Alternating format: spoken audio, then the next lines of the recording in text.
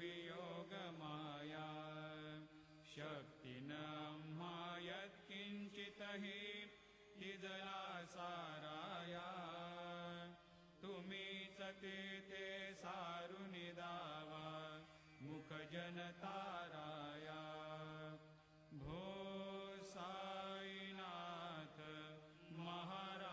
महाराज भवति मिरनाश करवी अज्ञानी आम्ही किती तव वर्णावी थोरवी ते वर्णिता भागले बहुवदनी शेष विधी कवी सकृप होऊनि महिमा तुमचा तुम्हीच वदवावा आधी व्याधी भवताप वारुनि तारा जड जीवा उठा उठा श्री साईनाथ गुरु चरण कमल दावा आधी व्याधी भवताप वारुनि तारा जड जीवा भक्त मनी सद्भाव धरुनि जे तुम्हानुसरले ध्यायास्तवते दर्शन तुमचे द्वारे उभे ठेले ध्यानस्ता तुम्हास पाहुनी मन मुचे झाले परित्वद वचनामृत प्राशायाते आतुर झाले उघडो नेत्र कमला दीनबंधो रमाकांता पाहि वा कृपा दृष्टे बालका जशी माता रंजवी मधुरवाणी हरिताप साईनाथा आम्हीच फुले कार्यास्तव तुझ कष्टवितो देवा सहन करशील ऐकून द्यावी भेट कृष्ण धावा उठा उठा श्री साईनाथ गुरु चरण कमल दावा आधी व्याधी भवताप वारुनि तारा जड जीवा उठा पांडुरंगाता दर्शन द्या सकळा झाला अरुणोदय सरली निद्रेची वेळा संत साधू मुनी अवघे झाले ती गोळा सोडाशे जे सुख आता बघू द्या मुख कमळा रंगमंडपी महाद्वारे झाले से दाटे मनवता वेळ रूप पहावया दृष्टी राही रखुमाबाई तुम्हा येऊ द्या दया शेजे हालवुनी जागे करा देवराया गरुड हनुमंत उभे पाहती वाट स्वर्गीचे सुरवर घेऊनी आले वो भाट झाले मुक्त द्वार लाभ झाला रोकडा विष्णुदास नामा उभा घेऊनी काकडा घेऊनी पंचारती करू बाबांची आरती उठा उठा हो बांधव हो वाळू हार माधव करोनिया स्थिर मन पाहू गंभीर हे ध्यान कृष्णनाथा दत्त साई जडो चित्त तुझे पायी काकड आरती करीतो साईनाथ देवा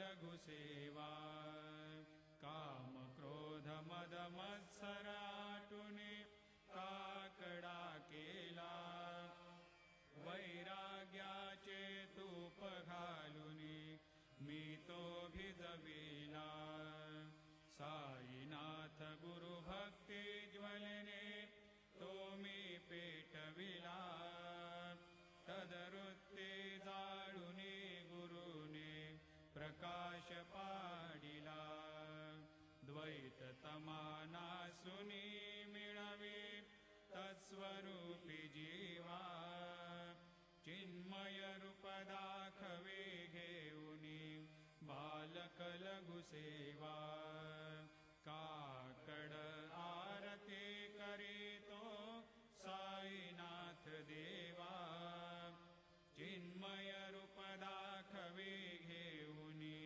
बालक लघु सेवा भूखे चरव्या पुनी अवघे हृत्कमली राहसे तोचे दत्त देव शिरडी राहुनी पावसे राहुन येथे अन्यस्त्रहितु भक्तास्तव धावसे निरसुनिया संकटा दासा अनुभव दाविसे न कळित्वल्लीलाही कोण्या देवा वा मानवा चिन्मय रूप दाखवे घेऊनी बालक लघु सेवा काकड आरती करीतो साईनाथ देवा चिन्मय रूप दाखवे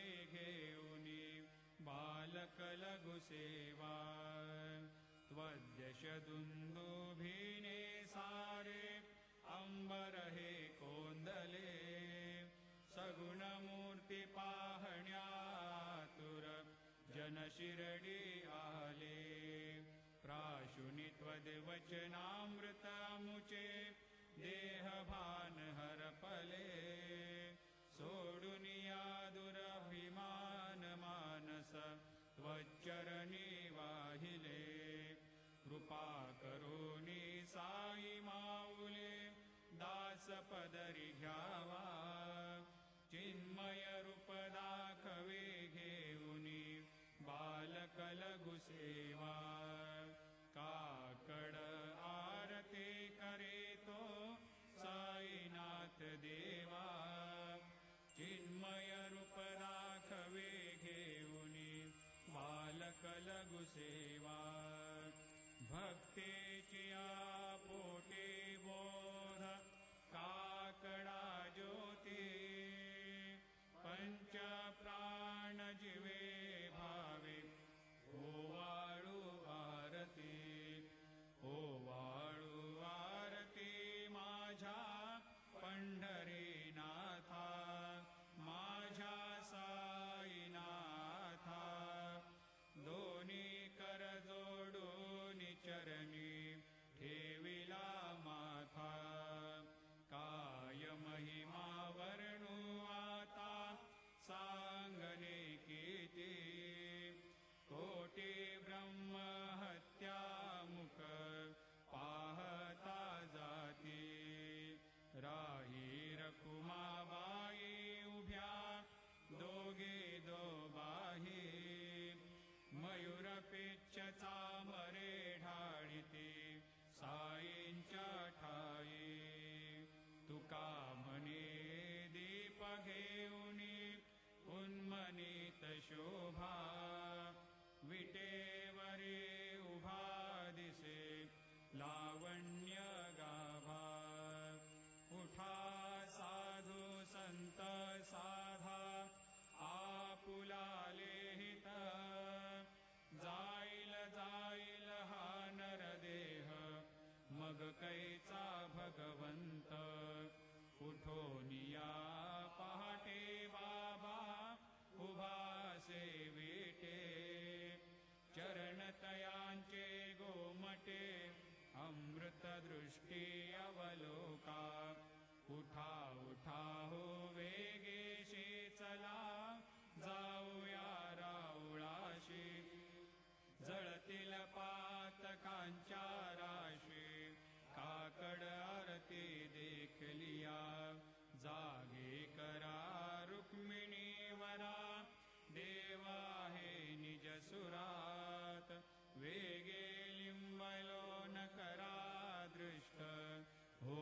गतयासि दारी वाजन्त्री वाजते ढोलदमा मे गर्जते होतसे काकड आरती माझ्या सद्गुरुरायाची सिंहनाद शंख भेरी आनंद होतसे महाद्वारी केशवराज विटेवरी नामाचरण वंदितो साईनाथ गुरु माझे आई मजला ठाव द्यावा पायी दत्तराज गुरु माझे आई मजला ठाव द्यावा पायी साईनाथ गुरु माझे आई मजला ठाव द्यावा पायी श्री सच्चिदानंद सद्गुरु साईनाथ महाराज की जय। प्रभात समयी नभा शुभरवे प्रभा फाकले स्मरे गुरु सदा अशा समयी त्या छळे नाकली म्हणून कर जोडुनी करू आता गुरु प्रार्थना समर्थ गुरु साईनाथ पुरवी मनोवासना तमा निरसी भानुहा गुरु हि नासी अज्ञानता परंतु गुरुचे करी नरविही कधी साम्यता पुन्हा तिमिर जन्म घे गुरु कृपेनी अज्ञानना समर्थ गुरु साईनाथ पुरवी मनोवासना रवी प्रगट होऊनी त्वरित घालवी आलसा तसा गुरु हि सोडवी सकल दुष्कृती लालसा हरोणी अभिमान हि जडवी त्वत्पदी भावना समर्थ गुरु साईनाथ पुरवी मनोवासना गुरु से उपमा दिसे विधि हरे हरांचे उनी उठोनी मग येते कवनिया हुगी पाहुनी तुझीच उपमा तुला बरवी शोभते सज्जना समर्थ गुरु साईनाथ पुरवी मनोवासना समाधी उतरोनिया गुरु चला मशिदीकडे त्वदीय वचनोक्ती ते मधुर वारिते साकडे अजात रिपु सद्गुरु अखिल पातका भंजना समर्थ गुरु साईनाथ पुरवी मनोवासना आहा सुसमयासिया गुरु उठोनिया बैसले विलोकुनि पदाश्रिता त्वदीय आपदे नासिले असा सुहितकारिया जगति कोनिहि अन्यना समर्थ गुरु साईनाथ पुरवी मनोवासना असे बहुत शाहना परिणजा गुरूंचे कृपा न तस्वहित त्याकडे करीत सेरिकाम्या गपा जरी गुरुपदाधरे सुदृढ भक्तीने तो मना समर्थ गुरु साईनाथ पुरवी मनोवासना गुरु विनती मी करे हृदय मंदिरिया बसा समस्त जग हे गुरु स्वरूपची ठसो मानसा घडो सतत सत्कृती मती दे जगत पावना समर्थ गुरु साईनाथ पुरवी मनोवासना प्रेमे या अष्टकासी पढुनी गुरुवरा प्रार्थिजे ते प्रभाती त्यांचे चित्तासी देतो अखिल हरुनिया भ्रांती मी नित्य शांती ऐसे हे साईनाथे कथुनी सुचविले जेविया बालकासी देवी त्या कृष्ण पायी नमुनी सविनये अर्पितो अष्टकाशी श्री सच्चिदानंद सद्गुरु साईनाथ महाराज की जय। साई रहम नजर करना बच्चों का पालन करना साई रहम नजर करना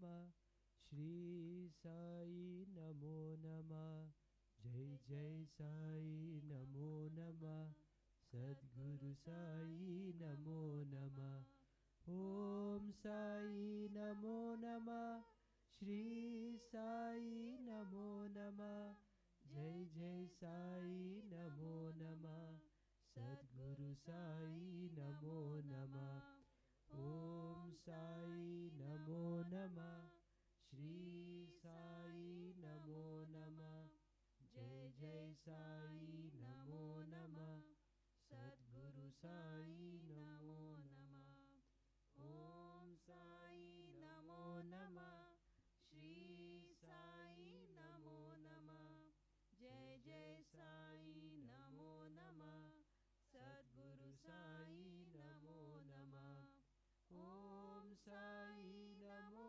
नमः श्री साई नमो नमः जय जय साई नमो नमः सद्गुरु साई नमो नमः ओम साई नमो नमः श्री साई नमो नमः जय जय साई नमो नमः सद्गुरु साई नमो नमः ओम साई नमो नमः श्री साई नमो नमः जय जय साई नमो नमः सद्गुरु साई नमो नमः ओम साई नमो नमः श्री साई नमो नमः जय जय साई नमो नमः सद्गुरु साई नमो नमः ओम साई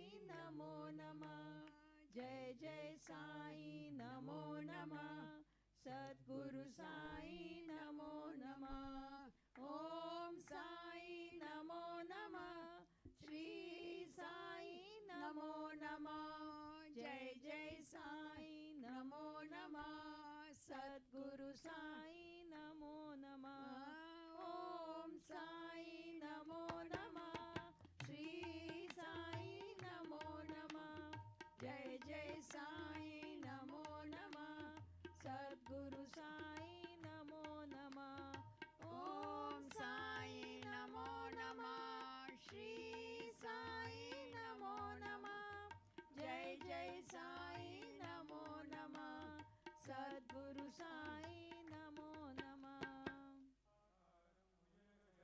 पद्मनाभं सुरेशं विश्वाधारं गगनसदृशं मेघवर्णं शुभांगं लक्ष्मीकान्तं कमलनयनं योगिहृदयानगम्यं वन्दे विष्णुं भवहरं सर्वलोकैकनाथम् ॐ नमो भगवते श्रीवासुदेवाय ॐ नमः शिवाय ॐ विश्वं विष्णुर्वषट्कारो भूतभव्यभवत्प्रभु भूतकृद्भूतभृद्भावो भूतात्मा भूतभावनः भूतात्मा परमात्मा च मुक्तानां परमागते अव्ययपुरुषः साक्षी क्षेत्रज्ञोऽक्षर एव च योगो योगविदान्नीता प्रधानपुरुषेश्वरः नारसिंह वपुः श्रीमान् केशवः पुरुषोत्तमः सर्वशिवस्थानुर्भूतादिर्निरव्ययः सम्भवो भावनो भर्ता प्रभुरीश्वरः स्वयंभू शम्भुरादित्यपुष्कराक्षो महास्वनः अनादिनिधनो धाता विधाता धातुरुत्तमः अप्रमेयो ऋषिकेश पद्मनाभो मरप्रभु विश्वकर्मा मनुस्त्वष्टा स्थविष्टस्थविरो ध्रुवः अग्राह्यश्च श्वतकृष्णो लोहिताक्षप्रदर्शनः प्रभूतश्रीककुधाम पवित्रमङ्गलं परम् ईशानप्राणदप्राणो ज्येष्ठश्रेष्ठप्रजापतिः हिरण्यगर्भो भूगर्भो माधवो मधुसूदनः ईश्वरो विक्रमी धन्वी मेधावी विक्रमक्रमः अनुत्तमो दुराधर्ष कृतज्ञ कृतिरात्मवान् सुरेश शरणं शर्म विश्वरेता प्रजाभवः अहस्संवत्सरो व्याल प्रत्ययः सर्वदर्शनः अजः सर्वेश्वर सिद्ध सिद्धिः सर्वादिरच्युतः वृषाकपिलमेयात्मा सर्वयोगमिश्रितः वसर्वस्मना सत्यसमात्मा संहितः समः अमोघ पुण्डरीकाक्षो वृषकर्मा वृषाकृतिः रुद्रो बहुशिरा बभ्रुर्विश्वयोनिषुचिश्रवाः अमृतशाश्वतस्थाणुर्वरारोहो महातपाः सर्वविद्भानो विश्वक्सेनो जनार्दनः वेदो वेदव्यङ्गो वेदाङ्गो वेदवित्कविः लोकाध्यक्षसुराध्यक्षो धर्माध्यक्षकृताकृतः चतुरात्मा चतुर्व्यूह चतुर्दंशचतुर्भुजः राजिष्णुर्भोजनं भोक्ता सहिष्णुर्जगदादियः अनघो विजयो जेता विश्वयोनि पुनर्वसु उपेन्द्रो वामनप्रांशुरमोघशुचिरोदितः अतीन्द्रसङ्ग्रहः सर्गो धृतात्मा नियमो यमः वेद्यो वैद्य सदा योगी वीरः माधवो मधु अतीन्द्रियो महामायो महोत्साहो महाबलः महाबुद्धिर्महावीर्यो महाशक्तिर्महायुतिः अनिर्देशो श्रीमानमेयात्मा महादृग महेश्वासो महीभर्ता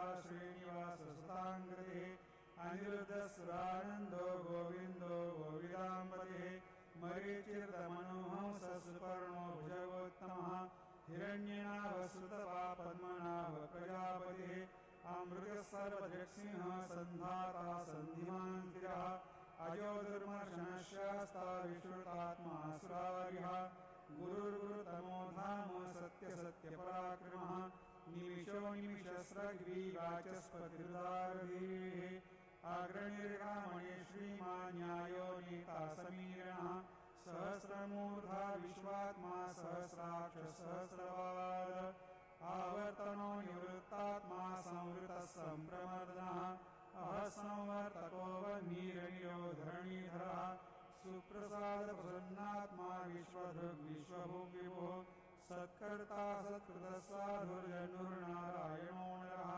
असङ्ख्येयो प्रमेयात्मा विशिष्टशिष्टगुरुचिः सिद्धार्थसिद्धसङ्कल्पसिद्धिदसिद्धिसाधनः वृषा हि वृषभो विष्णुर्षिपर्वार्षोदरः वर्धनो वर्धमानश्च विविक्तस्थितिसागरः सुभुजो दुर्धरो वाग्मी महेन्द्रो वसुदो वसुः नैकरूपो बृहद्रूपशिविष्टप्रकाशनः ओजस्तेजो प्रकाशात्मा प्रतापनः रुद्रस्पष्टाक्षरो मन्त्रश्चन्द्रांशुर्भास्करद्युतिः अमृतांशुर्भवो भानुशरबिन्दुसुरेश्वरः औषधं जगदस्येतु सत्यधर्मपराक्रमः भूतभव्यभवन्नाथ पवनपावनो नरः कामः कामकृत्कान्तकामकामप्रदप्रभुः युगादिवृद्धिगावर्तो नैकमायो महाशनः अदृशो व्यक्तरूपश्च सहस्रविदनन्दयित इष्टो विशिष्टशिष्टेष्टशिखण्डी नौषो वृषः क्रोधः क्रोधकृत्कर्ता विश्वबाहुर्महीधरः अच्युतप्रथितप्राणप्राणदो वासवान्यः अपामितिष्ठानमप्रमत्तप्रतिष्ठितः स्कन्दस्कन्दधरो धूर्यो वरदो वायुवाहनः वासुदेवो बृहद्भानुरादिदेव पुरन्दरः अशोकस्तारणस्तारशूरशौर्यगणेश्वरः अनुकूलशतावर्त पद्मी पद्मनिवेक्षणः पद्मनाभोरविन्दाक्ष पद्मगर्भशरीरहृद महर्दिर्द्धो रुद्धात्मा महाक्षो गरुडध्वजः अतुलशरभो भीमसमयज्ञो हरिहरे सर्वलक्षणलक्षण्यो लक्ष्मीवान् स्मृतिञ्जयः वीक्षरो रोहितो मार्गो हेतुर्दामोदरस्सः महीधरो महाभागो वेगवान् विताशनः उद्भवक्षोभनो देव श्रीगर्भपरमेश्वरः करणं कारणं कर्ता विकर्ता गहनो ध्रुवः व्यवसायो व्यवस्थानसंस्थानस्थानो ध्रुवः परर्धि परमस्पष्टतुष्टपुष्टशुवेक्षणः रामो विरामो विरजो मार्गो नेयो नयोनयः वीरशक्तिमतां श्रेष्ठो धर्मो धर्मविदुत्तमः वैकुण्ठपुरुषप्राणप्राणप्रणवपृतः हिरण्यगर्भशत्रुघ्नो व्याप्तो वायुदोक्षयः ऋतुसुदर्शनकालपरमेष्ठीपरिग्रहः उग्रसंवत्सरो दक्षो विश्रामो विश्वदक्षिणः विस्तारस्थावरस्थानुप्रमाणं बीजमव्ययम् अर्थोऽनर्थो महाकोशो महाभोगो महाधनः अनिर्विण्णस्थविष्टो भूर्धर्मयूपो महामकः नक्षत्रेक्षमक्षामसमीहनः यज्ञैज्यो महेजश्च ऋतुसत्रं सुताङ्ग्रे सर्वदर्शिविमुक्तात्मा सर्वज्ञो ज्ञानमुत्तमम् सुहृदसुमुखसूक्ष्मसुघोषसुखदसुहृद मनोहरो जितक्रोधो वीरबाहुर्विदारिणः स्वापनशोषो व्यापी नैकात्मा नैककर्मकृत वत्सरो वत्सरो वत्सीरत्नगर्भो धनेश्वरः धर्मकृद्धर्मी सदक्षरमक्षरम् अविज्ञाता सहस्रांशुर्विधाता कृतलक्षणः गभस्तिनिमिषत्वस्तसिंहो भूतमहेश्वरः आदिदेवो महादेवो देवेशो देवभृद्गुरुः उत्तरो गोपतिर्गोप्ता ज्ञानगम्यपुरातनः शरीरभूतभृद्भोक्ता कपीन्द्रो भूरि दक्षिणः सोमपोऽमृतवः सोमपुरुषित्पुरुषोत्तमः विनयो जय सत्यसन्धो दाशारसाद्वताम्बरेः जीवो विनयिता साक्षी मुकुन्दो मितविक्रमः आम्भोनिधिरनन्तात्मा महोदधिशयोऽन्तकः अजोमराजस्वाभाव्योजितामित्रप्रमोदनः आनन्दो नन्दनो नन्द सत्यधर्मा त्रिविक्रमः महर्षि कपिलाचार्य कृतज्ञो वीरिणीपतिः त्रिपदश्रीदशाध्यक्षो महाशृङ्गकृतान्तर्गत महावराहो गोविन्द सुषेण कनकाङ्गले गुह्यो कविरो गहनो गुप्तश्चक्रदातः वेहाश्वाङ्गोचितकृष्णो दृढसङ्कर्षणोचितः वरुणो वारुणो वृक्षपुष्कराक्षो महामनाः भगवान् भगवानन्दी वनमाली हलायः आदित्यो ज्योतिरादित्य सहिष्णुर्गजसत्तमः सुधन्वाखण्डपरशुर्धारुणो द्रविणप्रदः दिवसृक्सर्वदृग्व्यासो वाचस्पतिरयो यः त्रिसामासामगस्सामनिर्वाणं वेषजं विषय सन्न्यासकृच्छमशान्तो निष्ठाशान्तिपरायणं शुभाङ्गशान्तिदस्रष्टा कुमुदकुवरीशयः गोहितो गोपतिर्गोप्ता वृषभाक्षो वृषप्रियः अनिवर्ति निवृत्तात्मा संक्षेप्ता क्षेमवृक्षिवः श्रीवत्सवक्षा श्रीवास श्रीवति श्रीमताम्बरः श्रीधश्रीश श्रीनिवास श्रीनिधि श्रीभावनः श्रीधर श्रीकर श्रेय श्रीमालोकत्रयाश्रयः श्वक्षशृङ्गशतानन्दो नन्दिर्ज्योतिर्गणेश्वरः विजितात्मा विधेयात्मा सत्कीर्तिश्चिन्नसंशयः उदीर्ण सर्वदश्चक्षुरणीश शाश्वतस्थिरः भूषयो भूषणो भूतिर्विशोकशोकनाशनः अर्चिष्मानचितकुम्भो विशुद्धात्मा विशोधनः अनिरुद्धो प्रतिरथ प्रद्युम्नो मितविक्रमः कालनेमिः वीरशौरीषु रजनीश्वरः त्रिलोकात्मा त्रिलोकेश केशव केशिहा हरे कामदेव कामपाल कामिकान्तर्गमः अनिर्देशो पूर्विष्णुर्वीरोऽनन्तो धनञ्जयः ब्रह्मण्यो ब्रह्मकृद्ब्रह्मा ब्रह्म ब्रह्मयोर्धनः ब्रह्मविद्ब्राह्मणो ब्रह्मी ब्रह्मज्ञो ब्राह्मणप्रियः महाक्रमो महाकर्मा महातेजा महोरगः महाक्रतुर्महायज्वा महायज्ञो महाहवे स्तव्यस्तवप्रियस्तोत्रं स्तुतिस्तोतारणप्रियः पूर्णपूरयिता पुण्यपुण्यकीर्तिर्नामयः मनोजवस्तीर्थकरो वसुरेता वसुप्रदः वसुप्रदो वासुदेवो वसुर्वसुमनाहवे सद्गति सत्कृति सत्ता सद्भूति सत्परायणः शूरसेन यजुश्रेष्ठ सन्निवास सुयामनः भूतावासो वासुदेव सर्वासु निलयोनिलः दर्पः दर्पदो दृप्तो दुर्धरोथा पराजितः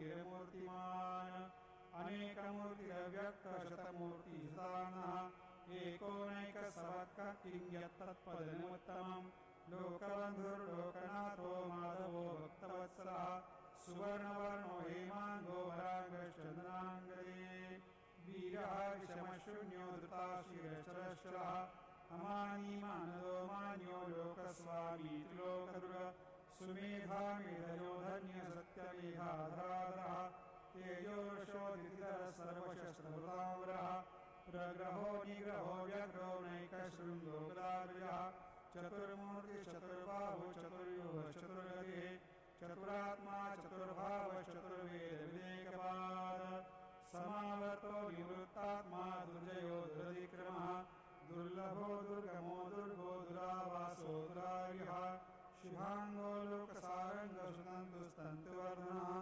इन्द्रकर्मा महाकर्मा कृतकर्मा कृतागमः उद्भवः सुन्दरः सुन्दो रत्ननाभसलोचनः अर्को वाचसनशृङ्गी जयन्तः सर्वविजये सुवर्णबिन्दुरक्षोभ्य सर्ववागीश्वरेश्वरः महारुदो महागर्तो महाभूतो महानिधे कुमुदकुन्दरकुन्दपर्जन्यः पावनो निलः अमृतांशोऽमृतवपुः सर्वज्ञः सर्वतोमुखः सुलभः सुहृदसिद्धशत्रुजिश्चतुर्धावनः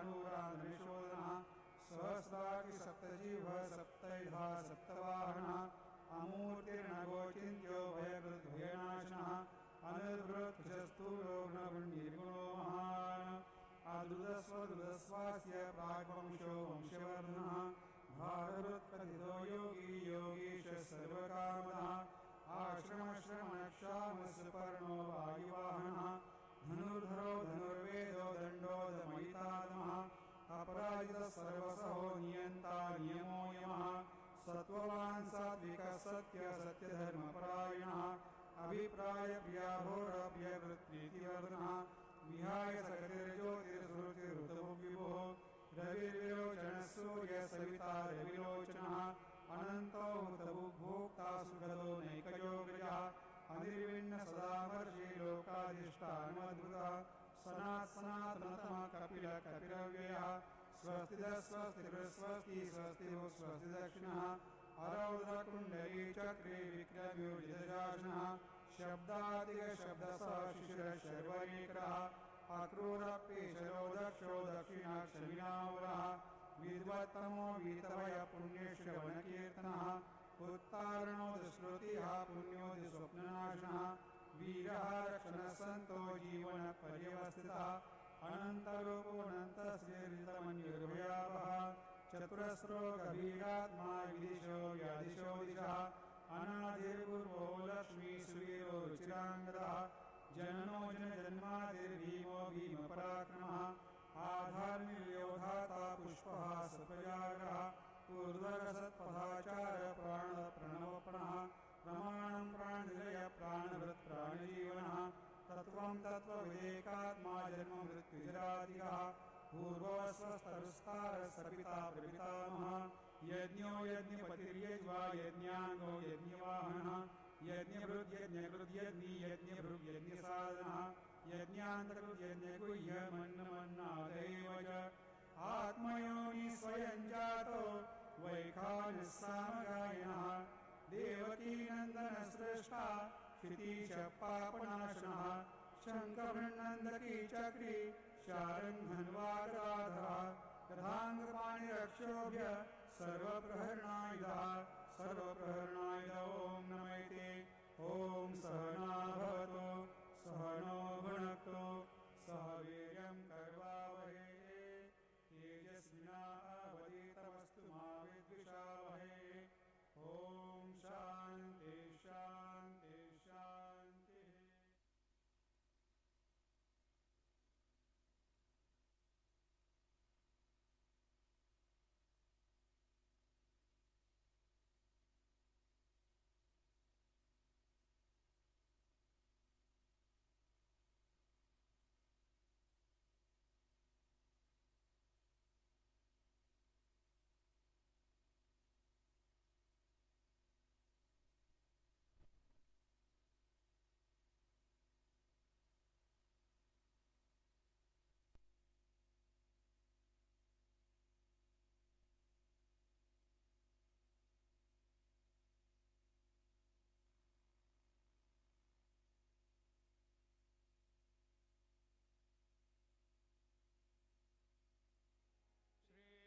सच्चिदानंद सद्गुरु साईनाथ महाराज की जय। ब्रह्मानंदं परमसुखदं केवलं ज्ञानमूर्तिं द्वन्द्वातीतं गगनसदृशं तत्त्वमस्यादिलक्ष्यम् एकं नित्यं विमलमचलं सर्वधी साक्षिभूतं भावातीतं त्रिगुणरहितं सद्गुरुं त्वन्नमामि। सद्गुरु साईनाथ देवताभ्यो नमः। सकलोपचारार्थे गन्धाक्षतपुष्पैः सम्पूज्य अथ धूपः ब्राह्मणोऽस्य मुखमासेद् बाहोराजन्याकृताः पूरो तदस्य यद्वैषः पद्भ्यागुंशोद्रो अजायत। धूपं समर्पयामि दीपं दर्शयामि चन्द्रमा मनसो जातश्चक्षोः सूर्यो अजायत। श्रोत्राद्वाजिश्च प्राणश्च मुखादग्निरजायत। दीपं समर्पयामि अथ नैवेद्यं निवेदयामि। चतुष्कोणमण्डलं कृत्वा तदुपरि नैवेद्यपात्रनिधाय गायत्रीमन्त्रेण पात्रं प्रोक्षयेत्। सत्यं त्वर्तेन बर्हिञ्चामि धेनुमुद्रां प्रदर्शयेत्। ॐ प्राणाय स्वाहा ॐ अपानाय स्वाहा ॐ व्यानाय स्वाहा ॐ उदानाय स्वाहा ॐ समानाय स्वाहा ॐ ब्रह्मणे नमः। मध्ये पानीयं समर्पयामि पुनर्नैवेद्यं निवेदयामि। ॐ प्राणाय स्वाहा ॐ अपानाय स्वाहा ॐ व्यानाय स्वाहा ॐ उदानाय स्वाहा ॐ समानाय स्वाहा ॐ ब्रह्मणे नमः। हस्तप्रक्षालनं समर्पयामि मुखप्रक्षालनं समर्पयामि करोद्वर्तनार्थे चन्दनं समर्पयामि सद्गुरु साईनाथ देवताभ्यो नमः आरार्तिक्यदीपं दर्शयामि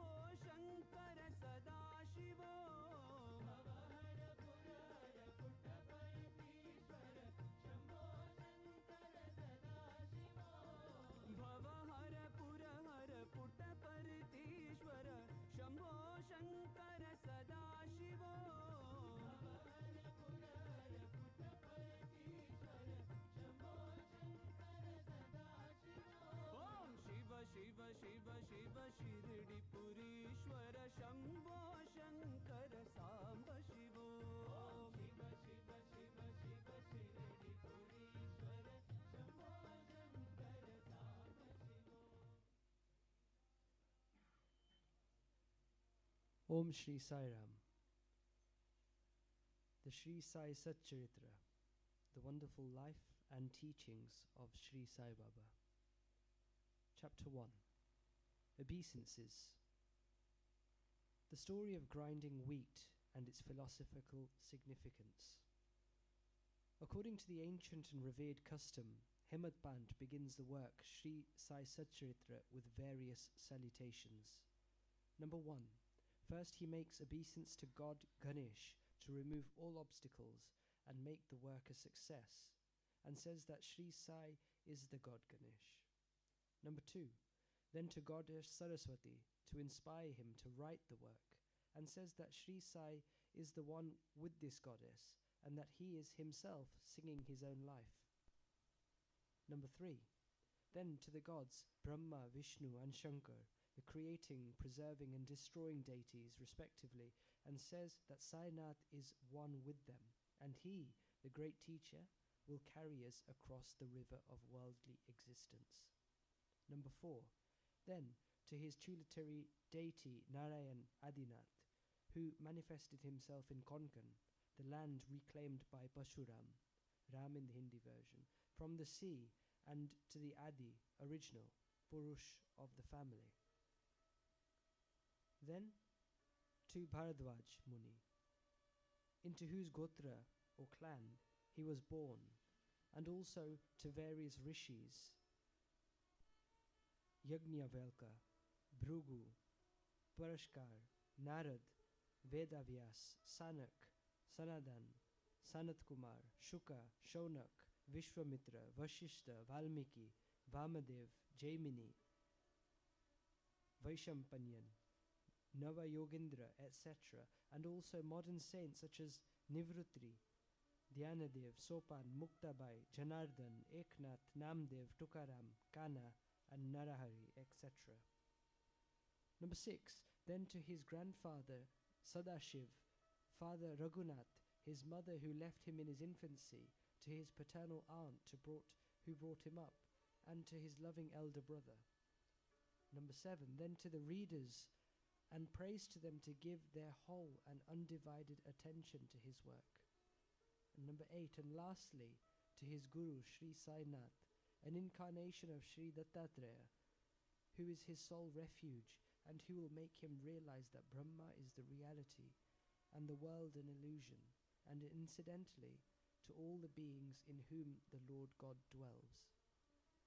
After describing in brief the various modes of devotion according to Parashar, Vyasa, and Shandilya, etc., the author goes on to relate the following story.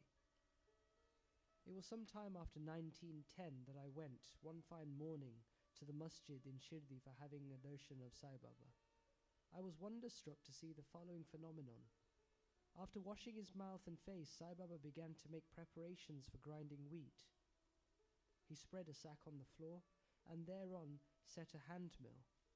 He took some quantity of wheat in a winnowing fan, and then drawing up the sleeves of his gufni robe, and taking hold of the peg of the hand mill, started grinding the wheat by putting a few handfuls of wheat in the upper opening of the mill and rotated it.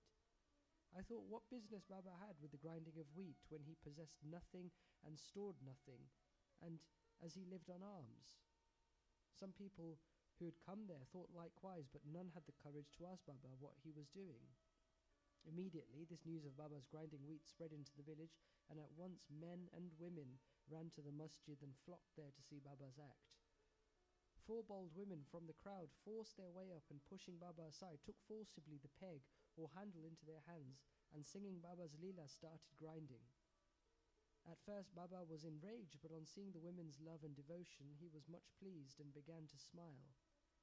While they were grinding, they began to think that Baba had no house, no property, no children, none to look after, and he lived on alms, and therefore he did not require any wheat flour for making bread or roti. What will he do with this big quantity of flour? Perhaps, as Baba is very kind, he will distribute the flour amongst us. Thinking in this way, and while singing, they finished the grinding, and after putting the hand mill aside, they divided the flour into 4 portions and began to remove them by taking 1 portion per head. Baba, who was calm and quiet up until now, got wild and started abusing them, saying, "Ladies, what have you gone mad?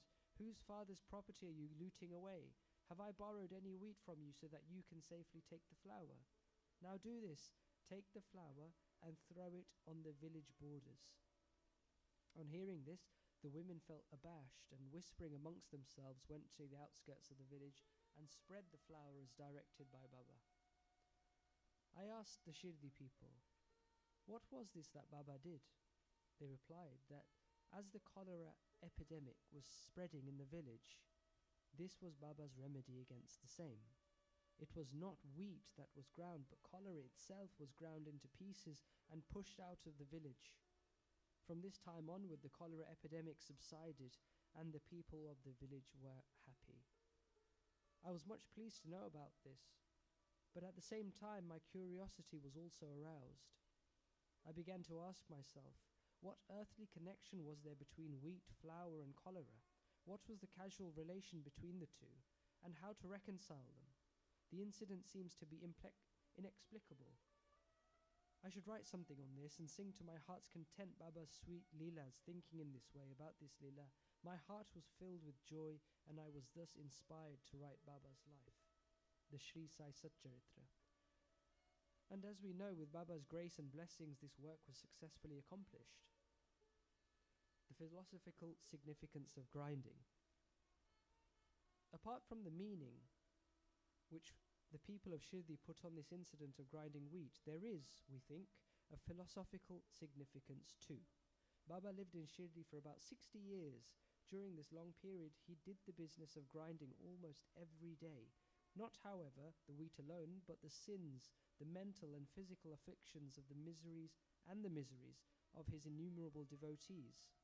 The two stones of his mill consisted of karma and bhakti, the former being the lower one, and the latter being the upper. The handle which Baba worked the mill consisted of dhyan. It was the firm conviction of Baba that knowledge or self-realization is not possible unless there is the prior act of grinding all of our impulses, desires, sins, and of the three gunas, viz. Satya, Rajas, and Tamas, and the Ankar, which is also subtle and therefore difficult to get rid of. This reminds us of a story of Kabir, who, seeing a woman grinding corn, said to his guru, "Nipat Niranjan, I'm weeping because I feel the agony of being crushed under this wheel of worldly existence, like the corn in the hand mill." Nipat Niranjan replied, "Do not be afraid. Hold fast to the handle of knowledge of this mill, as I do, and do not wander far away from the same, but turn inward to the center, and you are sure to be saved." Bow to Shri Sai, peace be to all.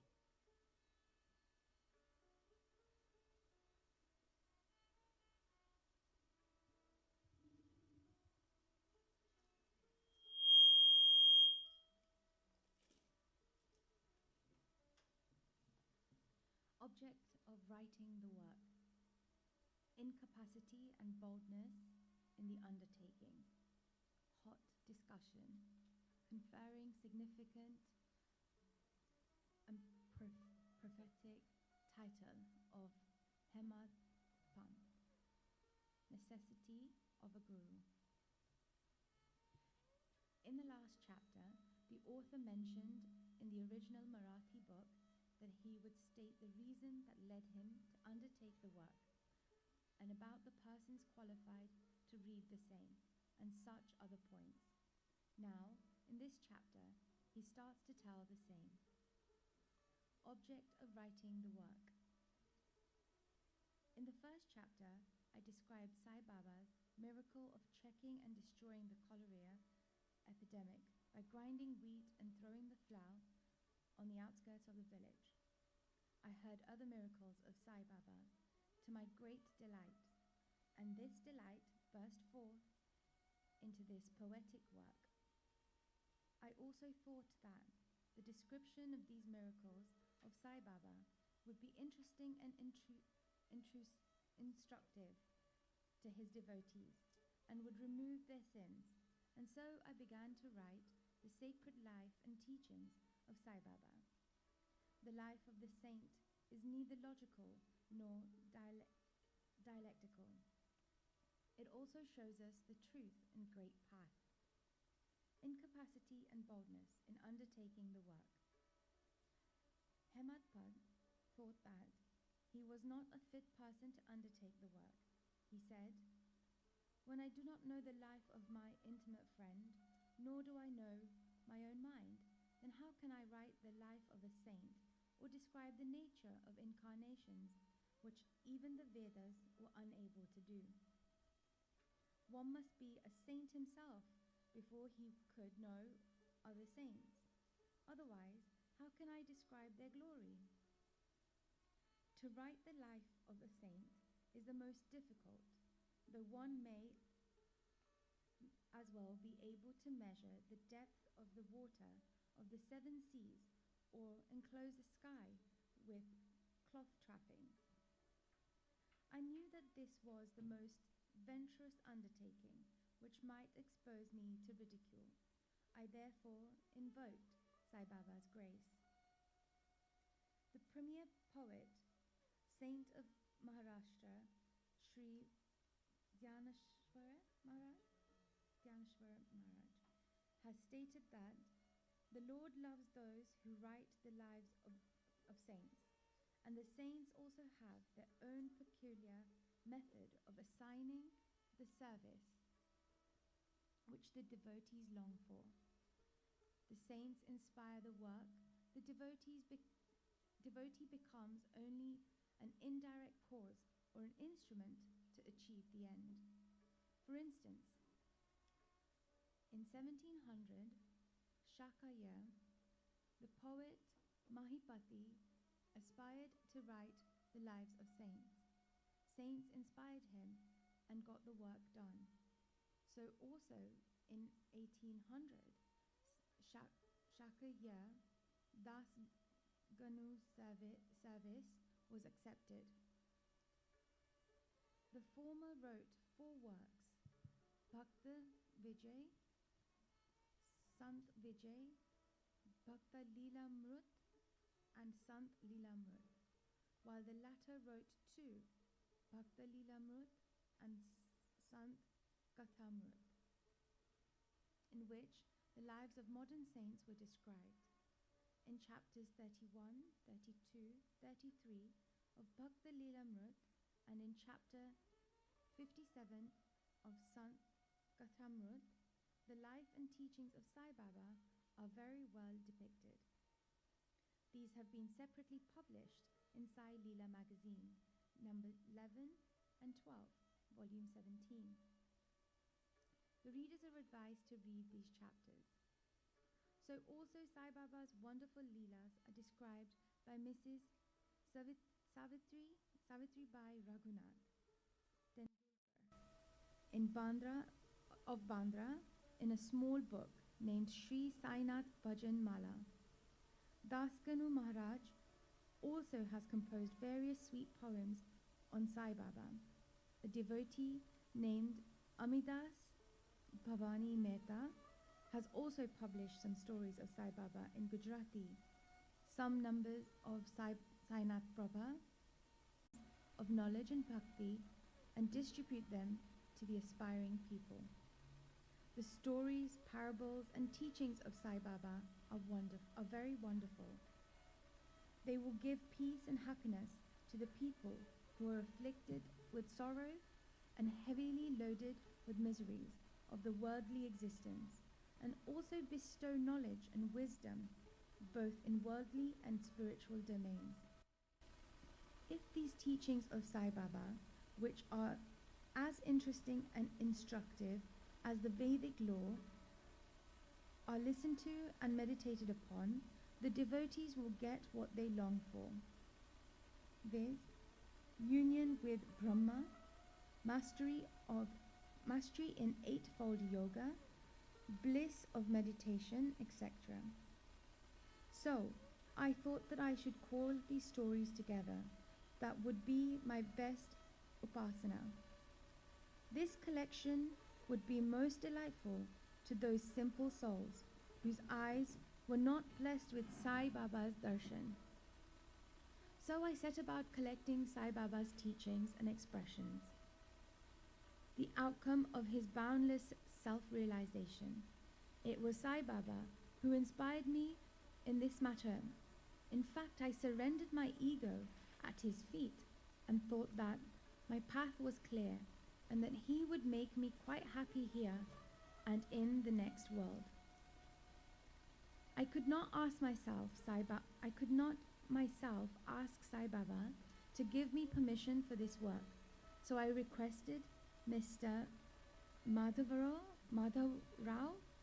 Deshpande, alias Shama, Baba's most intimate devotee, to speak to him for me. He pleaded for my cause and said to Sai Baba, "This Anna Sahib wishes to write your biography. Don't say that you are a poor fakir and there is no necessity to write it. But if you agree and help him, he will write, or rather, your grace will accomplish the work. Without your consent and blessing, nothing can be done successfully." When Sai Baba heard this request, he was moved and blessed me by giving me his Udi, sacred ash, and placing his boon-bestowing hand on my head and said, "Let him make a collection of stories and experiences, keep notes and memos. I will help him. He is only an outward instrument.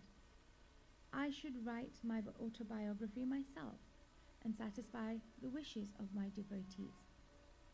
He should get rid of his ego, surrender it at my feet. He who acts like this in life, him I help the most. What of my life stories? I serve him in his health in all possible ways. When his ego is completely annihilated and there is left no trace of it, I myself shall enter into him and shall myself write my own life.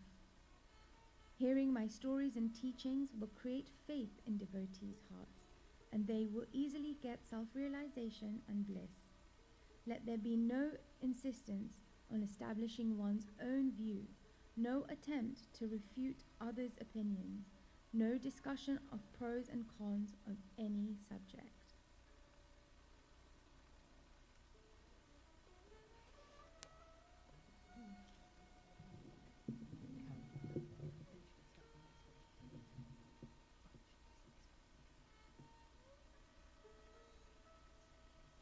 Significant and prophetic title. The word discussion put me to mind of my promise to explain the story of getting the title Hemadpant, and now I begin to rate the same. I was on close friendly terms with Kaka Sahib Dixit and Nana Sahib Chodhkar. They pressed me to go to Shirdi and have Baba's darshan, and I promised them to do so, but something in the meanwhile turned up, which prevented me from going to Shirdi. The son of a friend of mine, Lonwala, fell ill. My friend tried all possible means, physical and spiritual, but the fever would not abate. At length he got the Guru to sit by the bedside of his son, but this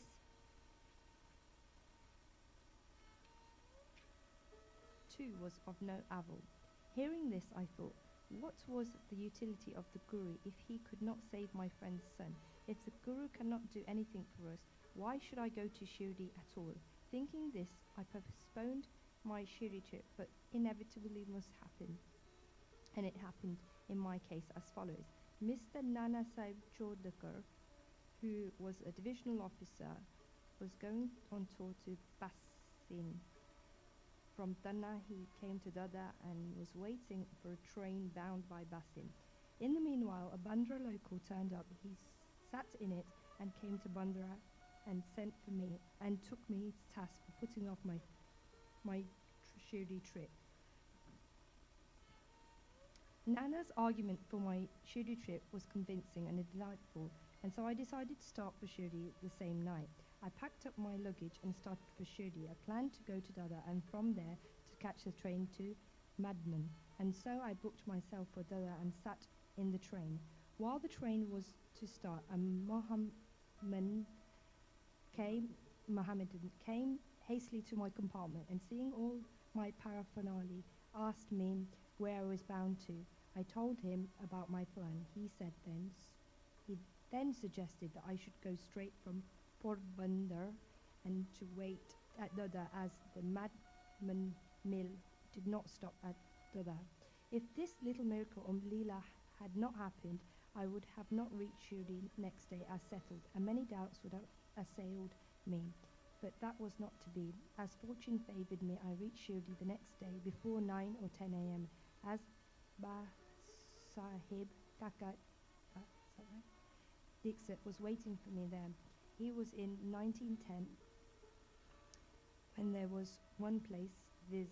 Satvadi, for lodging pilgrim devotees. After alighting from the toga, I was anxious to have darshan when the great devotee Tatya Sahib Nulkar returned from the masjid and said that Sai Baba was at the corner of the Veda and that I should first get the primary darshan and then after that see him at leisure. Hearing this, I ran and prostrated before Baba, and my joys knew no bound. I found more than what Nana Jodhikar had told me. All my senses were satisfied and I forgot my thirst and hunger. The moment I touched Sai Baba's feet, I began a new release of life. I felt myself much obliged to those who spared and helped me to get darshan, and I consider them as my real relatives, and I cannot repay their debt. I only remember them and prostrate mentally before them. This particularity of Sai Baba's darshan, as I found, is that by darshan, our thoughts are changed and force of previous actions is abated, and gradually non-attachment or discompassion towards worldly objects grow up. It is by the merits of actions in many past births that such darshan is got, and if only you see Sai Baba, all the world becomes or resumes the form of Sai Baba.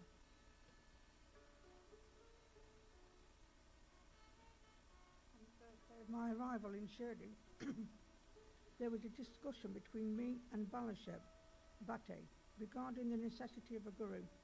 I contended, why should we lose our freedom and submit to others? When we have to do our duty, why a guru is necessary? One must try his best and save himself. What can the guru do to a man who does nothing but sleeps indolently? Thus I pleaded free will, while Mr. Bale took up the other side, viz. Destiny, and said whatever is bound to happen must happen. Even great men have failed. Man proposes one way, but God disposes the other way. Brush aside your cleverness, pride, or egoism. It won't help you. This discussion, with all its pros and cons, went on for an hour or so, and as usual, no conclusion was arrived at. We had to stop the discussion ultimately, as we were exhausted. The net result of this was that I lost my peace of mind and found that unless there is strong body, consciousness, and egoism, there would be no discussion. In other words, it is egoism which breeds discussion. Then when we went to the Masjid, while others, Baba asked Kakakasab Dixit the following. What was going on in the Satay Wada? What was the discussion about? And staring at me, Baba further added, what did this Hemadpant say? Hearing these words, I was much surprised. The Masjid was at a considerable distance from Satay Wada, where I was staying and where the discussion was going on. How could Baba know our discussion unless he be omnipresent, omniscient, and inner ruler of us all? I began to think why Sai Baba should call me by the name Hemadpant. This word is a distorted form of Hemadpant. This Hemadpant was a well-known minister of the kings Mahadev and Ramdev of Devagiri of the Yadav dynasty. He was very learned, good-natured, and the author of works such as Chantravarga, Chintamani, dealing with spiritual subjects, and Raj Prashasti. He invented and started new methods of accounts and was the originator of the Modi Marathi shorthand script. But I was quite the opposite, an ignoramus and of mediocre intellect, so I could not understand why the name or title was conferred upon me. But thinking seriously upon it, I thought that the title was a dart to destroy my ego, so that I should always remain meek and humble. It was also a compliment paid to me for the cleverness in the discussion.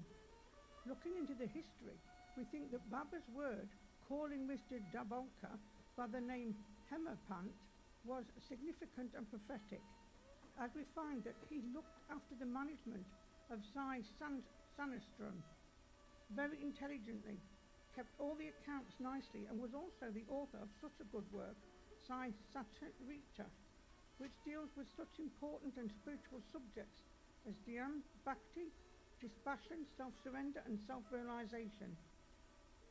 About the necessity of a guru, Hemadpant has left no note, no memo about what Baba said regarding this subject, but Kashyap Dixit has published his notes regarding this matter. Next day, after Hemadpant's meeting with Sai Baba, Kashyap went to Baba and asked, "Baba, where to go?" Baba said, "High up." Then the man said, "Where is the way?" Baba said, "There are many ways leading there. There is only one way from here, Shirdi. Also the way is difficult. There are tigers, wolves in the jungles on the way." I, Kashyap, asked, "But Baba, what if we take a guide with us?" Baba answered, "Then there is no difficulty. The guide will take you straight to your destination, avoiding wolves, tigers and ditches, etc. on the way. If there be no guide, there is the danger of your being lost in the jungles or falling into ditches." Mr. Dabalka was present on this occasion, and he thought that this was the answer Baba gave to the question whether Guru was a necessity.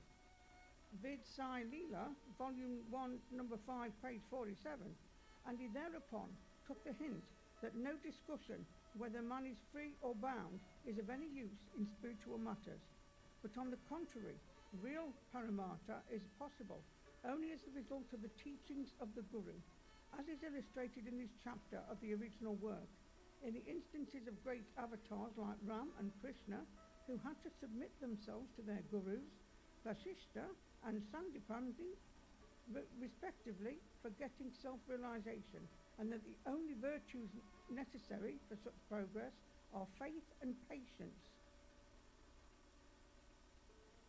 Sai Baba's sanction and promise. As described in the previous chapter, Sai Baba gave his complete assent to the writing of the Satcharitra and said, "I fully agree with you regarding the writing of the Satcharitra. You do your duty. Don't be afraid in the least.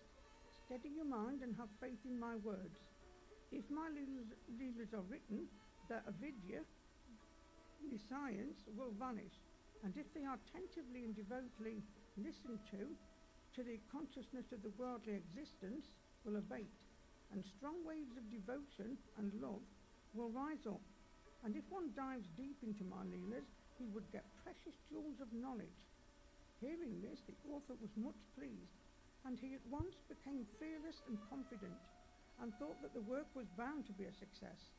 Then turning to Shama Madhavro Deshpande, Sai Baba said, "If a man utters my name with love, I shall fulfill all his wishes, increase his devotion, and if he sings earnestly my life and my deeds, him I shall be set in front and back and on all sides. Those devotees who are attached to me, heart and soul, will naturally feel happiness when they hear these stories. Believe me, that if anybody sings my leelas, I will give him infinite joy and everlasting contentment. It is my special characteristic to free any person who surrenders completely to me, and who worships me faithfully, and who remembers me, and meditates on me constantly. How can they be conscious of worldly objects and sensations who utter my name, who worship me, who think of my stories on my life, and who thus always remember me? I shall draw out my devotees from the jaws of death. If my stories are listened to, all the diseases will be got rid of. So hear my stories with respect, and think and meditate on them, assimilate them. This is the way of happiness and contentment. The pride and egoism of my devotees will vanish. The contentment, the pride and egoism of my devotees will vanish. The mind of the hearers will be set at rest, and if he has wholehearted and complete faith, he will be one with supreme consciousness. The simple remembrance of my name as Sai, Sai, will do away with sins of speech and hearing. Different works assigned to devotees. The Lord entrusts different works to different devotees. Some are given the work of building temples and maths or ghats, flight of steps on rivers. Some are made to sing the glories of God. Some are sent on pilgrimages, but to me was allotted the work of writing the Sai Satcharitra. Being a jack of all trades, but master of none, I was quite unqualified for this job. Then why should I undertake such a difficult task? Who can describe the true life of Sai Baba? Sai Baba's grace alone can enable one to accomplish this difficult work. So when I took the pen in my hand, Sai Baba took away my egoism and wrote himself his stories. The credit of relating these stories, therefore, goes to him and not to me. Though Brahmin by birth, I lacked the two eyes, i.e. the sight of vision, of Shruti and Smriti, and therefore was not at all capable of writing the Satcharitra. But the grace of the Lord makes a dumb man talk, enables a lame man to cross a mountain. He alone knows the ways of getting things done as he likes. Neither the flute nor the harmonium knows how the sounds are produced. This is the concern of the player. The oozing of the Chandrakant jewel and the surging of the sea are not due to the jewel and the sea, but due to the rise of the moon. Baba's stories as beacon light. Lighthouses are constructed at various places in the sea to enable the boatmen to avoid rocks and dangers and make them sail safely. Sai Baba's stories serve a similar purpose in the ocean of worldly existence. They surpass nectar in sweetness and make our worldly path smooth and easy to traverse. Blessed are those stories of the saints. When they enter our hearts through the ears, the body consciousness or egoism and the sense of duality vanish. And when they are stoned in the heart, doubts will evade. Pride of the body, in the heart, doubts will evade. Pride of the body will fall and wisdom will be stored in abundance. The description of Baba's pure fame and the hearing of the same with love will destroy the sins of the devotee. And therefore this is the simple sadhana for attaining salvation. The sadhana for Krita age was samadhamma, tranquility of mind and body. For Treta age, sacrifice for Dwarupa worship. And for Kali present age, it is singing of the name and glory of the Lord. This last sadhana is open to all the people of the four varnas, Brahmins, etc. The other sadhanas, viz. Yoga, Tyaga, sacrifice, meditation and concentration, are very difficult to practice. But singing and hearing the stories and the glories of the Lord, Sai Baba, is very easy. We have only to turn our attention towards them. The listening and singing of the stories will remove the attachment to the senses and their objects, and will make the devotees dispassionate, and will ultimately lead them to self-realization. With this end in view, Sai Baba made me write his stories, Satcharitra. The devotees may now easily read and hear these stories of Sai Baba, and while doing so, meditate on him, his form, and thus attain devotion to Guru and God, Sai Baba. Get dispassion and self-realization in the preparations and writing of his work. Satcharitra, it is Sai Baba's grace which has accomplished everything, making use of me as a mere instrument. Motherly love of Sai Baba. Everybody knows how a cow loves her infant calf. Her udder is always full, and when the calf wants milk and dashes to the udder, out comes the milk in an unceasing flow. Similarly, a human mother knows the wants of her child beforehand and feeds him at her breast in time. In case of dressing and adorning the child, the mother takes particular care to see that this is well done. The child knows or cares nothing about this, but the mother's joy knows no bounds when she sees her child well dressed and adorned. The love of mother is peculiar, extraordinary and disinterested, and has no parallel. Sadgurus feel this motherly love towards their disciples. Sai Baba had the same love towards me, and I give an instance of it below. In 1916 I retired from government service. The pension that was settled in my case for his own accord prayed to Baba for me as follows. Please look hardly at him. The pension he gets is quite insufficient. His family is growing. Give him some other appointment. Remove his anxiety and make him happy. Baba replied, he will get some other job, but now he should serve me happy and be happy. His dishes will be ever full and never empty. He should turn all his attention towards me and avoid the company of atheists, irreligious and wicked people. He should be modest and humble towards all and worship me with heart and soul. If he does this, he will get eternal happiness. The question, who is this he whose worship is advocated, is already answered in a note on who is Sai Baba in the prologue at the beginning of this work. Vihila's story. The story of the Vihila illustrates Sai Baba's all-embracing love. One Vihila, tall and well-built, strong as a bull, came to Shirdi wearing a long kafni robe and was enamoured of the Sai, who stayed there day and night. He used to recite in a loud and harsh tone the Kalma, verses from Holy Quran, and shout, Allahu Akbar, God is great. Most people of Shirdi were working in their fields during the day, and when they returned to their homes at night, they were welcomed with the Vihila's harsh cries and shouts. They could get no sleep and felt much trouble and inconvenience. They suffered this nuisance for some days in silence, and when they could stand it no longer, they approached Baba and requested him to check the Vihila and stop the nuisance. Baba did not attend to their complaint. On the contrary, Baba took the villagers to task and asked them to mind their own business. He said to them that the Vihila had got a very bad wife who tried to trouble the Vihila and himself. But hearing the Vihila's prayers, she dare not enter, and they were at peace. In fact, the Vihila had no wife, and by his wife Baba meant Devotee, i.e. evil thoughts. As Baba liked prayers and cries to God better than anything else, he took the side of the Vihila and asked the villagers to wait and bear with the nuisance, which would abate in due course. Baba's sweet and nectar-like words. One day at noon, after the arti, devotees were returning to their lodgings when Baba gave the following beautiful advice. Be wherever you like. Do whatever you choose. Remember this well, that all what you do is known to me. I am the inner ruler of all, and seated in your hearts.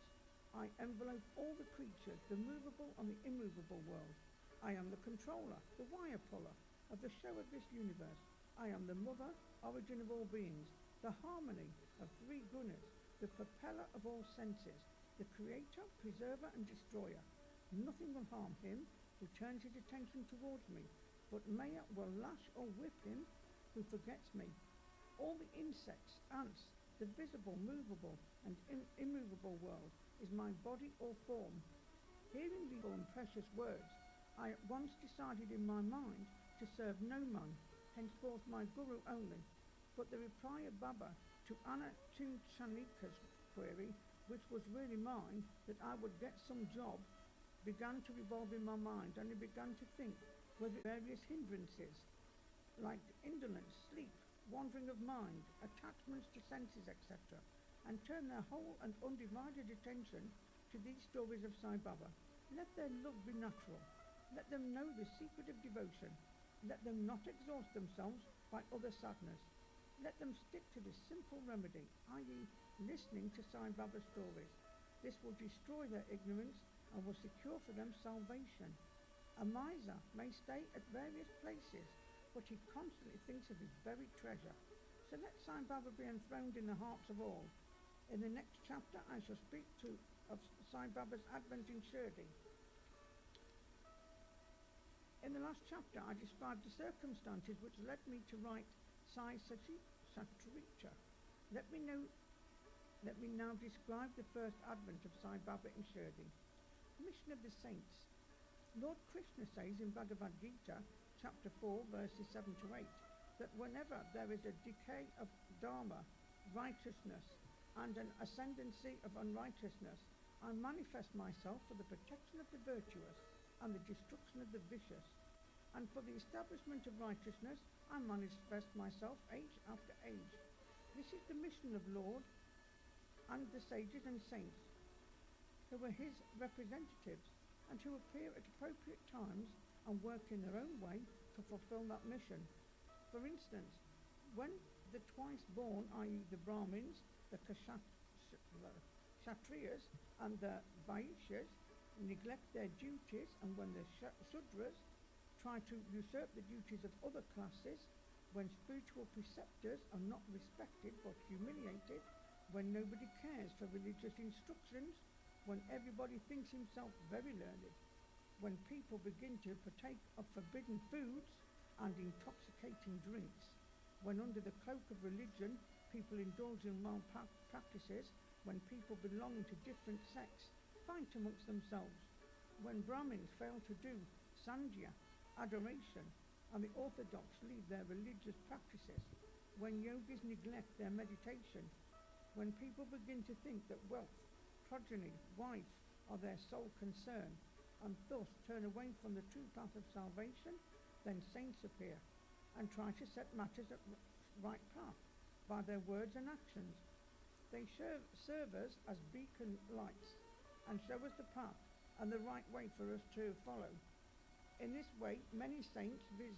Nivruti, Dhyandev, Muktabai, Namdev, Gora, Gonayi, Eknath, Tukaram, Narahari, Narsibai, Sajan Kasai, Sawata, Ramdas, and various others did appear at various times to show the right path to the people, and so the present advert came as Shirdi Sai Baba of Shirdi. Shirdi, a holy turf. The banks of the Godavari River in the Ahmadgarh district are very fortunate, for they gave birth and refuge to many a saint, prominent amongst them being Dhyanashwa. Shirdi also falls in the Kopargan Taluka, or the Ahmadgarh district. After crossing the Godavari River at Koparagnan, one gets the way to Shirdi. When you go there, 9 miles, you come to Nimagan. From there, Shirdi is visible. Shirdi is as famous and well known as other holy places like Gangapur, Narishwadi, or Dumba on the banks of Krishna River.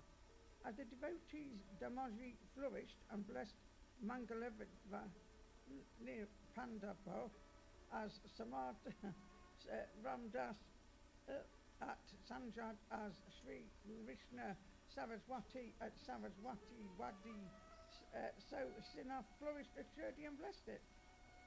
Personality of Shirdi Baba. It is on account of Shirdi Sai Baba that Shirdi grew into importance. Let us see what sort of a personage Sai Baba was. He conquered this sun's worldly existence, which is very difficult and hard to cross. Peace or mental calm was his ornament, and he was the repository of wisdom. He was the home of Vaishnav devotees, most generous, like Karna, amongst all. The quintessence of all essences, he had no love for perishable things, and was always engrossed in self-realization, which was his sole concern. He felt no pleasure in the things of this world or of the world beyond. His antarang heart was as clear as a mirror, and his speech always rained nectar. The rich or poor people were the same to him. He neither knew nor cared for honor or dishonor. He was the Lord of all beings. He spoke freely and mixed with all people, watched the actings and dances of Naut's girls, and heard ghazal songs. Still, he swerved not an inch from samadhi, mental equilibrium. The name of Allah was always on his lips. While the world awoke, he slept, and while the world slept, he was vigilant. His abdomen inside was as calm as the deep sea. His ashram could not be determined, nor his actions could be definitely determined. And though he lived in one place, he knew all the transactions of the world. His darba was imposing. He told daily hundreds of stories. Still, he swerved not an inch from his vow of silence. He always leaned against the wall in the Masjid, or walked morning, noon, and evening towards Lendi, Nala, and Chavadji. Still, he at all times abided in the self. There was Siddha. He acted like a sadhaka. He was meek, humble, and egoless, and pleased all. Such was Sai Baba. And as the soul of Shirdi was trodden by Sai Baba's feet, it attained extraordinary importance. As Dharanaswa elevated Alandi, Eknath did to Patil, so Sai Baba raised Shirdi. Blessed are the grass leaves and stones of Shirdi, for they could kiss the holy feet of the Sai Baba and take his dust on their head. Shirdi became to us devotees another Pandharpur, Jagannath, Dwarka, Benaras, Kashi, and Rameshwar, Adrikta, Nasik, Trambakeshwar, Kaleshwar Mahabeshwar Gokaran. Contact of Sai Baba in Shirdi was like our study of Veda and Tantra. It quietened our sansa world, consciousness, and rendered self-realization. The darshan of Shirdi Sai was our yoga sadhana, and talk with him removed our sins. Shampooing his legs was our bath in Triveni Prayag, and drinking the holy water of his feet destroyed our sins. To us his commands were Vedas, and accepting eating his yudi, sacred ashes, and prasad was all purifying. He was our Sri Krishna, Sri Ram, who gave us solace, and he was our Para Brahma, absolute reality. He was himself beyond the pair of Dwandras, opposites, never dejected nor elated. He was always engrossed in his self as existence, knowledge and bliss. Shirdi was his centre, but his field of action extended far beyond, to Punjab, Calcutta, North India, Gujarat, Dhaka, now in Bangladesh, and Konkan. Thus the fame of Sai Baba spread far and wide, and people from all parts came to take his darshan and be blessed. By mere darshan, minds of people, whether pure or impure, would become quite quiet at once. They got here the same unparalleled joy the devotees get at Pandaharpa. By seeing Vital Rakuma Manai, this is not an exaggeration. Consider what a devotee says in this respect. Dictum of Guli Bua. An old devotee by name Guli Bua, aged 95 years, was a Vakari of Pandahari. He stayed 8 months at Pandaharpa and 4 months Ashadha to Kareki, July to November, on the banks of the Ganges. He had an ass with him for carrying his luggage and a disciple as his companion. Every year he made his vari or trip to Pandaharpa and came to Shirdi to see Sai Baba, whom he loved most. He used to stare at Baba and say, "This is Pandaranthi, Vital incarnate, the merciful Lord of the poor and helpless." This Gulibua was an old devotee of Vitova and had made many a trip to Pandari, and he testified that Sai Baba was real, Pandharintha. Vital himself appeared. Sai Baba was very fond of remembering and singing God's name. He always uttered Allah Malik, God is Lord, and in his presence made others sing God's name continuously, day and night for all 7 days of the week. This is called Namaspta. Once he asked Das Ganu Maharaj to do the Namaspa. He replied that he would do it, provided he was assured that Vital would agree at the end of the 7th day. Then Baba, placing his hand on his chest, assured him that certainly Vital would appear, but for that the devotee must be earnest and devout. The Dankapuri Thakur, or Dakunath, the Pandari of Vital, the Dwarka of Ranchad Krishna, is here, Shirdi. One need not go far out to see Dwarka. Will Vital come here from some outside place? He is here.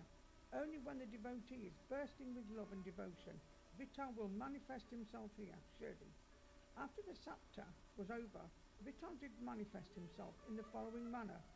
Kalashab Dixit was, as usual, sitting in meditation after the bath, and he saw Vital in a vision. When he went at noon for Baba's darshan, Baba asked him point blank, "Did Vital Patil come? Did you see him? He is a very taunt fellow. Catch him firmly, otherwise he will escape. Even if you are a little inattentive." This happened in the morning, and at noon there was another Vital darshan. One hawker came here for selling 25 or 30 pictures of Vitova. This picture exactly tallied with the figure that appeared in Kakashev's vision. On seeing this and remembering Baba's words, Kakashev Dixit was much surprised and delighted. He bought one picture of Vitova and placed it in his shrine for worship. Bhagavantro Kashigar's story. How fond was Baba for Vital worship was illustrated in Bhagwantrayo's Kashigar story. The father of Bhagwantrayo was a devotee of Vitova and used to make various annual trips to Pandharpa. He also had an image of Vitoba at home, which he worshipped. And after his death, the son stopped everything. The Vari, the worship, and Strada ceremony. When Bhagavan Trayo came to Shirdi, Baba, on remembering his father, at once said, his father was my friend. So I dragged him, the son here. He never offered Nivadya, offering of food, and so he starved Vital and me. So I brought him here. I shall remonstrate him now and set him to worship. Dasganu's bath in Prayag. The Hindus think that a bath in the holy turf of Prayag, where the Ganga and Yamuna meet, is very meritorious, and thousands of pilgrims go there at periodical times to have the sacred bath there. Once Dasganu thought that he should go to Prayag for a bath and came to Baba to get his permission for doing so. Baba replied to him, "It is not necessary to go so far. Our Prayag is here, believe me." Then, wonder of wonders, when Dasganu placed his head on Baba's feet, out flowed streams of Ganga Yamuna water from both the toes of Baba. Seeing this miracle, Dasganu was overwhelmed with feelings of love and adoration and was full of tears. Inwardly he felt inspired, and his speech burst forth into a song in praise of Baba and his leelas. Immaculate conception of Sai Baba and his first advent in Shirdi. Nobody knew the parents, birth or birthplace of Sai Baba. Many enquiries were made, many questions were put to Baba and others regarding these items, but no satisfactory answer or information has yet been obtained. Practically, we know nothing about these matters. Namdev and Kabir were not born like ordinary mortals. They were found as infants in mother of pearls. Namdev being found in the bank Brimrati River by Gonayi, and Kabir on the bank of Bhagirathi River by Tamil. Similar was the case with Shirdi Baba. He first manifested himself as a young lad of 16 years under a neem tree in Shirdi. For the sake of bhaktas, even then, he seemed to be full with the knowledge of Brahma. He had no desire for worldly objects. Even in dreams, he kicked out Maya, and Mukti, deliverance, was serving at his feet. One old woman of Shirdi, the mother of Nana Chopda, described him thus: "This young lad, fair, smart, and very handsome, was first seen under the neem tree, seated in an asan. The people of the village were wonderstruck to see such a young lad practicing hard penance. Not minding heat and cold, by day he associated with none, by night he was afraid of nobody. People were wondering and asking whence this young chap had turned up. His form and features were so beautiful that a mere look endeared him to all. He went to nobody's door, always sat near the neem tree. Outwardly he looked very young, but by his action he was really a great soul. He was the embodiment of dispassion and was an enigma to all. One day it so happened that God Kandobi possessed the body of some devotee, and people began to ask him, 'Deva God, you please inquire what blessed father's son is this lad, and whence did he come?' God Kandoba asked him to bring a pickaxe and dig in a particular place. When it was dug, bricks were found underneath, a flat stone. When the stone was removed, a corridor was seen in which 4 samyas lights were burning. The corridor led to a cellar where cow mouth shaped structures, wooden boards, rosaries were seen.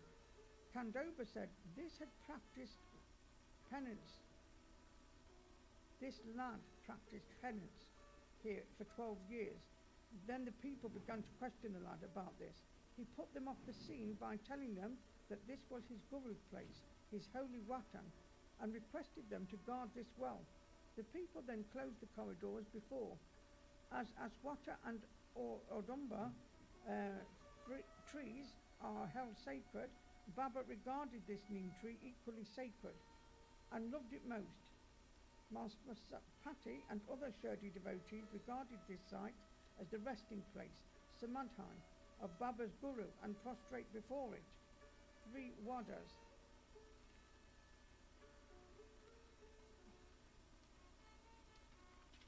By by Mr. Harry Vanayaki Sati, and on this site a big building styled Sati Wada was erected.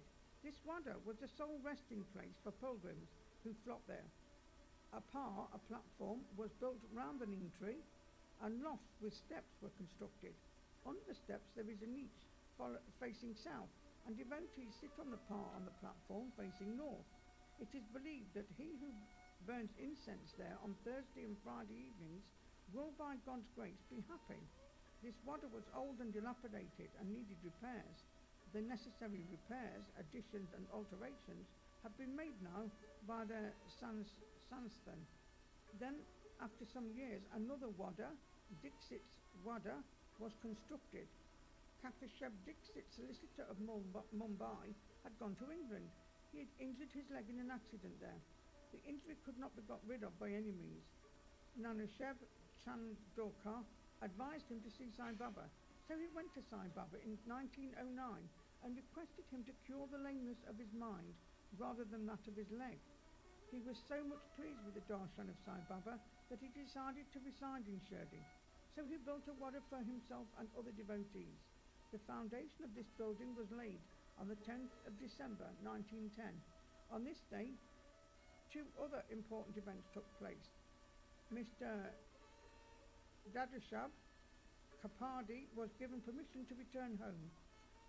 The night arti of the Shevadi was started, the wada was completed and was inhabited on the Navami day in 1911 with due rites and formalities. Then another wadi or palatial mansion was built up by the famous millionaire Mr. Booty of Nagpur. Lots of money was spent on this building, but all the amount was well utilized, as Sai Baba's body is resting in this wada, which is now called the Samadhi mandir. The site of this mandir formerly had a garden which was watered and looked after by Baba. 3 wadas thus came up, where there was none formerly. Of these, Sati Wada was most useful to all in the early days.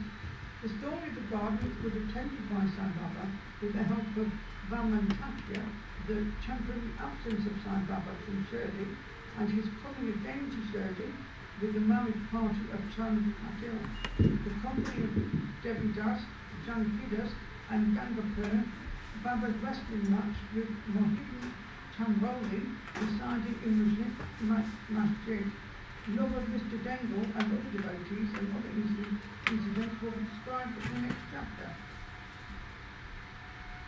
Return with Chand Patil's marriage party. As hinted in the last chapter, I shall now describe first how Sai Baba returned to Shirdi after his disappearance. There lived in the Astrological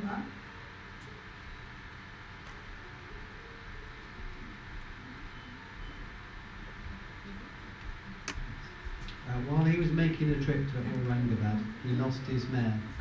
For 2 long months he made a diligent search, but could get no trace of the lost mare.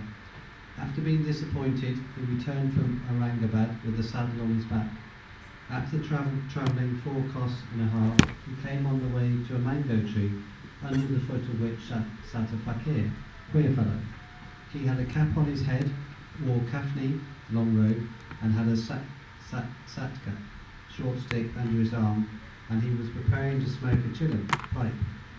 On seeing Chand Patel pass by the way, he called out to him and asked him to have a smoke and to rest a little.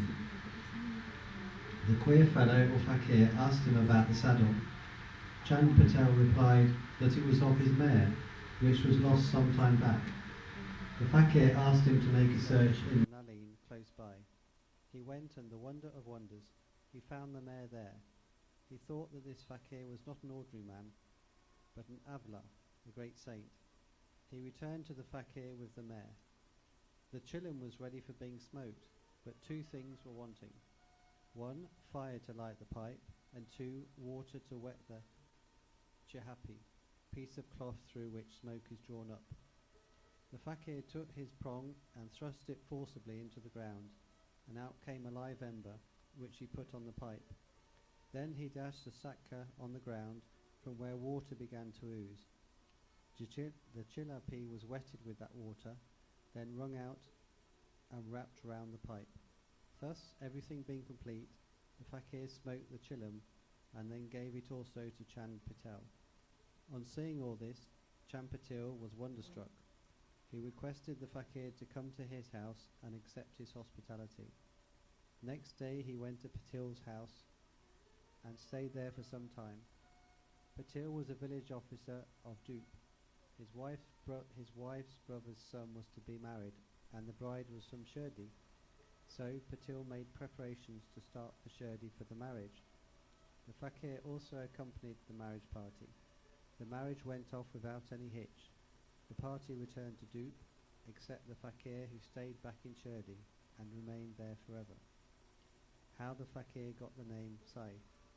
When the marriage party came to Shirdi, it alighted at the foot of a banyan tree in Bhagat Hausapati's field, near Kandoba's temple. The carts were loosened in the open courtyard of Kandoba's temple, and the members of the party descended one by one, and the fakir also got down. Bhagat Hausapati saw the young fakir getting down and accosted him. Ya Sai, welcome Sai. Others addressed him as Sai, and there henceforth he became Sai Baba. Contact with other saints. Sai Baba began to stay in a deserted masjid. One saint named Devidas was living in Shirdi for many years before Baba came there. Baba liked his company. He stayed with him in the Maruti temple in the Chavadi and sometime lived alone. Then came another saint by name Jankidas. Baba spent most of his time talking with him, or Jankidas went to Baba's residence. So also one Vaishya householder saint from Puntabi by name Gangagir always frequented Shirdi. When he first saw Sai Baba carrying pitchers of water in both hands for watering the garden, he was amazed and said openly, "Blessed is Shirdi that it got this precious jewel. This man is carrying water today, but he is not an ordinary fellow. As this land, Shirdi, was fortunate and meritorious, it secured this jewel." So also one famous saint by name Anandnath of Uwala Mat, a disciple of Akakot Maharaj, came to Shirdi with some people. When he saw Sai Baba, he said openly, "This is a precious diamond. Ordinary man, he is not a gar, ordinary stone, but a diamond. You will realize this in the near future." Saying this, he returned to Yawada. This was said while Sai Baba was a youngster. Baba's dress and daily routine. In his young days, Sai Baba grew hair on his head, never had his head shaved. He dressed like an athlete. When he went to Ratar, 3 miles from Shirdi, he brought with him small plants of marigold, jay and juti, and after cleaning he planted and watered them. A devotee by name Watnam Tatya supplied him daily with 2 unbaked earthen pitchers. With these Baba himself used to water the plants. He drew water from the well and carried the pitchers on his shoulders. In the evening the pitchers were kept at the foot of the neem tree. As soon as they were placed there, they were broken, as they were made of new earth and not baked. Next day Tatya supplied 2 fresh pitchers. This course went on for 3 years, and with Sai Baba's toil and effort they grew a garden. On this site at present stands the big mansion, Samadhi Mandir of Baba, which is now frequented and used by so many devotees. The story of Padukas, footprints under the neem tree. A devotee of Akakot Maharaj by name Bhai Krishnaji Ali Bakkar worshipped the photo of Akakot Maharaj. He once thought of going to Akakot, Solapur district, take the darshan of the Padukas, footprints of the Maharaj, and offer his sincere prayer there. But before he could go there, he got a vision in his dream. Excuse me. Akakot Maharaj appeared in the vision and said to him, "Now, Shirdi is my resting place. Go there and offer your worship."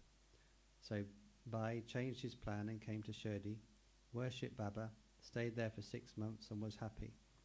As a reminiscence of this vision, etc., he prepared the Padukas and installed them on an auspicious day of Shravan Shaika, 1834-1912 AD, under the neem tree with due ceremonies and formalities, conducted by Dada Kakar and Upasani. One Dikshit Brahmin was appointed for worship, and the management was entrusted to devotee Sagun.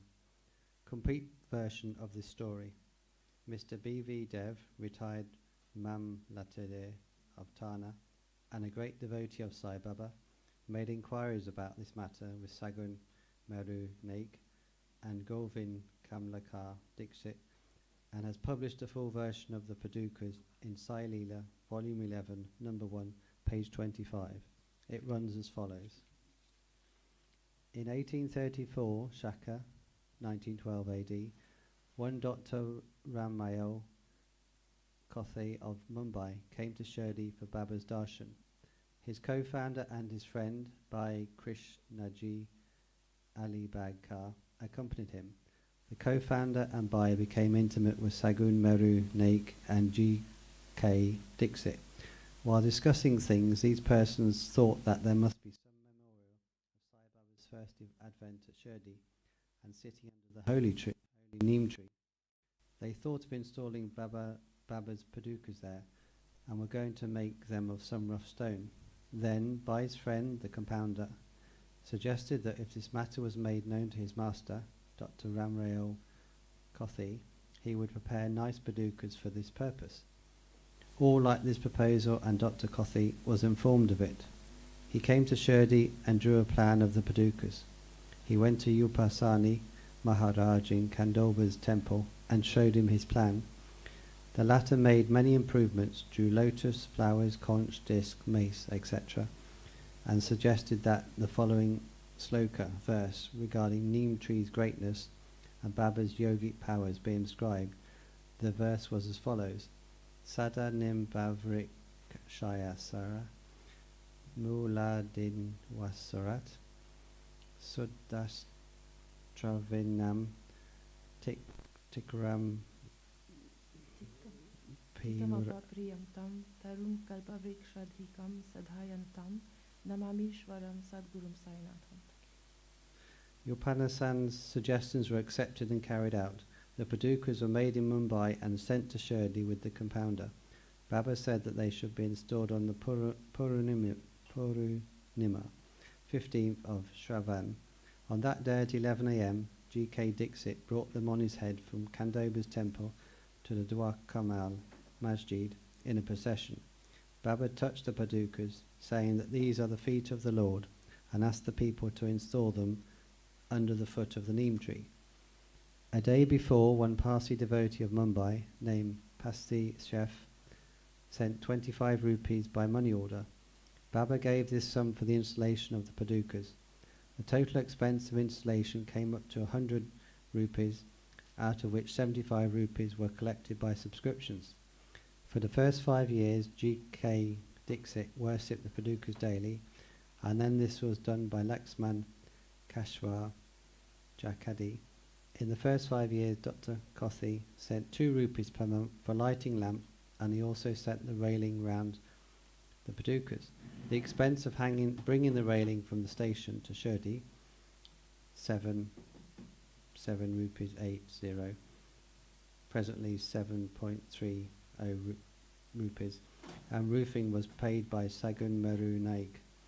Now Jankadi Nam Pujari does the worship, and Sagun Meru Naik offers the Naivedya and lights evening lamps. Bhai Krishnaji was originally a devotee of Akakot Maharaj. He had come to Shirdi at the installation of the Padukas in Shaka, 1834, on his way to Akakot. He wanted to go to Akakot after taking the darshan of Baba. He asked Baba's permission for this. Baba said, "Oh, what is there in Akakot? Why do you go there? The Maharaj of that place is here, myself." Hearing this, Bhai did not go to Akalkot. He came to Shirdi off and on after the installation of the Padukas. Mr. B.V. Dev concluded that Hemadpant did not know these details. Had he known them, he would not have failed to depict them in his Satcharitra. Wrestling bat with Mahadin, Tamboli, and changing lifestyle. To return to other stories of Baba, there was a wrestler in Shirdi by name Mahadin Tamboli. Baba and he did not agree on some points, and both had a fight. In this, Baba was defeated. Therefore, Baba changed his dress and mode of living.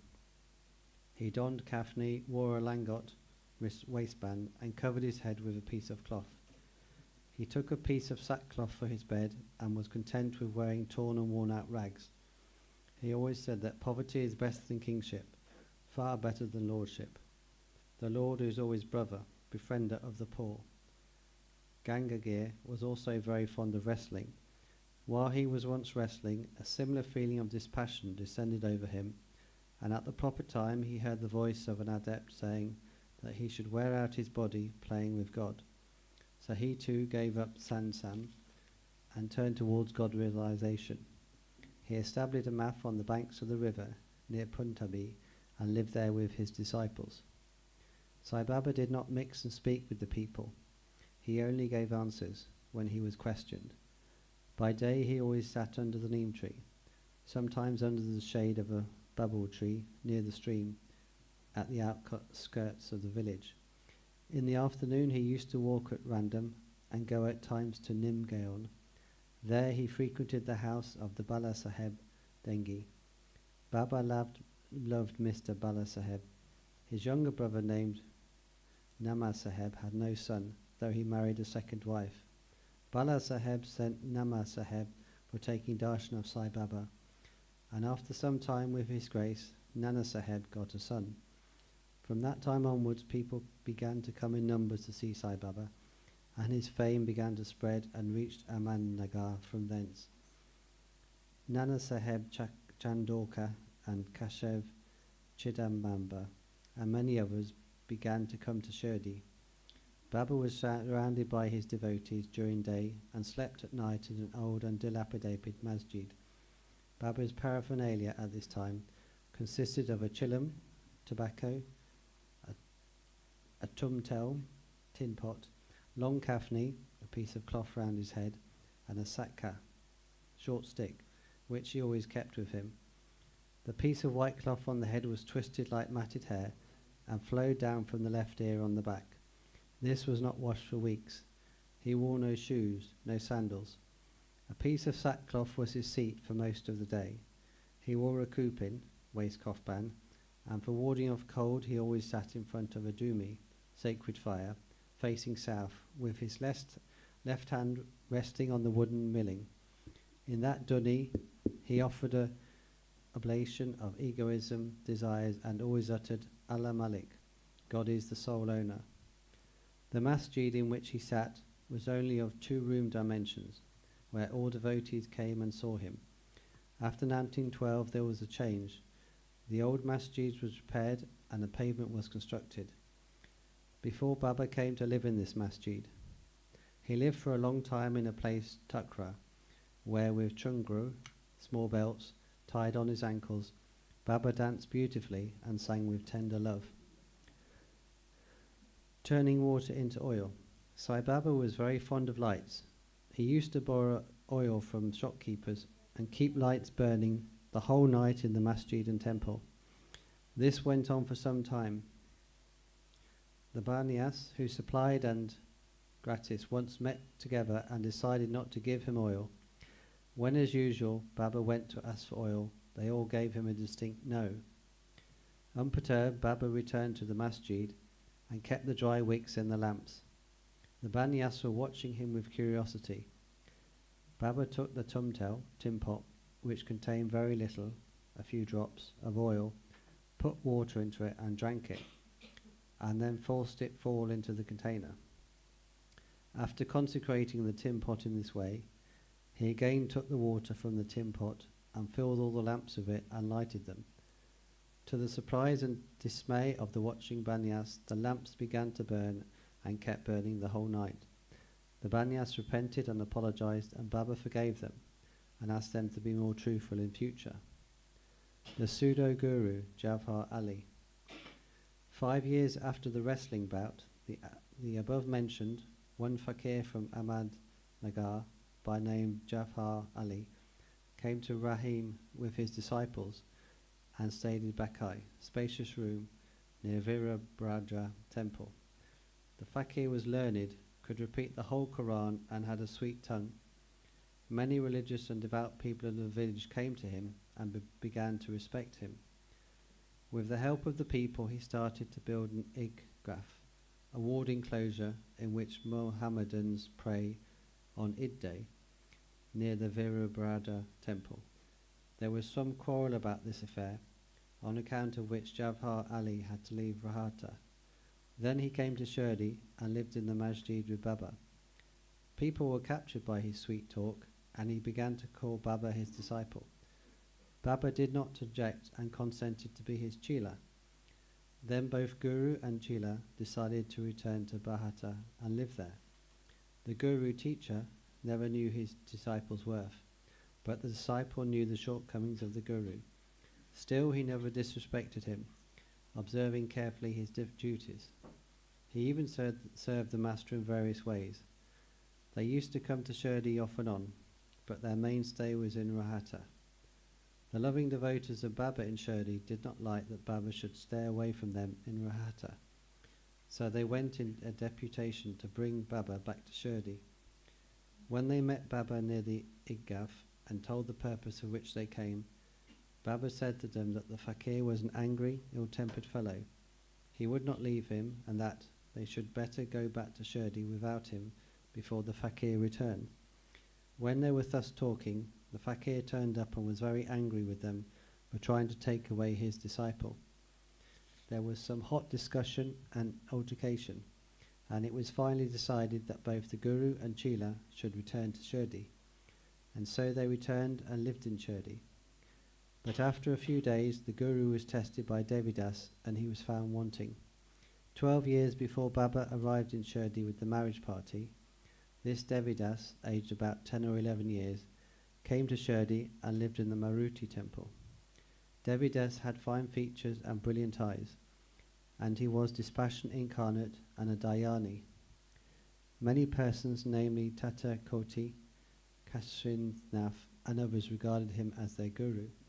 They brought Javhar Ali in his presence, and in the discussion that followed, Javhar was worsted and fled from Shirdi. He went and stayed in Baijapur and returned after many years to Shirdi and prostrated himself before Sai Baba. The delusion that he was Guru and Sai Baba his Chela was cleared away, and as he repented, Sai Baba treated him with respect. In this case, Sai Baba showed by his conduct how one should get rid of egoism and do the duties of a disciple to attain the highest end, viz. Self-realization. This story is told here according to the version given by Hausapati, a great devotee of Baba.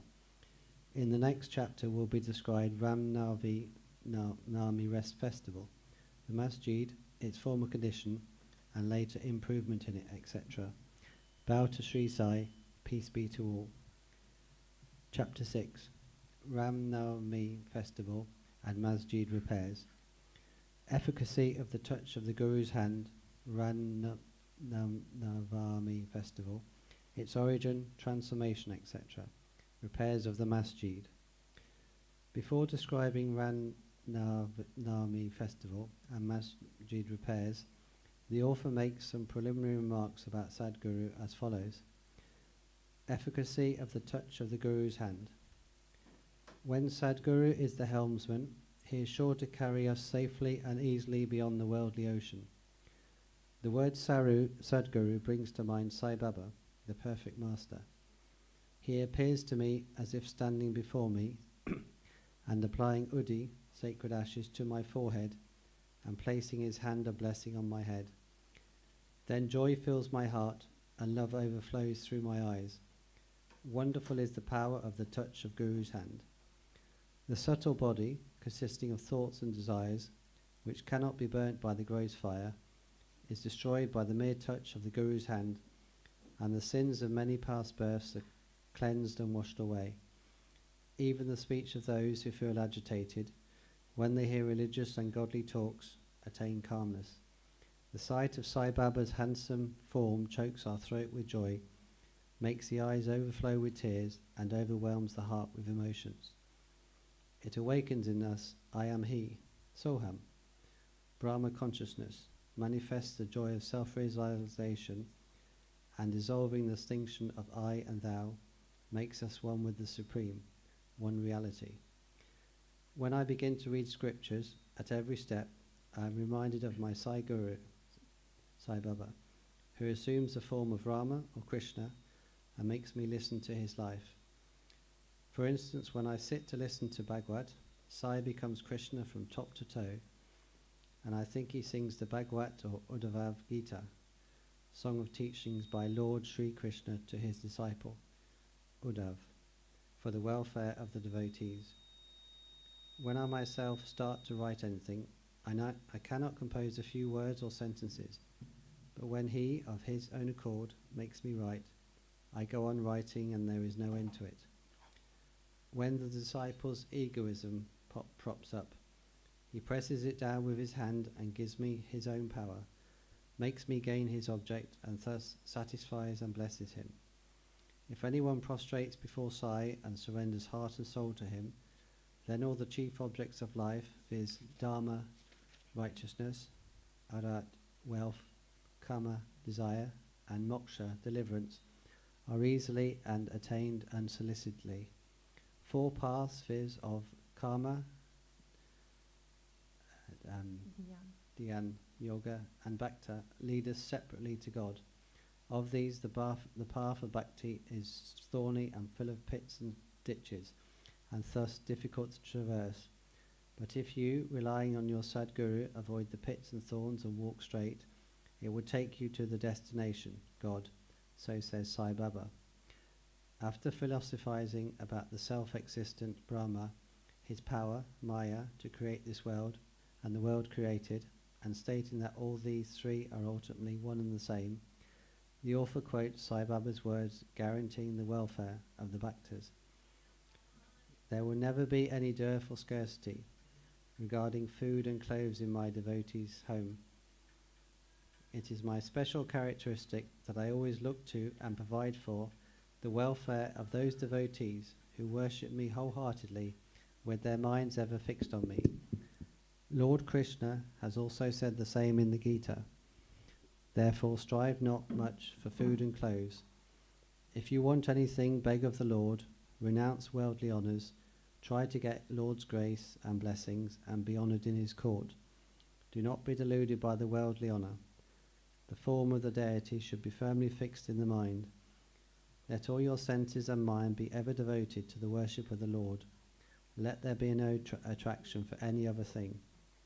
Fix the mind in remembering me always, so that it will not wander elsewhere, towards body, wealth, and mind. Then it will be calm, peaceful, and carefree. This is the sign of the mind being well engaged in good company. If the mind is vagrant, it cannot be well merged in him. After quoting these words, the author goes on to relate the story of Navami Festival in Shirdi, as Navami is the most celebrated festival at Shirdi. Another fuller account, as published in Shirdi Sai Leela, magazine of 1925, page 197, is also referred to, and a summary of the festival, as related in both these accounts, is attempted here. Origin. One Mr. Gaopao Trio Gund was a surveyor in survey department at Kopa Gaon. He was a great devotee of Baba. He had 3 wives but had no issue. With Sai Baba's blessings, a son was born to him. In the joy that he felt due to this, an idea of celebrating a fair or urus occurred to him in the year 1897, and he placed it for consideration before other Shirdi devotees, viz. Tatya Patil, Dada Koti Patil, and Mahadvayo Dashpandi Shemai. They all approved at the idea and got for it Sai Baba's permissions and blessings. Then an application for getting the collector's sanction for celebrating the Urus was made, but as the village Kolkani reported against holding the fair, the sanction was refused.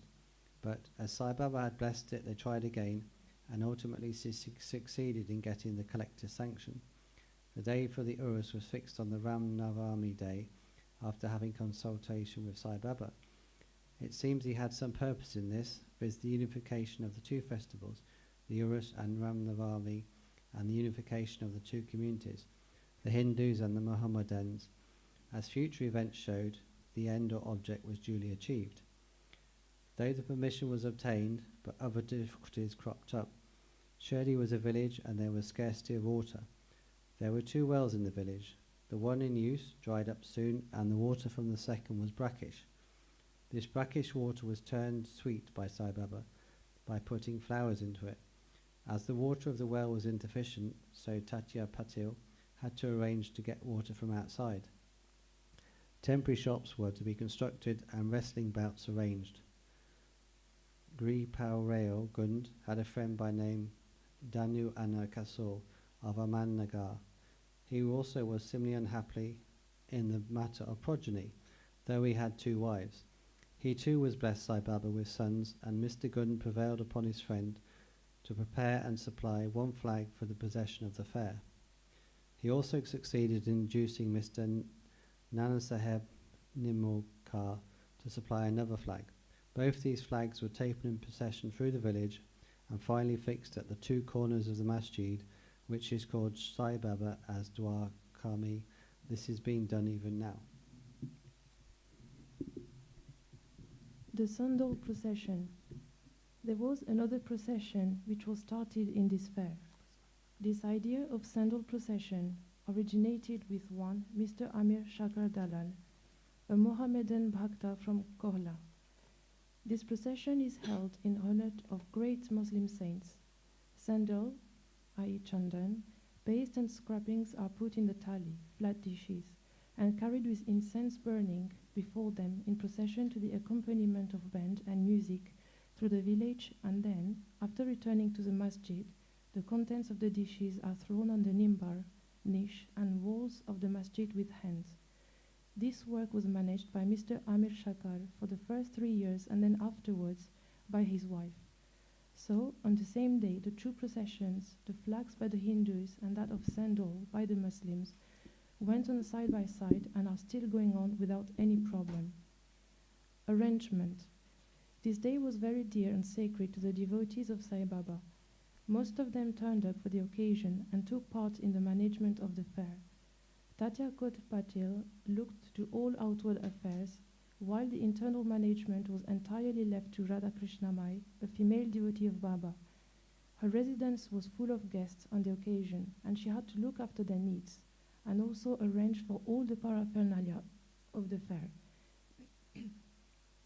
Another work which she willingly did was to clean and whitewash the entire masjid, its walls and floor, which were blackened and were full of soot on account of the ever-burning dhuni, sacred fire, of Sai Baba.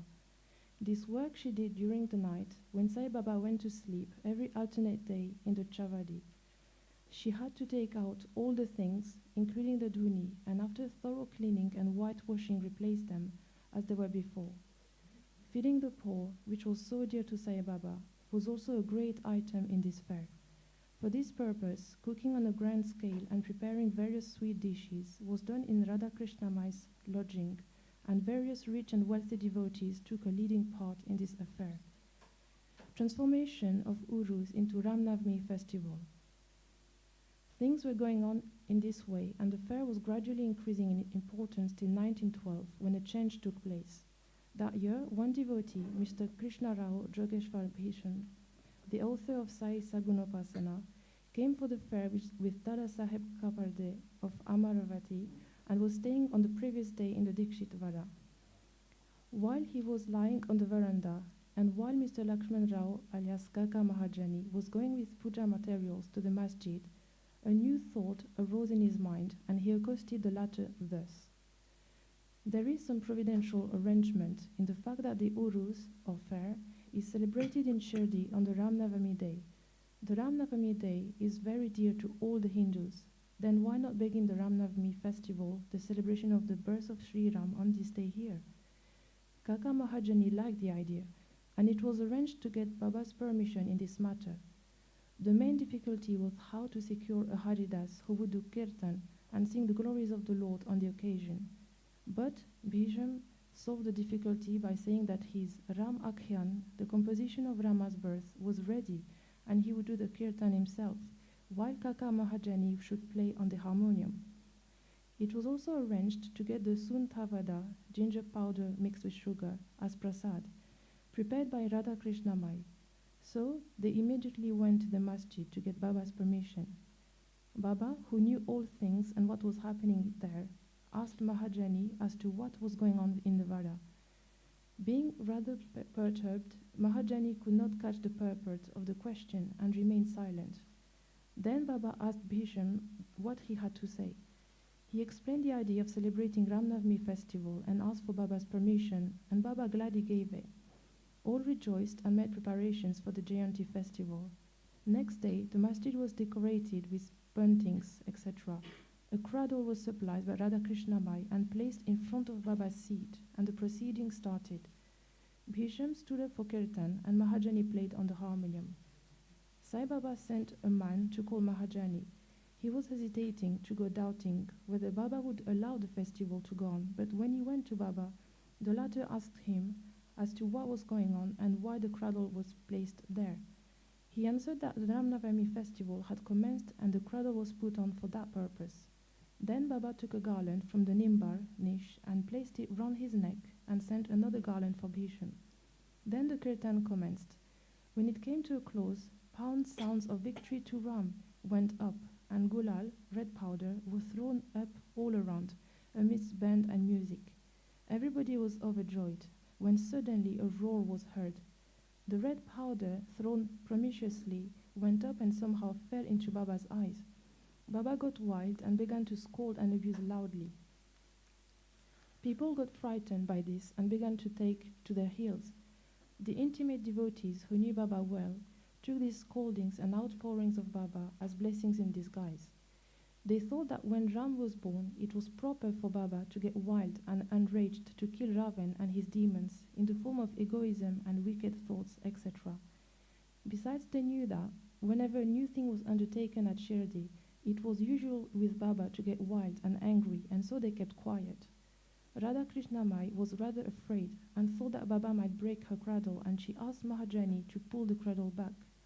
When he went to loosen and unfasten the cradle, Baba went to him and asked him not to remove it. Then after some time, Baba became calm, and that day's program, including Mahapuja and Arti, was finished. Later on, Mr. Mahajani asked Baba for permission to remove the cradle. Baba refused the same, saying that the festival was not yet finished.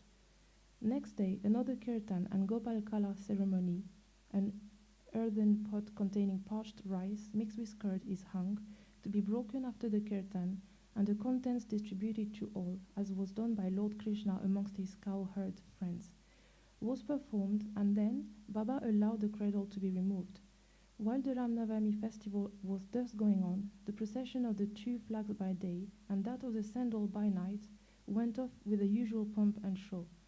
From this time onwards, the Urus of Baba was transformed into the Navami Festival. From next year, 1913, the items in the program of Navami began to increase. Radha Krishna Mai started a Nam Sapta, singing the glory of God's name continuously day and night for 7 days, from 11th day of Chaitra. For this, all devotees took part by turns, and she also joined it, sometimes early in the morning.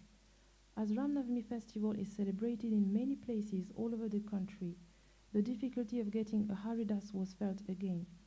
But 5 or 6 days before the festival, Mahajani incidentally met Balabua, who was known as modern Tukaram, and got him to do the Kirtan that year. The next year, 1914, another Balabua Satarkar of Birhad Siddha Kavate, district Satara, could not act as a Haridas in his own town, as plague was prevailing there, and so he came to Shirdi. With Baba's permission, which was secured through Kaka Saheb Dikshit, he did the Kirtan and was sufficiently recompensed for his labor. The difficulty of getting a new Haridas every year was finally solved from 1914 by Sai Baba, as he entrusted this function to Das Ganu Maharaj permanently, and since that time he has been successfully and creditably conducting that function up till now. Since 1912, this festival began to grow gradually year by year. From the 8th to 12th of Chaitra, Shirdi looked like a beehive of men. Shops began to increase. Celebrated wrestlers took part in wrestling bouts. Feeding of the poor was done on a grander scale. Hard work and sincere efforts of Radha Krishnamai turned Shirdi into a state. Paraphernalia increased. A beautiful horse, a palanquin, chariot, and many silver items, utensils, pots, buckets, pictures, mirrors, etc. were presented. Elephants were also sent for the procession. Though all this paraphernalia increased enormously, Sai Baba ignored all these things and maintained his simplicity and modesty as before. It is to be noted that both the Hindus and Mohammedans have been working in unison in both the processions during the entire festival, and there has been no confrontation or quarrel between them at all so far. First, about 5,000 to 7,000 people used to gather, but that figure went up to 75,000 in some years. Still, there was no outbreak of any epidemic disease, nor any riots worth the name during so many past years. Repairs to the Masjid. Another important idea occurred to Gopal Gund. Just as he started the Euros of Fair, he thought that he should repair and renovate the Masjid. So, in order to carry out the repairs, he collected stones and got them dressed. But this work was not assigned to him. This was reserved for Nana Sahib Chandorkar and the pavement work for Kaka Sahib Dikshit. Initially, Baba was unwilling to allow them to have these works done, but with the intervention of Malsalpati, a local devotee of Baba, his permission was secured. Baba took a small gadi for his seat, discarding the usual piece of sackcloth used till then. In 1911, the Sabha Mandap courtyard was also put in order with great labor and effort. The open space in front of the masjid was very small and inconvenient. Kaka Sahib Dikshit wanted to extend it and put a roofing on it. At great expense, he got iron posts, pillars and trusses and started the work. At night, all the devotees worked hard and fixed the posts. But Baba, when he returned from Chavali next morning, uprooted them all and threw them out. Once it so happened that Baba got very excited, caught a pole with one hand, and began to shake and uproot it, and with the other hand caught the neck of Tatya Patil. He took by force Tatya's feta, struck a match, set it on fire, and threw it in a pit. At that time, Baba's eyes flashed like burning embers. No one dared to look at him. All got terribly frightened. Baba took out a rupee from his pocket and threw it there, as if it were an offering on an auspicious occasion. Tatya was also much frightened. No one knew what was going to happen to Tatya, and no one dared to interfere. Bhagoji Shinde, the leper devotee of Baba, made a bold advance, but he was pushed aside by Baba. Madhav Rao was also similarly treated, pelted with brick pieces. So all those who went to intercede were similarly dealt with. But after some time, Baba's anger cooled down. He sent for a shopkeeper, got from him an embroidered feta, and himself tied it on Tatya's head, as if he was being given a special honor. All the people were wonderstruck to see this strange behavior of Baba. They were at a loss to know what enraged Baba so suddenly, and what led him to assault Tatya Patil, and why his anger cooled down the next moment. Baba was sometimes very calm and quiet, and talked sweet things with love, but suddenly, with or without any pretext, got enraged. Many such incidents may be related, but I do not know which to choose and which to omit. I, therefore, refer them as they occur to me.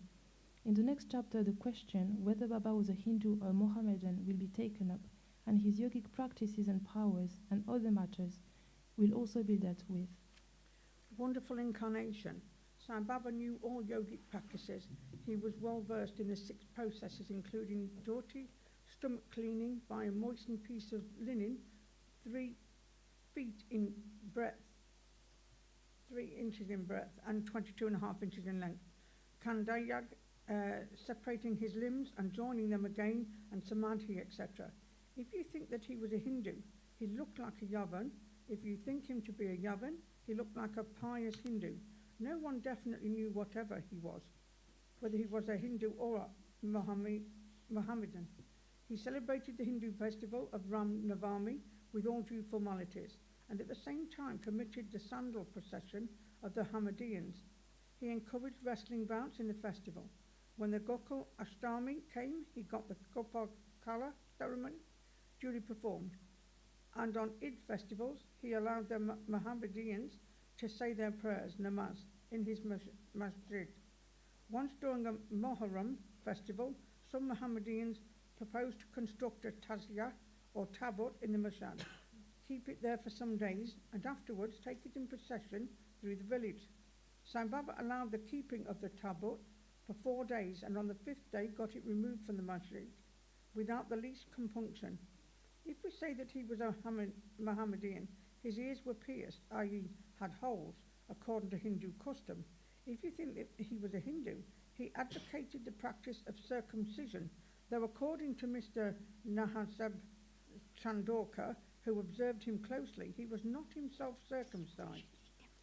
Vid article in Sai Leela on Baba Hindu Ki Yavan by B.V. Dev, page 562. If you call him Hindu, he always lived in the Masjid. If Mohammedan, he had always the Duni sacred fire there, and the following things which are contrary to Ahmadiyyan religion, i.e. grinding on the hand mill, blowing of the conch and bells, oblation in the fire, bhajan, giving of food and worship of Baba's feet by means of argya, water, were allowed there. If you think that he was a Mohammedan, the best of Brahmins and Ajinahotris, leaving aside their orthodox ways, fell prostrate at his feet. Those who went to make enquiries about his caste were dumbfounded and were captured by his darshan. So no one could definitely decide whether Sai Baba was a Hindu or a Mohammedan. This is no wonder, for he completely surrenders himself to the Lord by getting rid of his egoism and body consciousness, thus becomes one with him, and has nothing to do with any questions of caste or nationality. Baba saw no difference between any two castes, and even between beings. He took meat and fish with fakers, but did not grumble when dogs touched the dishes with their mouths. Such a unique and wonderful incarnation was Sai Baba. On account of the merits in my past birth, I had the good fortune to sit at his feet and enjoy his blessed company. The joy and delight I derived therefrom was incomparable. In fact, Sai Baba was pure, anand, and consciousness. I cannot sufficiently describe him, his greatness and his uniqueness. He also took delight at his feet, was established in his own self. Many sannyasins, sadhaks, and all sorts of men aspiring for salvation came to Sai Baba. He always walked, talked, and laughed with them, and always uttered, Allah Malik, God is the sole owner. He never liked discussion or disputation. He was always calm and controlled, though irritable at times, always preached Vedanta, and nobody knew till the last who was Baba. Princes and poor people were treated alike by him. He knew the inmost secrets of all, and when he gave expression to them, all were surprised. He was the repository of all knowledge. Still he feigned ignorance. He also disliked honor. Such were the characteristics of Sai Baba. Though he had a human body, his deeds testified to his godhood. All people considered him as the god in Shirdi. Behavior of Sai Baba. Ignorant that I am, I cannot describe Baba's miracles. He got almost all the temples in Shirdi repaired. Though Patil, the temples of Shani, Ganapati, Shankar Parvati, village deity, and Maruti were put in order. His charity was also remarkable. The money he used to collect as dakshina was freely distributed, rupees 20 to some rupees 15 or 50 to others, every day. People were immensely benefited by having Baba's darshan. Some became hale and hearty. Wicked people were turned into good ones. Kushta, leprosy, was cured in some cases. Many got their desires fulfilled. Without any medicine being put in the eyes, some blind men got their sight back, and some lame ones got their limbs. Nobody could see the end of his extraordinary greatness. His fame spread far and wide, and pilgrims from all sides flocked to Shirdi Baba. And Baba had his asan near the Duni, and always rested there. He sat there in meditation, sometimes without a bath. He used to tie a small white turban on his head and wear a clean dhota round his waist and a shirt on his body. This was his attire in the beginning. He first practiced medicine in the village, examined patients and gave medicines. He was always successful and he became famous as a hakim, a doctor. A curious case may be narrated here. One devotee had his eyes quite red and swollen. No doctor was available in Shirdi. The other devotees took him to Baba. In such cases, other doctors would use ointments, anjans, cow's milk, and camphorated drugs, etc. Baba's remedy was quite unique. He pounded some biba, some carpus anacardium, i.e. marking nuts, and made 2 balls of them, and thrust them into each eye of the patient, and wrapped a cloth bandage round them. Next day the bandage was removed, and water was poured over them. The inflammation subsided, and the pupils became white and clear. Though the eyes are very delicate, the biba caused no hurt, but removed the disease of the eyes. Many such cases were cured, and there is only an instance in this regard. Baba's yogic practices. Baba knew all the processes and practices of yoga. 2 of them will be described here. Dhoti Kriya or cleansing process. Baba went to the well near banyan tree at a considerable distance from the masjid every 3rd day, washed his mouth and had a bath. On one occasion he was seen throwing up his intestines, cleaned them inside outside and placed them on a jam tree for drying. There are persons in Shirdi who have actually seen this and who have testified to this fact. Ordinary dhoti is done by a moistened piece of linen 3 inches broad, 22.5 feet in length. This piece is gulped down the throat, allowed to remain in the stomach for about half an hour for being reacted there, and then taken out. But Baba's dhoti was quite unique and extraordinary. Kanda yoga. In this practice, Baba extracted the limbs from his body and left them separately at different places in the masjid. Once a gentleman went to the masjid and saw the limbs of Baba lying at separate places. He was much terrified. He first thought of running to the village officers and informing them of Baba being hacked to pieces and murdered. He thought that he would be held responsible, so he was the first informant, and knew something of the affair. So he kept silent. But next day, when he went on the masjid, he was very much surprised to see Baba hale and hearty as before. He thought that what he had seen the previous day was only a dream. Baba practiced yoga since his infancy, and nobody knew or guessed the proficiency he attained. He charged no fees for his cures, became renowned and famous by virtue of his merits, gave health to many a poor and suffering person. This famous doctor of doctors cared not for his interest, but always worked for the good and welfare of others, himself suffering unbearable and terrible pain many a time in the process. One such instance I give below, which will show the all-pervasive and most merciful character of Sai Baba, Baba's all-pervasiveness and mercy. In the year 1910, Baba was sitting near the Duni or Diwali and warming himself. He was pushing firewood into the Duni, which was brightly burning. A little later, instead of pushing logs of wood, Baba pushed his arm into the Duni. The arm was scorched and burnt. This was noticed by the errand boy, Madhav, and also by Madhav Rayo, Deshpande, Shamat. They at once ran to Baba, and Madhav Rayo clasped Baba by his waist from behind and dragged him forcibly backward and asked Deva, "For what have you done this?" Then Baba came to his senses and replied, "The wife of a blacksmith at some distant place was working the bellows of a furnace. Her husband called her, forgetting that her child was on her lap. She got up hastily, and the child slipped into the furnace. I immediately thrust my hand into the furnace and saved the child. I do not mind my arm being burnt, but I am glad that the life of the child is saved." Leper devotee service. On hearing the news of Baba's hand being burnt from Shama, Matavero Deshpande, Mr. Nanshareb Chandorkar, accompanied by the famous Dr. Paramand of Mumbai, with his medical outfit consisting of ointments, lint, bandages, etc., rushed to Shirdi and requested Baba to allow Dr. Paramand to examine the arm and dress the wound caused by the burn. This was refused.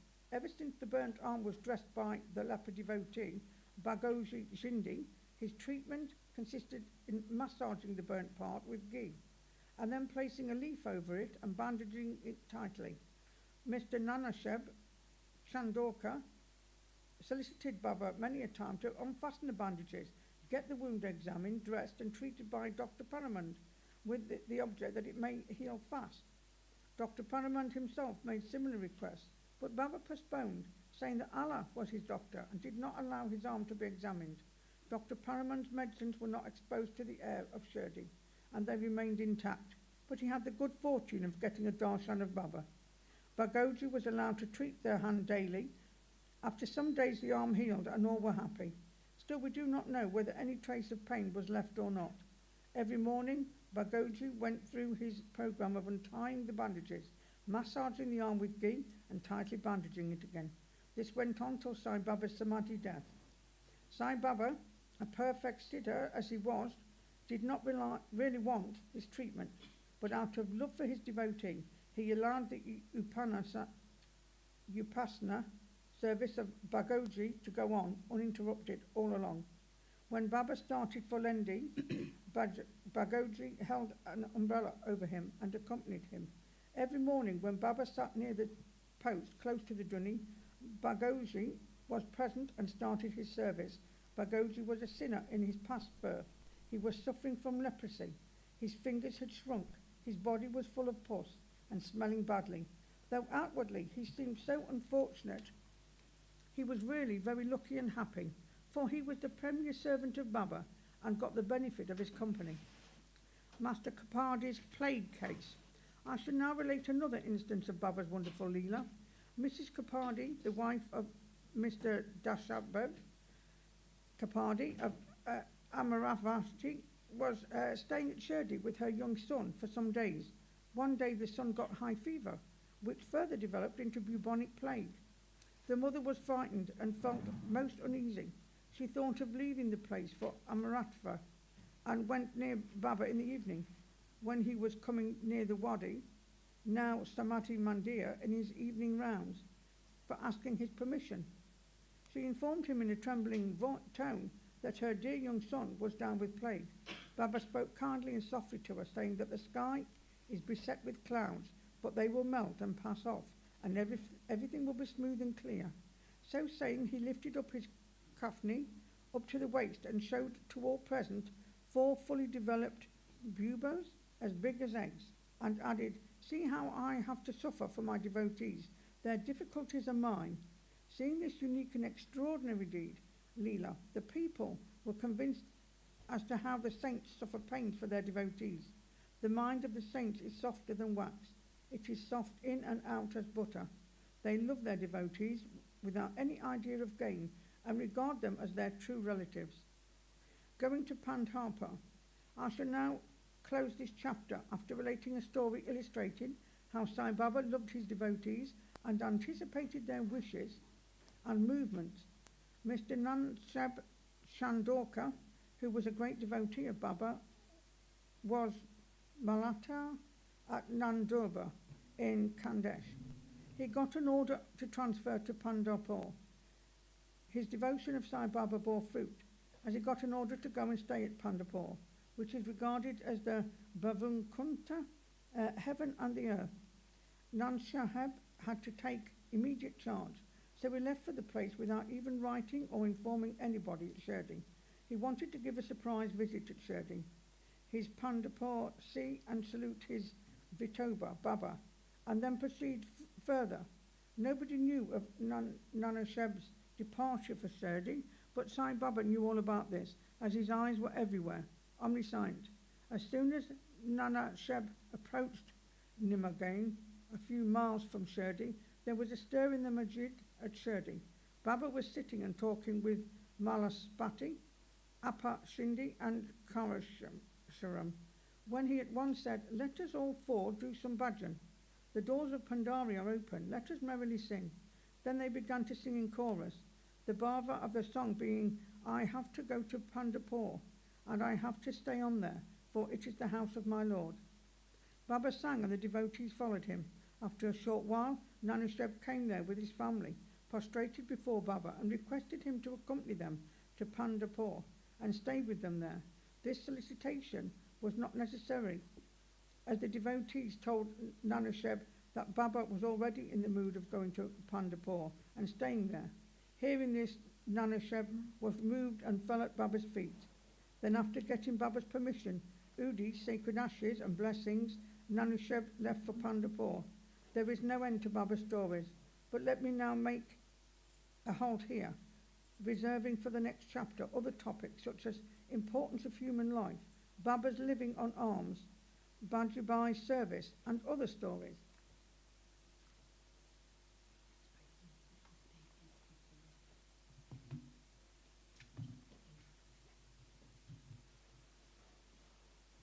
Chapter 8, Importance of Human Birth, Sai Baba begging food, Bajibai's service, Sai Baba's dormitory, his affection for Kulshan Chand. As hinted in the past chapter, Hemadpant now explains at length in his preliminary remarks the importance of human birth and then proceeds to relate how Sai Baba begged his food, how Bajaba served him, how he slept in the Masjid with Tatya Kote Patil and Malsapati, and how he loved Kulshan Chand of Rahata.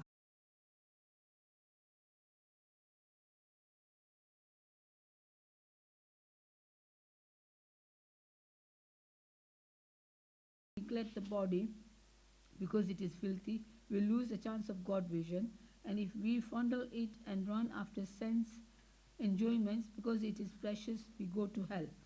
The proper course, therefore, for him with a special faculty, knowledge, and when he saw that man was able to appreciate his leela, marvelous work and intelligence, he was highly pleased and satisfied. Read Bhagavad 11:9-28. So really it is fortunate to get a human body, better still to get birth in a Brahmin family, and best to get an opportunity of having recourse to Sai Baba's feet and surrendering to him.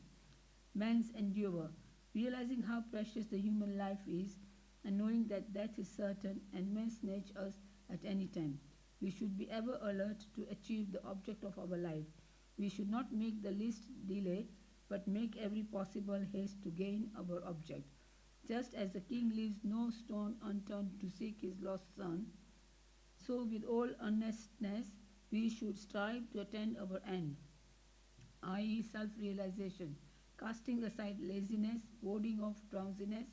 We should day and night meditate on the self. If we fail to do this, we reduce ourselves to the level of base. How to proceed? The most effective and speedy way to gain our object is to approach a worthy saint or sage, Satguru, who has himself attained God vision. What cannot be achieved by hearing religious discourses and study of religious texts is easily obtained in the company of such worthy souls. Just as the sun only gives light which all the stars put together cannot do, so the Satguru alone imparts spiritual wisdom which all the sacred books and sermons cannot do. His movements and simple talks give us silent advice. The virtues of forgiveness, calmness, disinterestedness, charity, benevolence, control of mind and body, egolessness, etc. are observed by the disciples. As they have been practiced in such pure and holy company, this enlightens their minds and lifts them up spiritually. Sai Baba was such a sage or Satguru. Though he acted as a fakir mendicant, he was always engrossed in self. He always loved all beings in whom he saw God or divinity. By pleasure he was not elated, he was not depressed by misfortune. A king and a pauper were the same to him. He whose glance would turn a beggar into a king used to beg his food from door to door in Shirdi, and let us now see how he did it. Baba's begging food. Blessed are the people of Shirdi in front of whose houses Baba stood as a beggar and called out, "Oh my, give me a piece of bread," and spread out his hand to receive the same. In one hand he carried a tamral, tin pot, and in the other a joli or a chopadari, i.e. a rectangular piece of cloth. He daily visited certain houses and went from door to door. Liquid or semi-liquid things, such as soup, vegetables, milk or buttermilk, were received in the tin pot, while cooked rice, bread and such solid things were taken in the joli. Baba's tongue knew no taste, as he had acquired control over it. So how could he care for the taste of the different things mixed up together? Whatever things he got in his jolly and in the tin pot were mixed together and partaken by Baba to his heart's content. Whether particular things were tasty or otherwise was never noticed by Baba, as his tongue was devoid of the sense of taste altogether. Baba begged till noon, but his begging was very irregular. Some days he went a few rounds, on the other days up to 12 noon. The food thus collected was kept in the kundi, i.e. earthen pot. Dog, cats and crows freely ate from it, and Baba never drove them away. The woman who swept the floor of the masjid took some 10 to 12 pieces of bread to her house, and nobody prevented her from doing so.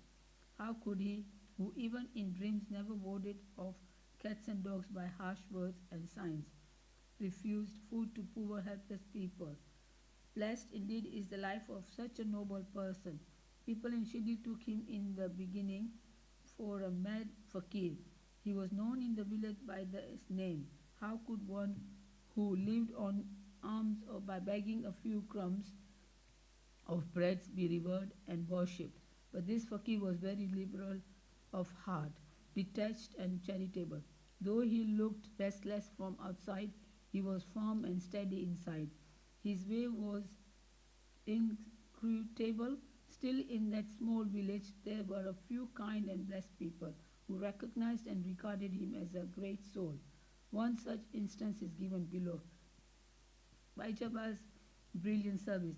Tatya Kote's mother Baijaba used to go to the woods every noon with a basket on her head containing bread and vegetables. She roamed in the jungles, course about 3 miles, after course trampling bushes and shrubs in search of the mad fakir, and after finding him out, fell at his feet. The fakir sat calm and motionless in meditation, while she placed a leaf before him, spread her things, eatables, bread, vegetables, etc., thereon, and fed him insistently. Wonderful was her faith and service. Every day she roamed at noon in the jungles and insisted Baba to partake of the lunch. Her service, upasana, or penance, by whatever name we call it, was never forgotten by Baba till the end, remembering fully what service she rendered. Baba benefited her son significantly. Both the son and the mother had great faith in the fakir, who was their god. Baba often said to them that fakiri mendicity is real lordship, which is in transient. After some years, Baba left, going into the woods, and became to live in the village and take his food in the masjid. Hence, Baijaba's trouble of roaming in the jungles ended. Dormitory of Trio. Ever blessed are the saints in whose heart Lord Vasudeva dwells, and fortunate indeed are the devotees who get the benefit of the company of such saints. Two such fortunate fellows, Tatya Kote Patil and Bhagat Malsapati, equally shared the company of Sai Baba. Baba also loved them both. These 3 persons slept in the masjid with their heads towards the east, west and north, and with their feet touching one another at the center. After spreading their beds, they lay on them, chit-chatting and gossiping till late at night. If any one of them showed any signs of sleep, others would wake him up. For instance, if Tatya began to snore, Baba at once got up and shook him from side to side and pressed his head. If it was Malsapati, he pulled him close, stroked his legs and patted his back. In this way, for a period of 14 years, Tatya, leaving his parents at home, slept in masjid on account of his deep love for Baba. How happy and never to be forgotten were those days. How to measure that love and how to value the grace of Baba. After the passing away of his father, Tatya took charge of the household affairs and began to sleep at home. Kulshal Chand at Rahata. Baba loved Ganpat Kote Patil of Shirdi. He equally loved Chandra Sanchet Marwadi of Rahata. After the dismiss of this sage, Baba loved his nephew Kulshan Chand. equally or perhaps more, and looked after his welfare day and night. Sometimes in a bullock cart, at other times in a tonga, which intimate devotees. Baba went to Rahata. People of that village would come out with band and music and receive Baba at the gate of the village and prostrate before him.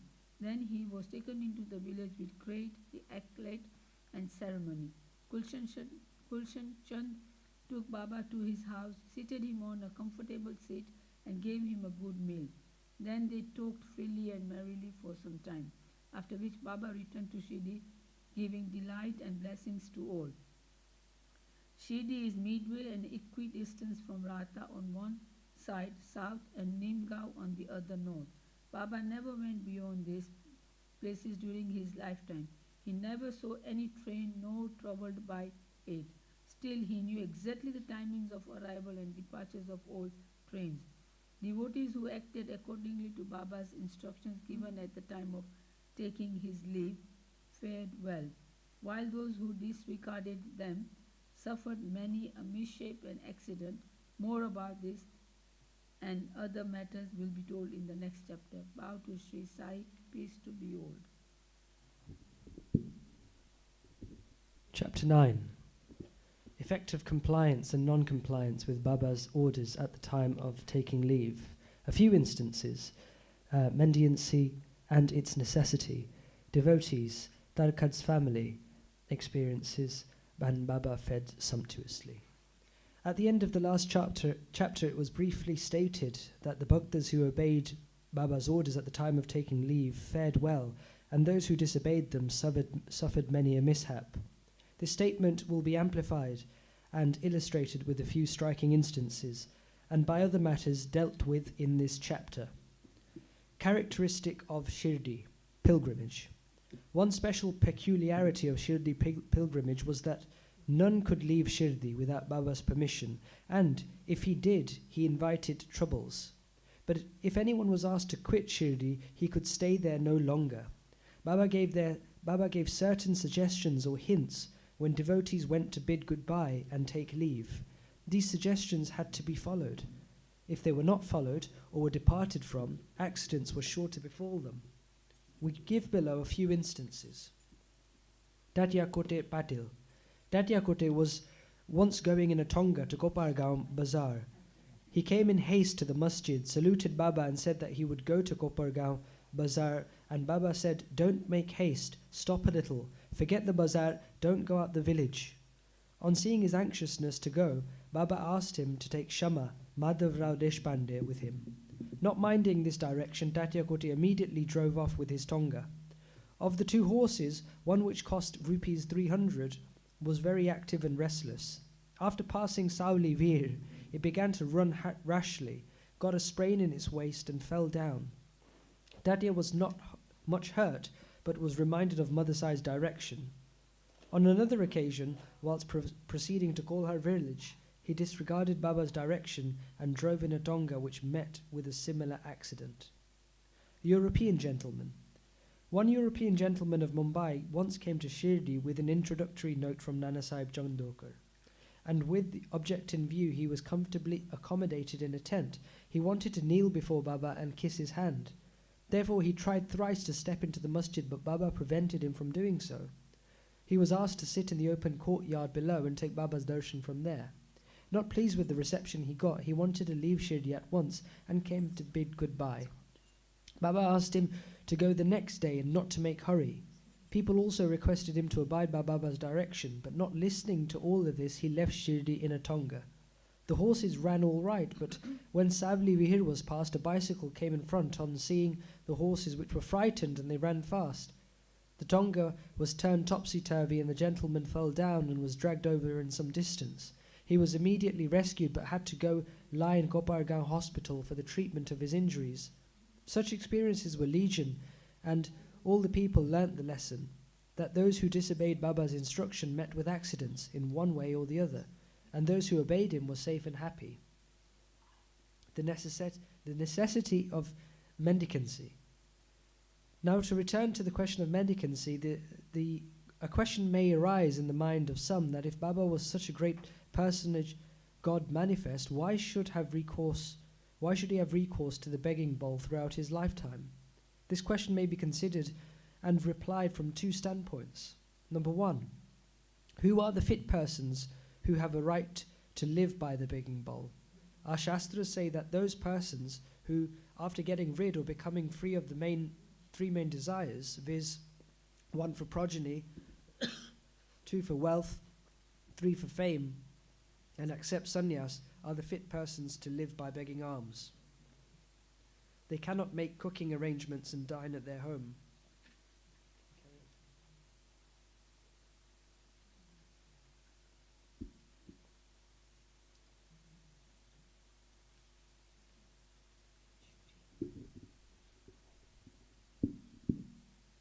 The duty of feeding them is laid on the shoulders and householders.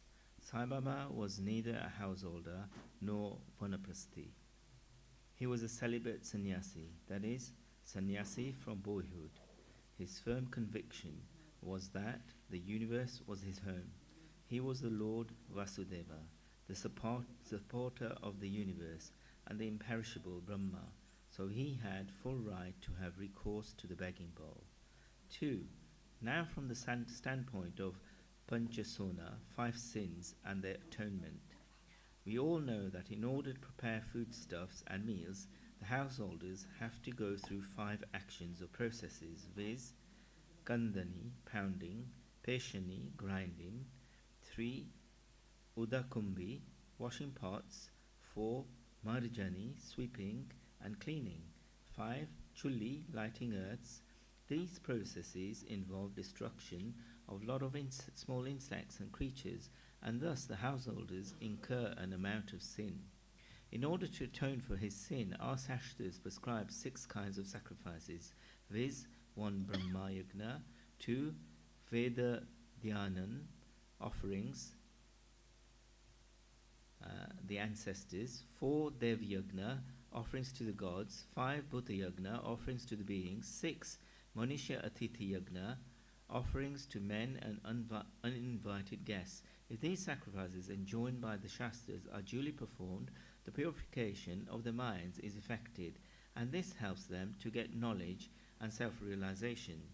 Baba, in going from house to house, reminded the inmates of their sacred duty, and fortunate were the people who got their lesson at their home from Baba. Devotees' experiences. Now to return to the other more interesting subject, Lord Krishna has said in the Bhagavad Gita, chapter 9, verse 26, "Whosoever devoutly offers to me a leaf, a flower, or a fruit of water, in that pure-hearted man, I accept that pious offering." In the case of Sai Baba, if a devotee intended really to offer anything to Sai Baba, and if afterwards he forgot to offer the same, Baba reminded him or his friend about the offering, and made him bring it to him, and then accepted it and blessed the devotee. A few instances are given below. Tarkad family, father and son.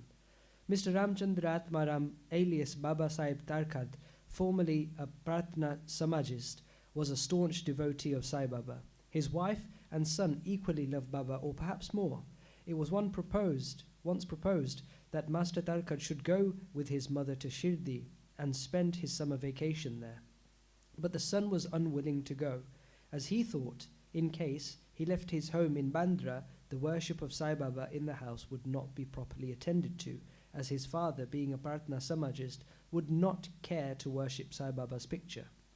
However, on his father's giving an assurance under the oath that he would perform the worship exactly as his son was doing, the mother and son left for Shirdi on a Friday night.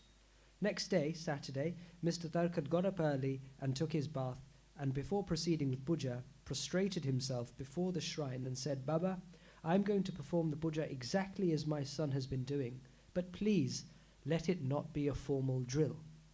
Saying so, he performed the puja and offered a few pieces of lump sugar as Naivedya offering. The sugar was distributed at the time of lunch. That evening and next Sunday, everything went on well. The following Monday was a working day, and so it passed well. Mr. Tarkad, who had never performed puja like this in all of his life, felt great confidence within himself that everything was passing on quite satisfactorily, as per the promise given to the son. Next Tuesday he performed the morning puja as usual and left for work. Coming home at noon, he found that there was no prasad, sugar, to partake of. When the meal was served, he asked the servant cook, who told him that there was no offering made that morning and that he had completely forgotten to perform that part of the puja, offering Naivedya. At this, he left his seat and prostrated himself before the shrine, expressed his regret, at the same time chiding Baba for the want of guidance in making the whole affair a matter of a mere drill. Then he wrote a letter to his son stating the facts and requested him to lay it at Baba's feet and ask for his pardon for his neglect. This happened in Bandra at about Tuesday noon. At about the same time, when the noon arti was about to commence in Shirdi, Baba said to Mrs. Darkad, "Mother, I had been to your house in Bandra with a view to have something to eat. I found the door locked. I somehow got an entry and found, to my regret, that Bhau, Mr. Darkad, had left nothing to eat for me, so I returned unappeased." The lady did not understand this, but the son, who was close by, understood the whole thing, that there was something wrong with the puja in Bandra, and he therefore requested Baba to permit him to go home. Baba refused this, but allowed him to perform the puja there. Then the son wrote a letter to his father stating all that took place at Shirdi and implored his father to not neglect the puja at home. Both these letters crossed each other and were delivered to the respective parties the next day. Is this not wonderful? Mrs. Darkad. Let us now take up the case of Mrs. Darkad herself. She offered 3 things, viz. roasted brinjal mixed with curds and spice, circular pieces of brinjal fried in ghee, and sweet meat ball. Let us see how Baba accepted these. Once Mr. Raghuvir Bhaskar Purandare of Bandra, a great devotee of Baba, started for Shirdi with family. Mrs. Darkad went to Mrs. Purandare and gave her 2 brinjals and requested her to prepare bharit of 1 brinjal and kacharia of the other, when she went to Shirdi and to serve Baba with them. After reaching Shirdi, Miss Purandare went with her dish of bharit to the Masjid. When Baba was just sitting for meals, Baba found the bharit very tasty, so he distributed it to all and said that he wanted kacharia now. Word was sent to Radha Krishna Mai that Baba wanted kacharia. She was in a fix, as that was no season of brinjals. How to get brinjals was the question. When an inquiry was made as to who brought the bharit, it was found that Mrs. Purandare was entrusted with the duty of serving kacharia. Everybody then came to know the significance of Baba's inquiry regarding kacharia and was wonderstruck at Baba's all-pervasive knowledge. In December of 1915, one Govind Balaram Mankar wanted to go to Shirdi to perform the obsequies of his father. Before he left, he came to Mrs. Darkad. Then Mrs. Darkad wanted to send something with him to Baba. She searched the whole house but found nothing except a peda, which had already been offered as Naivedya. The boy Govind was in mourning. Out of great devotion to Baba, she sent the peda with him, hoping that Baba would accept and eat it. Govind went to Shirdi and saw Baba but forgot to take the peda with him. Baba simply waited. When again he went to Baba in the afternoon, he went empty-handed, without the peda. Baba could wait no longer and asked him straight, "What did you bring for me?" "Nothing," was the reply. Baba asked him again. The same reply came forth again. Then Baba asked him the same question.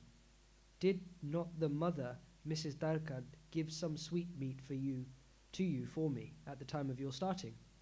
The boy then remembered the whole thing. He felt abashed and asked Baba's pardon, ran to his lodging, brought the peda and gave it to Baba. As soon as Baba got it in his hand, he put it into his mouth and gulped it down. Thus the devotion of Mrs. Darkad was recognized and accepted.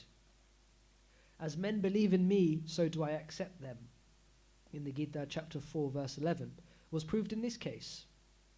Baba was fed sumptuously. How? Once Mrs. Darkad was staying in a certain house in Shirdi. At noon, meals were ready and dishes were being served. When a hungry dog turned up there and began to bark, Mrs. Darkad got up at once and threw a piece of bread, which the dog gulped with great relish. In the afternoon, when she went to the Masjid and sat At some distance, Sai Baba said to her, "Mother, you have fed me sumptuously. Famished. My pranas, life forces, have been satisfied. Ever act like this, and this will stand you in good stead. Sitting in this masjid, I shall never ever speak untruth. Take pity on me like this. First give bread to the hungry, and then eat yourself. Note this well." She could not understand at first the meaning of what Baba said, so she replied, "Baba, how could I feed you? I am myself dependent on others and take my food from them on payment." Then Baba replied, "Eating that lovely bread, I am heartily contented, and I am still belching. The dog, which you saw before meals and to which you gave the piece of bread, is one with me. So also other creatures, cats, pigs, flies, cows, etc., are one with me. I am roaming in their forms. He who sees me in all of these creatures is my beloved. So abandon the sense of duality and distinction and serve me as you did today." Drinking these nectar-like words, she was moved. Her eyes were brimmed with tears, her throat was choked, and her joy knew no bounds. Moral. See God in all beings is the moral of this chapter. The Upanishads, the Gita, and the Bhagavad all exhort us to perceive God or divinity in all the creatures. By instance, given at the end of this chapter, and other numerous to mention, Sai Baba has practically demonstrated to us how to put the Upanishadic teachings into practice. In this way, Sai Baba stands as the best exponent or teacher of the Upanishadic doctrines. Bow to Shri Sai, peace be to all. Chapter 10. Sai Baba's mode of life, his sleeping plank, his stay in Shirdi, his teachings, his humility, Navali, the easiest path. Remember him, Sai Baba, always with love, for he was ever engrossed in doing good to all, and always abide in himself. To remember him only is to solve the riddle of life and death. This is the best and easiest of sadhanas, as it involves no expenditure. A little exercise here brings great rewards. So as long as our senses are sound, we should, minute by minute, practice his sadhana. All other gods are illusory. Guru is only God. If we believe in Satguru's holy feet, he can change our fortune for the better. If we serve him sincerely, we get rid of If we serve him sincerely, we get rid of our worldly afflictions. We need not study any philosophy like the Naya, the Mimamsa.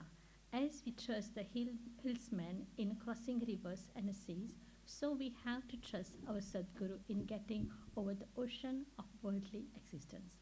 The Sadguru looks to the intense feeling and devotion of his devotees, endows them with the knowledge and eternal bliss. In the last chapter, Baba's mendicancy and devotees' experiences and other subjects are dealt with. Let the readers now hear where and how Baba lived, how he slept, how he thought, etc. Baba's wonderful bedstead. Let us see how Baba slept. Mr. Nanasaheb Dangle brought for Sai Baba a wooden plank about 4 arms in length and only a span in breadth for sleeping upon. Instead of keeping the plank on the floor, then sleeping on it, Baba tied it like a swing to the rafter of the Masjid, which all shared of rags, and commenced to sleep upon it. The rags were so thin and worn out that it was a wonder how they could bear or support weight of the plank itself, let alone the weight of Baba. But somehow or other, it was Baba's sheer leelas that the worn out rags did sustain the plank, along with the weight of Baba on it. On the 4 corners of this plank, Baba lighted pantes, earthen lamps, one of each corner, and kept them burning the whole night. It was a sight for the gods to see Baba sitting on or sleeping on this plank. It was a wonder to all. But how Baba got up and down the plank. After curiosity, many curious observers kept watching the process of mounting and dismounting, but none succeeded. As the crowds began to swell, so as to detect his wonderful feat, Baba one day broke the plank into pieces and threw it away. Baba had all the 8 Mahasiddhis powers at his command. He neither practiced nor craved for them. They came to him naturally as a result of his spiritual perfections. Manifestation of Brahma. Though Sai Baba looked like a man, 3 cubits and a half in length, still he dwelt in the hearts of all. Inwardly, he was unattached and indifferent, but outwardly he longed for of mass welfare. Though inwardly an abode of peace, he looked outward restless. Inwardly, he had the state of Brahma. Outwardly, he seemed engrossed in the world. Sometimes he looked on all with affection, and at times he threw stones at them. Sometimes he scolded them, while at times he embraced them and was calm, composed, tolerant, and well balanced. He always abided and was engrossed in self and was well disposed towards his bhaktas. He always sat on one asan, never travelled. His sakta was a small stick which he always carried in his hand. He was calm and thought-free. He never cared for wealth and fame and lived on begging. Such a life he led. He always uttered Allah Malik. God is a real owner. Entire unbroken was his love for the bhaktas. He was the mind or storehouse for self-knowledge and full of divine bliss. Such was the divine form of Sai Baba, boundless, endless, and undifferentiated. One principle which envelops the whole universe, from a stone to Brahma, incarnated in Sai Baba. The really meritorious and fortunate people got this treasure grow in their hands, while those people who, not knowing the real worth of Sai Baba, took him to be a mere human being, were indeed unfortunate. His stay in Shirdi and probable birth date. None knew or knows the parents and exact date of birth of Sai Baba, but it can be approximately determined by his stay in Shirdi. Baba first came to Shirdi when he was a young lad of 16 and stayed there for 3 years. Then all of a sudden he disappeared for some time. After some time he reappeared in Nizam state near Aurangabad and again came to Shirdi with the marriage party of Chand Patil when he was about 20 years old. Thence he stayed in Shirdi for an unbroken period of 60 years, after which Baba took his Mahasamadhi in the year 1918. From this we can say that the year of Baba's birth is approximately 1838 AD. Baba's mission and advice. Sant Ramadas 1606 to 1681 flourished in the 17th century and fulfilled to a great extent his mission of protecting cows and Brahmins against the Yavanas, Mohammedan. But within 2 centuries after him, the split between the two communities, Hindus and Mohammedans, widened up, and Sai Baba came to bridge that gulf. His constant advice to all was to this effect: Ram, the god of Hindus, and Rahim, the god of Mohammedans, were one and the same. There was not the slightest difference between them. Then why should their devotees fall out and quarrel among themselves? You ignorant folk, join hands and bring both the communities together, act sanely, and thus you will gain your object and national unity. It is not good to dispute and argue, so don't argue. Don't emulate others. Always consider your interests and welfare. The Lord will protect you. Yoga, sacrifice, penance, knowledge are the means to attain God. If you do not succeed in these by any means, in vain is your birth.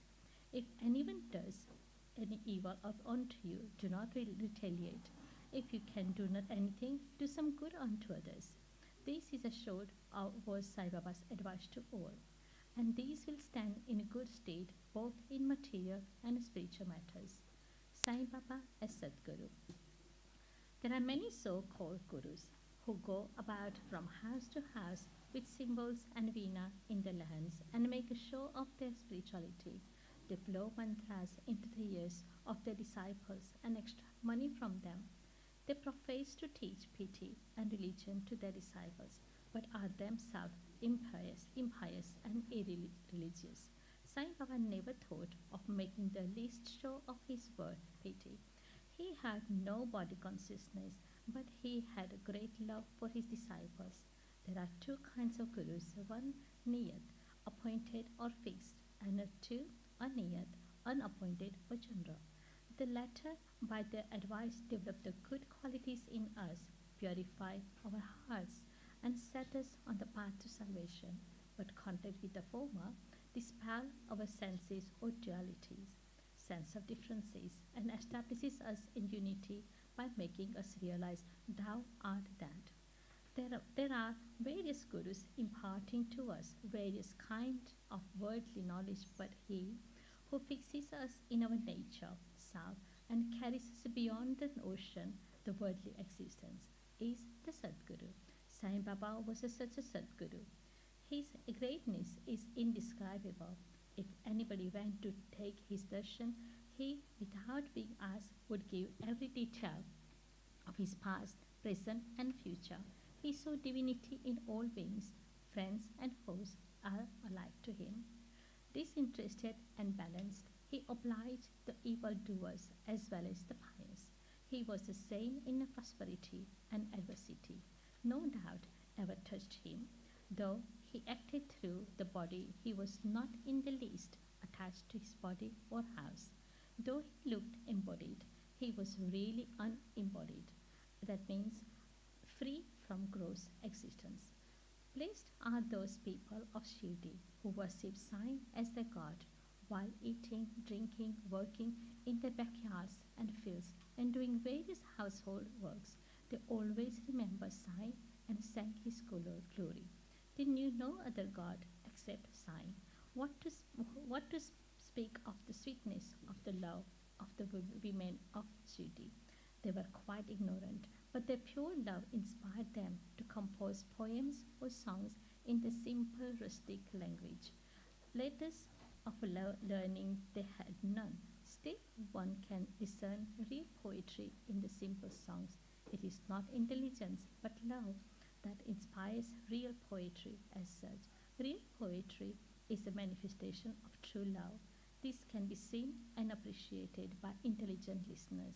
Collection of these folk songs is desirable, and by Baba's wish, some fortunate devotee may undertake the task of compiling and publishing these folk songs, either in Sai Leela magazine or separate in a book.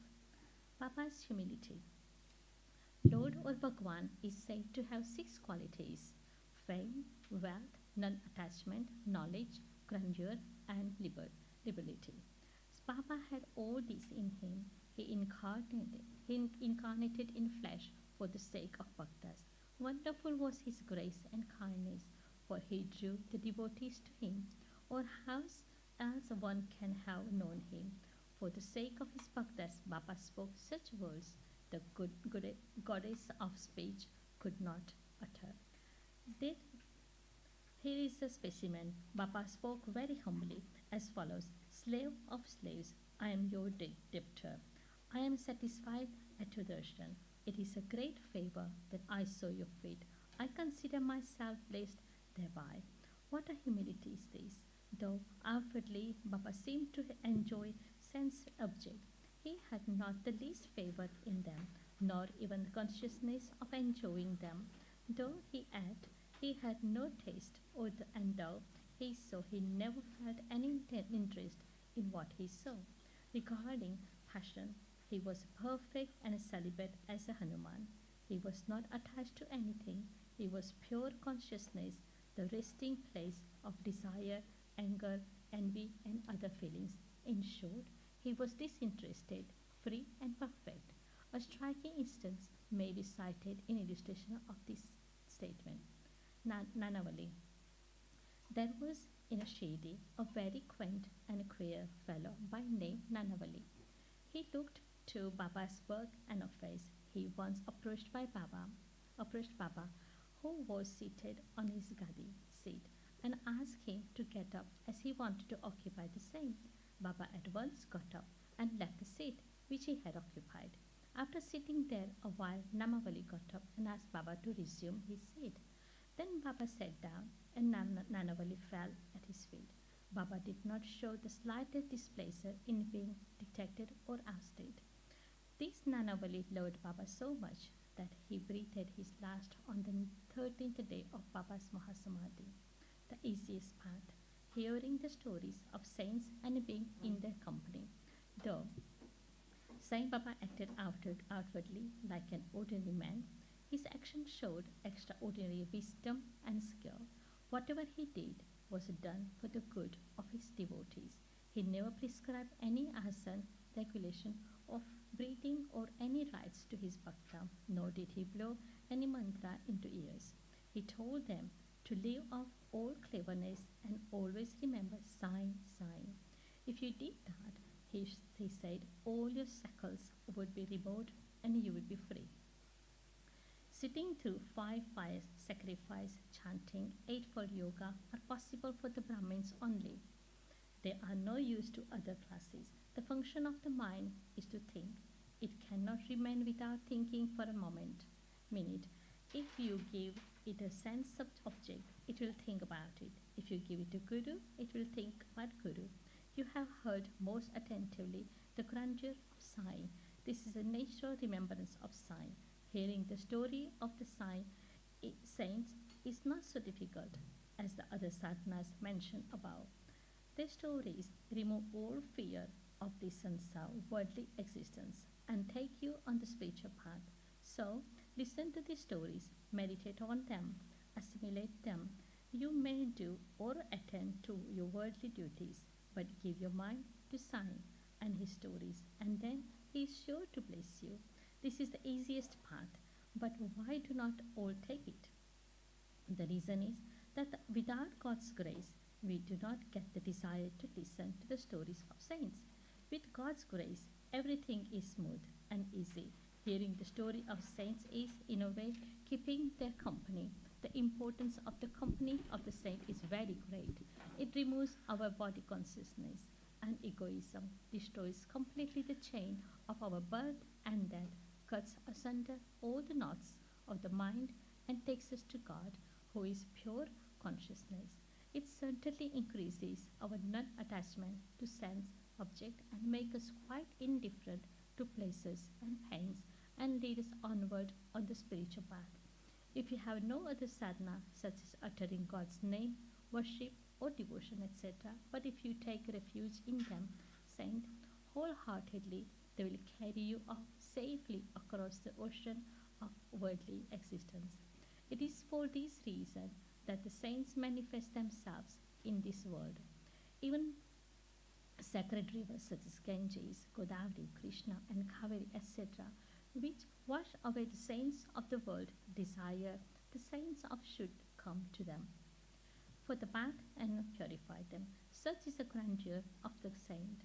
It is our account of the store and merits in past births that we have attained the feet of Sai Baba. We conclude this chapter with meditation on Sai's form. He, the graceful and handsome Sai, standing on the edge of Masjid and distributing udi to each and every bhakta. With a view to this welfare, he who thinks the world as an illusion and who is ever engrossed in supreme bliss. Before him, we humbly prostrate ourselves. Bow to Sri Sai, face Sri Churu.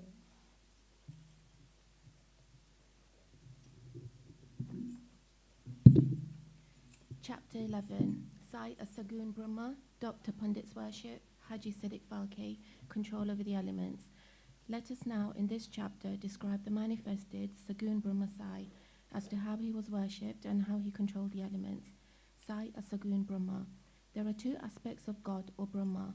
One, the unmanifested Nirgun, and two, the manifested Satguru. The Nirgun is formless, while the Satguru is with form. They both denote the same Brahma.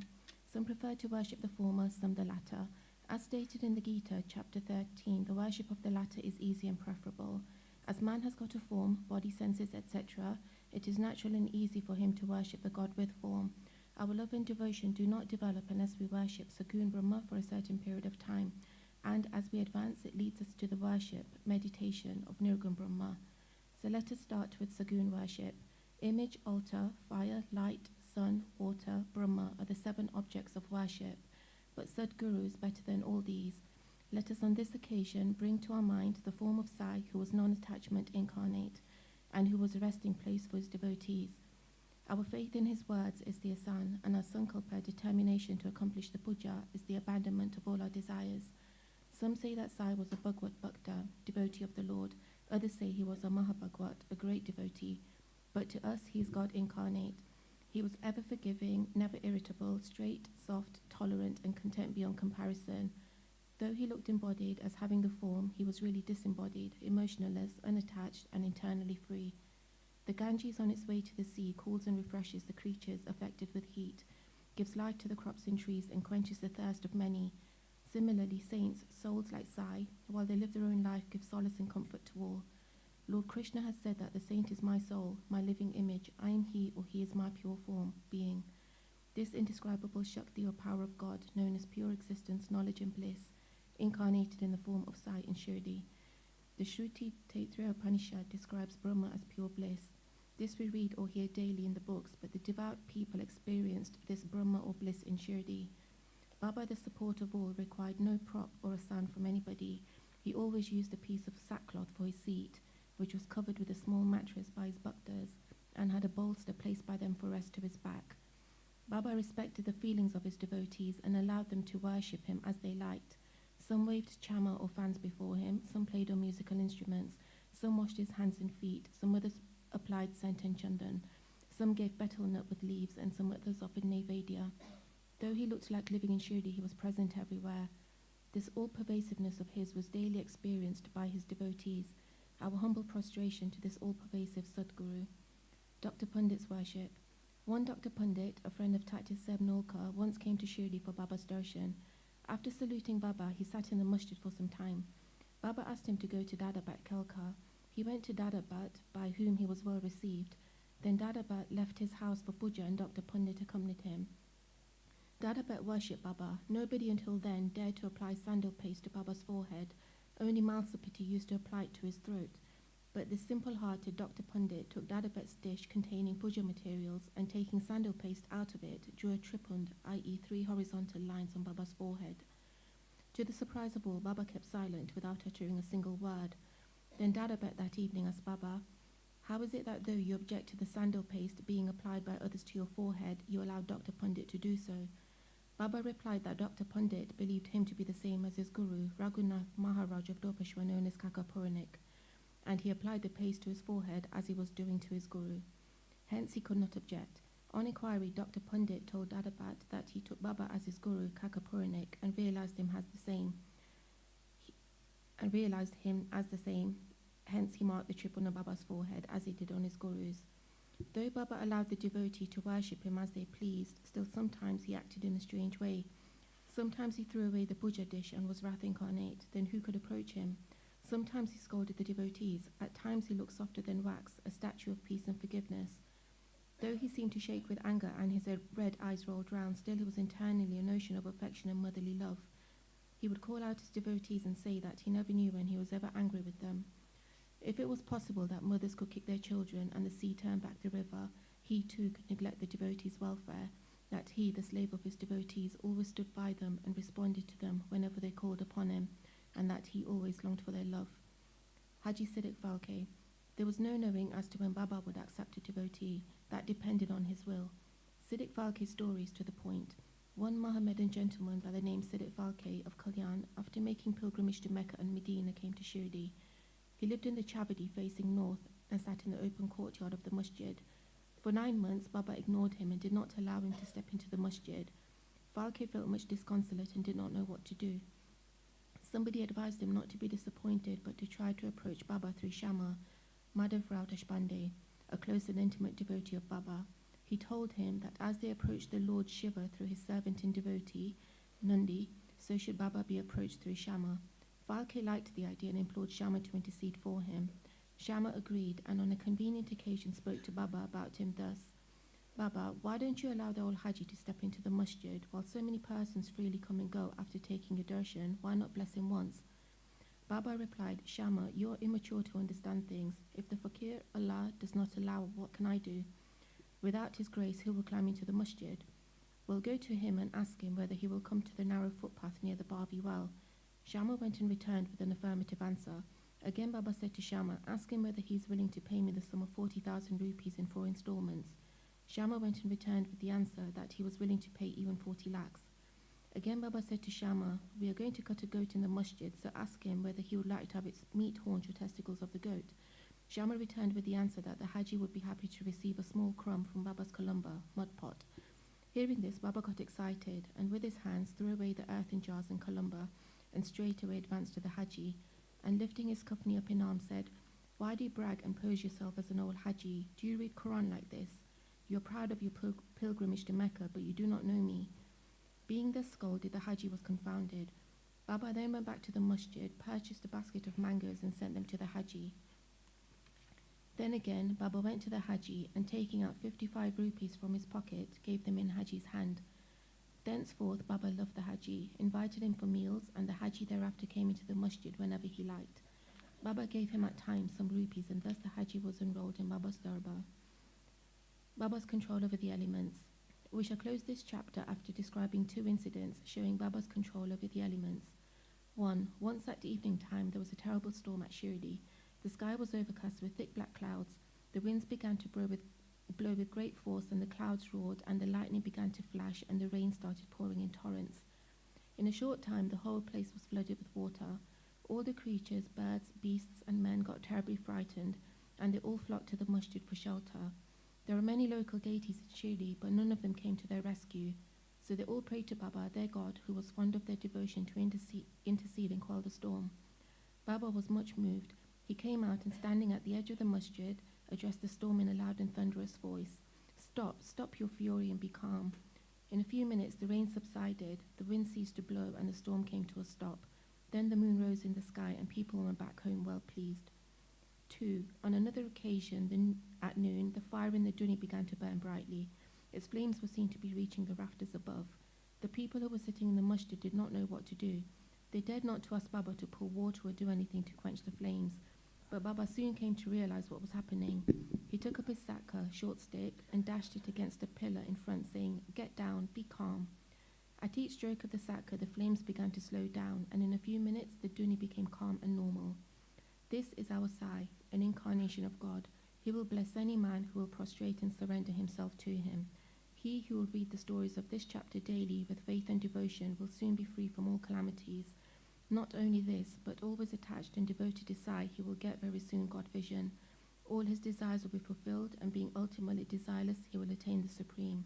Amen. Bow to Shri Sai, peace be to all. Chapter 12, Sai Leelas, Experiences of Kaka Mahajani, Dhumuk leader, Mrs. Nimankar, Mulla Shastri, a doctor. Now let us see in this chapter how devotees were received and treated by Baba. Saint's mission. We have seen before the purpose or object of divine incarnation is to protect the good and destroy the wicked. But the saints' mission of saints, but the mission of the saints is quite different. To them, the good and the wicked are the same. First, they draw the evildoers and set them on the right path. They are the Augusti to destroy the Bhavasagar, the ocean of worldly existence, or the sun to destroy the darkness of ignorance. The God dwells in the saints. In fact, they are not different from him. Our Sai is one of these, who incarnated for the welfare of the devotees. Supreme in knowledge and surrounded with divine aura, he loved all beings equally. He was unattached. Foes and friends, kings and paupers, all were the same to him. Hear his prowess for the sake of devotees. He gave his stock of merits and was ever alert to help them. But the devotees could never approach him unless he meant to receive them. If their appointed time did not come, they did not remember Baba, and his leelas could not reach their ears. Then how could they think of seeing him? Some men desired to see Sai Baba, but they did not get any opportunity of taking his darshan till his samadhi. There were many such persons whose desire for Baba's darshan was not thus satisfied. If these persons believing in him listen to his leelas, their quest for darshan will be to a great extent satisfied by the leelas. Even if some persons went there by sheer luck and took Baba's darshan, were they able to stay there longer? No, nobody could go there of his own accord, and nobody could stay there longer if he did not wish so. They could stay there so long as Baba permitted them to stay, and had to leave the place when asked to do so by him. So everything depended on Baba's divine will. Kaka Mahajani. Once Kaka Mahajani went to Shirdi from Mumbai. He wanted to stay there for 1 week and enjoy the Gokul Ashtami festival. As soon as he took Baba's darshan, Baba asked him, when are you returning home? He was rather surprised at this question, but he had to give an answer. He said that he would go home when he ordered him to do so. Then Baba said, go tomorrow. Baba's word was law and had to be obeyed. Kaka Mahajani therefore left Shirdi immediately. When he went to his office in Mumbai, he found his employer anxiously waiting for him. His munim, that is manager, suddenly fell ill. Hence Kaka Mahajani's presence was absolutely necessary. He had sent a letter to Kaka at Shirdi, which was redirected to him at Mumbai. Bhausab Dumal. Now listen to another story. Once Bhausab Dumal was going to Nippert for a case.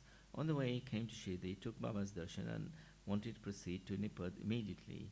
But Baba did not permit him to do so. He made him stay at Shirdi for a week or more. In the meanwhile, the magistrate of Nippert suffered intensely from pain in his abdomen, and the case was adjourned.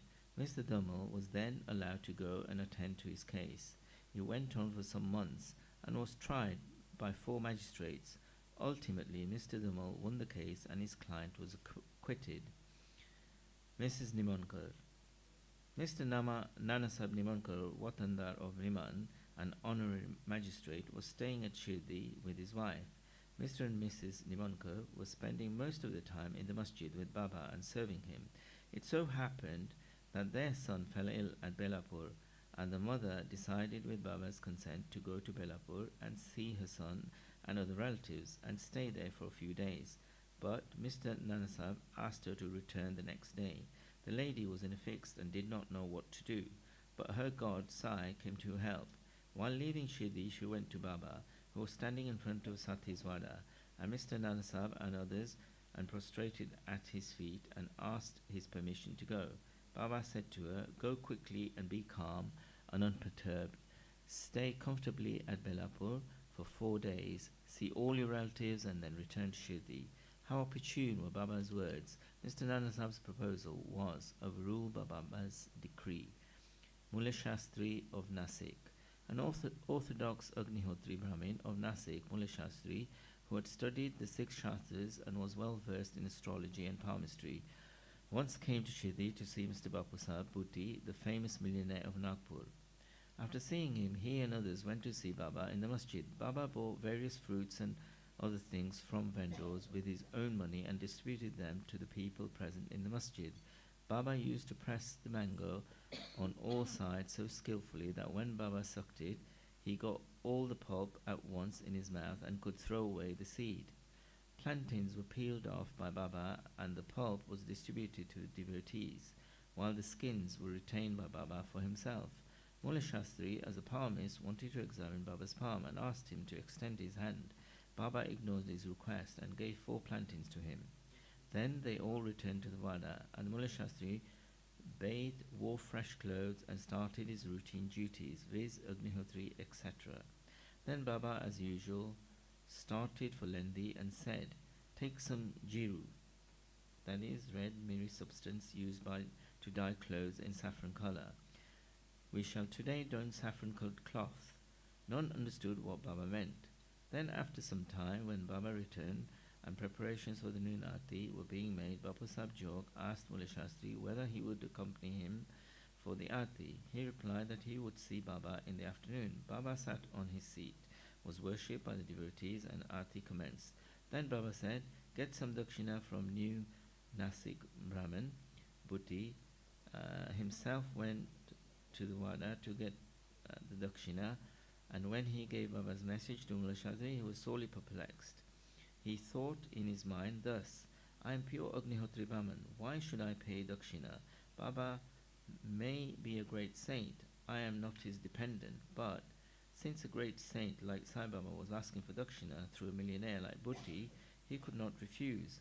So, leaving his routine unfinished, he started with Bhutti for Masjid. Thinking himself holy and the Masjid otherwise, he remained at a distance, and after joining his palms, threw flowers at Baba from there. Then, lo, all of a sudden, he saw not Baba, but his late Guru Gulab Swami there. He was wonderstruck. Could this be a dream? No, it was not, as he was wide awake, but how could his late Guru Gulab be there? He was speechless for some time. He pinched himself and thought again, but could not reconcile the fact that his late Guru Gulab being in the Masjid. Ultimately, leaving aside all doubt, he went up, fell at his Guru's feet, and then stood there with folded hands. Other people sang Baba's Arti, while Mullah Shastri chanted loudly his Guru's name. Then, casting off all pride of caste and sacredness, he fell at his Guru's feet and closed his eyes. When he got up and opened his eyes, he saw Baba asking for dakshina. Seeing Baba's blissful form and his inconceivable power, Mullah Shastri forgot himself. He was extremely pleased. His eyes were full of tears of joy. He again saluted Baba and gave the dakshina. He said that his doubt was removed, and he saw his own Guru. On seeing this wonderful lila of Baba, all the people, including Mullah Shastri, were much moved, and they realized the meaning of Baba's words, bring Jiru. We shall don saffron-colored cloth. Such is the wonderful lila of Baba. A doctor. Once the Mamlatdar came to Shirdi with a doctor friend of his. The doctor said that his deity was Ram, and that he would not bow before a Mohammedan, and so he was unwilling to go to Shirdi.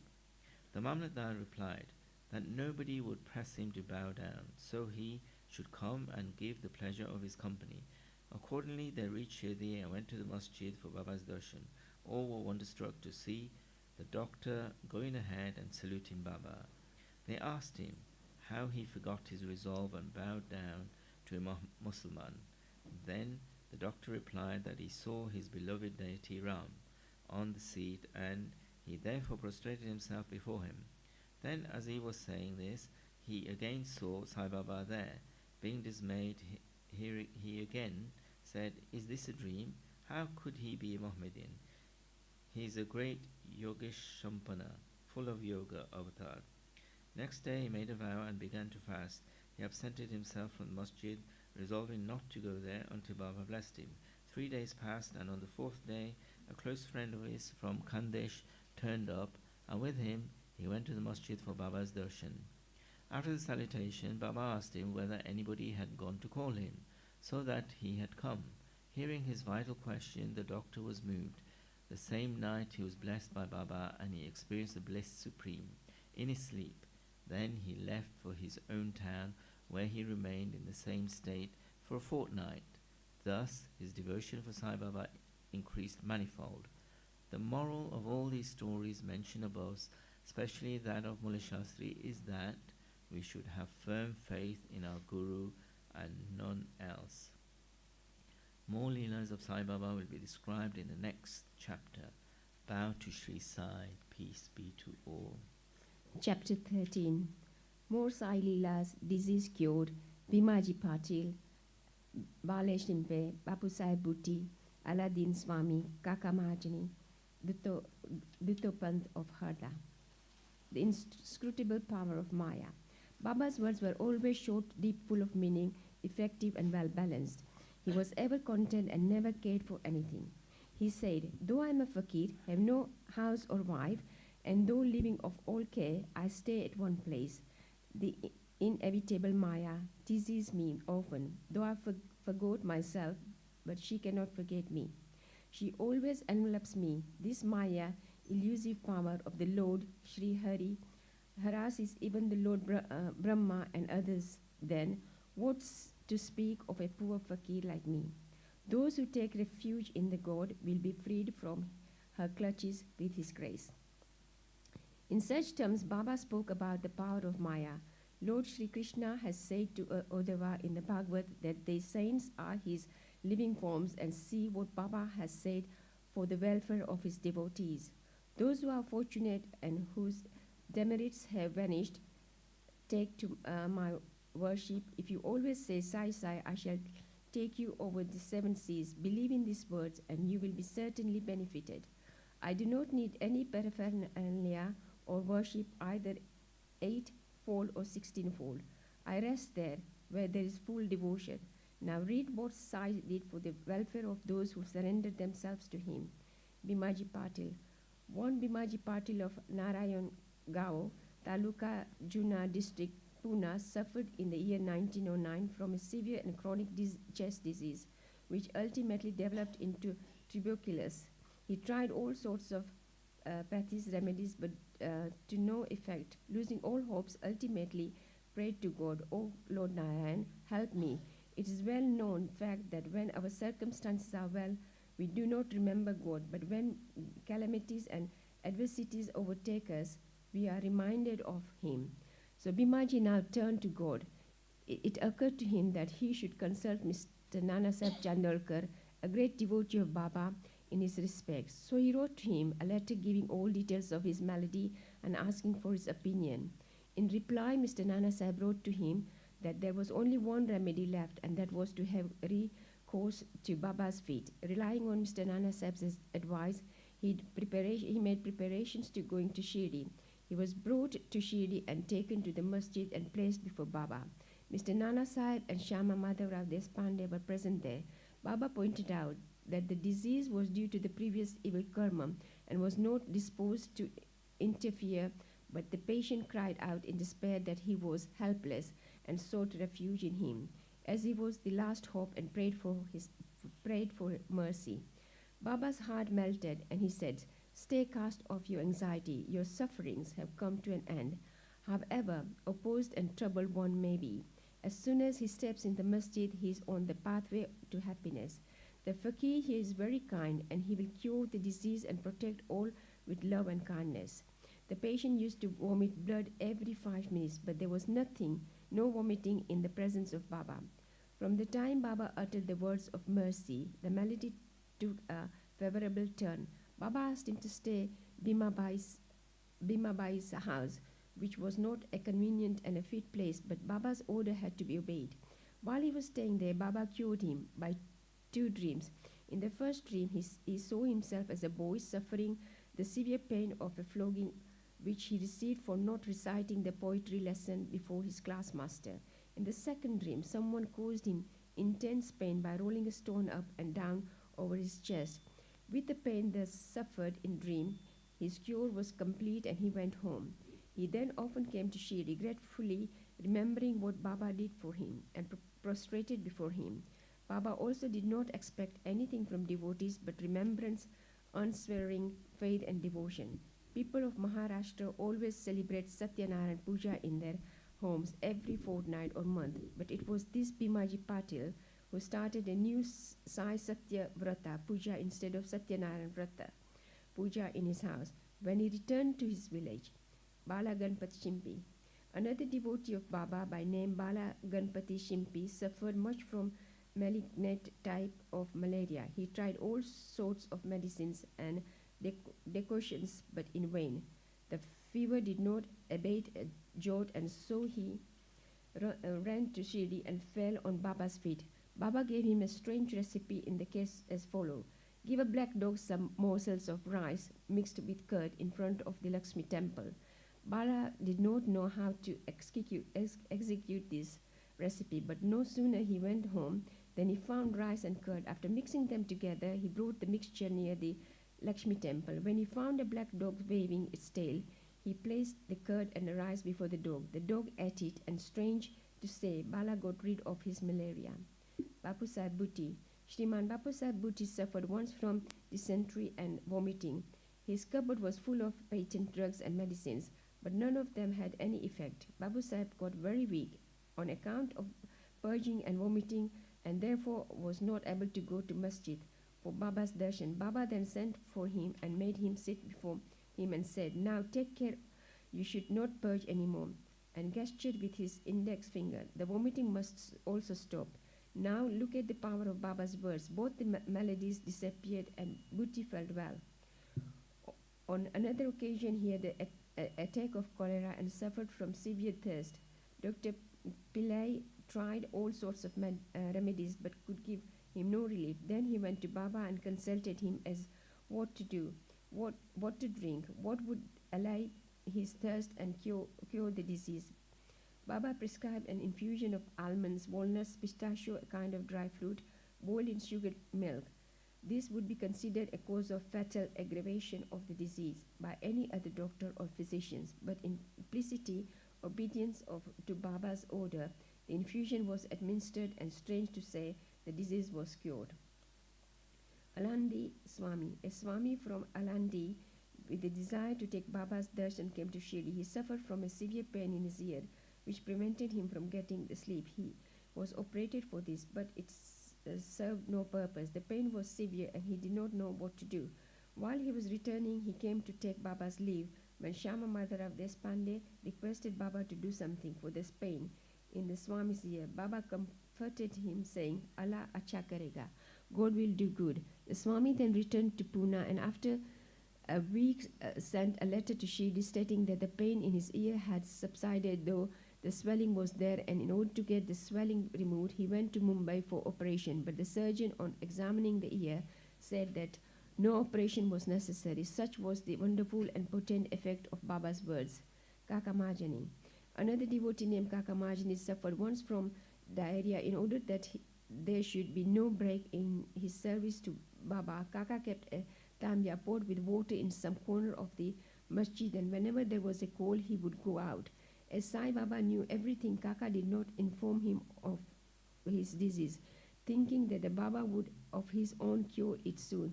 The work of constructing the pavement in front of the masjid was permitted by Baba, but when the actual work began, Baba got wild and shouted out loudly. Everybody ran away, and Kaka was also going the same.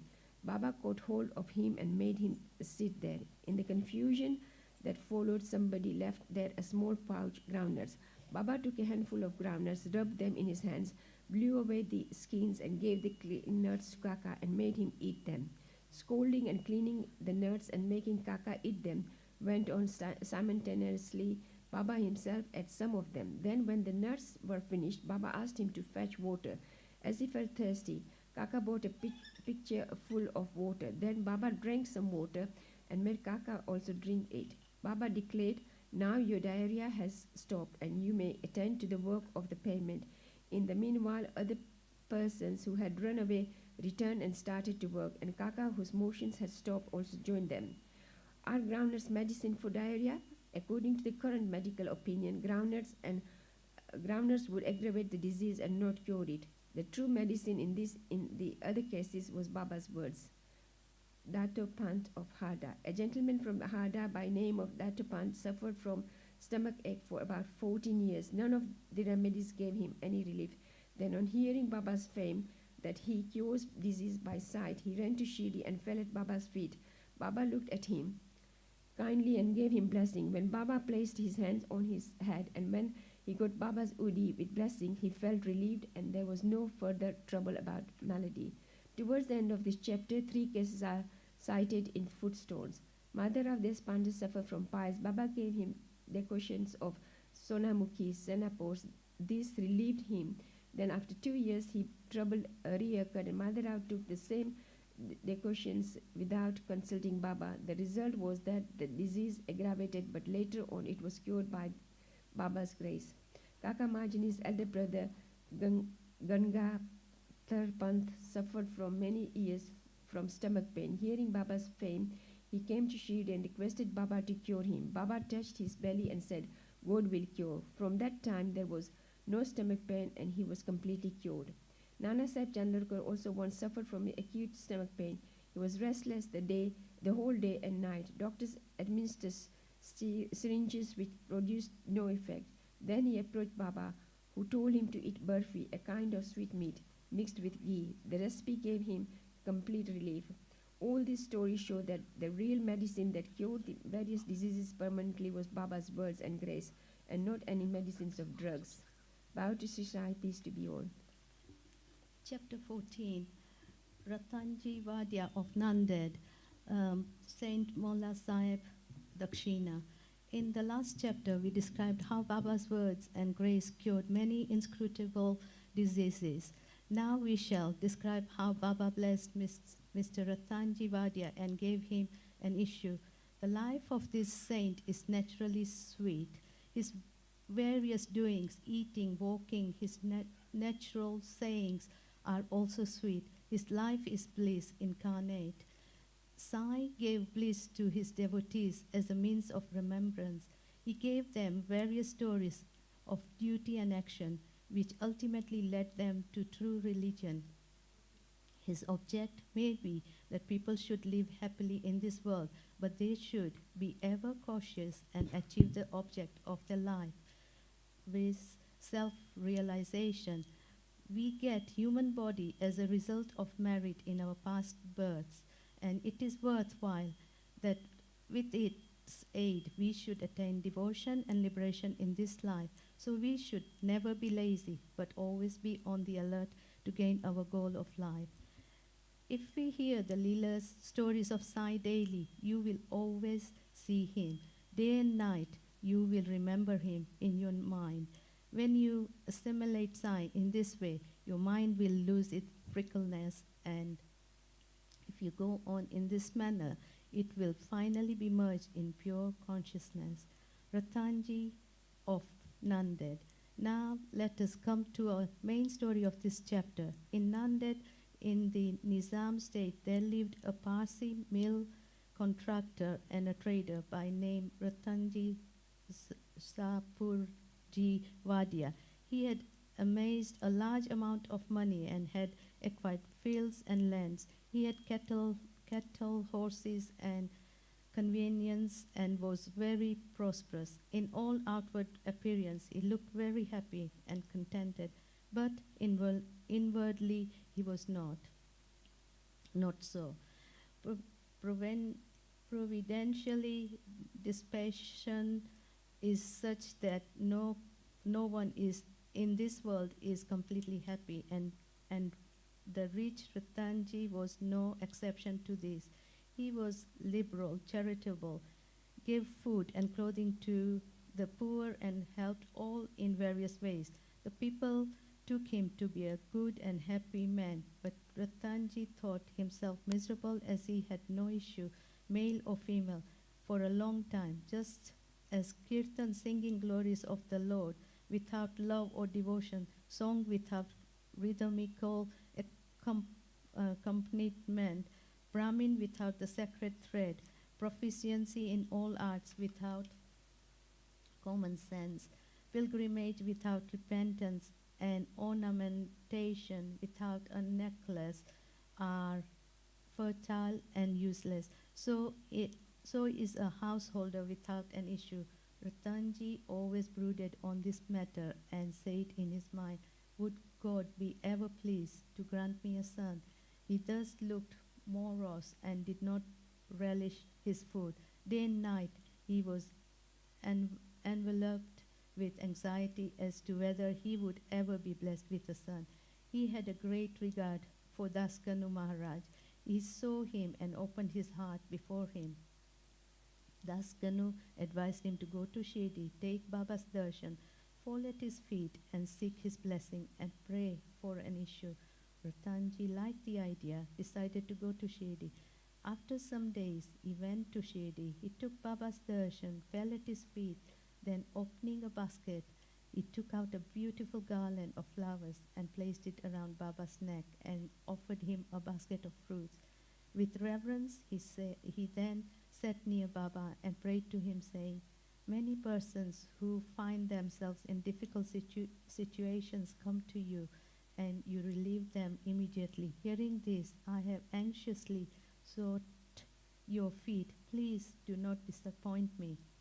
Sai Baba then asked him for dakshina of ₹5, which Ratanji intended to give, but added that he had already received ₹3.5 1.14 from him and that he should pay the balance only. Hearing this, Ratanji was rather puzzled. He could not make out as to what Baba meant. That was the first time he thought that he had come to Shirdi, and how was that Baba said that he had earlier got 3 rupees and 14 paisas from him. He could not solve the riddle, but he sat at Baba's feet and gave the balance of the dakshina asked for, explained to Baba fully as to why he came and sought his help, and prayed that Baba should bless him with a son. Baba was moved and told him not to worry. And then onward his bad days had ended. He then gave him Udi, placed his hand on his head and blessed him, saying that Allah, God, would satisfy his heart's desire. Then after taking Baba's leave, Ratanji returned to Nanded and told Daskanu everything that took place at Shirdi. He said that everything went on well there, that he got Baba's darshan and blessing with prasad, but there was one thing which he could not understand. Baba said to him that he had got 3 rupees and 14 paisa before. Please explain as what Baba meant by the remark. He said to Daskanu, I never went to Shirdi before, and how could I give him the sum to which Baba referred? To Daskanu too, it was a puzzle, and he thought much over it for a long time. Sometimes afterwards, it struck him that Ratanji had received some days ago a Mohammedan saint by name Mole Sahib in his house and had spent some money for his reception. This Mole Sahib was a well-known saint of Nanded and worked as a porter. When Ratanji decided to go to Shirdi, this Mole Sahib turned up at Ratanji's house. Ratanji knew him and loved him, so he gave small party in his honor. Daskanu got from Ratanji the memo of the expenses of this reception, and everybody was wonderstruck to see that the expenses amounted to exactly 3 rupees 14 paisa, nothing more, nothing less. They all came to know that Baba was omniscient, that though he lived in Shirdi, he knew what happened outside, far away from Shirdi. In fact, he knew the past, present, and future, and could identify himself with anybody. In this particular instance, how could he know the reception given to Mullah Sahib and the amount spent thereon, unless he could identify himself with him and be one with him? Ratanji was satisfied with this explanation, and his faith in Baba was confirmed and increased. In due time, he was blessed with a son, and his joy knew no bounds. It is said that he had in all a dozen issues, out of which only 4 survived. In a footnote towards the end of this chapter, it is stated that Baba told Roy Bahadur Hari Vinayak said after the death of his first wife to remarry, and that he would get a son. R.B. said, married second time. The first 2 issues by his wife were daughters, and he therefore felt very despondent. But the 3rd issue was a son. Baba's word did come true, and he was satisfied. Dakshina. Now we shall close this chapter with a few points about Dakshina. It is well known fact that Baba always asked for Dakshina from people who went to see him. Somebody may ask a question. If Baba was a fakir and perfectly non-attached, why should he ask for Dakshina and care for money? We should consider this question broadly now. First, for a long time, Baba did not take anything. He stored burnt matches and filled his pocket with them. He never asked anybody for anything, whether he be a devotee or otherwise. If anybody placed before him a paisa or 2, he purchased oil or tobacco. He was fond of tobacco, for he always smoked a bidi or chalim or earthen pipe. Then some people thought that they should not go to saints empty-handed, and therefore placed some copper coins before Baba. If a paisa was placed before him, he used to pocket it. If it was a 2 paisa coin, it was returned immediately. Then after Baba's fame had spread far and wide, people began to flock in numbers and Baba began to ask dakshina from them. It is said in Shruti Veda that puja of the gods, it is not complete unless a golden coin was offered. If a coin is necessary in a puja of the gods, why should it not so in the puja of the saints also? Ultimately, the Shastras laid it down that when one goes to see God, king, saint, or guru, he should not go empty-handed. He should offer something, preferably money. In this connection, we may notice the precepts recommended by the Upanishads. The Brahidrayanak Upanishad says that the Lord Prajapati advised the gods, men and demons by one letter, Da. The gods understood by this letter that they should practice Dham, i.e. self-control. The men thought or understood that they should practice Dan, i.e. charity, and demons understood that they should practice Daya, compassion. To men, charity or giving was recommended. The teacher in the Taittiriya Upanishad exhorts his pupil to practice charity and other virtues. Regarding charity, he says, give with faith, or even without it, give with magnanimity, i.e. liberally, give with modesty and sympathy. In order to teach the devotees the lesson of charity and to remove their attachment to money and thus to purify their mind, Baba extracted dakshina from them. But there was this peculiarity, as Baba said, that he had to give back 100 times more of what he received. There are many instances in which this has happened. To quote the instance, Mr. Ganpat Roy Bodas, the famous actor, says in his Marathi autobiography that on Baba's pressing him often for dakshina, he emptied his money bag before him. The result of this was that Mr. Bodas says that in later life he never lacked money, as it came to him abundantly.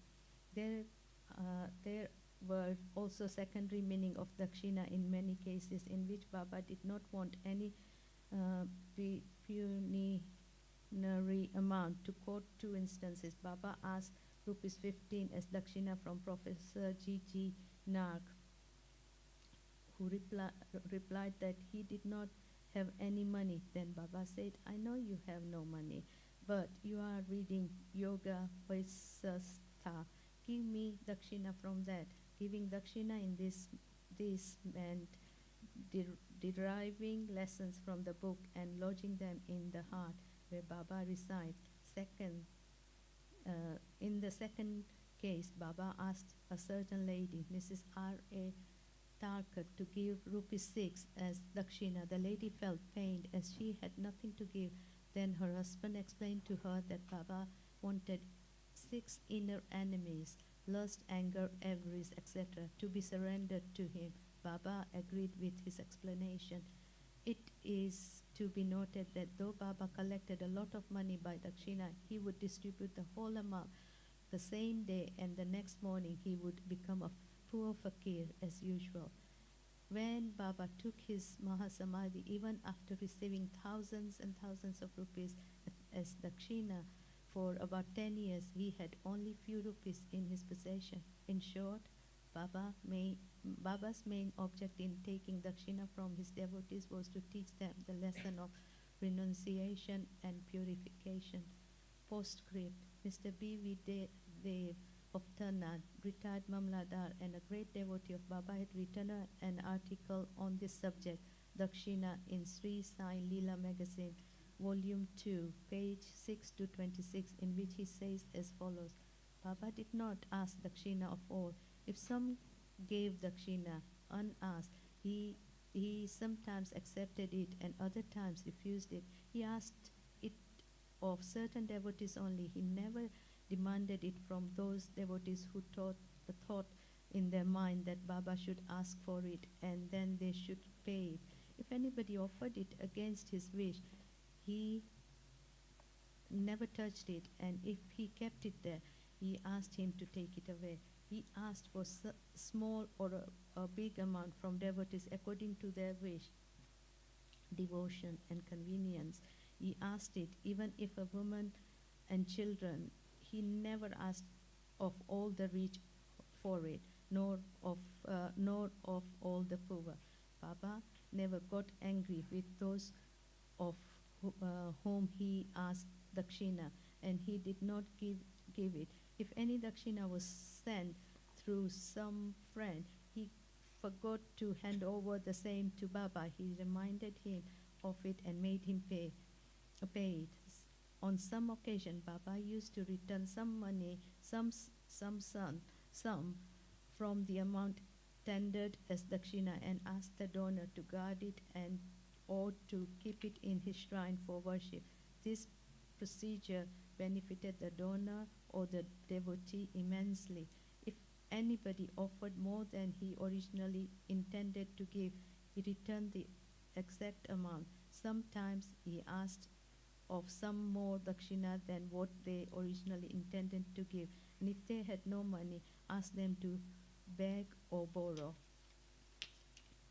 from others. Of some, he demanded dakshina 3 or 4 times a day.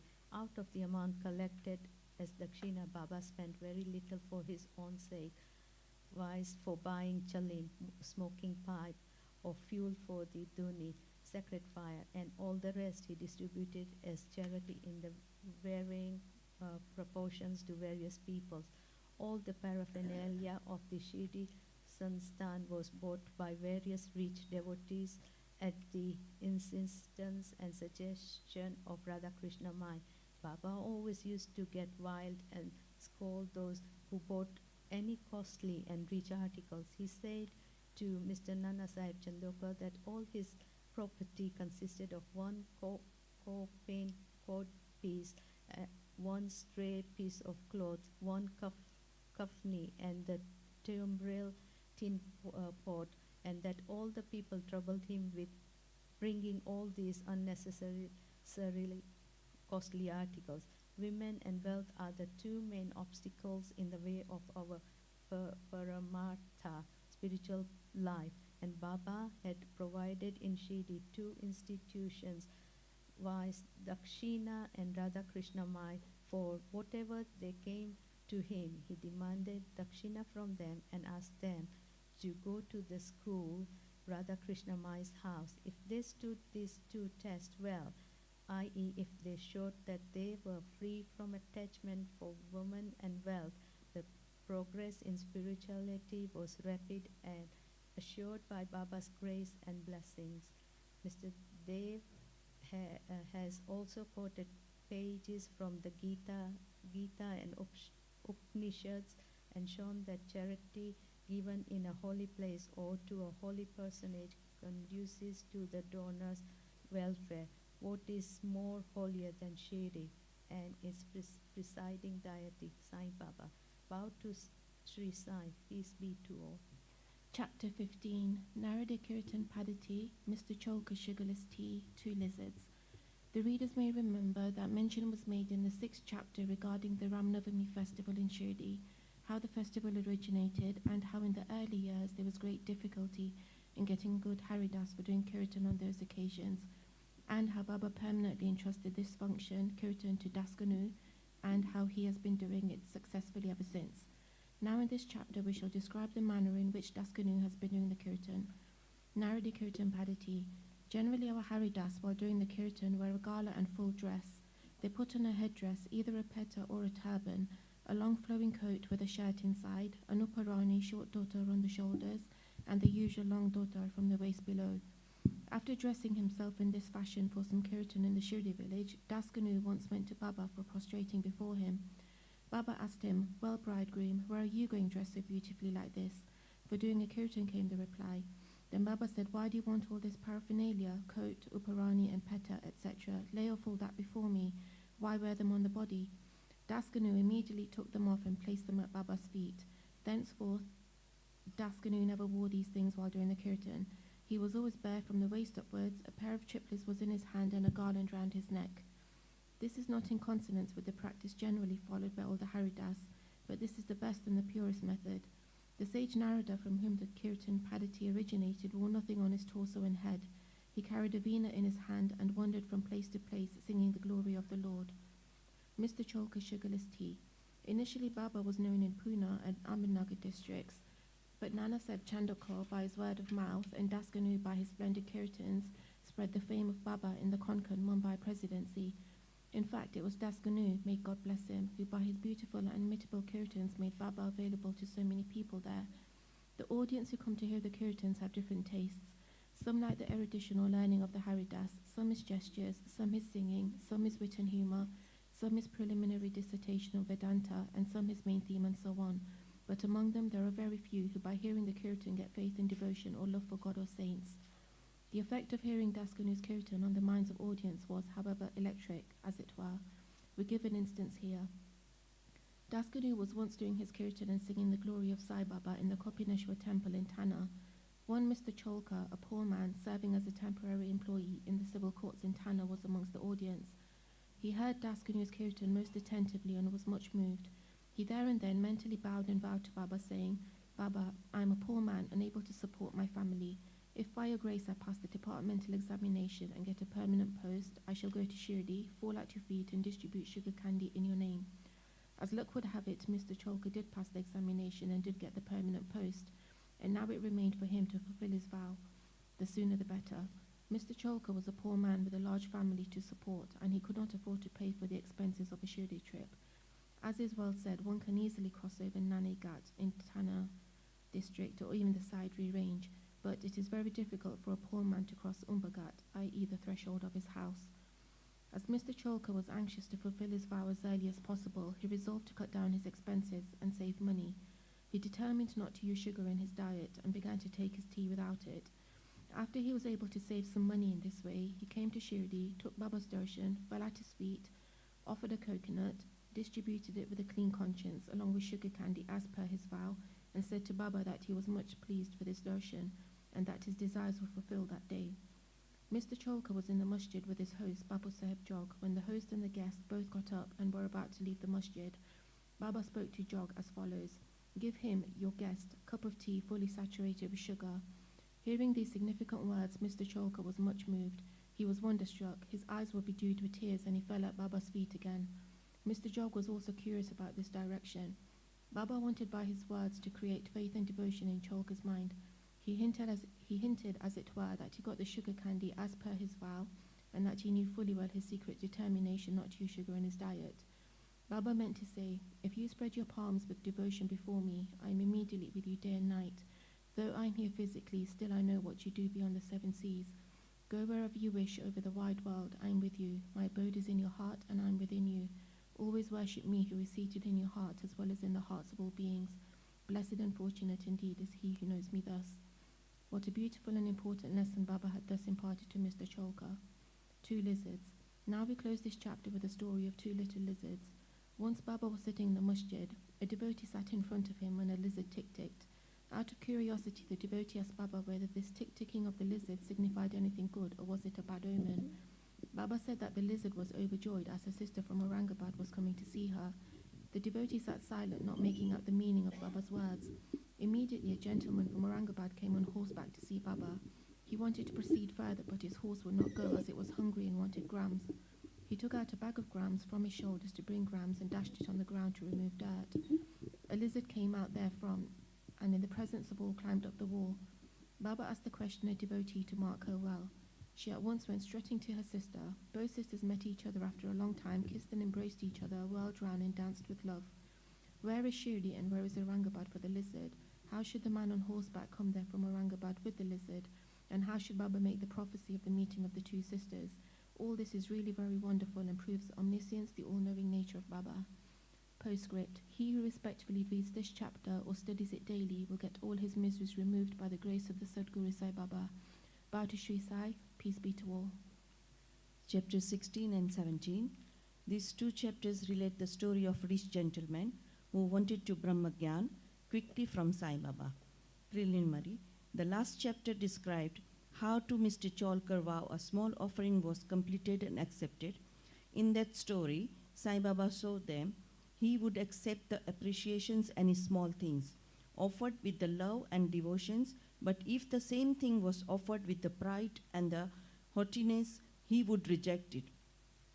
Being himself full of Satchit Anand, pure consciousness, knowledge, and bliss, he did not care much for a mere outward formalities. But if an offering was made in modest and humble spirit, the same was welcome, and he accepted it with pleasures and avidity.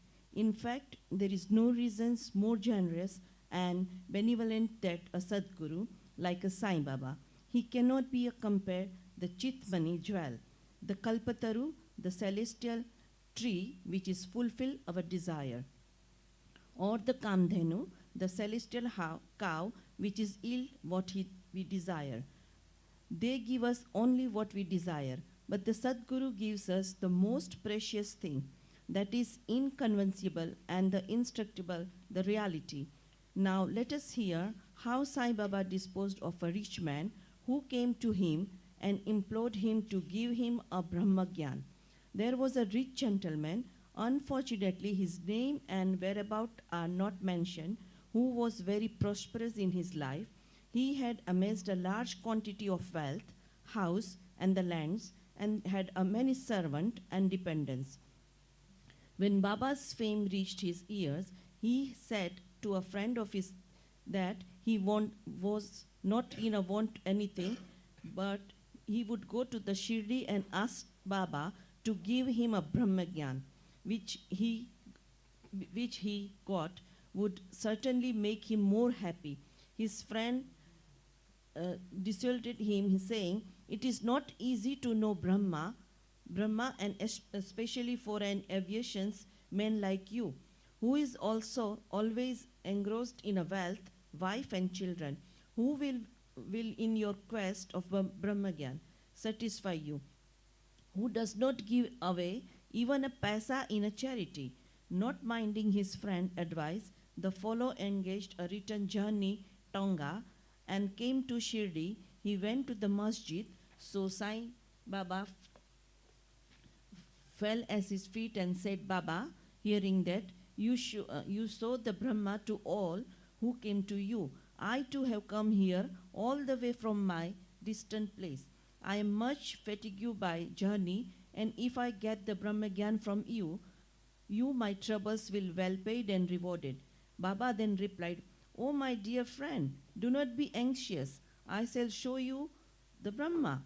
Many people came to me and asked for a wealth, health, power, honor, position, cure of disease, and other temporal matter. Rare is the person who came to me and asked for a Brahma Gyan. There is no death of a person's asking for a worldly thing, but a person interested in a spiritual matter are very rare. I think it is a fortunate and auspicious moment when a person like you came and asked me for a Brahma Gyan. So forthwith, I show to you a pleasures the Brahma, with all its accompaniment and complexities." Saying this, Baba started to show him a Brahma. He made him a seat and there engaged him in some other talk, and thus made him forget his questions for the time being. Then he called a boy and told him to go to one Nandu Marwadi and get from his a loan of ₹5. The boy left and returned immediately, saying that Nandu was absent and his house was locked. Then Baba asked him to go to the Bala grocers and get from him and said loan. This time also the boy was unsuccessful. This experiment was repeated again twice and thrice with the same result. Sai Baba was, as we know, the living and the moving Brahma incarnate. Then someone may ask, why did he want a paltry sum of the 5 rupees, and why did He tried too hard to get it. Really, he did not want this sum of at all. He must have been fully knowing that Nandu and the Bala were absent. And he seemed to have adopted these procedures as a test for the sake of Brahma. That gentleman had a roll or a bundle of currency note in his pocket, and he was really earnest. He would not have sat quiet and be mere onlooker when Baba was frantically trying to get a paltry time, some ₹5. He knew that Baba would keep his word and repay the debt, and that the sum wanted was insignificant. Still, he could not make his mind and advance the sum. Such a man wanted from Baba the greatest thing in the world, that is the Brahma Gyan. Any other man who really loved Baba would have given to him ₹5 at once, instead of being a mere onlooker. It was otherwise with this man. He advanced no money, nor did he sit silent, but began to be impatient. As he was in a haste and returned to implore Baba, saying, "Oh Baba, please give me the Brahma Gyan soon." Baba replied, "Oh my dear friend, did you not understand all the procedures that I went through, sitting in this place, for enabling you to see the Brahma?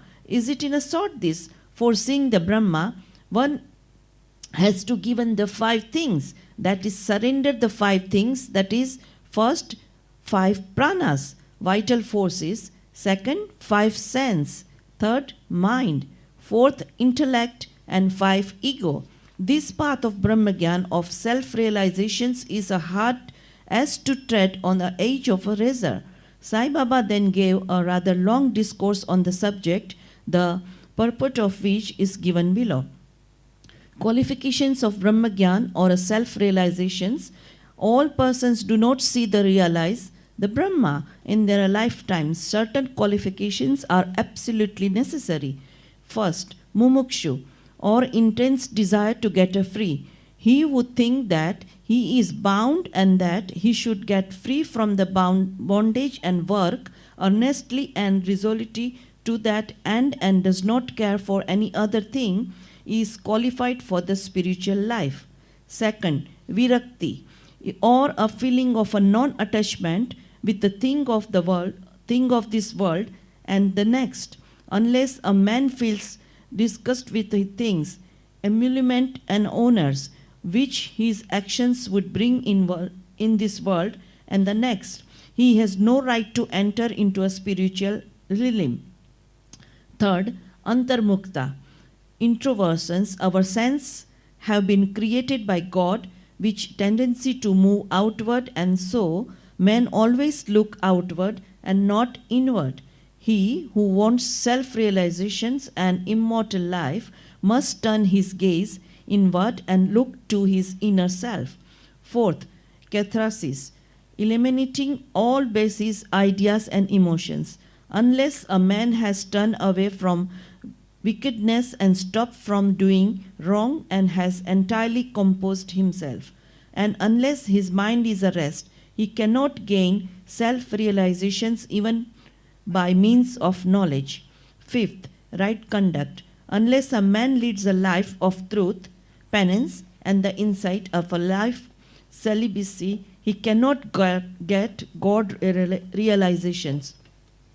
Sixth, preferring shreyas, the good, the prayers, the pleasants. They are the 2 sort of things, that is, the good and the pleasant. The former deals with the spiritual affairs and the latter with a mundane matter. Both these are open to man for acceptance. He has to think and choose one of them. The wise man prefers the good to the pleasant, but the unwise thought is greed and attachment to choose the pleasants. 7. The control of mind and the senses. The body is the chariot and the self is a master. Intellect is the charioteer and the mind is the reins. The sense are the horses, and the sense objects are their paths.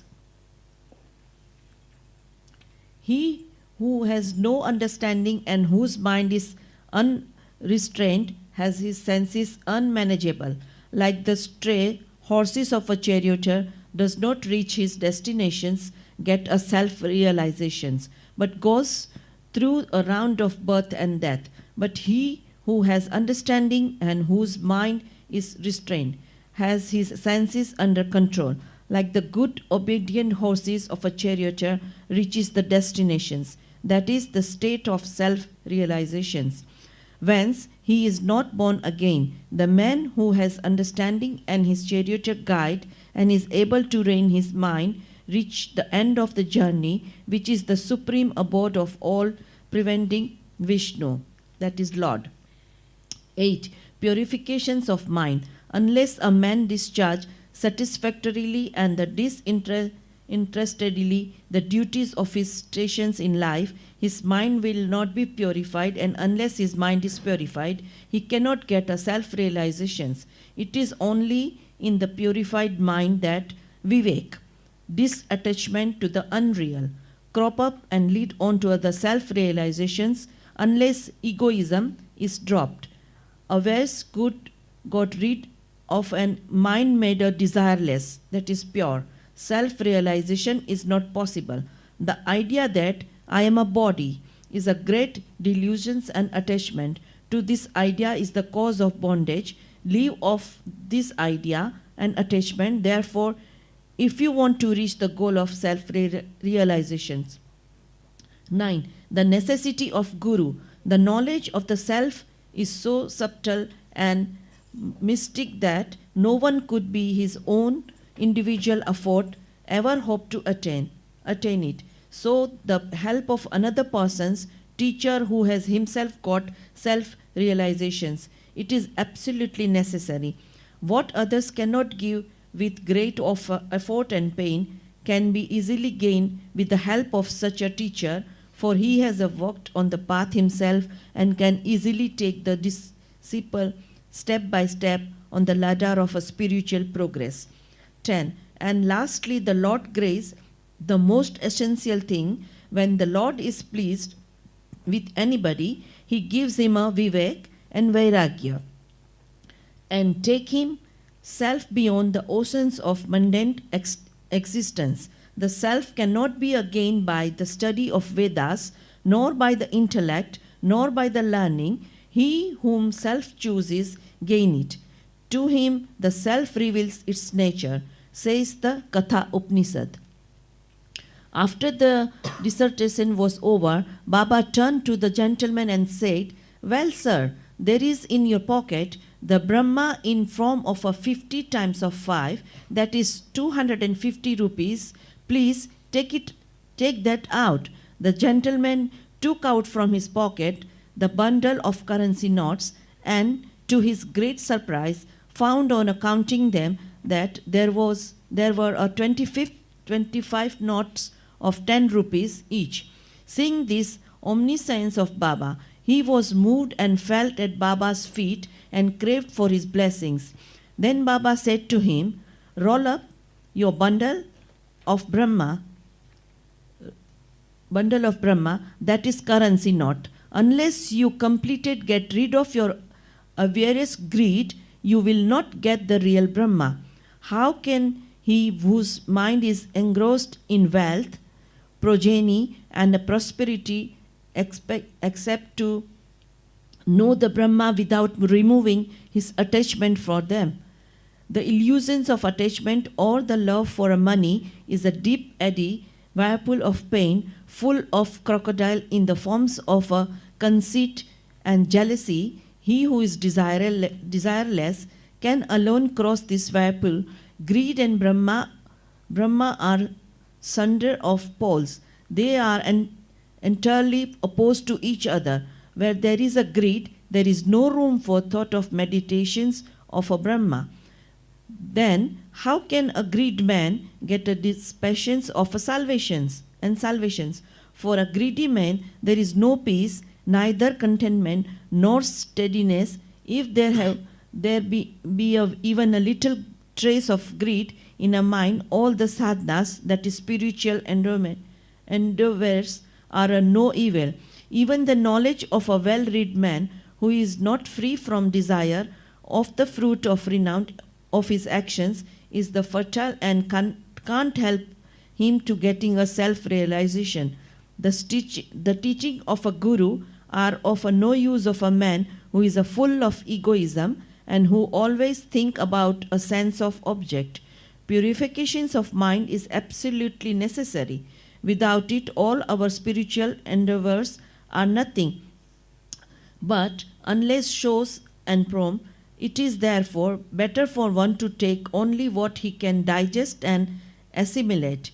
My treasury is a full, and I can give anyone what he wants, but I have to see whether he is qualified to receive my gift. If you listen to me carefully, you will be certainly benefited. While sitting in this masjid, I never speak any untruth. When a guest is invited to a house, all the members of the household and other friends or relations that happen to be present are entered all along with a guest.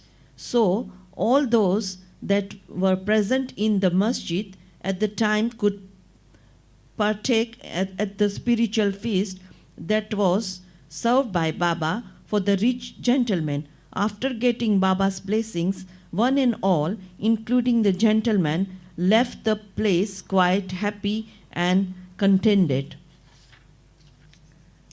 There are many saints who live in houses, stay in a forest, caves, and hermitage and a solitude in order to get a liberations or a salvations for themselves. They do not care for other people and are always self-absorbed. Sai Baba was not such a type. He had no home, no wife, no progeny, no any relations, near or distance. Still he lived in a world society. He packed his bead from our 4 or 5 houses, always lived at the foot of the neem tree, carried on a worldly dealing and taught all of a people how to act and behave living in this world. Rare are the sadhus and saints who, after attending God visions, strive for the welfare of the people. Sai Baba was the foremost of these, and therefore says Hemadpant, blessed is a country, blessed is the family, and blessed are the chaste parents. Where this extraordinary, transcendent, precious and pure jewel, Sai Baba was born. Bow to Shri Sai, peace to be all. Chapter 18 and 19. How Hemadpant was accepted and blessed. Stories of Mr. Sathe and Mrs. Deshmukh, encouraging good thoughts to fruition. Variety in Updesh, teachings regarding slander and remuneration for labour. In the last 2 chapters, Hemadpant described how a rich gentleman aspiring for quick Brahma Gyan was treated by Baba, and now in these 2 chapters he describes how Hemadpant himself was accepted and blessed by Baba, how Baba encouraged good thoughts and fructified them, and his teachings regarding self-improvement, slander, and remuneration of labour. Preliminary. It is a well-known fact that Satguru looks first to the qualifications of his disciples and then gives them suitable instructions without unsettling their minds in the least, and leads them on towards the goal of self-realization. In this respect, some say that what the Sadguru teaches or instructs should not be divulged to others. They think that their instructions become useless if they are published. This view is not correct. The Sadguru is like a monsoon cloud. He pours down profusely, i.e. scatters widely his nectar-like teachings. These we should enjoy and assimilate to our heart's content, and then serve others with them, without any reservation. This rule should apply not only to what he teaches in our walking state, but to the visions he gives us in our dreams. To quote an instance, Badakaushik Rishi published his celebrated Ramakrishna Sutra, which he had seen in his dream. Like a loving mother forcing bitter but beneficial medicines down the throats of her children for the sake of their health, Sai Baba imparted spiritual instructions to his devotees. His method was not veiled or secret, but quite open. The devotees who followed his instructions got their object. Sadgurus, like Sai Baba, open our eyes of the intellect and show us the divine beauty of the self and fulfill our tender longings of devotion. When this is done, our desire for sense objects vanishes, twin fruits of vivek, discrimination, and vairagya, dispassion or non-attachment, come to our hands, and knowledge sprouts, even in sleep. All of this we get when we come into contact with Sai, Sadguru. Serve them and secure their love. The Lord who fulfills the desires of his devotees comes to our aid, removes our troubles and sufferings and makes us happy. This progress or development is entirely due to the help of the Sadguru, who is regarded as the Lord himself. Therefore, we should always be after the Sadguru, hear his stories, fall at his feet and serve him. Now we come to our main story. Mr. Satya. There was a gentleman named Mr. Satya who had attained some publicity many years ago during Crawford regime, which was put down by the Lord Ray, the governor of Mumbai. He suffered severe losses in trade. Other adverse circumstances gave him much trouble and made him sad and dejected. Being restless, he thought of leaving home and going out to a distant place. Man does not generally think of God, but when difficulties and calamities overtake him, he turns to him and prays for relief.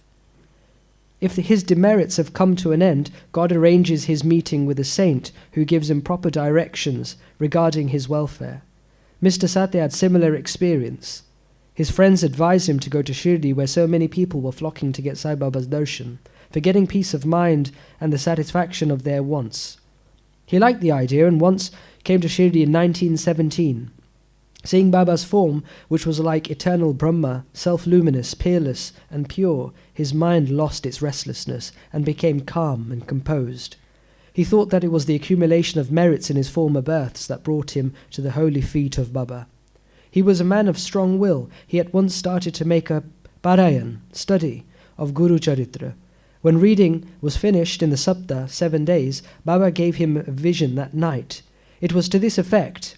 Baba, with Guru Charitra in his hand, was explaining its contents to Mr. Satya, who was sitting in front and listening carefully.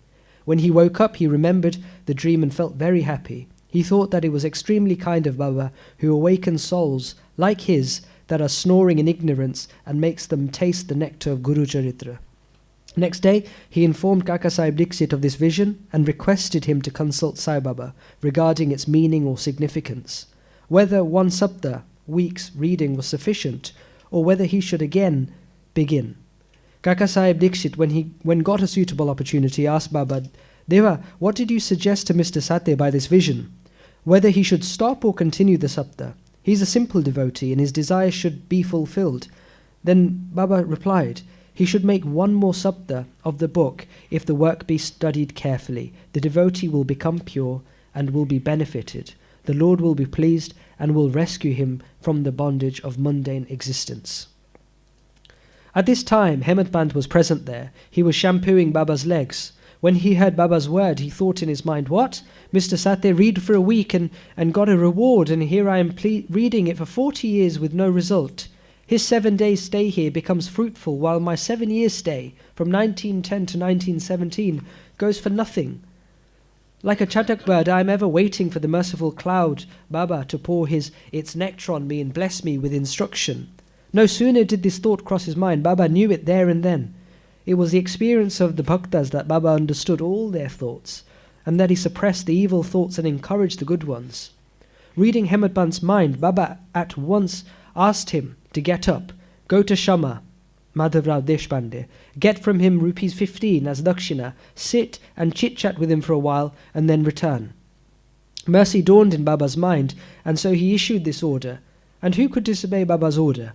Hemadpant immediately left the masjid and came to Shama's house. He had just bathed and was wearing a dhotar. He came out and asked Hemadpant, how is it that you are here now?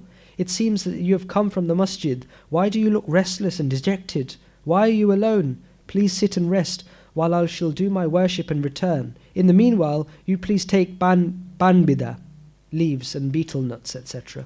Let us then have a pleasant chat. After saying this, he went inside and Hemadpant sat alone in the veranda. He saw in the window a well-known Marathi book named Nath Bhagwat. This is a commentary by the saint Eknath on the 11th skanda chapter of the bigger Sanskrit work, the Bhagwat. At the suggestion or recommendation of Sai Baba, messengers Bapu Sahib Jog and Kaka Sahib Dixit read Bhagavad Gita daily with its Marathi commentary named Bhavarta Deepika or Dhyaneshwari, a dialogue between Krishna and his friend devotee Arjun. and Nat Bhagwat, a dialogue between Krishna and his servant devotee Uddhav, and also Eknath's other big work, viz. Bhavarta Ramayan. When devotees came to Baba and asked him certain questions, he sometimes answered them in part and asked them to go and listen to the readings of the above-mentioned works, which are the main treatises of Bhagavad Dharma. When the devotees went and listened, they got full and satisfactory replies to their questions. Hemadpant also used to read daily some portions of the Nat Bhagwat. That day, he did not complete the daily portion of his reading, but had left it unfinished in order to accompany certain devotees who were going to the Masjid. When he took up the book from Shama's window and casually opened it, he found to his surprise that the unfinished portion opened up. He thought that Baba sent him very kindly to Shama's house for enabling him to complete his daily reading. So he went through the unfinished portion and completed it. As soon as this was over, Shama, after doing his worship, came out, and the following conversation took place between them. Hemadpant said, "I have come with a message from Baba. He has asked me to return with 15 rupees as dakshina from you, also to sit with you for a while and have a pleasant chit-chat, and then return to Masjid with you." Shama said with surprise, "I have no money to give. Take my 15 namaskars, prostrations, in lieu of rupees as dakshina to Baba." Hemadpant replied, "All right, your namaskars are accepted. Now let us have some chit-chat. Tell me some stories and leelas of Baba which will destroy our sins." Shama said, "Then sit here for a while. Wonderful is the sport, leela, of this god, Baba. You know it already. I am a village rustic, whilst you are an enlightened citizen. You have seen some more leelas since your coming over here. How should I describe them before you? Well, take these leaves, beetle nut and juna, and have the pan bida, while I go in and dress myself and come out." In a few minutes, Shama came out and sat talking with Hemadpant. He said, "The leela of this god, Baba, is inscrutable. There is no end to his leelas. Who can see them? He plays or sports with his leelas still. He is beyond, unaffected by them. What do we rustics know? Why does not Baba himself tell the stories? Why does he send learned men like you to fools like me? His ways are inconceivable. I can only say that they are not human." With this preface, Shama added, "I now remember a story which I shall relate to you. I know it personally. As a devotee is resolute and determined, so is Baba's immediate response. Sometimes Baba put the devotees to severe test and then gives them updesh, instructions. As soon as Hemadpant heard the word updesh, as if a flash of lightning crossed through his mind, he at once remembered the story of Mr. Sati's Guru Charitra reading and thought that Baba might have sent him to Shama in order to give peace to his restless mind. However, he curbed this feeling and began to listen to Shama's stories. They all showed how kind and affectionate Baba was to his devotees. Hemadpant began to feel joy on hearing all of these. Then Shama began to tell the following story. Mrs. Radhabai Deshmukh. There was an old woman by the name of Radhabai. She was the mother of one Kashaba Deshmukh. Hearing Baba's name, she came to Shirdi with the people of Sangamner. She took Baba's darshan and was much satisfied. She loved Baba intimately and resolved in her mind that she should accept Baba as her guru and take some upadesh from him. She determined to fast herself unto death so long as Baba did not accept her and give her any upadesh or mantra. She stayed in her lodging and stopped taking any food or water for 3 days. I was frightened by this ordeal of the old woman and interceded with Baba on her behalf, and I said, "Deva, what is this that you have started? You draw so many persons here. You know that old lady, she is very obstinate and depends on you.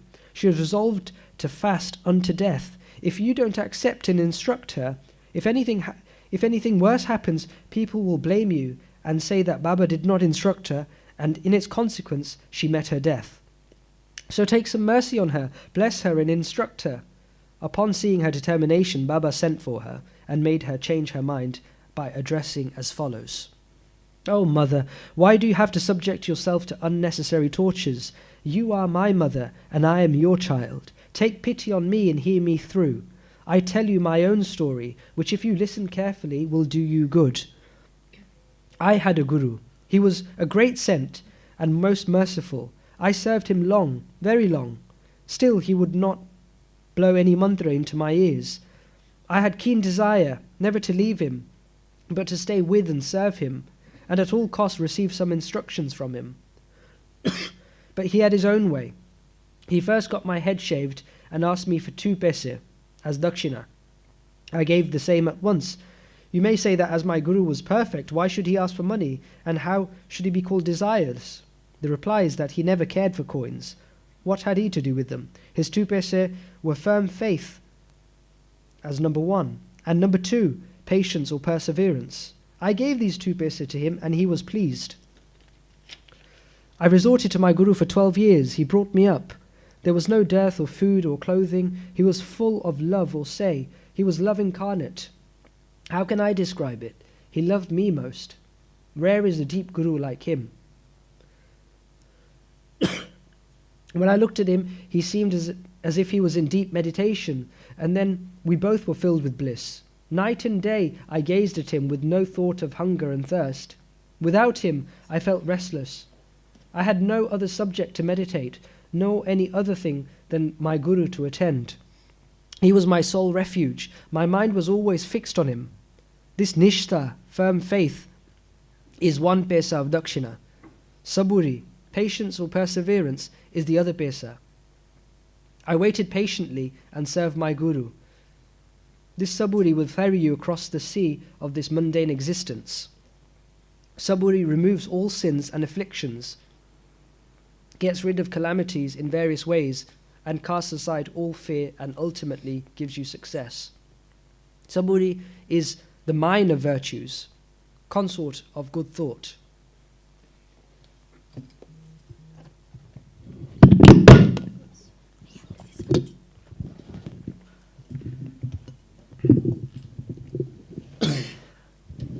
My guru never expected any other thing from me.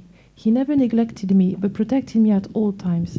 I lived with him and was sometimes away from him. Still, I never felt the absence of his love. He always protected me by his glance, just as a tortoise feeds her young ones, whether they are near her or away from on the other side of the bank, by her loving glances. Oh, mother, my guru never told me any mantra then. How shall I blow any mantra in your ears? Just remember that Guru's tortoise-like, loving glance gives us happiness. Do not try to get mantra or upadesh from anybody. Make me the sole object of your thought and actions, and you will, no doubt, attain paramartha, the spiritual goal of life. Look at me wholeheartedly, and I, in turn, look at you. Sitting in this masjid, I speak the truth, nothing but the truth. No sadhana or proficiency in the 6 shastras is necessary. Have faith and confidence in your guru. Believe that guru is a sole actor or doer. Blessed is he who knows the greatness of his guru and thinks him to be Hari, Hara, and Brahma, Trimurti incarnate. Instructed in this way, the old lady was convinced. She bowed to Baba and gave up her fast. Hearing this story carefully and attentively, and marking its significance and appropriateness, Hemadpant was most agreeably surprised. On seeing this wonderful leela or Baba, he was moved from top to toe. He was overflowing with joy. His throat was choked and he was not able to utter a single word. Shama, on seeing him in this condition, asked him, "What is the matter with you? Why are you silent? How innumerable leelas of Baba shall I describe?" Just at this time, the bell in the masjid began to ring, proclaiming that the noon worship and arti ceremony had begun. Therefore, Shama and Hemadpant hurried to the masjid. Babu Saheb Jog had just started the worship. Women were up in the masjid and men were standing below in the open courtyard, and they were all singing the arti in chorus to the accompaniment of drums. Shama went up, pulling Hemadpant with him. He sat to the right and Hemadpant in front of Baba. On seeing them, Baba asked Hemadpant to give the dakshina brought from Shama. He replied that Shama gave namaskars in lieu of rupees and that he was there in person. Baba said, "All right, now let me know whether you both had a chit-chat, and if so, tell me all that you talked about." Not minding the sounds of the bell, the drum and the chorus songs, Hemadpant was eager to tell what they had talked and started to narrate it. Baba was also anxious to hear, and so he left the bolster and leaned forward.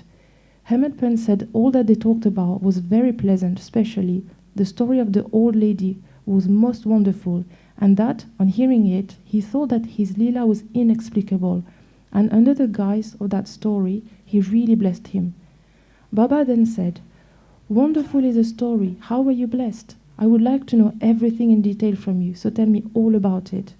Then Hemadpant related in full the story which he had heard a little while before and which had made a lasting impression on his mind. Hearing this, Baba was much pleased and asked him, "Did the story strike you, and did you catch its significance?" He replied, "Yes, Baba, the restlessness of my mind has vanished, and I have got true peace and rest and come to know the true path." Then Baba spoke as follows, "My method is quite unique. Remember well this one story, and it will be very useful. To get the knowledge, realization of the self, dhyan, meditation, is necessary. If you practice it continuously, the vrittis, subtle thoughts, will be pacified. Being quite desireless, you should meditate on God, who is in all the creatures, and when the mind is concentrated, the goal will be achieved. Meditate always on my formless nature, which is knowledge incarnate, consciousness, and bliss. If you cannot do this, meditate on my form from top to toe, as you see here night and day. As you go on doing this, your vrittis will be single-pointed, and the distinction between the dhyata, meditator, dhyana, act of meditation, dhyeya, thing meditated upon, will be lost, and the meditator will be one with the consciousness and be merged in the Brahma. The mother tortoise is on one bank of the river, and her young ones are on the other. She gives neither milk nor warmth to them. Her mere loving glance give them nutrition. The young ones do nothing but remember, meditate upon their mother. The tortoise glance is to the young ones the only source of sustenance and happiness. Similar is the relation between the guru and disciples. When Baba uttered these words, the chorus of the Arti songs was over, and all cried out loudly in unison, "Victory be to our Satguru Sai Maharaj, who is pure consciousness, knowledge, and bliss." Dear readers, let us imagine that we are at this time standing amongst the crowd in the Masjid, and let us join them in this Jai Jaikar. After the Arti ceremony was over, prasad was distributed. Babu Saheb Jog came forward as usual, and after saluting Baba, gave into his palm a handful of sugar candy. Baba pushed all this into the hands of Hemadpant and said to him, "If you take this story to heart and remember it well, your state will be sweet as a sugar candy, all your desires will be fulfilled, and you will be happy." Hemadpant bowed down to Baba and implored, "Do favor me like this, bless and protect me always." Baba replied, "Hear this story, meditate on it and assimilate its spirits. Then you will always remember and meditate on the Lord, who will manifest himself to you." Dear readers, Hemadpant got prasad of sugar candy, and we now get the prasad of sugar candy or nectar of this story. Let us drink it to our heart's content, meditate on it and assimilate it, and be strong and happy by Baba's grace. Amen. Towards the end of the 19th chapter, Hemadpant had dealt with some other matters which are given below. Baba's advice regarding our behavior. The following words of Baba are of general welfare and invaluable. If they are kept in mind and acted upon, they will always do you good. Unless there is some relationship or connection, nobody goes anywhere. If any men or creatures come to you, do not discourteously drive them away, but receive them well, and treat them with due respect. Sri Hari, God, will certainly be pleased. If you give water to the thirsty, bread to the hungry, clothes to the naked, and your veranda to strangers for resting, if anybody wants any money from you and you are not inclined to give, do not give, but do not bark at him like a dog. Let anybody speak hundreds of things against you, do not resent by giving any bitter reply. If you tolerate such things, you will certainly be happy. Let the world go topsy-turvy, you remain where you are. Standing in your own place, look on calmly at the show of all things passing before you. Demolish the wall of difference that separates you from me, and then the road for our meeting will be clear and open. The sense of differentiation, as I and thou, is the barrier that keeps away the disciple from his master, and unless that is destroyed, the state of union or atonement is not possible. Allah Malik, i.e. God is the sole proprietor, nobody else is our protector. His method of work is extraordinary, invaluable, and inscrutable. His will be done, and he will show us the way and satisfy our heart's desires. It is on account of Rina Nuband, former relationship, that we have come together. Let us love and serve each other and be happy. He who attains the supreme goal of life is immortal and happy. All others merely exist, i.e. live so long as they breathe. Encouraging good thoughts to fruition. It is interesting to note how Sai Baba encouraged good thoughts. You have to surrender yourself completely to him with love and devotion, and then you will see how he helps you throughout. Some saint has said that when you get a good thoughts immediately after awakening from sleep, and if you develop the same afterwards during the day, your intellect will be unfolded and your mind will attain calmness. Hemadpant wanted to try this. On one Wednesday night, before going to bed, he thought, tomorrow is Thursday, an auspicious day, and the place with Shirdi is so holy. So let me pass the whole day in remembering and celebrating the Ram Naam. And then he slept off. Next morning, when he got up, he remembered without any effort the name of Ram and was much pleased. He then, after finishing his morning duties, went to see Baba with flowers. When he left Dikshi Vada and was passing by Bhuti Vada, present Samadhi Mandir, he heard a beautiful song that was being sung nicely by one Aurangabadkar in the Masjid before Baba. The song was Guru Kripanjan Payo Mere Bhai, etc. by Eknath, in which he said that he got collyrium in the form of his Guru's grace, which opened his vision and made him see Ram, in and out, in sleep, dream, and waking state, and everywhere. There were so many songs, but why was this song particularly chosen by Aurangabadkar, a devotee of Baba? Is this not a curious coincidence arranged by Baba to amplify the determination of Hemadpant to sing unceasingly Ram Naam during the day? All saints agree and lay stress upon the efficacy of uttering Ram's, God's name, in fulfilling the ambitions of the bhaktas, and in protecting and saving them from all calamities. Variety in Upadesh, slanderer condemned. Sai Baba required no special place nor any special time for giving instructions. Whenever any occasion demanded, he gave them freely. Once it so happened that a bhakta of Baba reviled someone behind his back before other people. On leaving aside merits, he dwelt on the faults of his brother and spoke so sarcastically that the hearers were disgusted. Generally, we see that people have a tendency to scandalize others unnecessarily, and this brings on ill feelings. Saints see scandal in another light. They say that there are various ways of cleansing, of removing dirt, by means of water and soap, etc. But a scandal monger has got a way of his own. He removes the dirt, faults of others by his tongue, so in a way he obliges the person whom he reviles, and for this he is to be thanked. Sai Baba had his own method of correcting the scandal monger. He knew by his omniscience what the slanderer had done, and when he met him at noon, near the Lendi, Baba pointed out to him a pig that was eating filth near the fence and said to him, "Behold, how, with what relish it is gulping filth.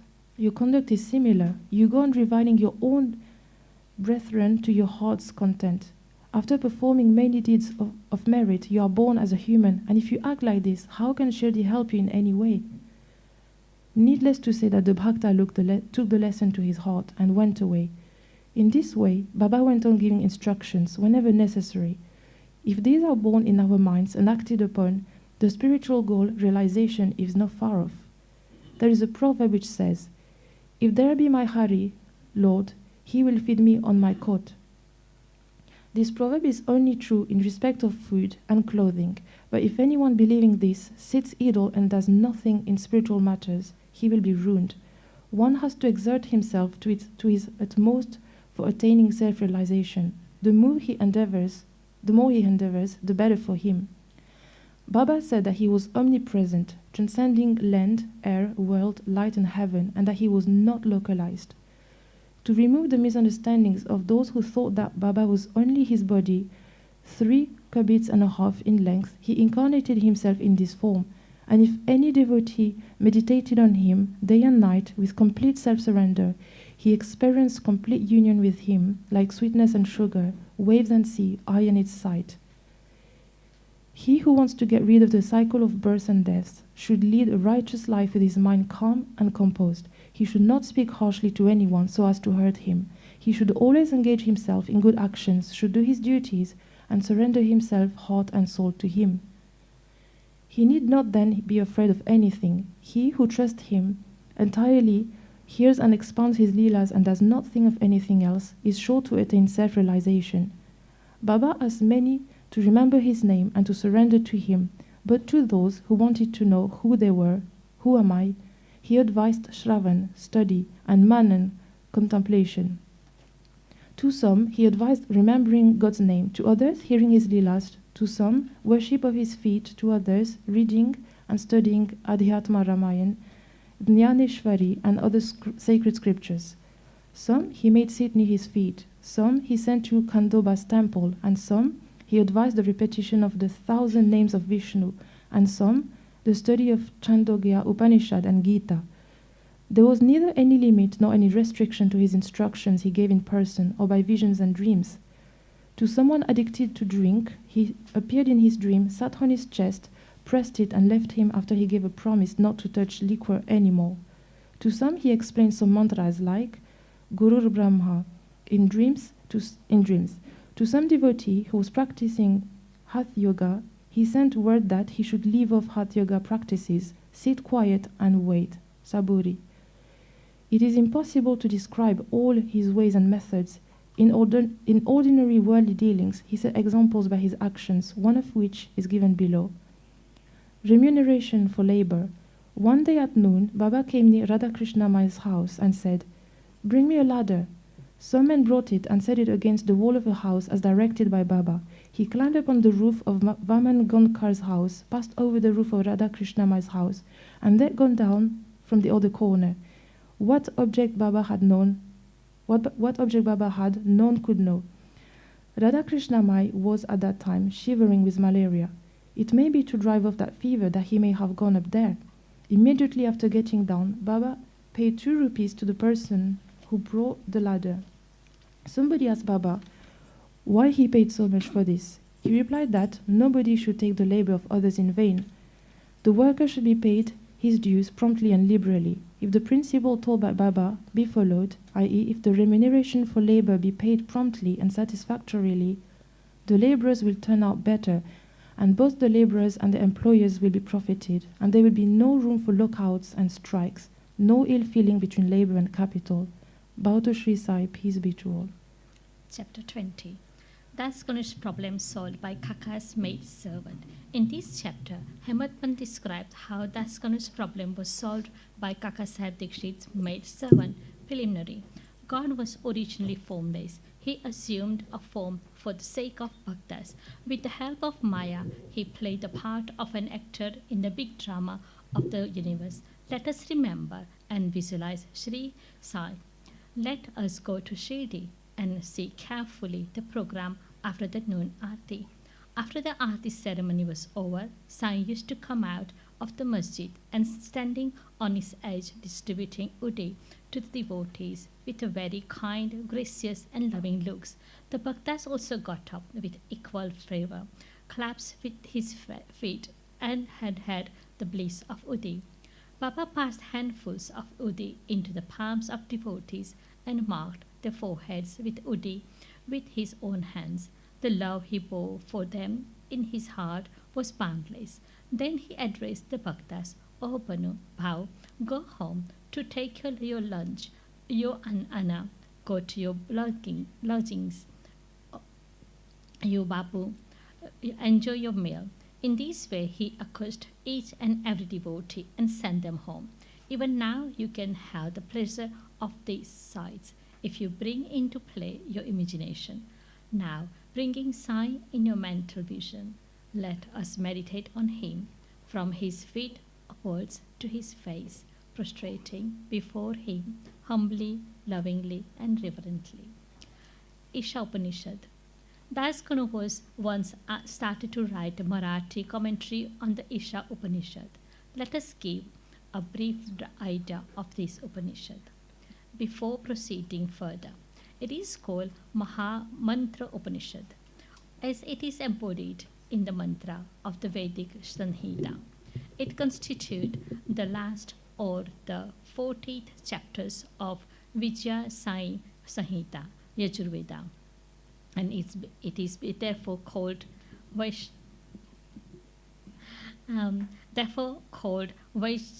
Vijayansri Sahanto Pashinad. Sanhoti Pashnad, being embodied in a Vedic Sanhita. This is regarded as superior to all other Upanishads, which are in a Brahma Vakya, Aryanavakya explanatory treatise on mantras and rituals. Not only these, other Upanishads are considered to be commentary on the truths mentioned briefly in the Isha Upanishad. For instance, the biggest Upanishad is the Brahmavakya Upanishad. It's considered by Pandit Satwalkar to be running commentary on the Isha Upanishad. Professor R.D. Ranade says, the Isha Upanishad is quite a small Upanishad, and yet it contains many hints which show an extraordinary piercing insight.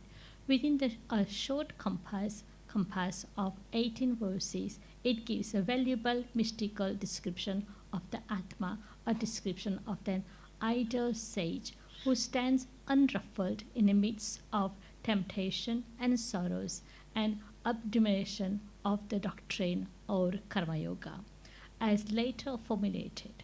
The most valuable idea that lies at the root of the Upanishad is that of a logical synthesis between the two opposites of knowledge and work, which are both required according to the Upanishad to be annulled in a higher synthesis, page 24 of the Constructive Survey of Upanishadic Philosophy. In another place, he says that the poetry of the Isha Upanishad is a commixture of a moral, mystical, and methodical knowledge, about page 41. From the brief description given above about this Upanishad, one can see how difficult it is to translate this Upanishad in a vernacular language and bring out its exact meaning. Daskano translated it in Marathi, Ovi Mitra, verse by verse, but he did not completely comprehend the gist or essence of the Upanishad. He was not satisfied with his performance. On being dissatisfied, he consulted some learned man regarding his doubts and difficulties and discussed it with them at a great length. They did not solve them, nor did they give him any rational or satisfactory explanation, so Daskano was a little restless over this matter. Satguru only competent and qualified to explain. As we have seen, this Upanishad is a quite quaint essence of the Vedas. It is a science of self-realization. It is a scythe or weapon which can rend asunder the bondage of life and death and makes us free. Therefore, he thought that he who has himself attained self-realization can only give him the true or correct interpretation of the Upanishad. When nobody could satisfy Daskanu, he resolved to consult Sai Baba about this. When he got an opportunity to go to Shirdi, he saw Sai Baba, prostrated himself before him, and mentioned his difficulty about the Isha Upanishad, and requested him to give the correct solution. Sai Baba blessed him and said, "You need not be anxious. There is no difficulty about the matter. The maid servant of Kaka Sahib Dikshit, will solve your doubts at Vilepale on your way to home." The people who were present there and heard this thought that Baba was joking and said, "How could an illiterate maid servant solve the difficulties of this mystic nature?" But Daskanu thought otherwise. He was sure that whatever Baba spoke must come true, as Baba's word was a decree of Brahma Almighty. Kaka's maid servant, fully believing Baba's words, he left Shirdi and came to Vilepale, a suburb of Mumbai, and stayed with Kaka Sahib. There, the next day, when Daskanu was enjoying his morning nap, some say when he was engaged in worship, he heard a poor girl singing a beautiful song in a clear and melodious tone. The theme of the song was a crimson-colored sari. How nice it was, how fine was its embroidery, how beautiful were its borders, etc. He liked the song so much that he came out and saw that it was being sung by a young girl, the sister of Namaya, who was a servant Kaka Sahib. The girl was cleaning vessels and had only a torn rag on her person. On seeing her impoverished condition and her happy treatment, Dasganu felt pity on her. And when Rao Bahadur M.V. Pradhan gave him a pair of dotas, the next day he requested him to give sari to poor little girl also. Rao Bahadur bought a good chindri, small sari, and presented it to her. Like a starved person getting delicious dishes to eat, her joy knew no bounds. Next day she wore the new sari, and out of great joy and merriment, whirled and danced around and played fugari with other girls too. Also, the day following, she kept the new sari in her box at home and came with the old and torn rags, but she looked as merry as she was previous day. On seeing this, Dasganu's pity transformed into admiration. He thought that the girl, being poor, had to wear a torn rag, but now she had a new sari, which she kept in reserve, and putting on the old rag, strutted herself, showing no trace of sorrow or dejection. Thus, he realized that all our feelings of pain and pleasure depend upon the attitude of our mind. On thinking deeply over this incident, he realized that a man ought to enjoy whatever God has bestowed on him in the firm conviction that he possesses everything from behind and before and all sides, and that whatever is bestowed on him by God must be for his good. In this particular case, the impoverished condition of the poor girl, her torn rag and the new sari, the donor, the doni, and the deal were all parts of the load and praised by him. Dasganu got a practical demonstration of the lesson of the Upanishad, the lesson of contentment with one's own lot, with the belief that whatever happens is ordained by God and is ultimately good for us. A unique method of teaching. From the above incident, the reader will see that Baba's method was unique and varied. Though Baba never left Shirdi, he sent some to Machingrad, some to Kolhapur or Solapur for practicing sadhanas. To some he appeared in his usual form. To some he appeared in a waking or dream state, day or night, and satisfied the desires. It is impossible to describe all the methods that Baba used in imparting instruction to his bhaktas. In this particular case, he sent Dasganu to Vilepale, where he got his problem solved through the maid servant.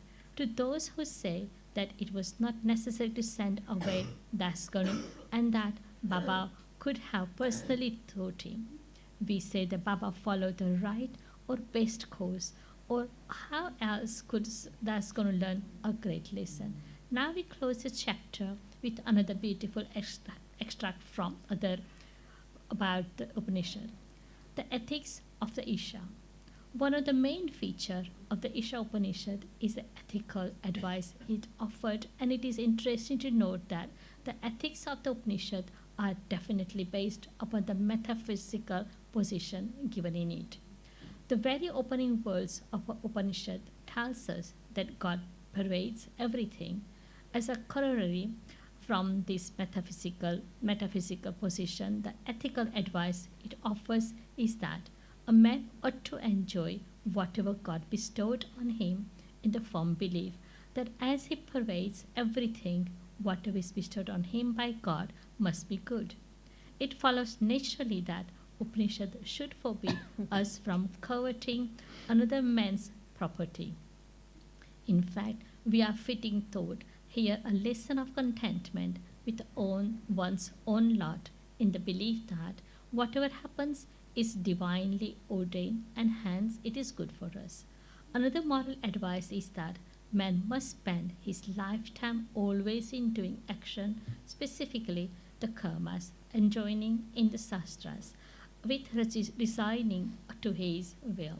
Inactivity, according to this Upanishad, would be the canker of the soul.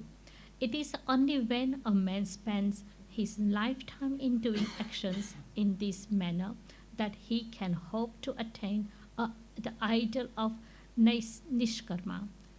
Finally, the text goes on to say that a man who sees all beings in the self and sees the self as existing in all beings, in fact, for whom all beings and everything that exists have become the self.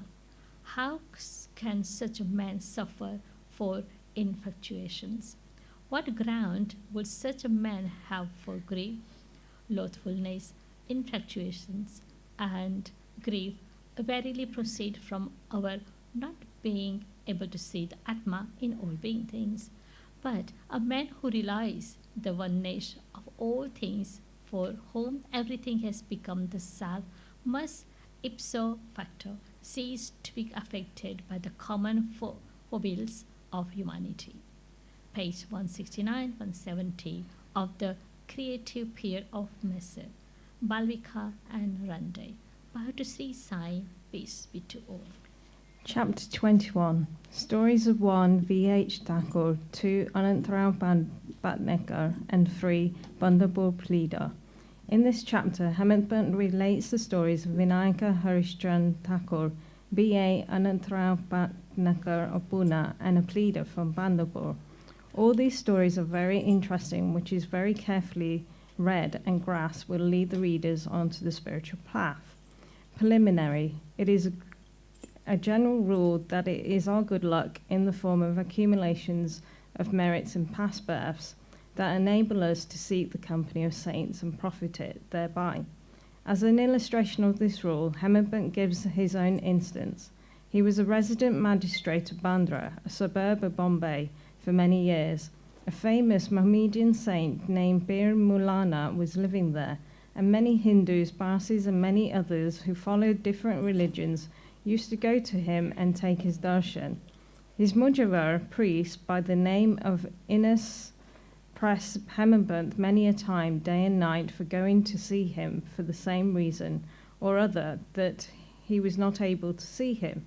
After many years, his term came and he was called to Shirdi, where he was permanently enlisted in Sai Baba's darbar. Unfortunate fellows do not get this contact of saints. It is only the fortunate ones that get it. Institutions of saints. There have been many institutions of saints in this world from time immemorial. Various saints appear or incarnate themselves in various places to carry out the missions allotted to them. But though they work in different places, they are, as if it were, one. They work in unison under the common authority of the Almighty and know full well what each of them is doing in his place and supplement his work there where necessary. An instance illustrating this is given below. Mr. V.H. Thakur, B.A., was a clerk in the Revenue Department, and he once came to a town named Vadagam near Belagam, SM country, along with the survey party.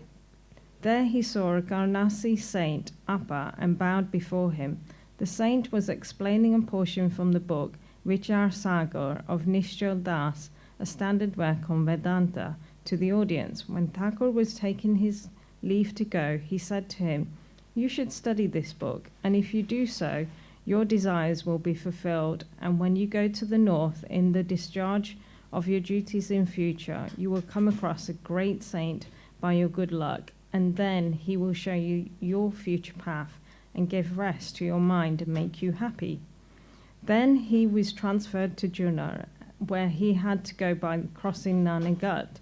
This gut was very steep and impassable, and no other conveyance other than a buffalo was of use in crossing it.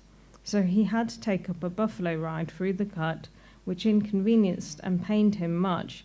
Thence he was transferred on promotion to Kalyan, and there he became acquainted with Nana Sahib Chandakar.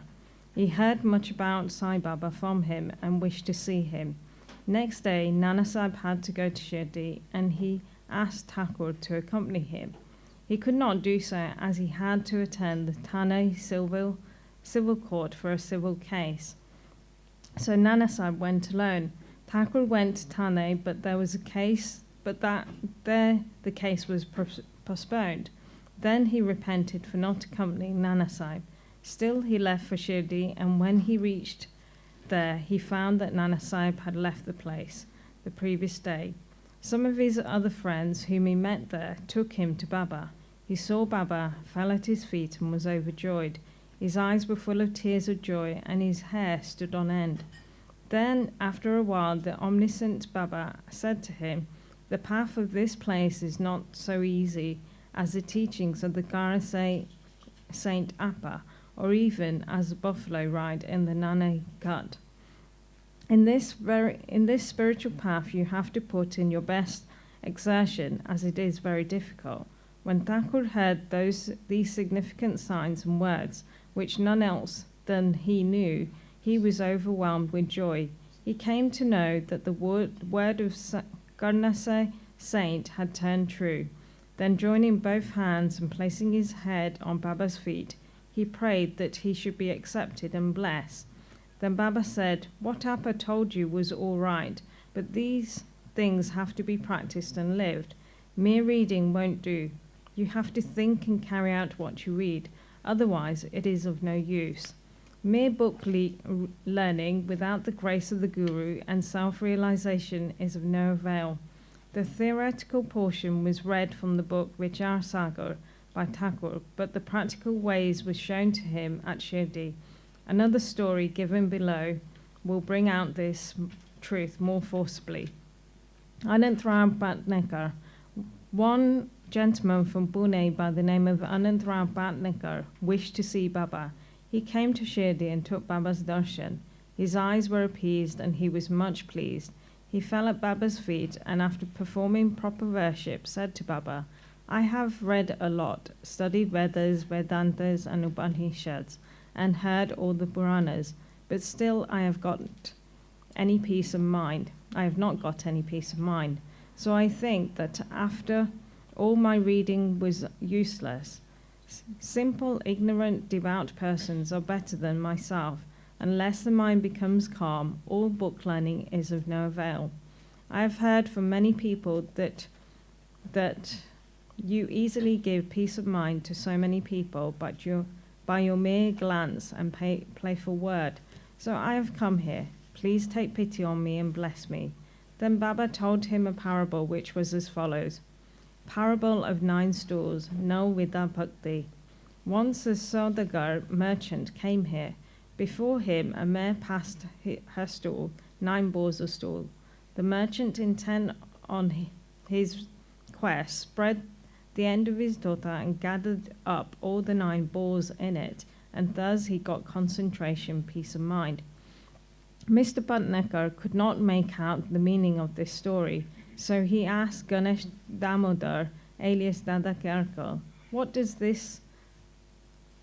Baba mean by this? He replied, "I too do not know all that Baba says and means, but at his inspiration I say what I have come to know. The mare is God's grace, and the 9 boars executed on the 9 forms or types of bhakti.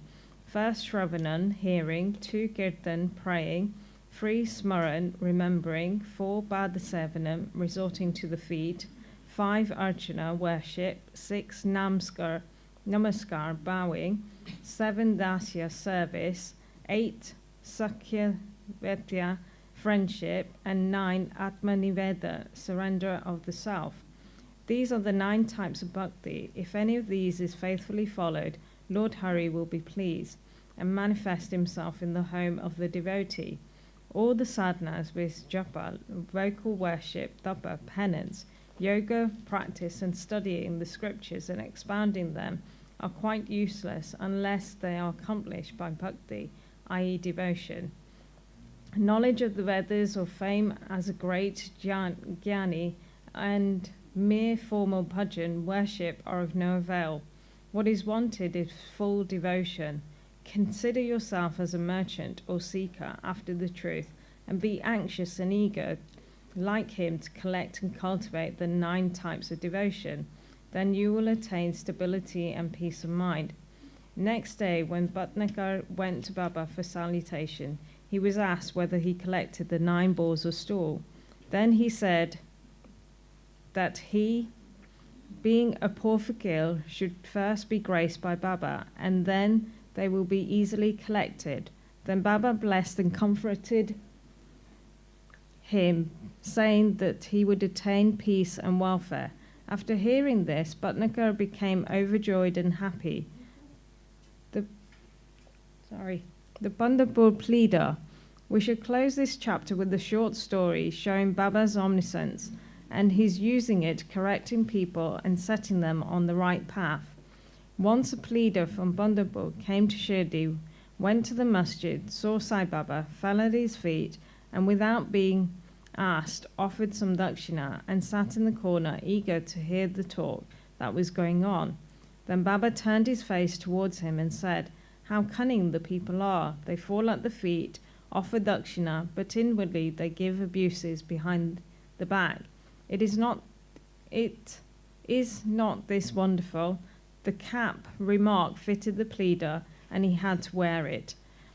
None understood the remark. The pleader grasped it, but kept silent. When they returned to the Vada, the pleader said to Kakasahib Dixit, "What Baba remarked was perfectly right. The dart, i.e. the remark, was aimed at me. It was a hint to me that I should not indulge in reviling and scandalizing others, calling by names.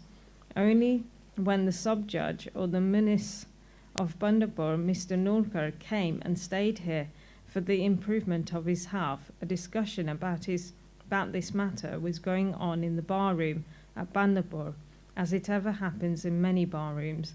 It was said or discussed there whether the ailments from which the sub-judge suffered were ever likely to be got rid of without medicines, by merely going after Sai Baba, and whether it was proper for an educated man like the sub-judge to have recourse to such methods. The sub-judge was taken to task, i.e. he was criticized, as also Sai Baba. I also took some part in this affair, and now Sai Baba showed the impropriety of my conduct. This is not a rebuke to me, but a favour, an advice that I should not indulge in any scandal or slander of others, and not interfere unnecessarily in others' affairs. Shirdi is about 100 kos. The kos is 3 miles or 4.8 kilometres away from Pandharpur. Still, Baba, by his omniscience, knew what transpired there in the bar-room. The intervening places, rivers, jungles, and mountains were not a bar to his all-perceiving sight, and he could see or read the hearts of all. There was nothing secret or veiled from him. Everything far or near was plain and clear to him, as broad as daylight. Let a man be far or near, he cannot avoid the all-pervading gaze of Sai Baba. From this incident, the pleader took the lesson that he should never speak ill of others, not unnecessarily criticize them. Thus, his evil tendency was completely got rid of, and he was set on the right path. Though the story refers to the pleader, still it is applicable to all. All should therefore take this lesson to heart and profit thereby. Sai Baba's greatness is unfathomable, so are his wonderful leelas. His life is also such, for he is Brahma, Lord God incarnate. Bow to Shri Sai, peace be to all. Chapter 22. Rescues from serpent bites. 1. Balasaheb Mirkar. 2. Bapusaheb Bhuti.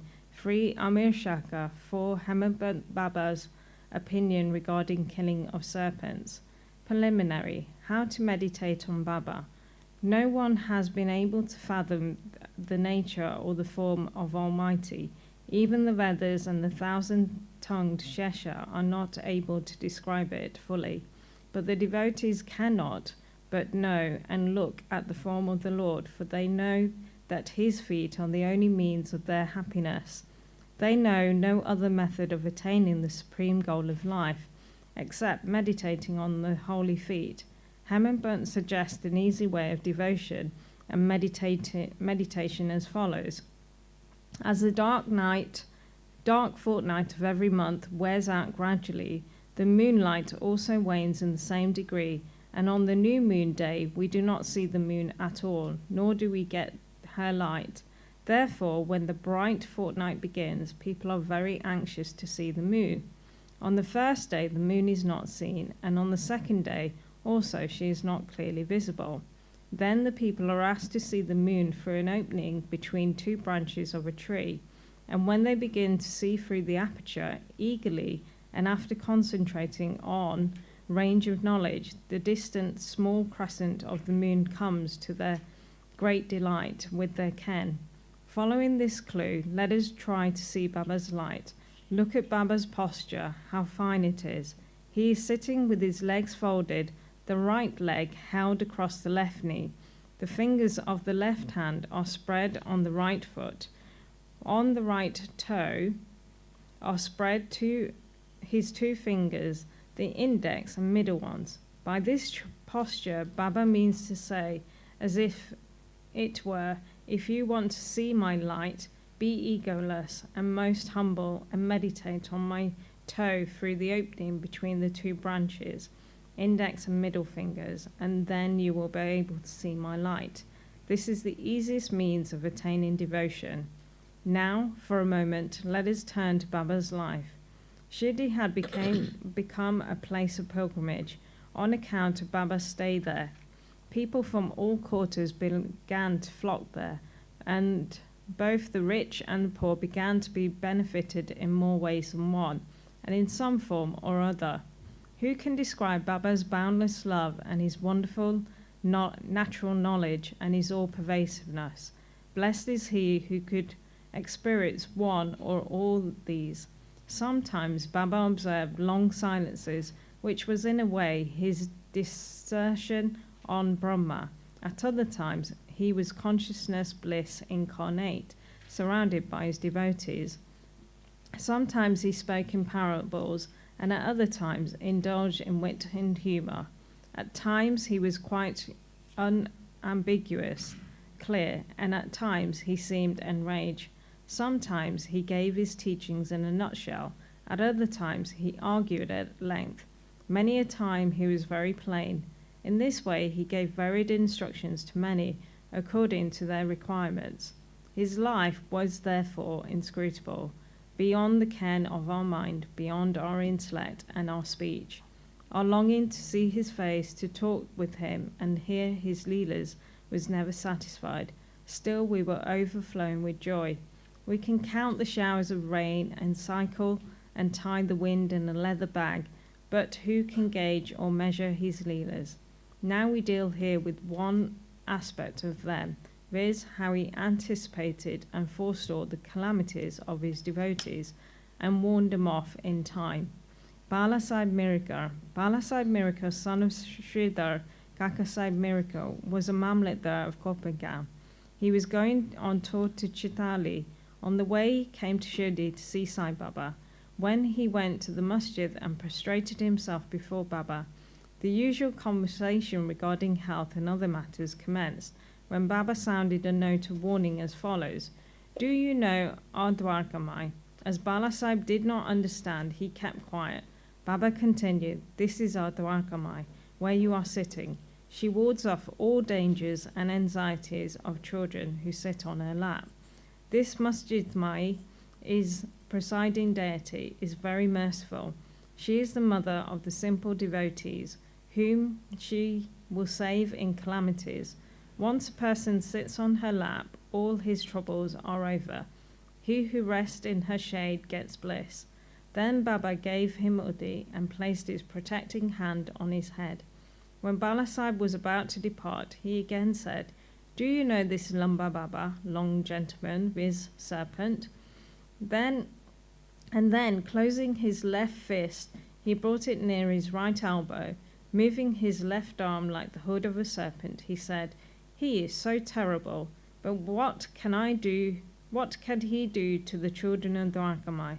When Dwarkamai's presiding deity protects, what can the serpent do? All who were present there were curious to know the meaning of all this and its reference to miracle, but none had the courage to ask Baba about this. Then Bala Sahib saluted Baba and left the masjid with Shama. Baba called Shama back and asked him to accompany Bala Sahib and enjoy the Chitali trip. Shamma came to Bala Sahib and told him that he would go with him according to Baba's wish.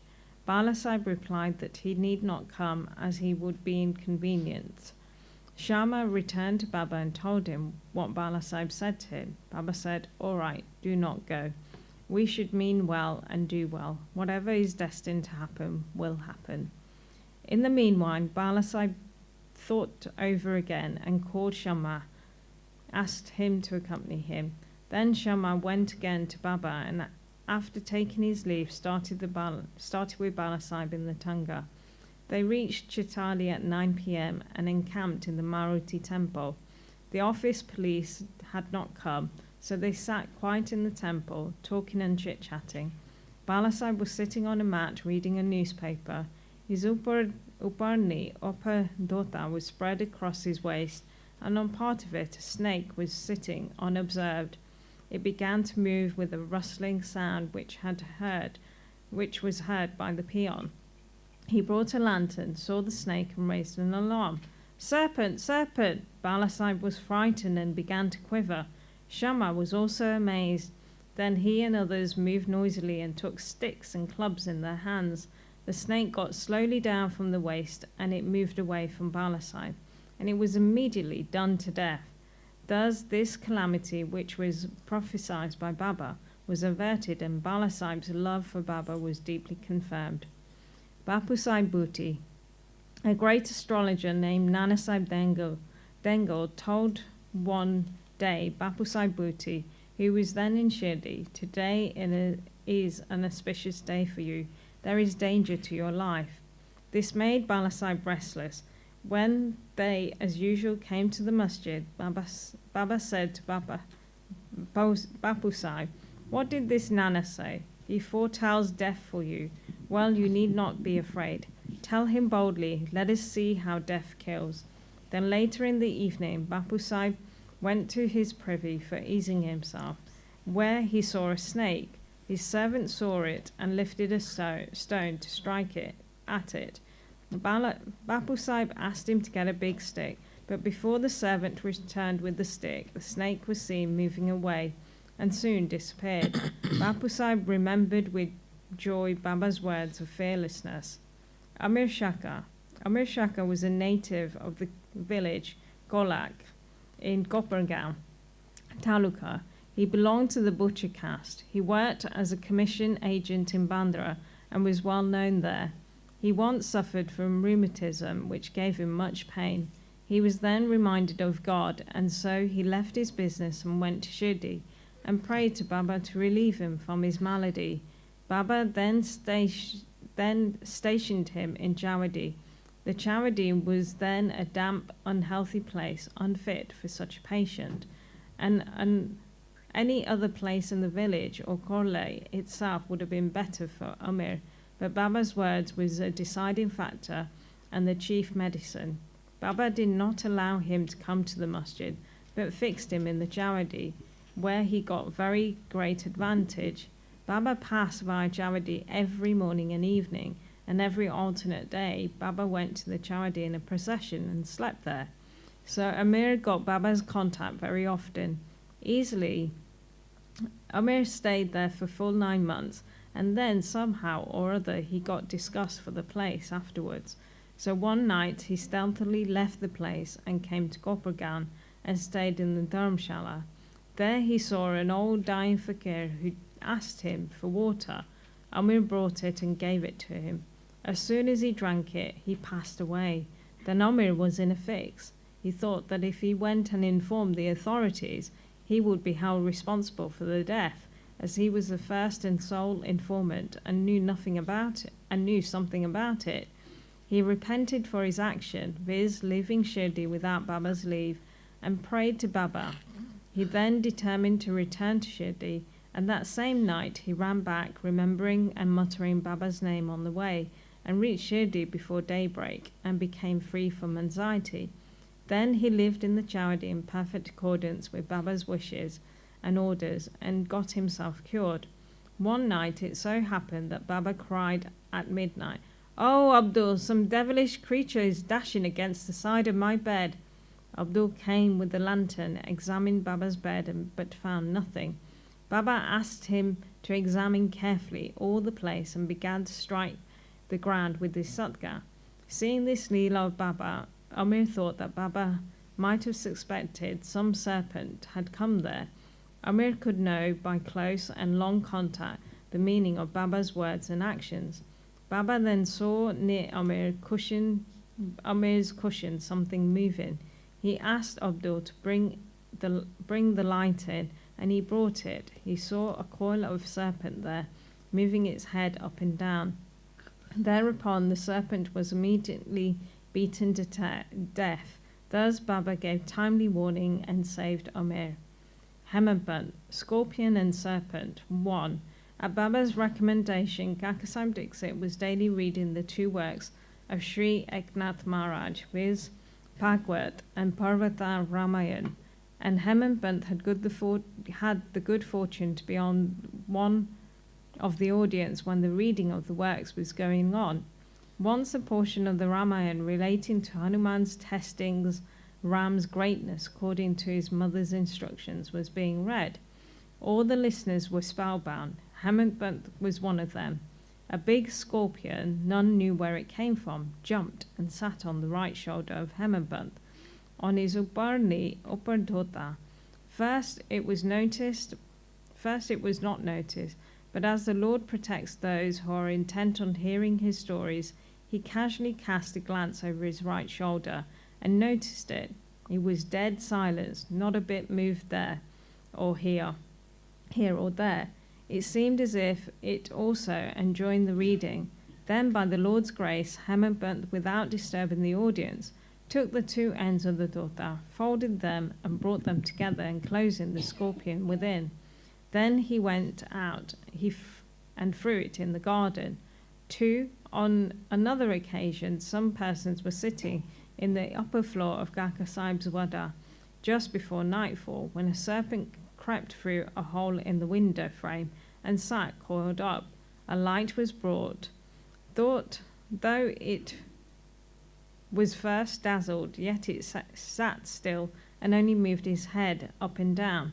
Then many persons rushed there with sticks and cudgels, but as soon as it sat in an awkward place, no blow could be dealt. But hearing the noises of men, the serpent went out hastily through the same hole. Then all the persons felt relieved. Baba's opinion. One devotee named Muktaram then said that it was good that the poor creature escaped. Hemadpant challenged him, saying that serpents should be better killed. There was a lot of hot discussion between them, the former contending that serpents and such creatures should not be killed, the latter that they should be.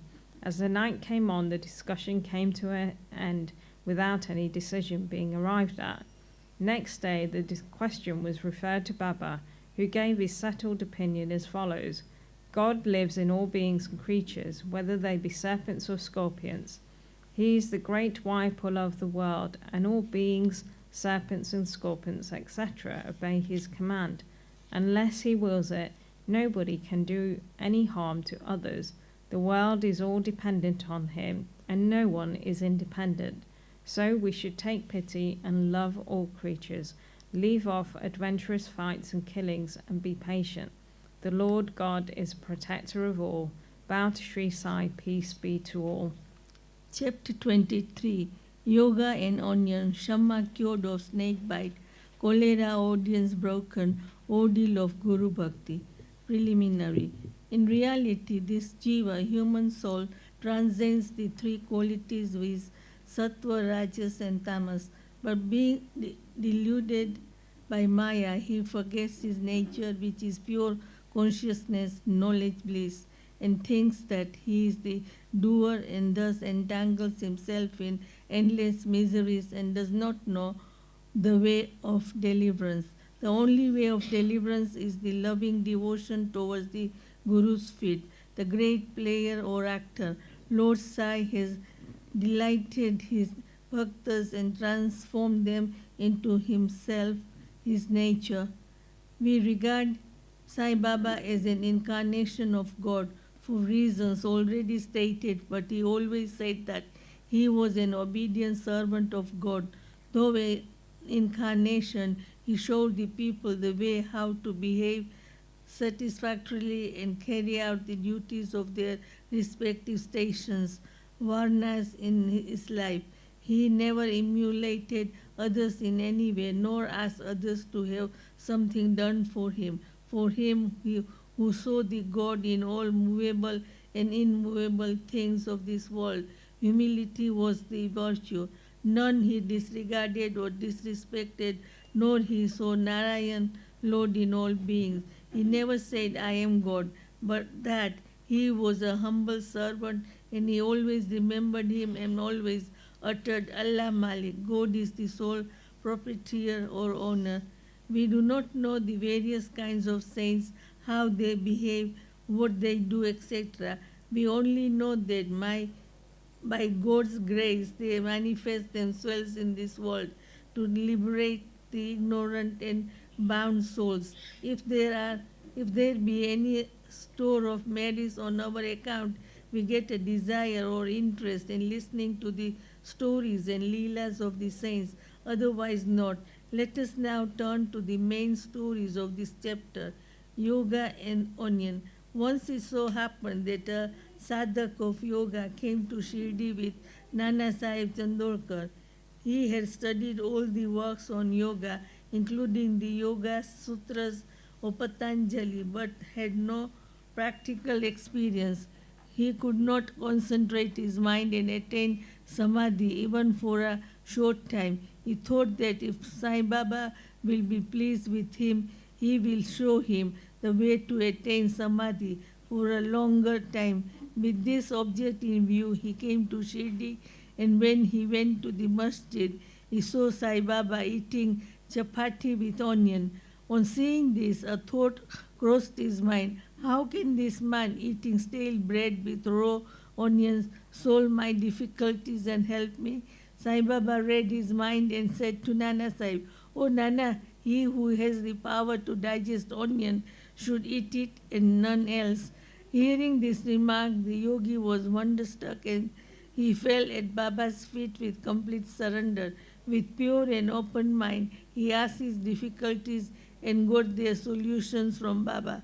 Thus, being satisfied and happy, he left Shirdi with Baba's udi and blessings. Shamma cured of snake bite. Before Hemadpant begins the story, he says about the jiva that it can be very well compared with the parrot, and that they both are bound, the one in the body and the other in the cage.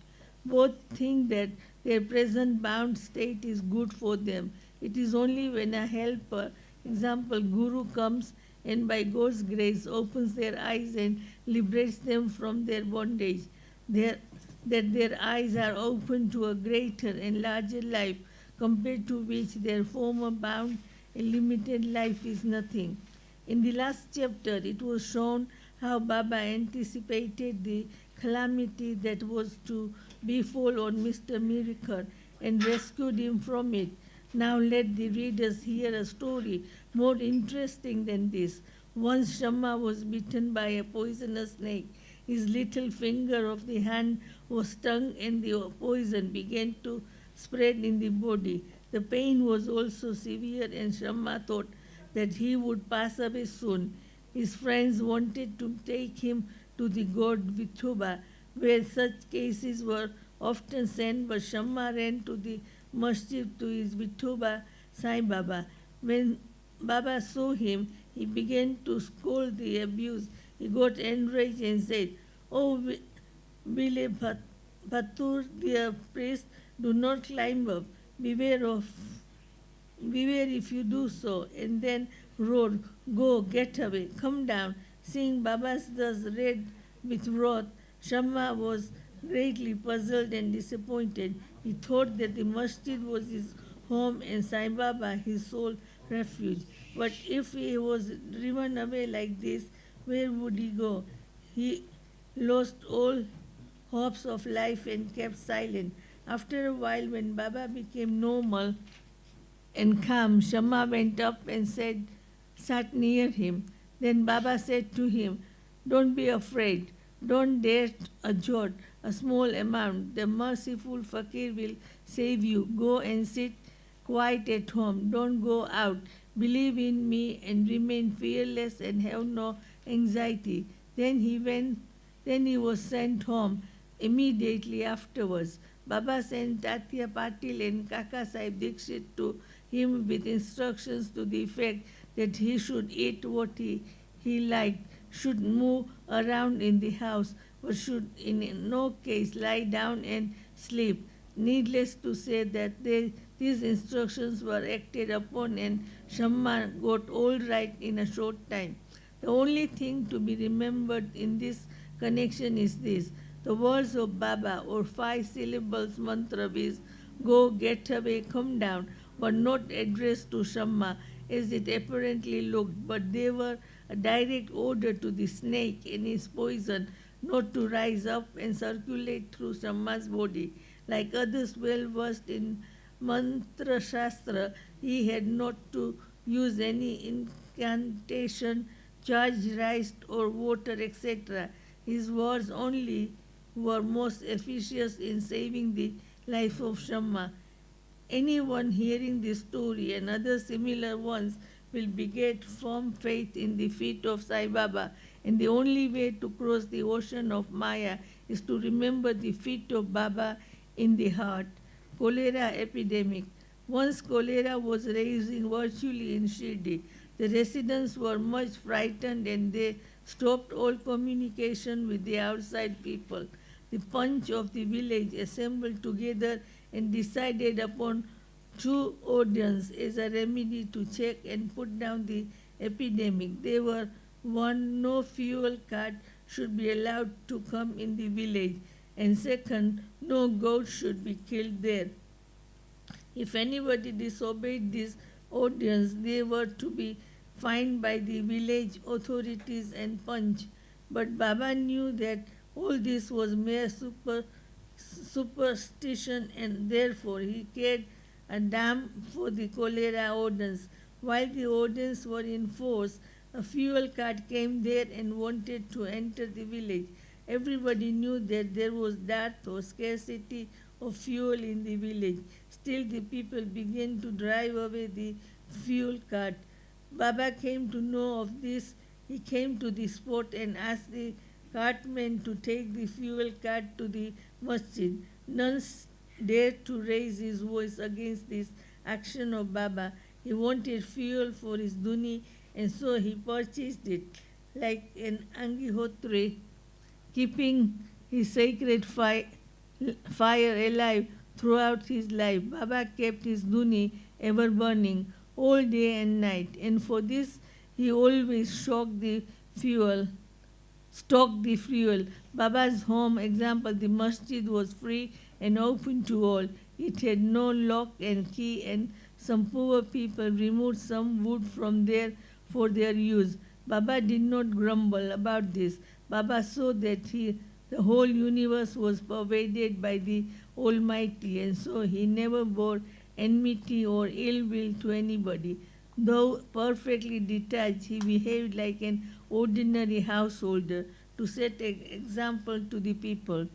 Ordeal of Guru Bhakti. Let us now see how the second cholera orders fared with Baba. While it was in force, somebody brought a goat to the masjid. It was weak, old, and about to die. At this time, Fakir Pir Mohammed and Malegaon alias Bade Baba was near. Sai Baba asked him to behead it with one stroke, and after it as an oblation. This Bade Baba was much respected by Sai Baba. He always sat on the right side of Sai Baba. After the chilam pipe was first smoked by him, it was then offered to Baba and others. After the dishes were served at the time of taking meals at noon, Baba called Bade Baba and made him sit on his left side, and then all partook of food. Baba paid him also daily rupees 50 out of amount collected as dakshina. Baba accompanied him 100 steps. Whenever he went away from the masjid, such was his position with Baba. But when Baba asked him to behead the goat, he flatly refused, saying, "Why it should be killed for nothing?" Then Baba asked Shamma to kill it. He went to Radha Krishna Mai and brought a knife from her and placed it before Baba. Knowing the purpose for which the knife was taken, she recalled it. Then Shamma went to bring another knife, but stayed in the Vada and did not return soon. Then came the turn of Kaka Sahib Dikshit. He was gold, no doubt, but had to be tested. Baba asked him to get a knife and kill the goat. He went to the Satya Vada and returned with a knife. He was ready to kill it at Baba's bidding. He was born in a pure Brahmin family and never in his life knew killing. Though quite adverse to do any act of violence, still he made himself bold to kill the goat. All the people wondered to see that while Bade Baba Median was unwilling to kill it, but this Brahmin was making preparations to do so. He tightened his dhotar and with a semicircular motion raised his hand with the knife and looked at Baba for the final signal. Baba said, "What are you thinking of? Go on, strike." Then when the hand was just about to come down, Baba said, "Stop! How cruel you are. Being a Brahmin, you are killing a goat." Kaka Sahib obeyed and kept the knife down and said to Baba, "Your word is law to me. We do not know any other ordinance. We remember you always meditate on your form and obey you day and night. We do not know or consider whether it is right or wrong to kill. We do not want to reason or discuss things, but implicit and prompt compliance with Guru's orders. It is our duty and dharma." Then Baba said to Kaka Sahib that he would himself do the offering and killing business. It was settled, and the goat should be disposed of near a place called Tatia, where Fakir used to sit. Then when the goat was being taken to that place, it fell dead on the way.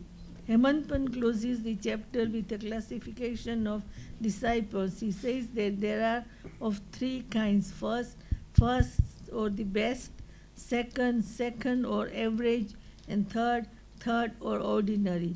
The best kind of disciples are those who guess what their gurus want and immediately carry it out and serve them without waiting for an order for them. The average disciples are those who carry out the orders of their masters to a letter without any delay.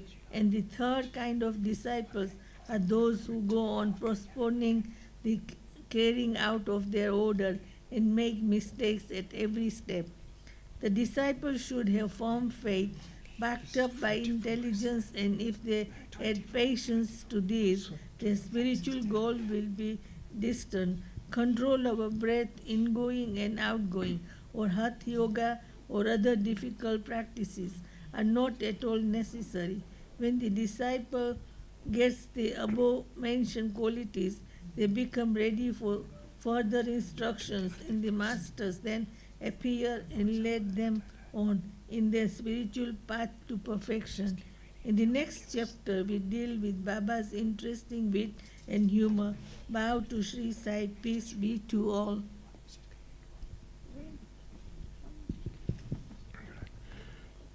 Chapter 24. Baba's wit and humor. Chana Lila and Hemadpant, Sudama, and Anna Chandulkar as Mosabai. Preliminary. Unless they surrender our ego to the feet of our Satguru, we will not succeed in our understanding. If we become egoless, then our success is assured. By worshipping Sai Baba, we attain both the objects, worldly and spiritual, and are fixed in our true nature and get peace and happiness. Therefore, those who want to accomplish and gain their happiness, welfare, should respectfully hear Sai Baba's leelas and stories and meditate on them. If they do this, they will easily attain the object of their life and get bliss. Generally, all people like wit and humor, but they do not like the joke should be cut at their expense. But Baba's method was peculiar. When it was accompanied with the good gesture, it was very interesting and instructive. And then people, therefore, did not mind, even if they were held up for the ridicule. Hemadpant gave this own instance below. Chanalila. In Shirdi, a special bazaar was held every Sunday, and people from the neighboring villages came here, erected booths and stalls in the open streets and sold their wares and commodities. Every noon, the masjid was crowded, but on Sunday, it was crowded to suffocation. On one such Sunday, Hemadpant sat in front of Baba, shampooing his legs and muttering God's name. Shama was on Baba's left, and Vanantrao to his right. Shriman Bhuti and Kaka Sahib Dikshit and other were also present there. Then Shama laughed and said to Anna Sahib, see that some grains seem to have stuck to sleeves of your coat. So saying, he touched the sleeve and found that there were some grains. Hemadpant straightened his left forearm to see what the matter was, and to his surprise, some grains of grams came rolling down, were picked up by the people who were sitting there. This incident furnished a subject matter for the joke. Everybody present began to wonder, said something or the other, and how the grains found their way into the sleeves and coat, lodged there so long. Hemadpant also could not guess. Then nobody could give any satisfaction explanation in this matter, and everybody was wondering about this mystery. Baba said as follows: this fellow Anand Sahib has got the bad habit of eating alone. Today is a bazaar day, and he came here chewing grains. I know his habit, and these grams are proof of it. What wonder is there in this matter? Hemadpant, Baba, I never know of eating things alone. Then why do you shoulder this bad habit on me? I have never yet seen Shirdi Bazaar. I never went to Bazaar today. And then how could I buy grams, and how could I eat them? If I had not bought them, I never eat anything unless I share it with others present around me at the same time of the meal. Baba said it is true that you gave the person present, but if none be nearby, what could you or I do? But do remember me before eating. As I am not always with you, then do you offer me anything before you eat? Moral. Let us mark and note carefully what Baba has taught us by this incident. He has advised us that therefore the sense, mind and intellect enjoy their objects first. He should be remembered, and if this be done, it is in the way by making an offering to him. The senses, etc., can never remain without their objects. But if these objects are first offered to Guru, then attachment of them will naturally vanish. In this way, all the vrittis, subtle thoughts regarding desire, anger, avarice, etc., should first be offered and directed to the Guru. And if this practice be followed, the Lord will help you in the eradicating all the vrittis. When, therefore, enjoyment of the object, you think that Baba is present, the questions whether the object is fit to be enjoyed or not will once arise. Then the object that is not fit to be enjoyed will be shunned, and this way our vicious habit and vices will disappear and our character will improve. Then love for the Guru will grow and pure knowledge will sprout up. When this knowledge grows and the bondage of body consciousness, we are all body, will snap, and our intellect will merge in the spirit consciousness. We are the spirit. Then we shall get bliss and contentment. There is no difference between Guru and God.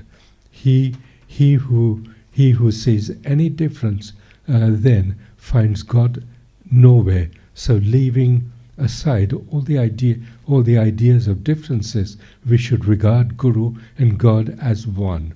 And if we serve our Guru as stated above, God will be certainly pleased, and by purifying our minds will give us self-realization.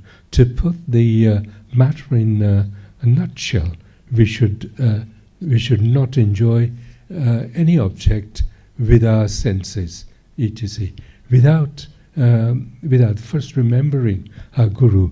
When the mind is trained in this way, we will be always reminded of Baba, and our meditations on Baba will grow apace.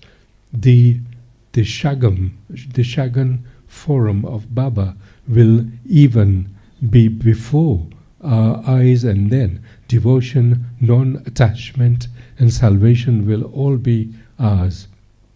When Baba's form is thus fixed, therefore our mental version we forget hunger, thirst, and this sansar world, the consciousness of worldly pleasure will disappear, and our mind shall attain peace and happiness. Sudama's story. When the above story was being narrated, Hemadpant was reminded of similar story of Sudama, which instructs the same principle, and therefore it's given here. Sri Krishna and his older brother Balaram were living with a co-student named Sudama in the ashram of their Guru Sandipani. Once Krishna and Balaram were sent to the forest for bringing fuel. Then wife of Sandipani sent Sudama also for the same purpose, with some quantity of grams for the three. When the Krishna met Sudama in the forest, he said to it the grams and began to eat. Then Krishna suddenly asked him, Dada, what are you eating? What is this chitter-chatter sound? He replied, what is there to eat?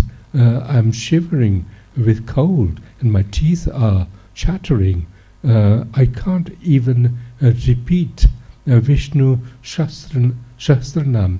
Hearing this, the omniscient Krishna said, I just had a dream in which I saw a man eating things of another, and then asked about this. He said, what dust should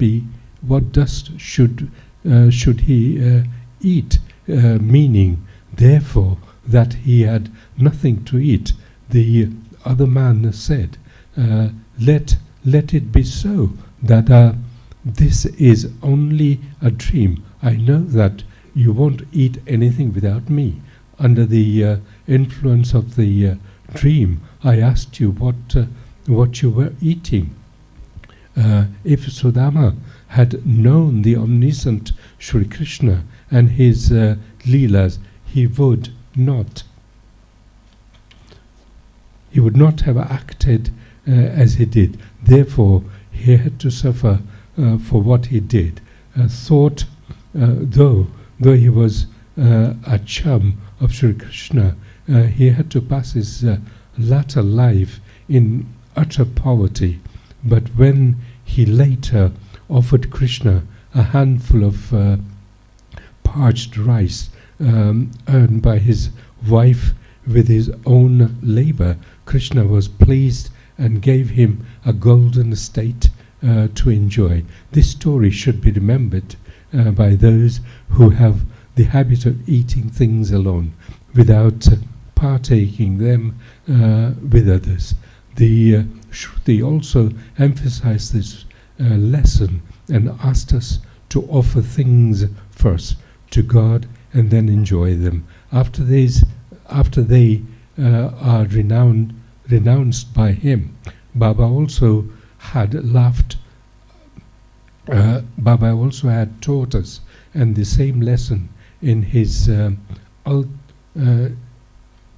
imitable and humorous way.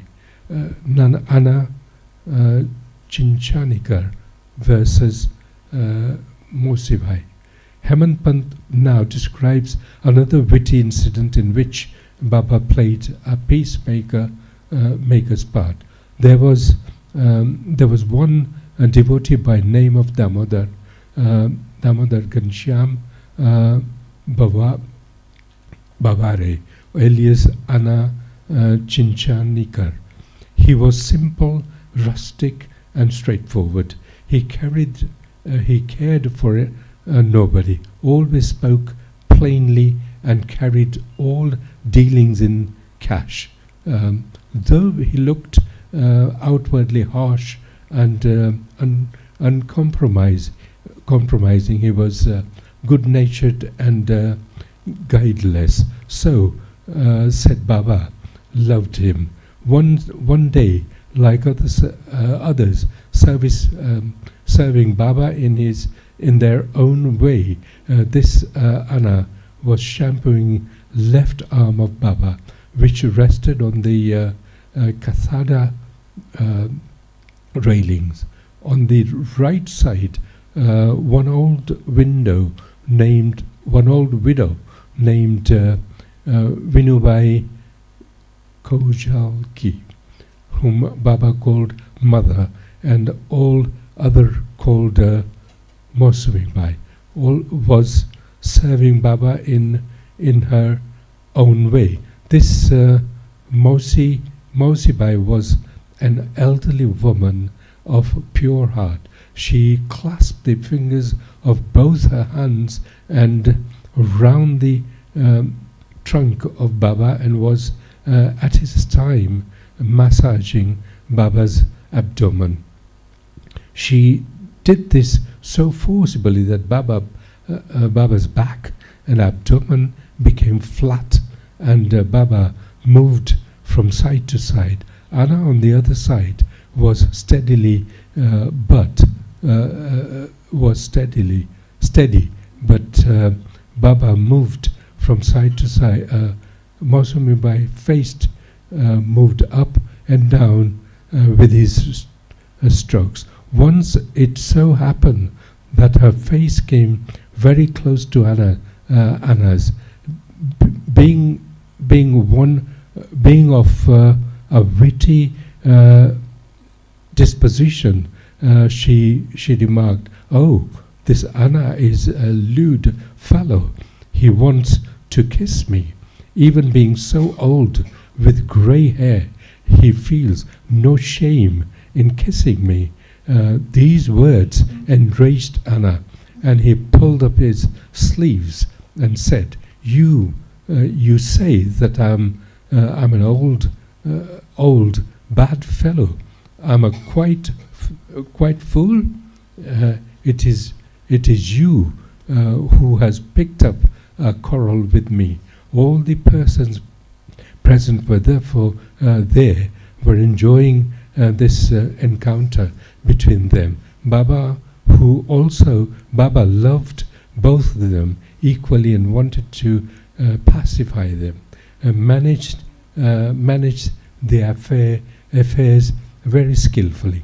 Lovingly he said, "Oh, Anna, why are you unnecessarily raising this hue and cry? I do not understand what harm and impropriety is there when the mother is kissed." Hearing these words of Baba, both of them were satisfied, and all the persons laughed merrily and enjoyed Baba's wit to their heart's content. Baba's characteristics, his dependency on bhaktas. Baba allowed his devotees to serve him in their own way and did not like any other persons interfering this way. To quote the instance, the same Mausi Bai was on the other occasion kneading Baba's abdomen, seeing the force used by her. All other devotees felt nervous and anxious. They said, "Oh mother, be more considerate and moderate, otherwise you will break Baba's arteries and nerves." At this, Baba got up once from his seat and dashed his satka on the ground. He got enraged, and his eyes became red, like a live embers. None dared to stand before Baba. Then he took hold of one end of the satka with both hands and pressed it in the hollow of his abdomen. The other end is fixed to the post and began to press his abdomen against it. The satka, which was about 2 and 3 feet in length, seemed all ready to go into abdomen, and people feared that the abdomen would be ruptured in the short time. The post was fixed and immovable, and Baba began to go closer and closer to it and clasped the post firmly. Every moment the rupture was expected, and they were all dismayed, did not know what to do, and stood dumb with wonder and fear. The other devotees wanted only to give a hint to the Mausibai to be moderate in their service and not cause any trouble or pain to Baba. They were surprised to see that their well-intentioned effort had resulted in this crisis, and they could do nothing but to wait and see. Fortunately, Baba's rage soon cooled down. He left the satka and resumed his seat. From this time onwards, the devotees took the lesson that they should not meddle with anybody, but allow him to serve Baba as he chooses, as he was capable to gauge the merits and worth of the service rendered into him. bow to Shri Sai. Peace be with you.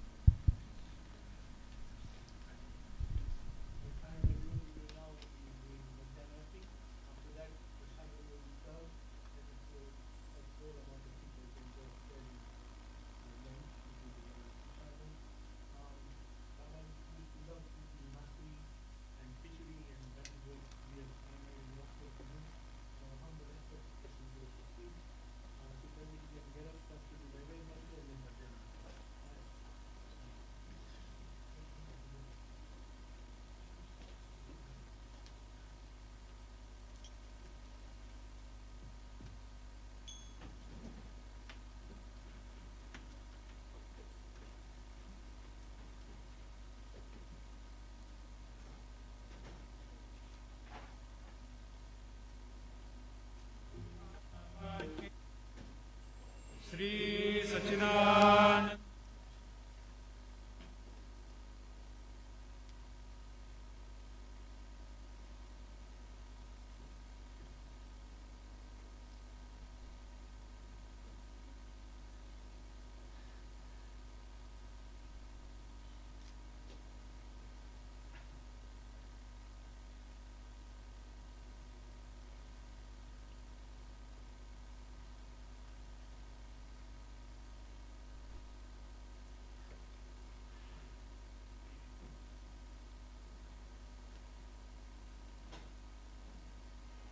Shri सच्चिदानंद सद्गुरु साईनाथ महाराज की जय।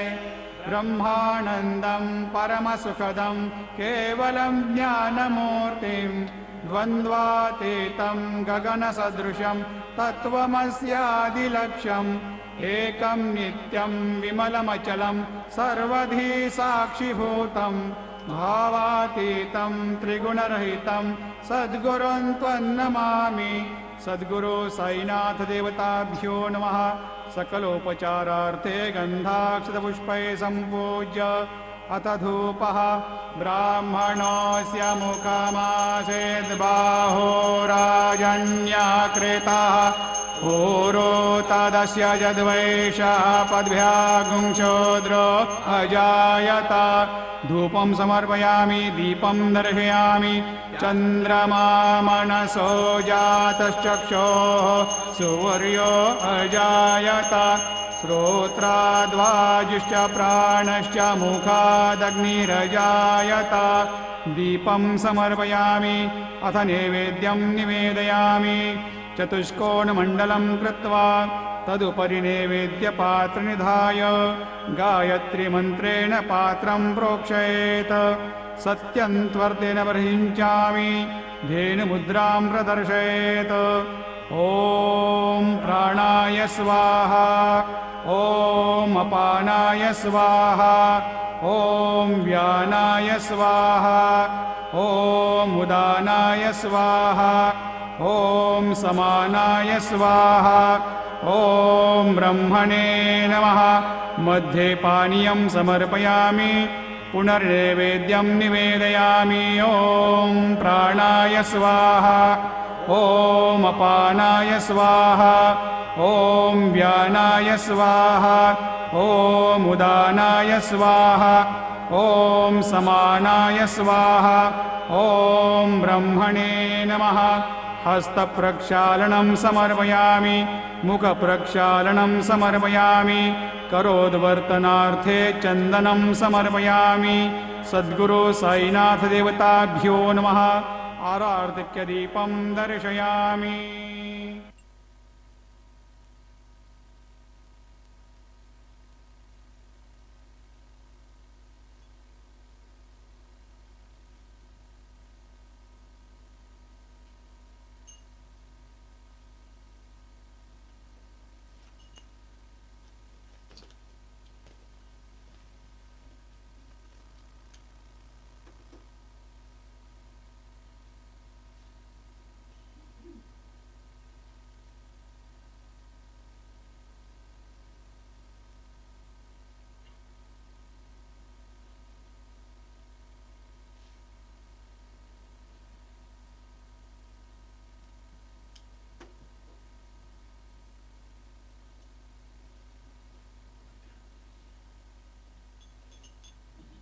श्री सच्चिदानंद सद्गुरु साईनाथ महाराज की जय।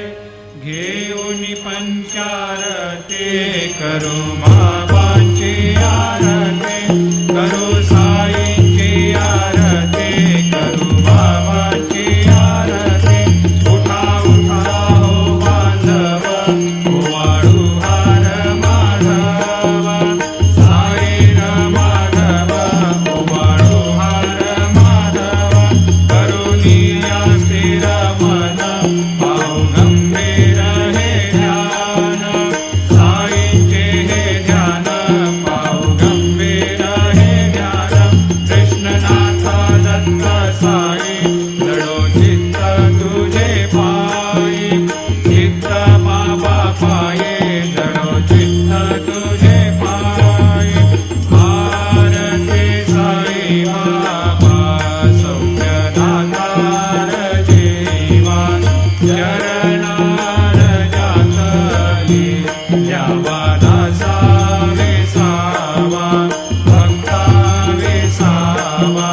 भारती साई बाबा, जाळूनी आनंद, सस्वरूपी राहे रंग, मुमोक्ष जनालाही, निज डोळा श्रीरंग, डोळा Shrirang. Bharti Sai Baba, Jaya money जैसा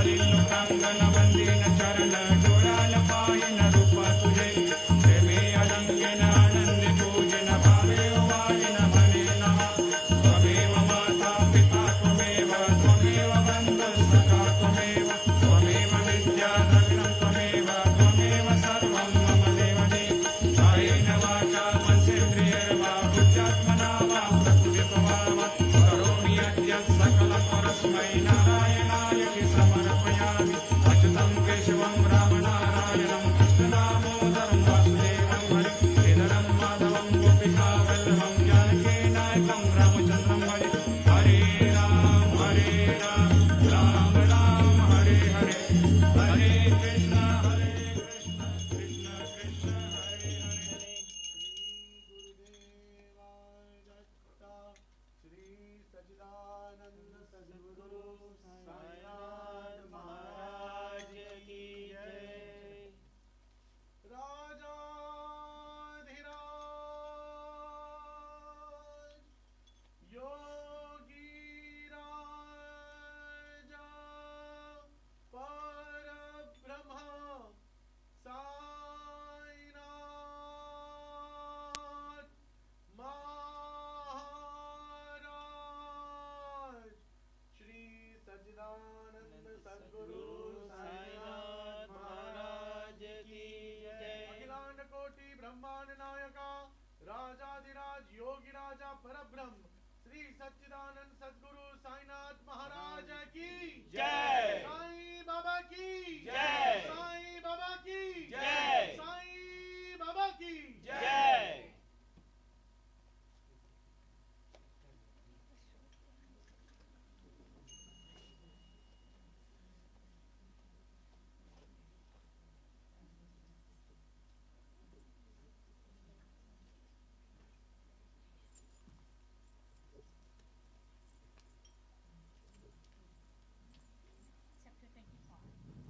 This working.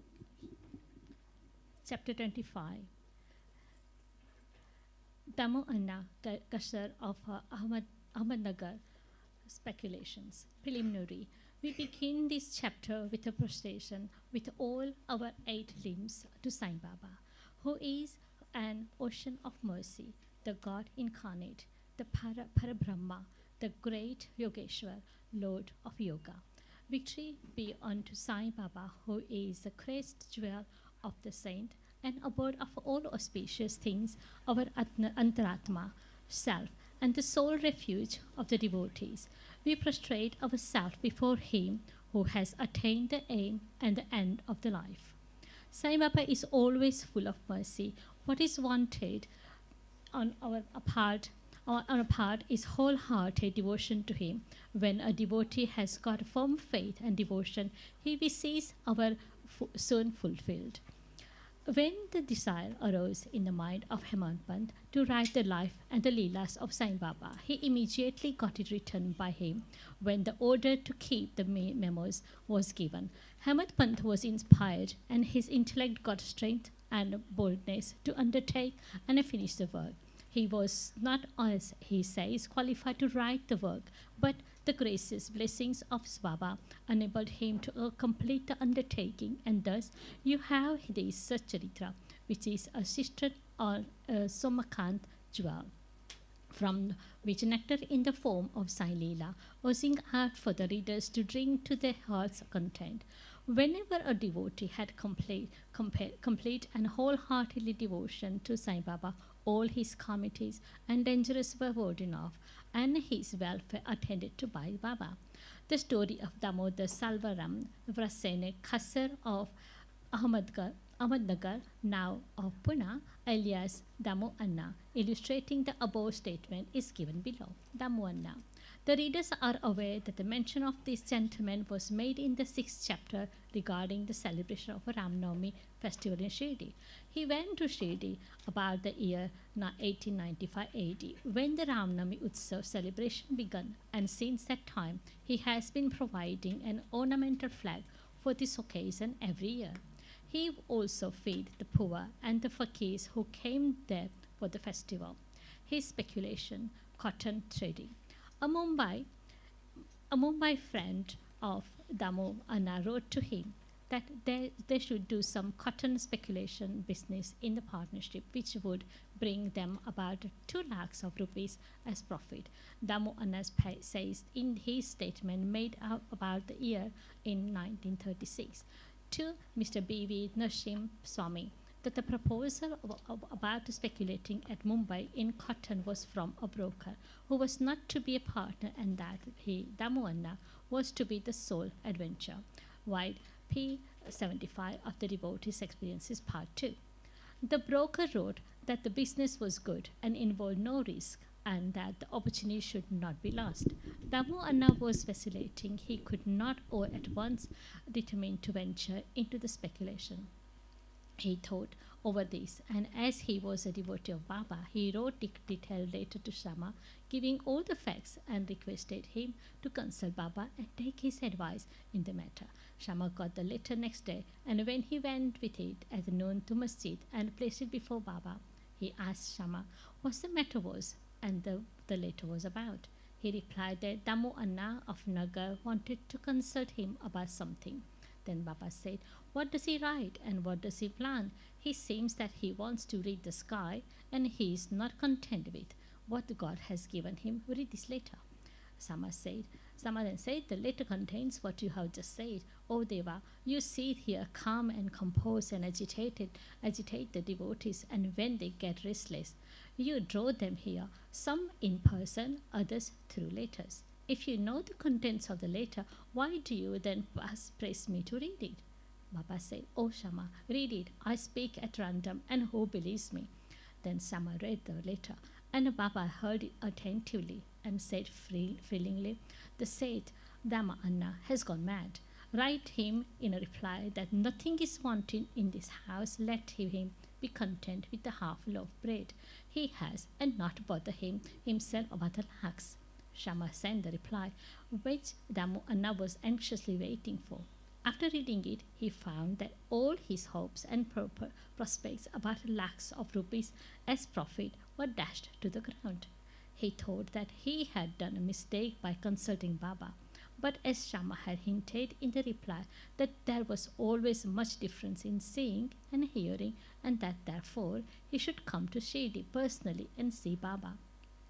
He thought it was advisable to go to Shirdi and consult Baba personally about the affair. So he went to Shirdi. So Baba prostrated himself before him and sat shampooing his legs. He had no courage to ask Baba openly about the speculation, but he thought in his mind that it would be better if some share in the business should be assigned to Baba, and said in his mind that if Baba were to help him in his transaction, he would surrender some share of profits to him. Damwana was thus thinking secretly in his mind, but nothing was veiled from Baba. Everything, past, present, and future, were clear to him. A child wants a sweet, but his mother gives bitter pills. The former spoils his health, while the latter improves it. So the mother, looking to the welfare of her infant, quakes and gives bitter pills. Baba, kind mother as he was, knew the present and future prospect of his devotees, and therefore, reading Damwana's mind, he openly spoke to him, "Bapu, I do not want to be entangled in any such a worldly thing, sharing profits." On seeing Baba's disapproval, Damwana dropped the enterprise. 2. Grain dealing. Then he thought of trading in rice, wheat, and other grains. Baba read this though also, and said to him, "You will be buying at 5 seers and selling at 7 seers a rupee." So this business was also given up. The rise in the price of grain was kept up for some time, and Baba's prophecy seemed to be falsified. But in a month or two, there was abundant rain everywhere, and the prices suddenly fell down, and therefore those who stored grain suffered a severe loss. Damu Anna was saved from his fate. Needless to say that the cotton speculation, which was conducted by the broker with the help of another merchant, also collapsed, with a severe loss to the adventurers. After seeing that Baba had saved him from 2 severe losses in cotton and grain speculations, Damu Anna's faith in Baba grew stronger, and he remained a true devotee of Baba till his passing away. Amralila Mango Miracle. Once a parcel of 300 good mangoes were received at Shirdi. It was sent from Goa by one Mamlatdar named Raleigh to Sai Baba in name of Shama. When it was opened, all the mangoes were found to be in a good condition. They were given in Shama's charge, and only 4 were retained and placed in Columba pot by Baba. He said, "These 4 fruits are for Damwana, let them lie there." This Damwana had 3 wives. According to his statement mentioned above, he had no 3 but 2 wives only.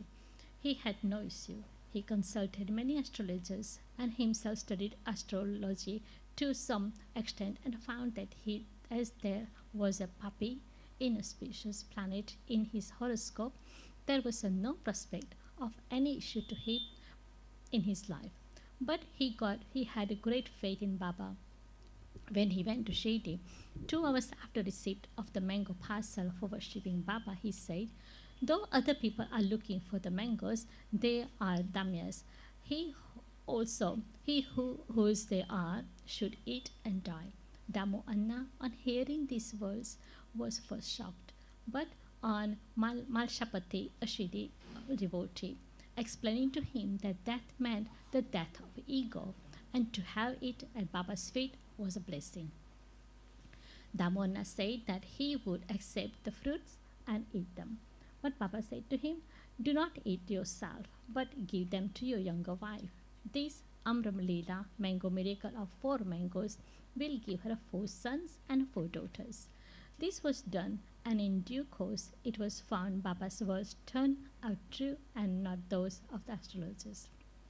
Baba's speech established its efficacy and greatness while he was living in the flesh, but it did the same even after his passing away.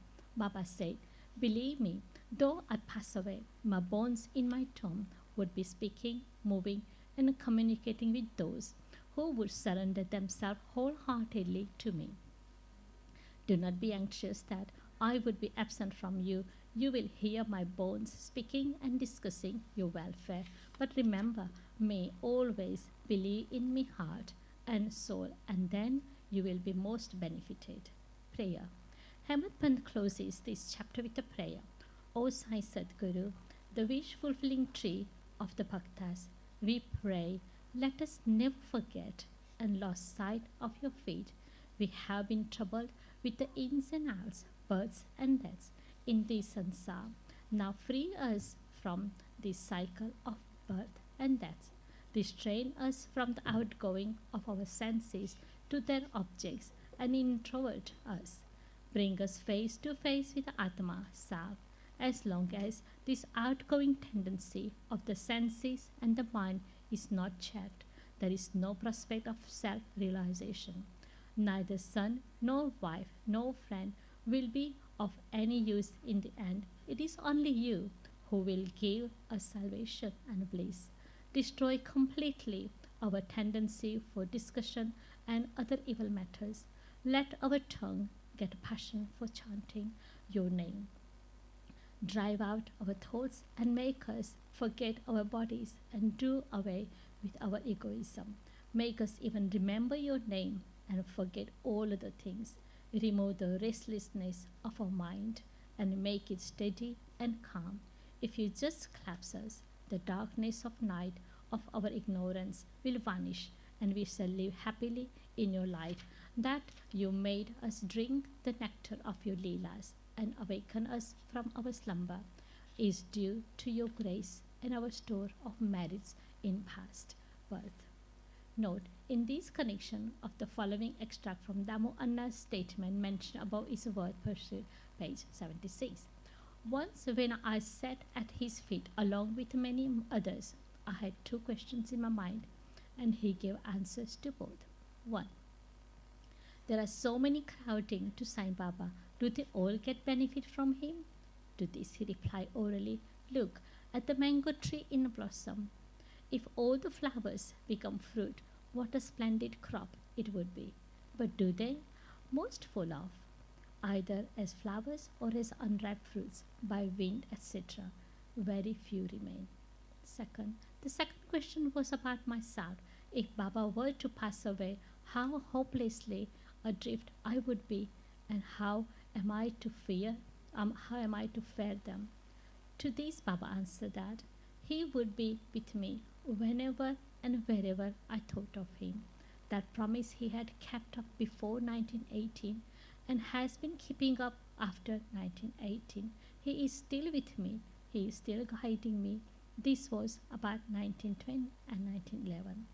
When brothers separated from me, my sister died, and there was a theft and police inquiry. All these incidents made me very disturbed. When my sister died, my mind was so upset. I did not care for life enjoyments. When I went to Baba, he pacified me with his updesh and made me eat a feast of Puran Puri and a Pakalkar house. There was a theft in my house.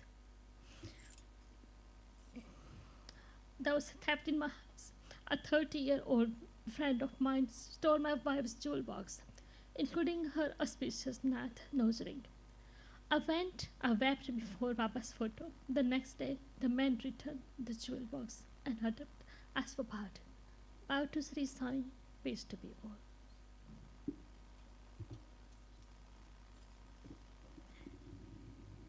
Preliminary. All the things that we see in the universe are nothing but a play of Maya, the creative power of the Lord. These things do not really exist. What really exists is the Absolute. Just as we mistake a rope or a garland for a serpent on account of darkness, we always see that phenomena, things as they outwardly appear, and not the noumen, which underlies all the visible things. It is only the Satguru who opens the eyes of our understanding and enables us to see things in their true light, not as they appear. Let us therefore worship the Satguru and pray to him to give us the true vision, which is nothing but God vision. Inner worship. Hemadpant has given us a novel form of worship. Let us, he says, use water in the form of tears of joy to wash the Sadguru's feet. Let us besmear his body with sandal paste of pure love. Let us cover his body with the cloth of true faith. Let us offer 8 lotus in the form of 8 sattvic emotions and fruit in the form of our concentrated mind.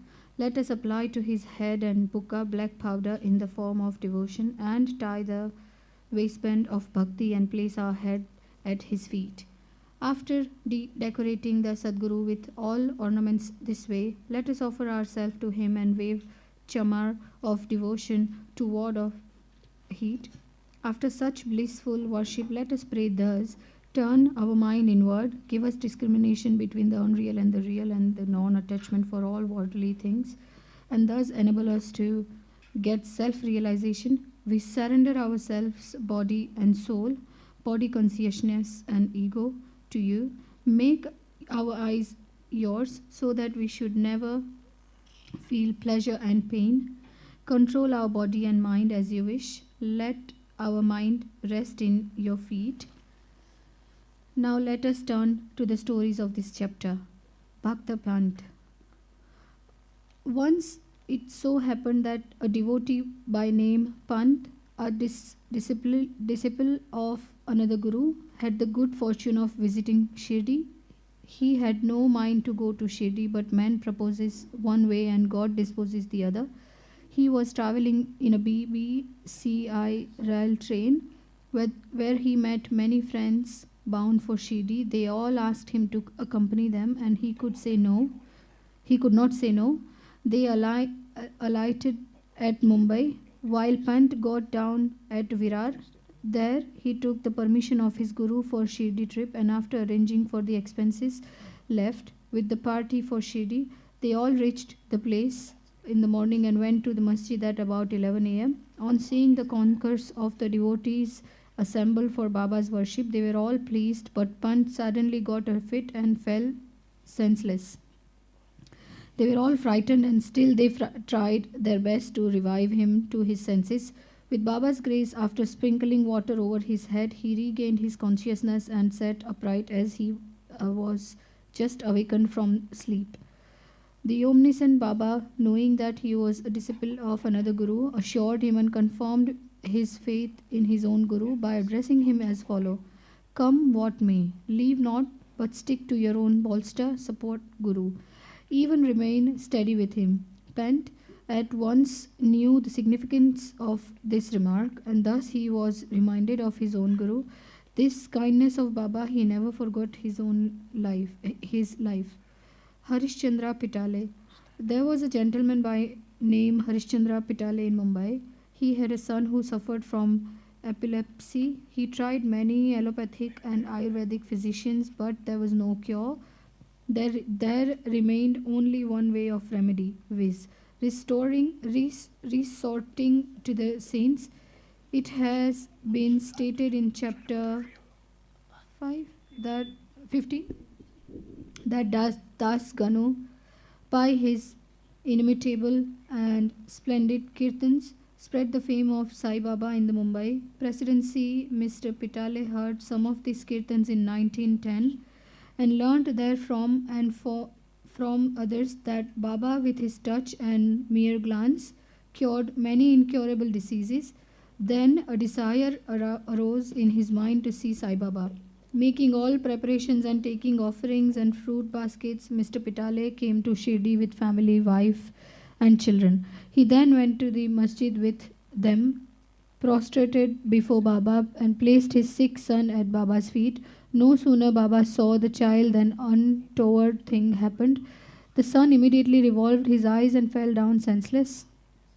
His mouth began to throw foam, and his whole body began to perspire profusely, and it seemed as if he breathed himself out. Seeing this, the parents became very nervous and upset. The boy used to get such fits very often, but this fit seemed to persist long. Tears began to flow ceaselessly from the mother's eyes, and she began to wail that her condition was like that of a person who, being afraid of the robbers, ran into a house which collapsed on him, or like a cow fearing a tiger, ran into the hands of butcher, or like a traveller who, being tormented by the heat of sun, went to take refuge under a tree, which fell upon him, or like a devout person going for worship into temple, which collapsed upon him. The Baba comforted her, saying, "Do not wail like this. Wait a bit. Have patience. Take the boy to your lodging. He will come to his senses within half an hour."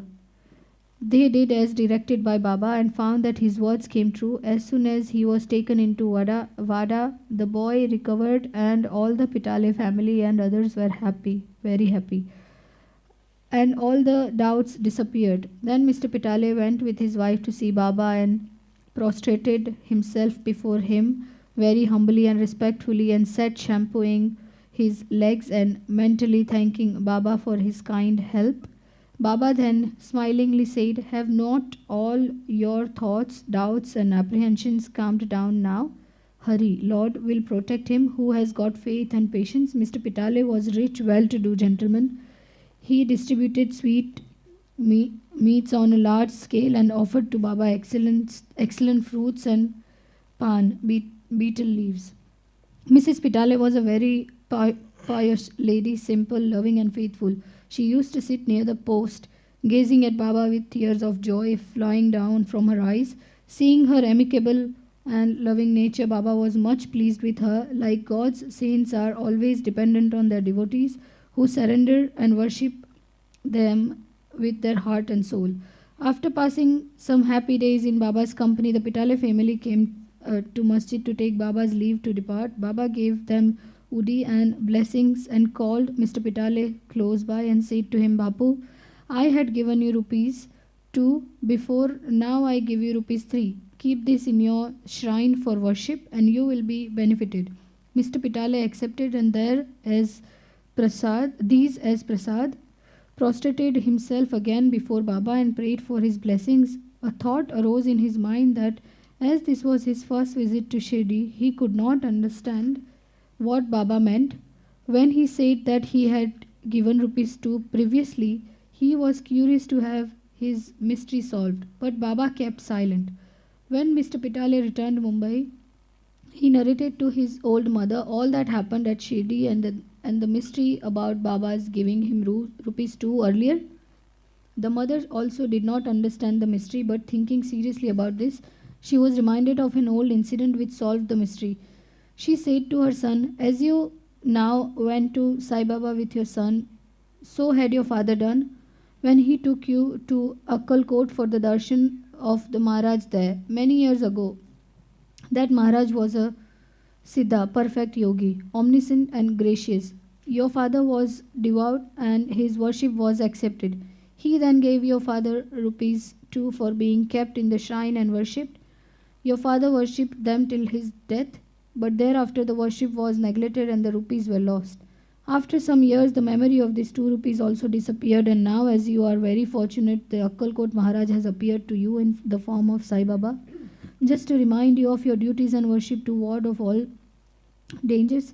Now beware. Henceforth, leave all your doubts, bad thoughts, follow your ancestors, and go on worshipping the family gods and the rupees.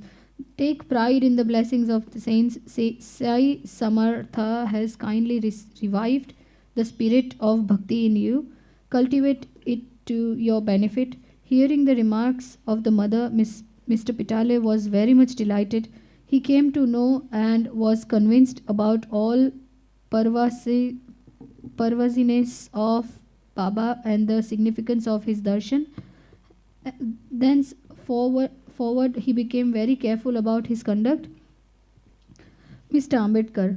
Mr. Gopal Narayan Ambedkar of Pune was a devotee of Baba. He served for 10 years in Ambakari department in the Thana district in Jawahar state, from where he had to retire. He tried to get some other job, but he did not succeed. He was overtaken by other calamities and his condition grew from bad to worse. He passed 7 years in this condition, visiting Shirdi every year and placing his grievance before Baba. In 1960, his plight became worse and he decided to commit suicide in Shirdi. So he came there with his wife and stayed for 2 months. One night, while sitting in the bullock cart in front of Dixit Wada, he resolved to end his life by throwing himself into the well close by. But Baba wished to do something else. A few paces from this place, there was a hotel, and its proprietor, Mr. Sagun, a devotee of Baba, came out and accosted him thus: "Did you ever read Akkalkot Maharaj's life?" Ambedkar took this book from Sagun and began to read it. Casually, or we may say providentally, he came across a story which was to this effect: during the lifetime of Akkalkot Maharaj, a certain devotee suffered very much from an incurable disease, and when he could no longer endure the agony and pain, he became desperate, and in order to end his miseries, threw himself one night into a well. Immediately the Maharaj came there and took him out with his own hands and advised him thus: "You must bear the fruit, good or bad, of your past actions. If it is incomplete, suicide won't help you. You have to take another birth and suffer again. So instead of killing yourself, why not suffer for some time and finish up the fruit of your past deeds and be done with it once and for all?" Reading this appropriate and timely story, Ambedkar was much surprised and moved. Had he not got Baba's hint through the story, he would have been no more. On seeing Baba's all pervasiveness and benevolence, his faith in him was confirmed and he became a staunch devotee. His father was a devotee of Akkalkot Maharaj, and Sai Baba wanted him to walk into father's footsteps and continue his devotion to him. He then got Sai Baba's blessings and his prospects began to improve. He studied astrology and gained a proficiency in it and thereby improved his lot. He was able to earn sufficient money and passed his later life in ease and comfort. Bow to Shri Sai. Peace be to all. Chapter XXVI. It describes how Sai Baba favored his devotees by granting them religious books. After he had touched and consecrated them for Brahman, regular reading, and certain other matters. Preliminary. When a man takes refuge at the feet of the Satguru, he gets the merit of bowing to the Trinity, Brahma, Vishnu, and Mahesh, and also Parabrahma. Victory be unto Shirdi Sai, the wish-fulfilling tree and the ocean of knowledge, who gives us self-realization. O Sai, create in us reverence for your stories. Let the leaders and audience devour them with the same relish, with which the chatak bird drinks the water from the clouds and becomes happy. While listening to your stories, let them and their families get all the true and pious emotions, viz. Let their bodies perspire, let their eyes be full of tears, let their breath be steady, let their minds be composed, let their hair stand on end, let them cry, sob, and quiver, let their hostilities vanish. When these things happen, that is a sign of the grace of the Guru dawning upon them. When these emotions grow in you, the Guru is most pleased and will certainly lead you on the path of self-realization. The best way, therefore, to get free from the shackles of Maya is our complete and wholehearted surrender to Baba. The Vedas cannot take you across the ocean of Maya. It is only the Sadguru who can do so and make you see the God in all creatures. Granting consecrated book. The various methods of imparting instructions followed by Baba have already been noticed in previous chapters. In this, we shall deal with one aspect of it. It was the habit of some devotees to take to Baba some religious books of which they wanted to make a special study and receive the same back from him, after they were touched and consecrated by him. While reading such books daily, they felt that Baba was with them. Once Kaka Mahajani came to Shirdi with a copy of Eknathi Bhagavad. Shama took this book to read in the Masjid. There, Baba took it from him, touched it, and turning some pages here and there, gave it back to Shama, and asked him to keep it with him. When Shama said that it belonged to Kaka and had to be returned to him, "No, no," replied Baba. "As I have given it to you, you better keep it. It will be of use to you." In this way, many books were entrusted to Shama. Kaka Mahajani, after a few days, came again with another copy of the same Bhagavad and gave it in Baba's hand. Then Baba gave it back as prasad and asked him to preserve it well, and assured him that it would stand him in good stead. Kaka accepted it with reverence. Shama and Vishnu Sahasra Naam. Shama was a very intimate devotee of Baba, and Baba wanted to favor him in a particular way by giving him a copy of Vishnu Sahasra Naam as prasad. This was done in the following way. Once a Ramdasi, follower of the saint Ramadas, came to Shirdi and stayed there for some time. The routine he followed daily was as follows. He got up early in the morning, washed his face, bathed, and then after wearing saffron-colored clothes and besmearing himself with sacred ashes, read Vishnu Sahasranam, a book giving 1,000 names in the praise of Vishnu and held second in importance to Bhagavad Gita, and Adhyatma Ramayana, esoteric version of Rama's story with faith. He read these books very often. After some days, Baba thought of favoring and initiating Shama with Vishnu Sahasranam. He therefore called the Ramadasi to him and said to him that he was suffering from intense stomach pain, and unless he took some Senapods, Sonamukhi, a mild purgative drug, the pain would not stop. So he should please go to the bazaar market and bring the drug. The Ramadasi closed his reading and went to the bazaar. Then Baba came from his seat to Ramdasi's place of reading and took out the copy of Vishnu Sahasranam, and after coming back to his seat, said to Shama, Shama, this book is very valuable and efficacious, so I present it to you. You read it. Once I suffered intensely and my heart began to palpitate and my life was in danger. At that critical moment, I hugged this book to my heart, and then Shama, what a relief it gave to me. I thought that Allah Himself came down and saved me. So I give this to you. Read it slowly, little by little. Read daily, one name at least, and it will do you good. Shama replied that he did not want it, and that the owner of it, the Ramdasi, who was a bad-tempered, obstinate and irritable fellow, would certainly pick up a quarrel with him.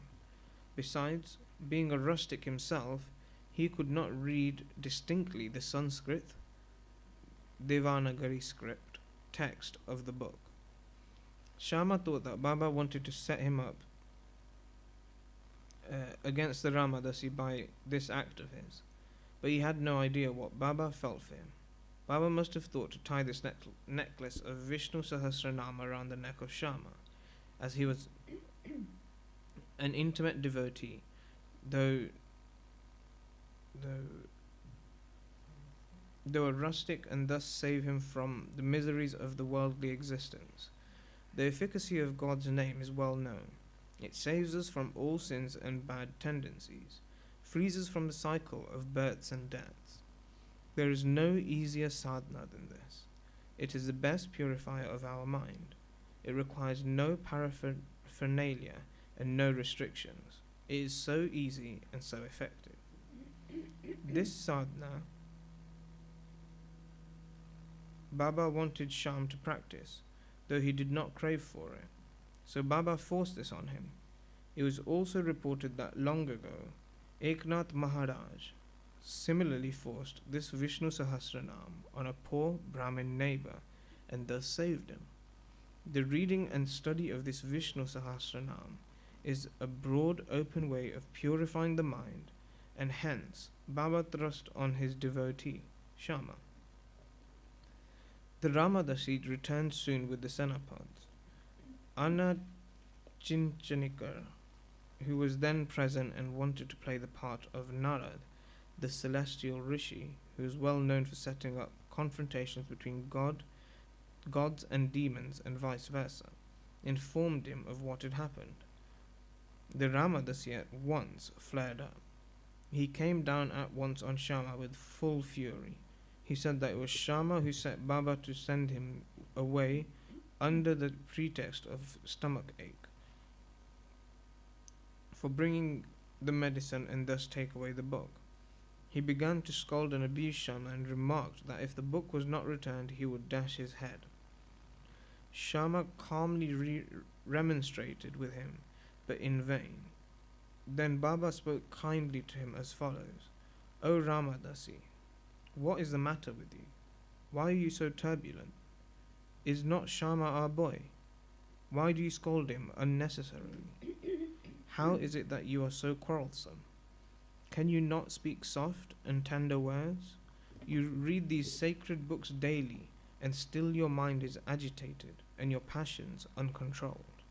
What sort of a Ramdasi are you? You ought to be indifferent to all things.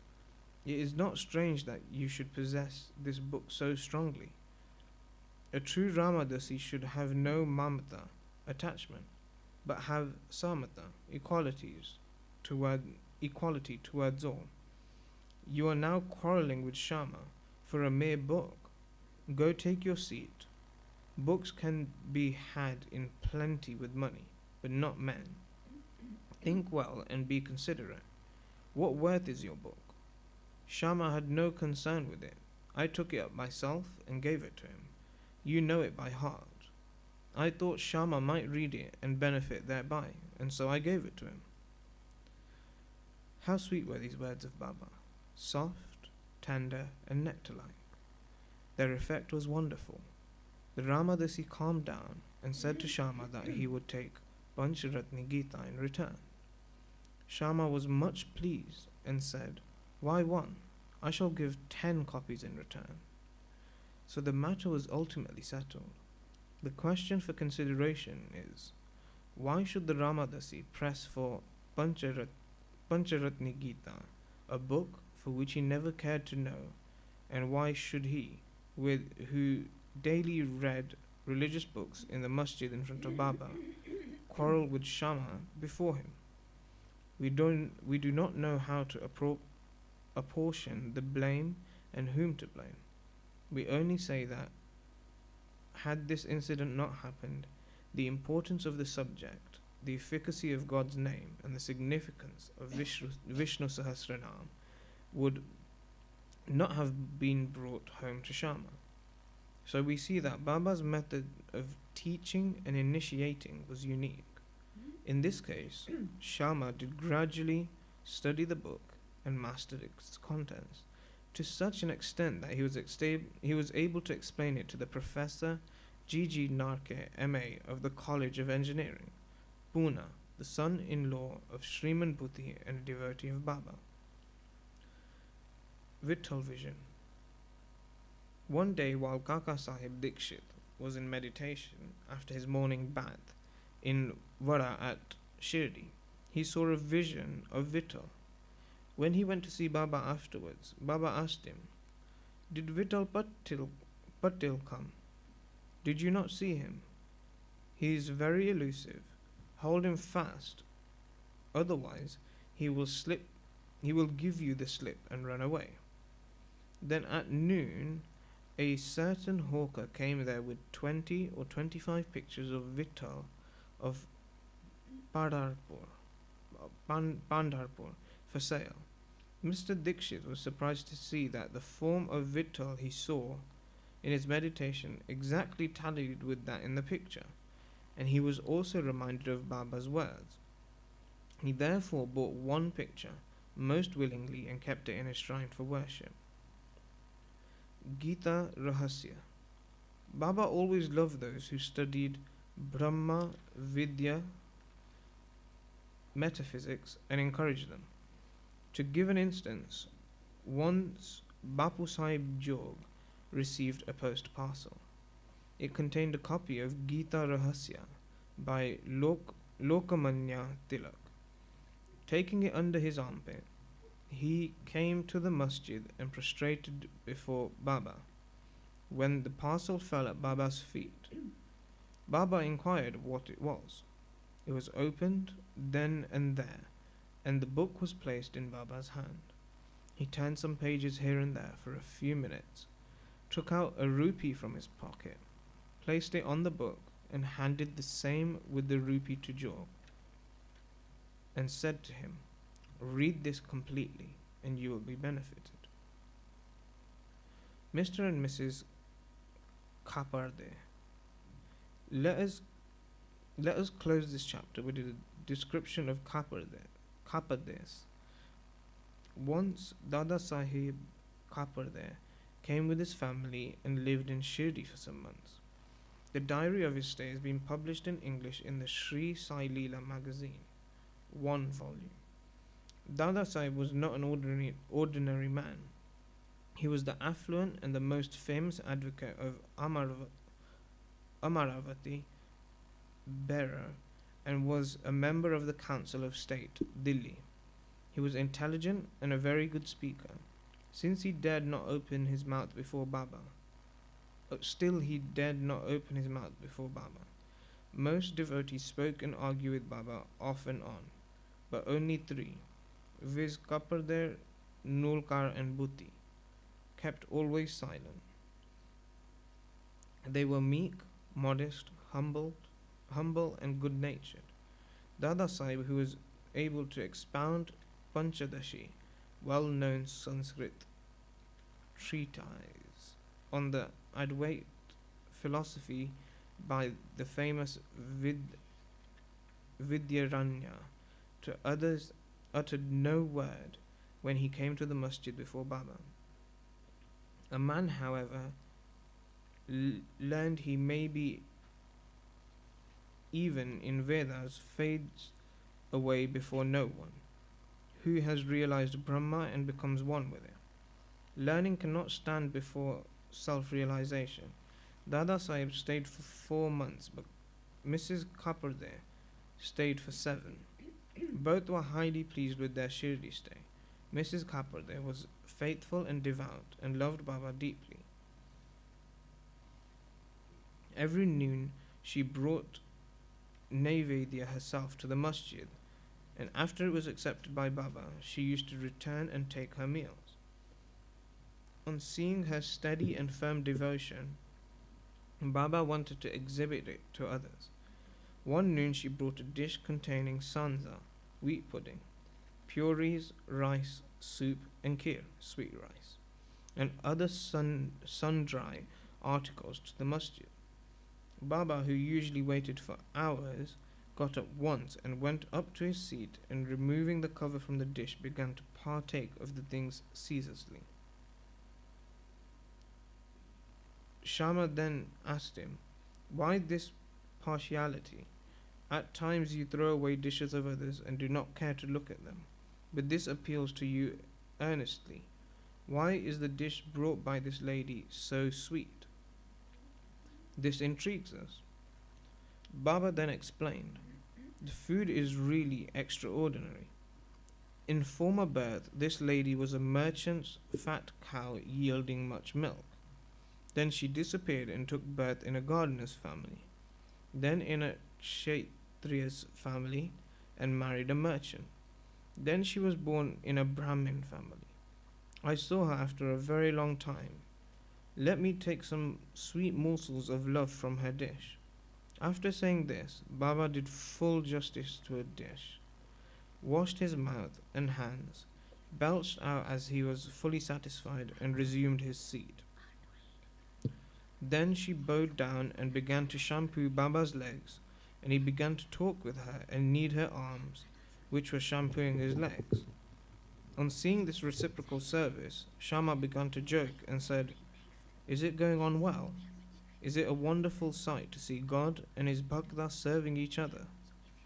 After being pleased with her sincere service, Baba asked her in low and fascinating tone to chant Rajaram, Rajaram, and then and always, and said, "If you do this, your life's object will be achieved, your mind will attain peace, and you will be immensely benefited." To persons unfamiliar with spiritual matters, this might appear as a polite gesture, but really it was not so. It was a case of what is technically called Shaktipat, transference of power from the Guru to the disciple. How effective were Baba's words? In an instant they pierced her heart and remained there. This case illustrates the nature of the relations that should subsist between the Guru and the disciple. Both should love and serve each other as one. There is no distinction nor any difference between them. Both are one, and one cannot live without the other. The disciple, placing his head at the Guru's feet, is a gross or outward vision. Really and internally they are both one and the same. Those who see any difference between them are yet unripe and not perfect. Bow to Shri Sai, peace be to all. Sparrows drone to Shirdi. Sai is not infinite or limited. He dwells in all beings, from ants and insects to God Brahma. He pervades all. Sai was well versed in the knowledge of the Vedas, as well as in the science of self-realization. He was proficient in both of these. He was well fitted to be the Satguru. Anyone though learn, but not able to awaken the disciples and establish in them self-realization, does not deserve to be called a Satguru. Generally, the worldly parents give birth to the body, but death invariably follows life. But Satguru does away with both life and death, so he does more kind and merciful than anyone. Sai Baba often said, "Let him man, devotee, be at any distance, 1,000 kilos away from him, he he will be drawn to Shirdi. Like a sparrow, like a thread tied to his feet. This chapter describes the stories of 3 such sparrows. Lata Lakshmi Chand. This gentleman was first serving in Shirdi Venkateshwar Press in Mumbai, then in Railway Department, and afterwards in the firm of Mrs. Dwali Brothers and Co. as Munshi Clerk. He got the contract of Baba in 1910. 1 or 2 months before Christmas, he saw in his dream a Santa Cruz, a suburb of Mumbai, an old man with a beard, standing surrounded by his bhaktas. A few days later, he went to the house of his friend, Mr. Dattatreya Manu Janta Bajur, who heard the Kirtan by Das Guru. It was and is always the practice of Das Ganu to keep Baba's picture in front of the audience while doing the Kirtan. Lakshmi Chand was surprised to see that the features of old man he saw in his dream tallied exactly with those pictures of. Thus, he came to the conclusion that the old man he saw in the dream was Sai Baba himself. The sight of this picture, Das Ganu's Kirtan, and the life of Saint Tukaram on which Das Guru discoursed, all these things made a deep impression on his mind, and he decided to go to Shirdi. It is always the experience of the bhaktas that God always helps them in search of Satguru and other spiritual endeavors. That very night, a friend named Shankarao knocked at the door and asked him whether he would accompany him to Shirdi. His joy knew no bounds, and he at once decided to go to Shirdi. He borrowed 15 rupees from his cousin and after making due preparation left for Shirdi. In the train, he and his friend Shankarao did some bhajans, sang religious songs, and inquired about Sai Baba with some fellow passengers from Mohammedans who were returning to the place near Shirdi. They all told them that Sai Baba was a great saint living in Shirdi for many years. When they reached Kopagaon, he wanted to buy some good guavas for offering to Baba, but he was so much enwrapped with the scenery and the sights that he forgot to purchase them. When they were nearing Shirdi, he was reminded of the guavas. Just then he saw an old woman with guava basket on her head running after the tonga. The tonga was stopped, and he gladly purchased some fruits. When the woman said, "Take all the rest and offer them on my behalf to Baba." The fact was that he had intended to purchase the guavas, but had forgotten to do so. The old woman's encounter and a devotion to Baba, all these were pleasant surprise to both the friends. And Lakshmi Chand thought in his mind that the old woman might be some relation of old man he saw in his dream. Then they drove down they came to Shirdi, and on seeing flags on the Masjid, they saluted them. With puja materials in hand, they went to Masjid and worshipped Baba with due formality. Lakshmi Chand was much moved and was extremely happy to see Baba. He was enwrapped with Baba's feet, as a bee with sweet-smelling lotus. Then Baba spoke as follows. Cunning fellows, he does bhajans on the way and inquires from others. Why ask others? Everything we should see with our own eyes. Where is the necessity to question others? Just think for yourself whether those dreams true or not. Where were the necessity of the darshan by taking a loan from Marvari? In the heart's desire now satisfied? Hearing these words, Lakshmi Chand was wonderstruck at Baba's omniscience. He was at loss to know how Baba came to know about all the things that had happened en route from his house to Shirdi. The chief thing to note in this respect is that Baba never liked people to borrow or take loan for his darshan or celebrating any holiday or making any pilgrimage. Sanza. At afternoon, when Lakshmi Chand was sitting for meal, he got sanza wheat pudding from a devotee as prasad. He was pleased to have it. Next day, also he expected it, but got nothing. So he was anxious to get it again. Then on the third day, at noon, Aarti time, Bapu Sahib Jog asked Baba, what naivedya he would bring. Baba told him to bring sanza. Then the bhaktas brought 2 big potfuls of sanza. Lakshmi Chand was very hungry and there was some pain in his back. Then Baba said to him, "It's good that you are hungry.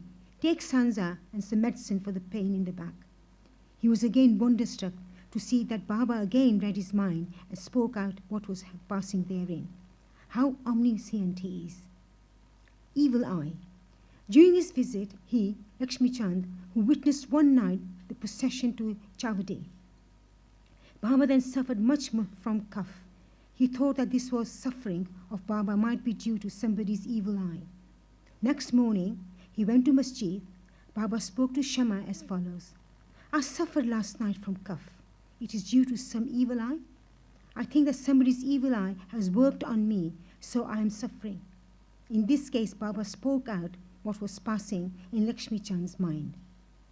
On seeing these proofs of Baba's omniscience and kindness to his bhaktas, he fell prostrate at Baba's feet and said, "I am much blessed with your darshan.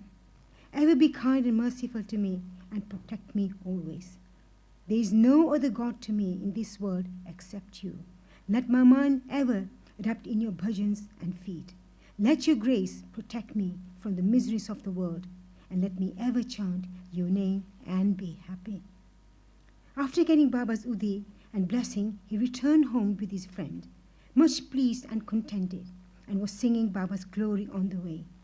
He remained a staunch devotee of Baba afterwards, and always sent garlands of flowers, camphor, dakshina, with any person his acquaintance bound for Shirdi.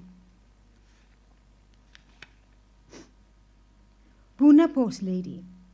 Now let us turn another sparrow devotee. One lady in Poornapur saw in her dream Sai Baba to her door and begging khichdi, rice cooked with dal and salt, for his meals. On waking up, she saw nobody at her door. However, she was pleased with the vision and told it to all, including her husband.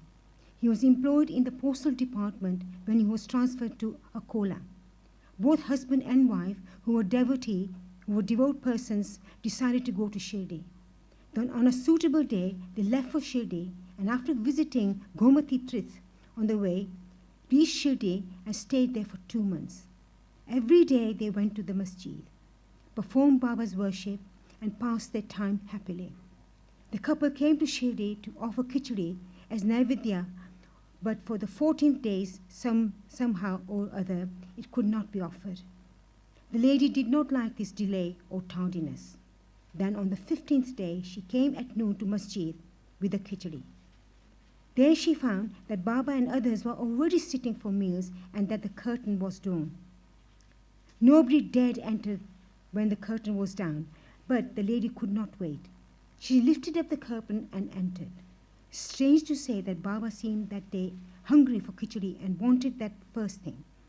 And when the lady came in with the dish, Baba was delighted and began to eat morsel after morsel of khichdi. On seeing the earnestness of Baba in this respect, everybody was wonderstruck, and those who heard the story of khichdi were convinced about his extraordinary love for his devotee. Mega. How now let us go to the third sparrow. Mega of Varnamon was a simple and illiterate Brahmin cook of Rao Bahadur H.V. Sathe.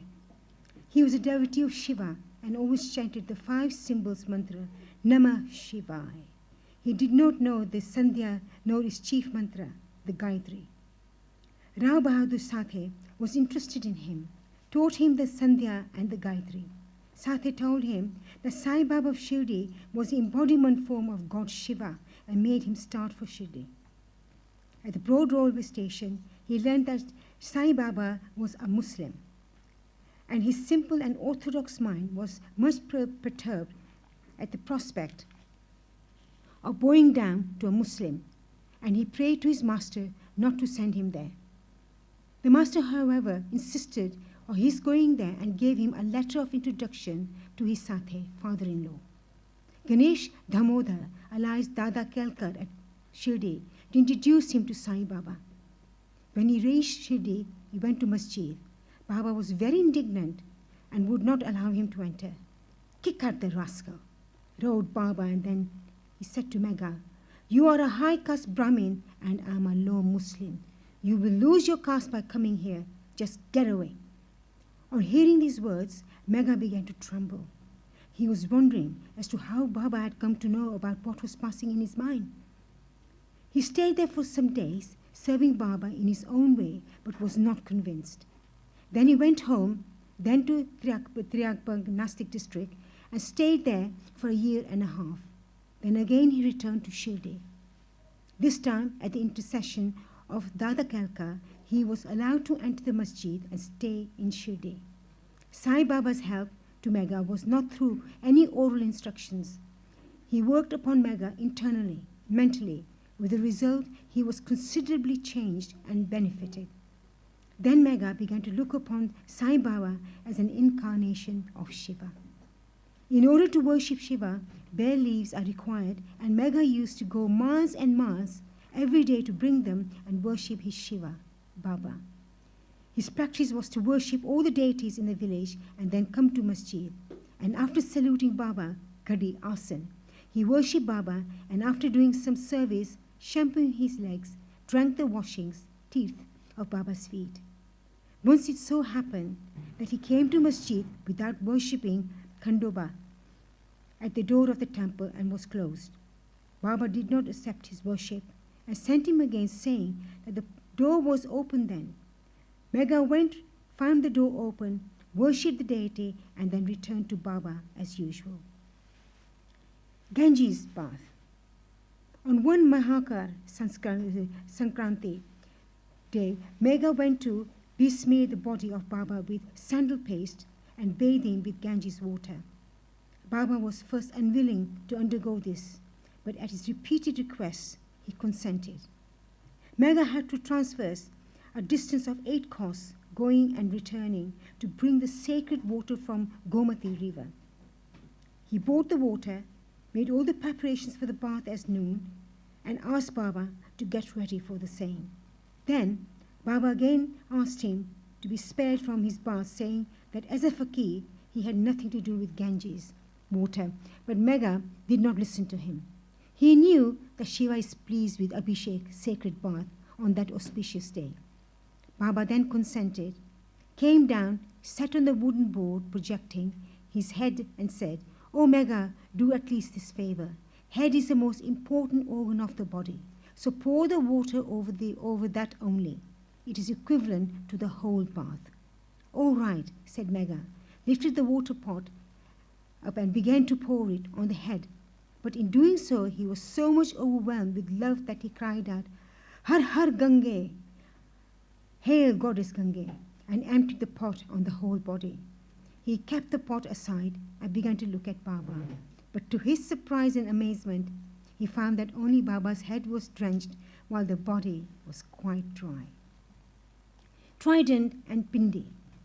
Megha worshipped Baba at 2 places. In the masjid, he worshipped Baba in person, and in the Vada, Baba's big picture given by Nana Sahib Chandokar.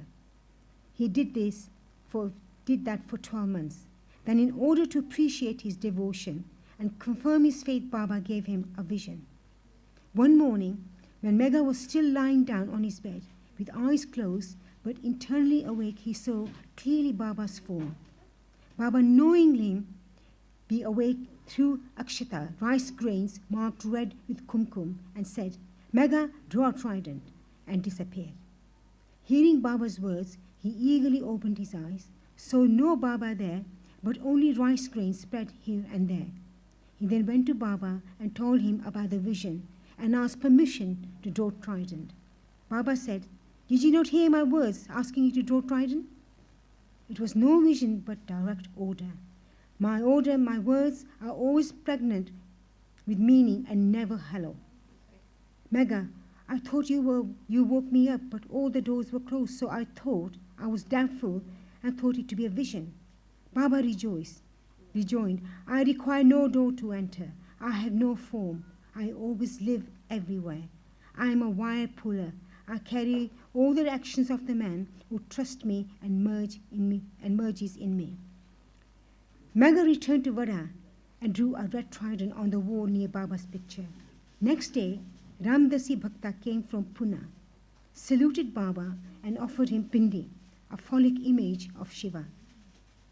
At this stage, Megha also turned up there. Baba said to him, "See, Shankar has come. Protect, I worship him now." Megha was pleasantly surprised to see pindi. Also in the Vada, Kaka Sahib Dikshit was also standing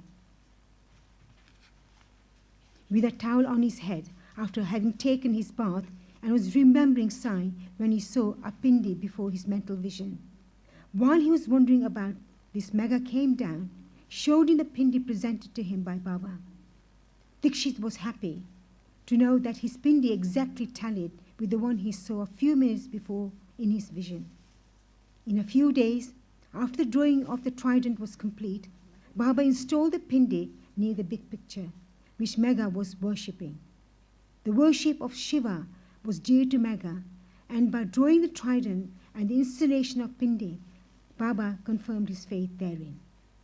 After continuous service of Baba for many years, doing regular worship and arti every noon and evening, Megha passed away in 1912.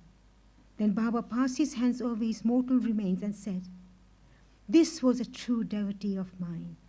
Baba also ordered that in his own expense the funeral dinner should be given to Brahmins, and this order was carried out by Kapa Dikshit. Bow to Shri Sai, peace be to all.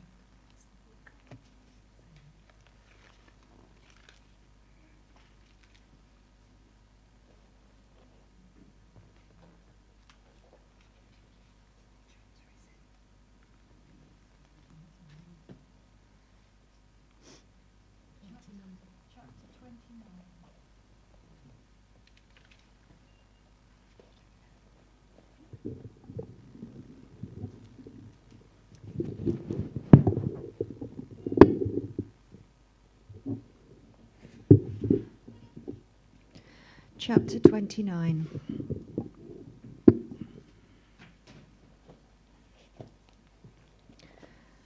Stories of Chennai's Bhajani Mela, Tendulkar's father and son, Dr. Captain Hate, and woman Navika. This chapter describes other interesting and wonderful stories of Sai Baba. Chennai's Bhajani Mela.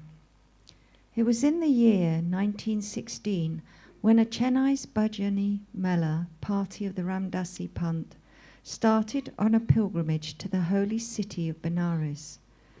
The party consisted of a man, his wife, daughter, and sister-in-law. Unfortunately, their names are not mentioned.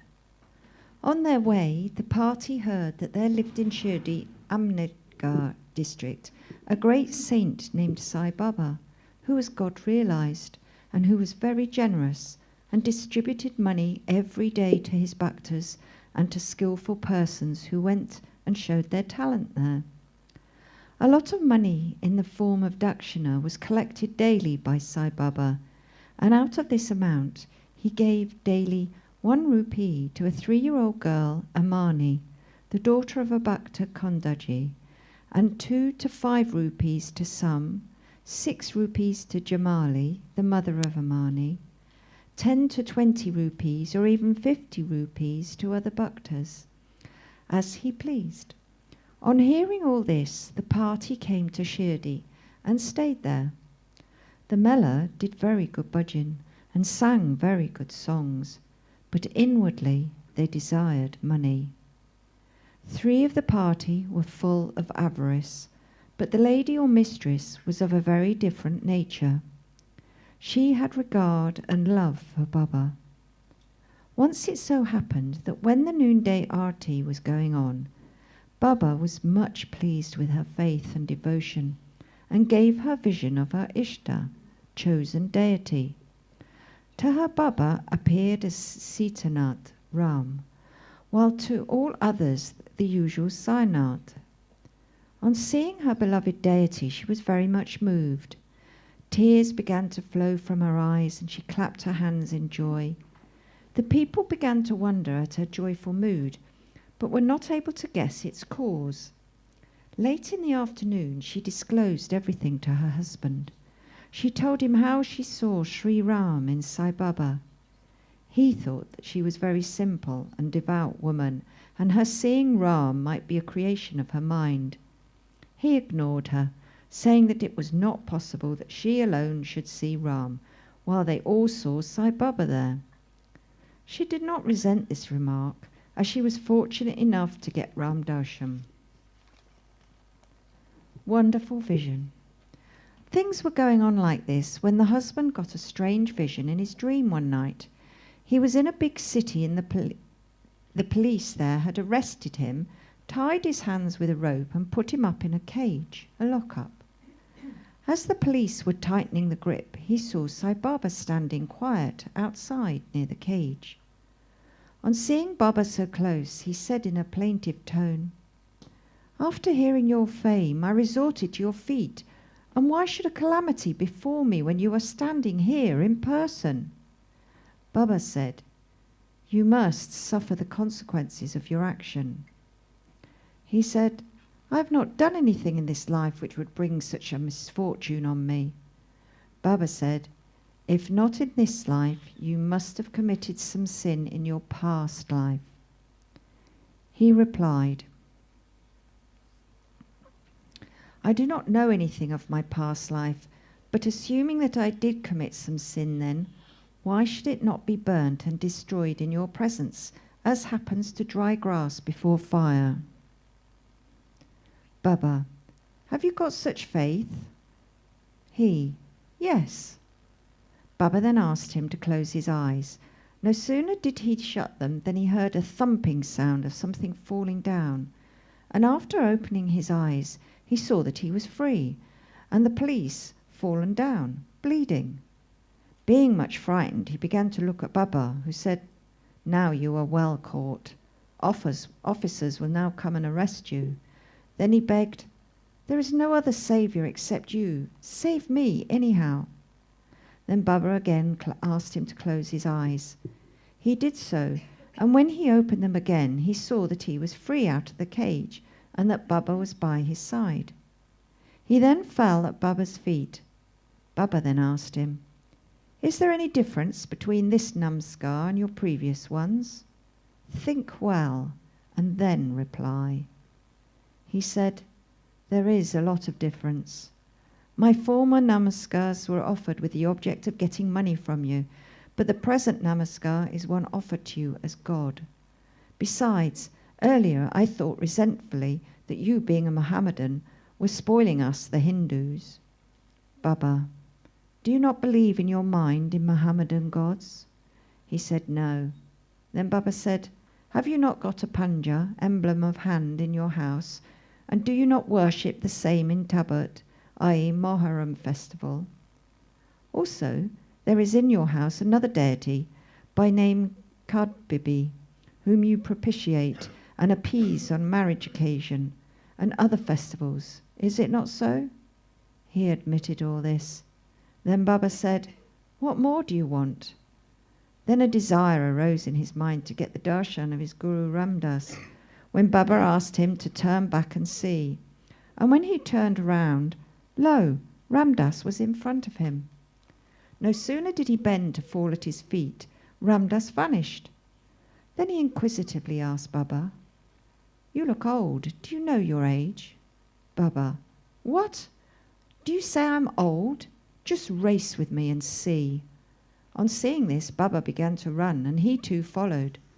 Baba disappeared in the dust, raised by his footsteps while running, and at that moment man was awakened. After awakening, he began to think seriously about the dream vision. His mental attitude was completely changed, and he realized the greatness of Baba. After this, his doubting tendencies disappeared, and pure devotion to Baba's feet descended on his mind. The vision was a mere dream, but the questions and answers therein were most significant and interesting.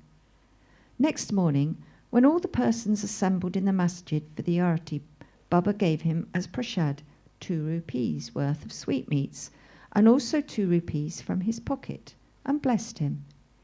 He made him stay there for a few more days and gave him his blessing, saying, Allah, God, will give you plenty and he will do you all good. He did not get more money there, but he got far better things, that is, Baba's blessing, which stood him in good stead all along. The party got plenty of money afterwards, and their pilgrimage was successful, as they did not suffer any trouble or inconvenience during their journey. They all returned home safe, thinking of Baba's words and blessings and the anand, bliss they experienced by his grace. This story illustrates one of the methods which Baba followed in some cases to improve and reform his devotees. Tendulkar family. There lived in Bandra, a suburb of Mumbai, a Tendulkar family, all the members of which were devoted to Baba. Mrs. Savitri Bai Tendulkar has published a Marathi book named Shirdi Sai Bhajan Mala, containing 800 abhangas and padas describing the leelas of Baba. It is a book worth reading by those who are interested in Baba. The son, Babu Tendulkar, was studying hard night and day and wanted to appear for the medical examination. He consulted some astrologers. On examining his horoscope, they told him that the stars were not favourable that year and that he should appear for the examination next year, when he would be certainly successful. This cast a gloom over him and made him restless. A few days afterwards, his mother went to Shirdi and saw Baba.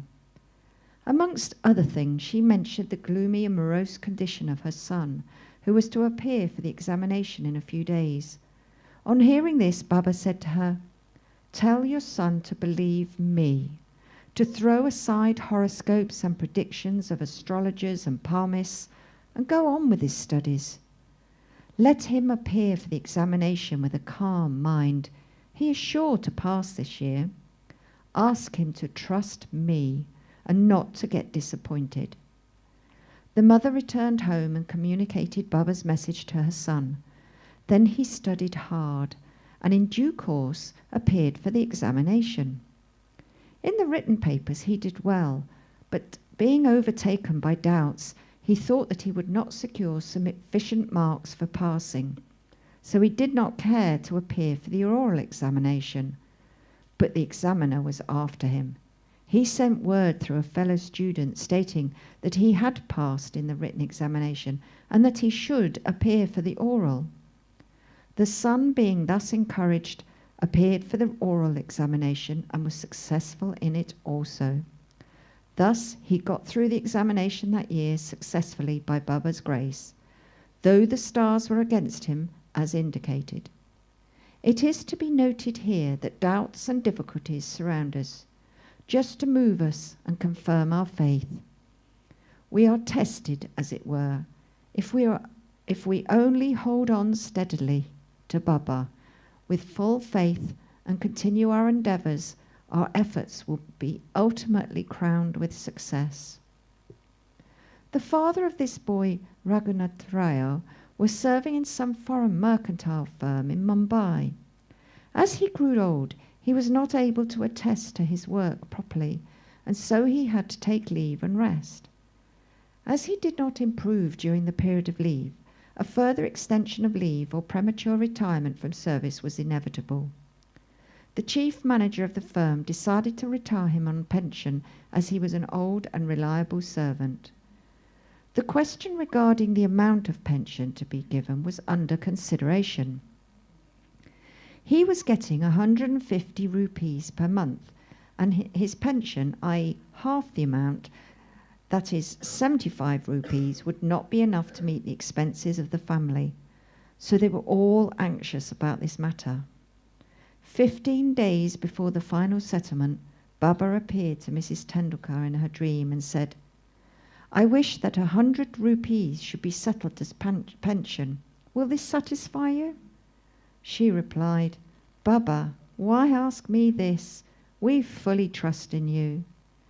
Though Baba said 100 rupees, still he was given 10 rupees more, 110 rupees as a special case. Such wonderful love and care did Baba exhibit toward his bhaktas. Captain Haiti. Captain Haiti was staying in Bikaner, was a great devotee of Baba. Once, Baba appeared to him in his dream and said, "Did you forget me?" Haiti then immediately held Baba's feet and replied, "If a child forgets his mother, how could he be saved?" Then Haiti went into the garden and took out fresh walpapadi vegetables and arranging shida, ghee, wheat flour and dal, and dakshina, was about to offer all this to Baba when he was awakened and came to know that the whole thing was a dream. Then he decided to send all these things to Baba at Shirdi. When he came to Gwalior some days afterwards, he sent 12 rupees by money order to a friend with instructions that 2 rupees should be spent in buying Shida articles and walpapadi vegetables, and those should be offered to Baba with 10 rupees as dakshina. The friend went to Shirdi and purchased the things mentioned, but walpapadi was not available. In a short time, a woman turned up with a basket on her head, which curiously enough contained the walpapadi vegetables. It was purchased, and then all the things were offered to Baba on behalf of Captain Hate. Mr. Nimankar prepared the Naivedya, rice and walpapadi vegetables, next day and offered the same to Baba. All the people were surprised to see that Baba, while dining, took and ate walpapadi and did not touch rice and other things. Haiti's joy knew no bounds when he learnt this from his friend. Consecrated rupee. At another time, Captain Haiti's wished that he should have in his house a rupee consecrated by Baba with his touch. He came across a friend who was bound for Shirdi. Through him, Haiti sent his rupee. The friend went to Shirdi and after the usual salutation gave first his dakshina, which Baba accepted. Then he gave Haiti's rupee, which Baba took in his hand and began to gaze at it. He held it in front, tossed it up with his right thumb and played with it. Then he said to the friend, "Return this to its owner with the prasadavudi. Tell him that I want nothing from him. Ask him to live in peace and contentment." The friend returned to Gwalior, handed over the consecrated rupee to Haiti and told him all that happened at Shirdi. This time Haiti was much pleased and realized that Baba always encouraged good thoughts and as he wished intently. Wamam Navaka. Now let the readers hear a different story. A gentleman named Waman Navaka loved Baba very much. He once bought a rupee. On one side obverse of it were engraved the figures of Ram, Lakshman and Sita, and on the other reverse side was engraved the figure of Maruti with folded hands. He offered it to Baba with the hope that he should consecrate it with his touch and return it to him with Udi. But Baba immediately pocketed it. Then Shama spoke to Baba regarding Waman Rao's intention and requested him to return it. Then Baba spoke in the presence of Waman Rao. Why should it be returned to him? We should keep it ourselves. If he gives 25 rupees for it, it will be returned. Then, for the sake of that rupee, Waman Rao collected 25 rupees and placed them before Baba. Then Baba said, "The value of that rupee far exceeds 25 rupees. Shama, take this rupee, let us have it in our store, keep this in your shrine and worship it." No one had the courage to ask Baba why he followed this peculiar action. He only knows what is best and most suitable to each and all. Bow to Shirdi Sai, peace be to all.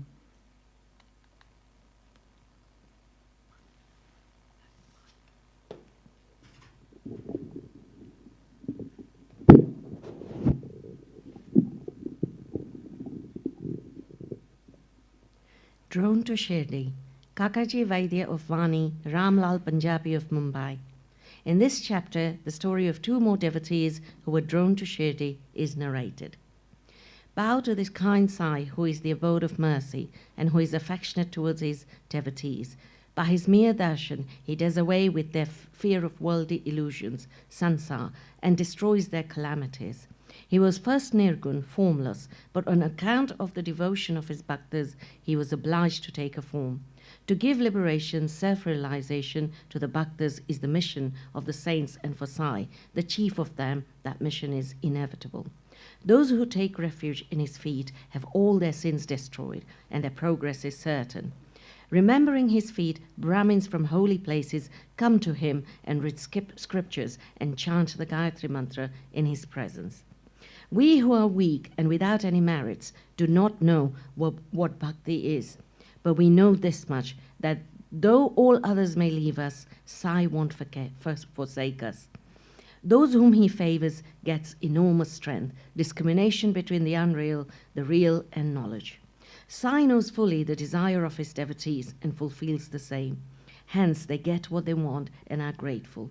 So we invoke him and prostrate ourselves before him. Forgetting all our faults, let him free us from all our anxieties. He who, being overcome with calamities, remembers and prays Sai, thus will get his mind calmed and pacified through his grace. This Sai, the ocean of mercy, says Hemadpant, favored him, and the result of this is the present work, Satcharitra, Sai Satcharitra. Otherwise, what qualifications had he to undertake this enterprise? But as Sai took all the responsibility, Hemadpant felt no burden nor any care about this.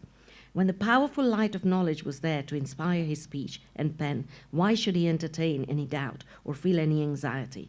Sai got the service in the form of this book done by him. This is due to the accumulation of his merits in the past births, and therefore he thinks himself fortunate and blessed. The following story is not a mere tale, but pure nectar.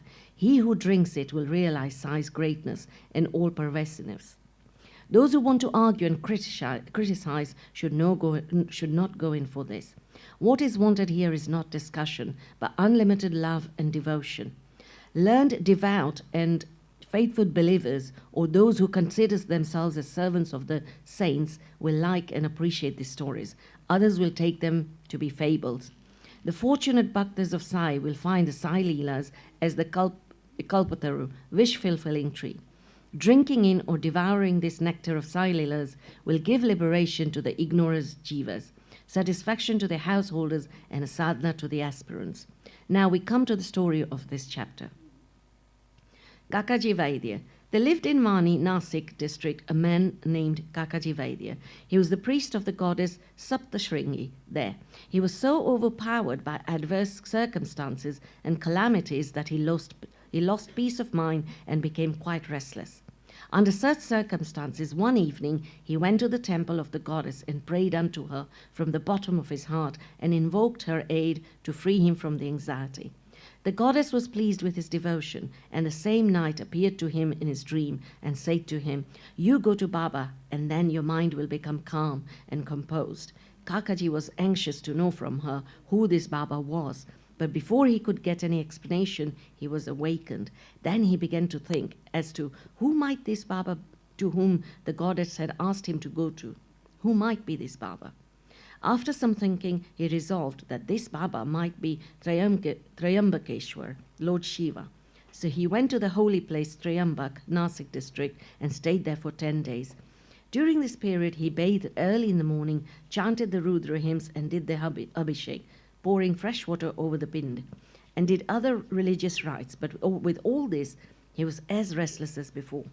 And then he returned to his place and again invoked the goddess most pitifully. That night she again appeared in his dream and said, "Why did you go to Triambakeshwar in vain? I mean Baba, Shirdi Sai Samarth of Shirdi." The question before Kakaji now was how and when to go to Shirdi and how to see Baba. If anybody is in real earnest to see a saint, not only the saint, but God also fulfills his wish. In fact, the Sant and the Anant are one and the same, and there is not the least difference between them. If anybody thinks that he will go on his own wish and see a saint, that will be a mere boast.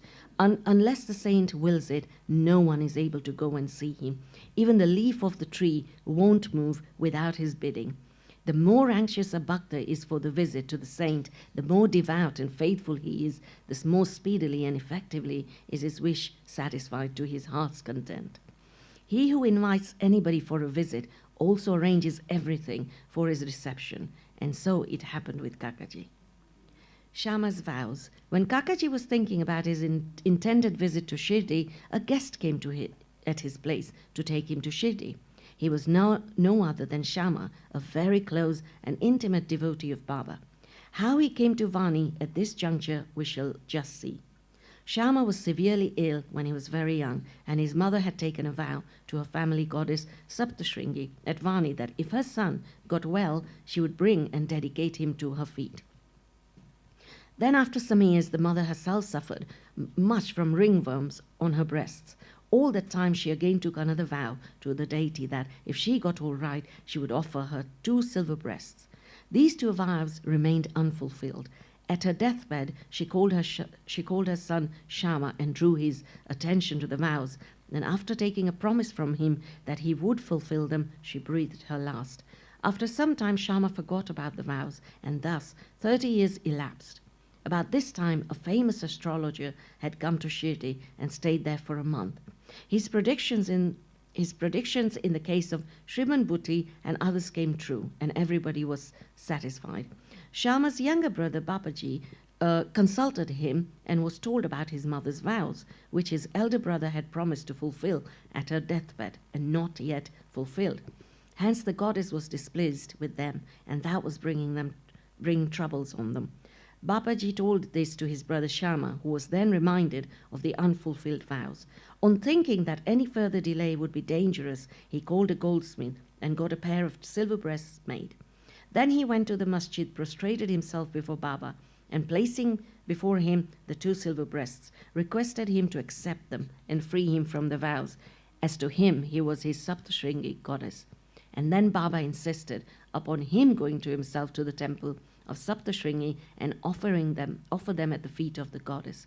Thus, after taking Baba's permission and Udi, he left for Vani, and while searching for the priest, reached Kakaji's house.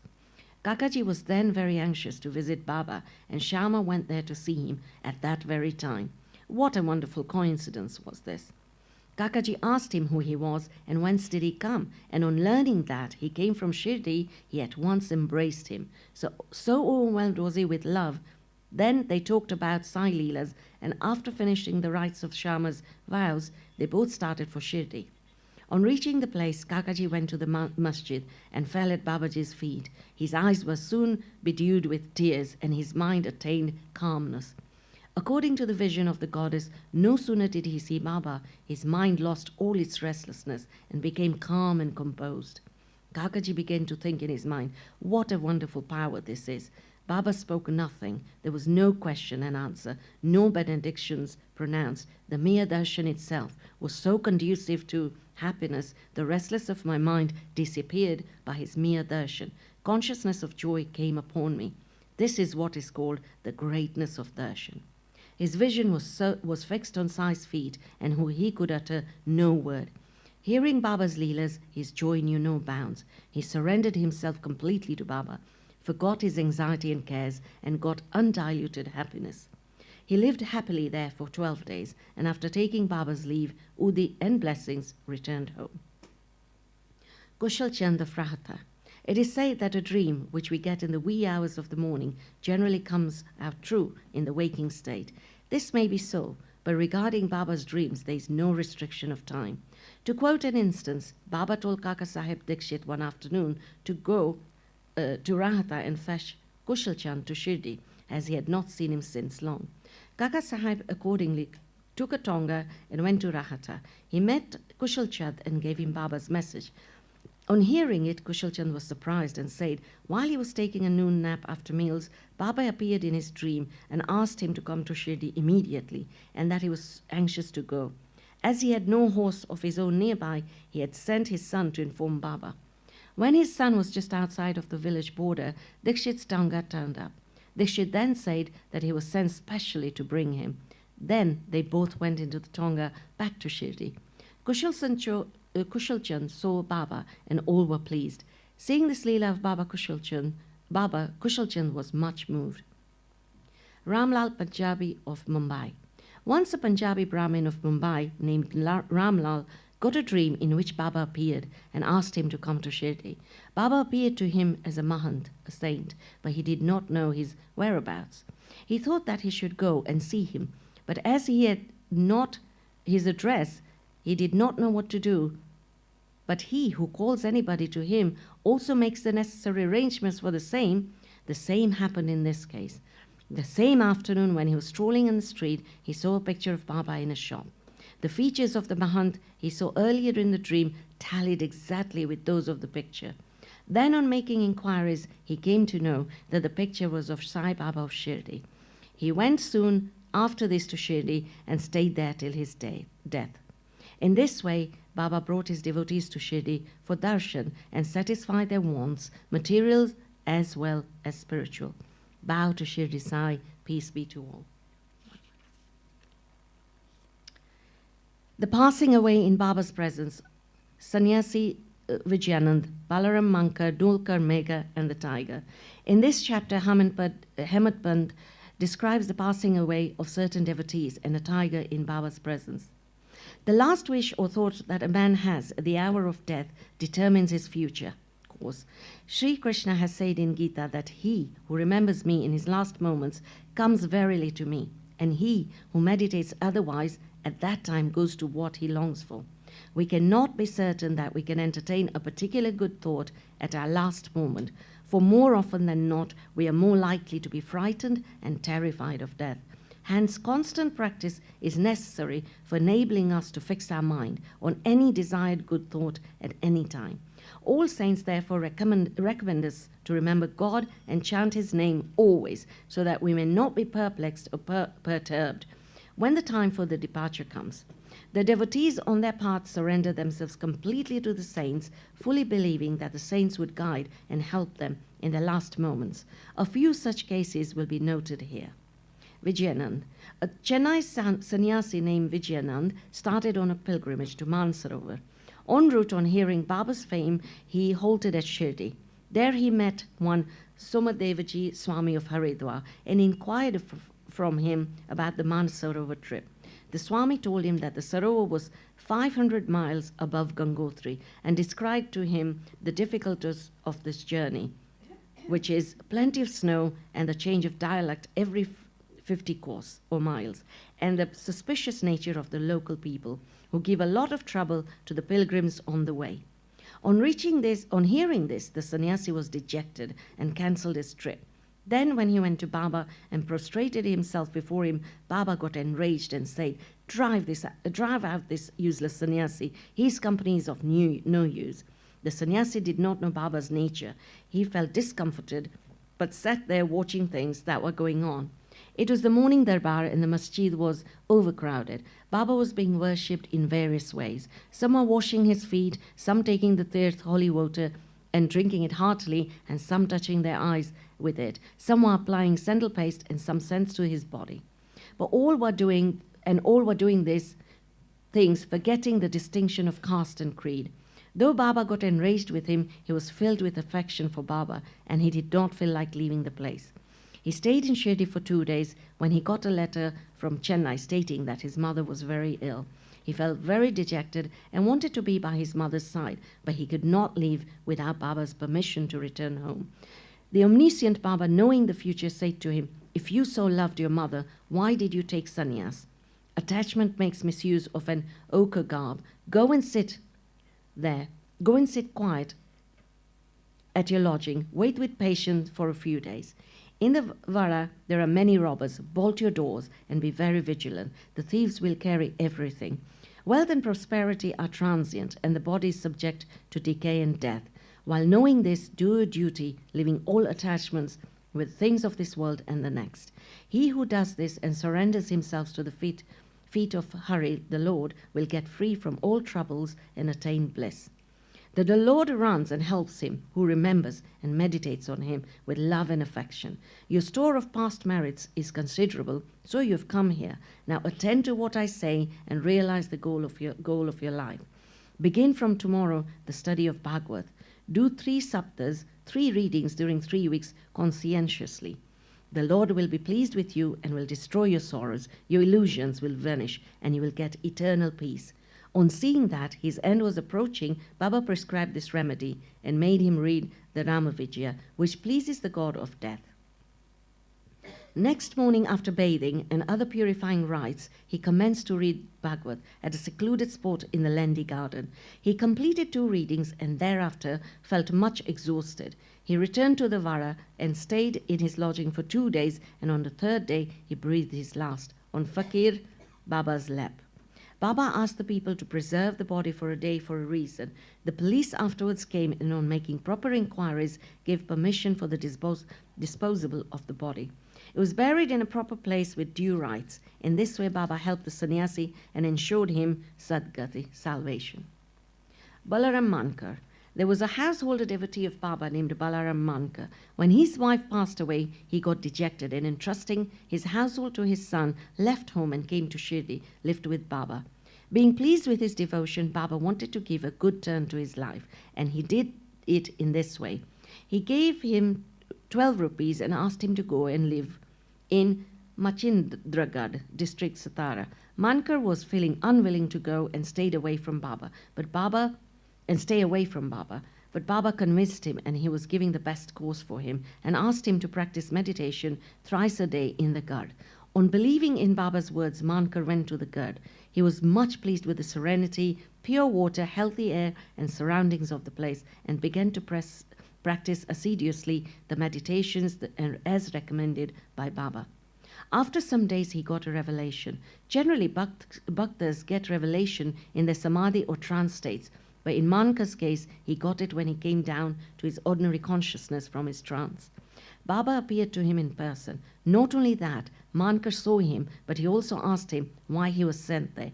Baba replied, "In Shirdi, many thoughts and ideas began to rise in your mind, and I sent you here to bring your unsteady mind to rest. You thought that I was in Shirdi with a body composed of 5 elements and 3.5 cubits in length. Now you see and determine for yourself whether the person you see here now is the same you saw at Shirdi. It is for this reason that I sent you here." Then after the period was over, Mankar left the Gad and proceeded to his native place, Bandra. He wanted to travel by rail from Pune to Dadar, but when he went to the booking office, he got a ticket. To get a ticket, he found it was very much crowded. He could not get his ticket soon, but when a villager with a langoti on his waist and kambali on his shoulder turned up and said, "Where are you going?" "To Dadar," replied Mankar. Then he said, "Please take this Dadar ticket of mine, as I have some urgent work here, and I have cancelled my Dadar trip." Mankar was very glad to receive the ticket and was taking out money from his pocket when the rustic disappeared in the crowd. Mankar tried to find him out in the crowd, but in vain. He waited for him till the train left the station, but found no trace of him. This was the second revelation Mankar got in a strange form. Then Mankar, after visiting his home, again returned to Shirdi and remained there at Baba's feet, following his bidding and advice. In the end, he was very fortunate to leave this world in the presence of Baba. Tatya Sahib Nolkar. Hemadpant gives no particulars regarding Tatya Sahib Nolkar except the bare mention of the fact that he gave up his ghost in Shirdi. A brief summary of his account that appeared in the Sai Leela magazine is given here. Tatya Sahib was a sub-judge at Pandharpur in 1909 when Nana Sahib Chandorkar was Mamlatdar there. Both met often and exchanged words. Tatya Sahib did not believe in saints, while Nana Sahib respected them. Nana Sahib often told him the leelas of Sai Baba and pressed him to go to Shirdi and see Baba. Nolkar finally agreed to go to Shirdi on 2 conditions. He must get a Brahmin cook, and he must get good Nagpur oranges for the presentation. Both these conditions were providentially fulfilled. A Brahmin came to Nana Sahib for service, and he was sent to Tatya Sahib, and a fruit parcel containing 100 beautiful oranges were received by Tatya Sahib, the consignor being unknown. As the conditions were fulfilled, Tatya Sahib had to go to Shirdi. At first, Baba was much enraged with him, but by and by, Tatya Sahib got such experiences that he was convinced that Baba was God incarnate. So he was so enamored by Baba and stayed there till his death. As his end was approaching, sacred literature was read out to him, and at the last hour, Baba's Padatir was brought and given to him for drinking. Baba, on hearing of his death, said, "Oh Tatya went ahead of us. He won't be reborn. Mega. The story of Mega has already been described in chapter 28. When Mega died, all the villagers followed the funeral procession. Baba also accompanied them and showered flowers on Mega's body. After the obsequies were performed, tears flowed from Baba's eyes, and like an ordinary mortal, Baba showed himself overcome with grief and sorrow. Then, covering the body with flowers and crying like a near relation, Baba returned to the Masjid. Many saints have been given Sadgati to men, but Baba's greatness is unique. Even an animal like a tiger came to Baba's feet for being delivered from demerits. It is this story which will be narrated now. The tiger. 7 days before Baba passed away, a wonderful incident occurred at Shirdi. There came a country cart and stopped in front of the masjid. A tiger was on the cart, fastened with iron chains, with its agonized face turned to the rear. It was suffering from some painful malady. Its keepers, 3 devotees, had been taking it from place to place, making money by exhibiting it. It was the means of their subsistence. They tried all sorts of remedies to cure it from the malady it was suffering from, but all in vain. Then they heard of Baba's fame and came to him with the animal. They got it down with chains in their hands and made it stand at the door.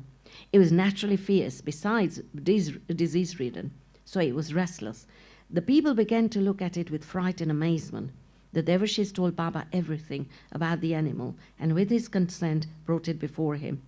As it approached the steps, it retreated on account of the awe of Baba and hung its head down.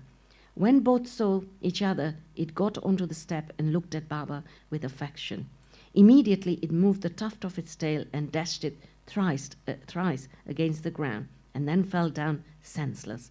On seeing it dead, the devotees were much dejected and full of sorrow. But on proper thought, they came to terms with it. They considered that as the animal was diseased and nearing its end, it was very meritorious on its part that it had met its death at the feet of Baba. It was their debtor, and when the debt was paid off, it was free and met its end at Sai's feet. When any creatures bow down their heads at saints' feet and meet death, they are liberated. Unless they've got a good store of merit on their account, how could they get such a meritorious end? Bow to Shri Sai, peace be to all. Chapter 17, In the Quest of Guru. Chapter 32. In quest of Guru and God, fasting disapproved. In this chapter, Hemadpant describes 2 things: how Baba met his Guru in the woods and through him, God, and how Baba made Mrs. Gokhale, who had made up her mind to fast for 3 days, eat puran puli. Preliminary. In the beginning, Hemadpant describes the sansara, visible world, by the allegory of Ashvata banyan tree, which has in the phraseology of the Gita roots above and branches below. Its branches are spread downwards and upwards and are nourished by the gunas, and its sprouts are the objects of senses. Its roots leading to action are extended downwards to the world of men. Its form cannot be known in the world, nor its end, its beginning, nor its support. After cutting this Ashvata tree of strong roots with the sharp weapon of non-attachment, one should seek the path beyond treading, which is no return. For traversing this path, the help of a good guide, Guru, is absolutely necessary. However learned a man may be, or however deep his study of Veda and Vedanta sacred literature may be, he cannot reach his destination safely. If the guide be there to help him and show him the right way, he would avoid the pitfalls and the wild beasts on the journey move ahead. Baba's experience in this matter through the story which he gave out himself is really wonderful, which when attended to will give you faith, devotion and salvation. The quest. Once 4 of us were studying religious scriptures and other books, and being thus enlightened, we began to discuss the nature of Brahma. One of us said that we should raise the self with self-effort and not depend on others. To this, the second replied that he who controls his mind is blessed. We should be free from thoughts and ideas, and there is nothing in the world without us. The third said that the world phenomenon is always changing and the formless is eternal. So we should discriminate between the unreal and real. And the fourth, Baba himself, urged that bookish knowledge alone is worthless, and added, let us do our prescribed duty and surrender our body, mind and 5 pranas, life, to the Guru's feet. Guru is God, all pervading. To get this conviction, strong unbounded faith is necessary. While discussing in this way, we 4 learned men began to ramble through the woods in the quest of God. The 3 wanted to make the quest with their free and unaided intellect. On the way, a Vanjari, a man who trades in certain things, such as grains, extra, by carrying them on a bullock, met us and asked us, "It is hot now. Where and how far are you going?" "In the woods," we replied. He inquired, "On what quest are you bound?" We gave him an ambiguous and evasive reply. On seeing us rambling aimlessly, he was moved and said, without knowing the woods fully, "You should not wander at random. If you want to walk through forests and jungles, you should take a guide with you. Why do you exert yourself unnecessarily during this hot noon sun? You may not give out to me your secret of the quest. Still, you can sit down, eat bread, drink water, take rest, then go. Be always patient at heart." Though he spoke so tenderly, we discarded his request and marched on. We thought that we were self-contained men and needed nobody's help. The woods were vast and trackless. The trees therein grew so close and tall that the sun rays could not penetrate through them. So we lost our way and wandered here and there for a long time. Ultimately, through sheer good luck, we came back to the place from where we started. The Vanjari met us again and said, "By relying on your own cleverness, you miss your way. A guide is always necessary to show us the right way in small and great matters. No quest can be successfully carried out on an empty stomach. Unless God wills it, no one meets us on the way. Do not discard offers of food. Served dish should not be thrust away. Offers of food should be regarded as auspicious sign of success." On saying this, he again offered us food and asked us to be calm and patient. Again, my companions did not like the unsolicited hospitality and discarded his offer. Without doing any quest and without taking any food, the 3 began to move out. So obstinate were they. I was hungry and thirsty, and I was moved by the Vanjari extraordinary love. We thought ourselves very learned, but were strangers to kindness. The Vanjari was a quite illiterate and unqualified fellow and belonged to low caste. Still, he had love in his heart and asked us to eat the bread. In this way, he who loves others disinterestedly is really enlightened, and I thought acceptance of his hospitality was the best beginning of getting knowledge. So, very respectfully, I accept the loaf of bread offered. I ate it and drank water. Then lo, the Guru came and stood before us. What was the dispute about? He asked, and I told him everything that had happened. Then he said, would you like to come with me? I will show you what you want, but he alone who believes in what I say will be successful.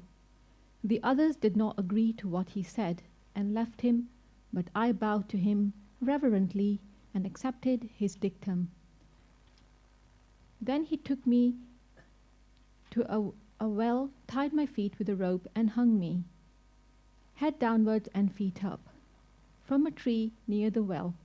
I was suspended 3 feet above the water, which I could not reach with my hands or with my mouth.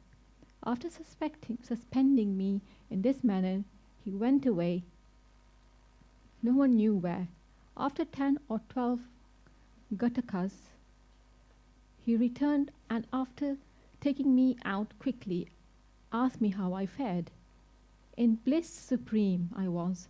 How can a fool like me describe the joy I experienced? I replied. On hearing my answer, the Guru was much pleased with me, drew me near him, and stroking my head with his hand, kept me with him. He took care of me as tenderly as a mother does of her young ones. He put me into school. How beautiful it was! There I forgot all my parents, all my attachment was snapped, and I was liberated easily. I thought that I should embrace him and keep staring at him always. If his image was not fixed in my eyes, I would rather be blind. Such was the school. No one who entered it once could return empty-handed. My Guru became my all in all, my home, mother and father, everything. All my senses left their places and concentrated themselves in my eyes, and my sight was centered on him. Thus my Guru was the sole object of my meditation, and I was conscious of none else. While meditating on him, my mind and intellect were silent, and I had thus to keep quiet and bow to him in silence. There are other schools where you see an altogether different spectacle. The disciples go there to seek knowledge and spend their money, time, and labor, but ultimately they don't gain much. The Guru there boasts of his secret knowledge and his straightforwardness. He makes a show of his sacredness and holiness. He speaks a lot and sings his own glory, but his own words do not touch the disciples' heart, and they are not convinced. As far as self-realization is concerned, he has not reached that. How can such schools be of any use to the disciples, and how can they be benefited? The master mentioned above was of different type. By his grace, realization flashed upon me of itself, without effort or study. I had nothing to seek. Everything became to me as clear as broad daylight. The Guru alone knows how the inverse suspension with head down and feet up can give happiness. Among the four, one was a Karamkandi who only knew how to observe and abstain from certain rites. The second was the Jnani, who was puffed up with pride of knowledge, and the third was a Bhakta who surrendered himself completely to God, believing that he was the sole doer. When they were discussing and arguing, the question of God came up, and they, depending on their unaided knowledge, were in search of him. Sai, who was discrimination and dispassion incarnate, was one of the four. On being himself Brahma incarnate, some may ask, why did he mix with them and act foolishly? He did this for setting an example to follow. Though an incarnation himself, he respected a low Vanjari by accepting his food, with the firm belief that food is Brahma, and showed how those who rejected Vanjari's hospitable offer suffered, and how it was impossible to get dhyan without a guru. The Shruti exhorts us to honor and worship mother, father, and preceptor, and to study the sacred scriptures. These are the means of purifying our minds, and unless this purification is effected, self-realization is not possible. Neither the senses nor the mind and intellect reach the self. Modes of proof such as perception and inference will not help us in the matter. It is the grace of the Guru that counts. The objects of our life, such as Dharma, Artha, and Kama, are attainable with our effort, but the fourth object, moksha, can only be had with the help of the Guru. In the life story of Shirdi Sai, many personalities appear and play their part. Astrologers come and give out their predictions. Princes, noblemen, ordinary and poor men, sannyasis, yogis, singers, and others come for a darshan. Even a mahar comes and makes his salutation. Says, Sai is the Maibab, the true parents, who will do away with our rounds of births and deaths. So many others, such as jugglers, gondalis, the blind and the lame, natpanthis, dancers, and other players come and are given suitable reception. The Vanjari also appeared in the right time and played the part assigned to him. Let us now revert to the other story. Fasting and Mrs. Gokhale. Baba never fasted himself, nor did he allow others to do so. The mind of the person who fasts is never at ease. Then how could he attain his paramartha, the goal of life? God is not attained on an empty stomach. First the soul has to be appeased. If there be no food in the stomach and nutrition, with what eyes should we see God? With what tongue should we describe his greatness, and with what ears should we hear the same? In short, when all our organs get their proper nutrition and are sound, we can practice devotion and other sadhanas to attain God. Therefore, neither fasting nor overeating is good.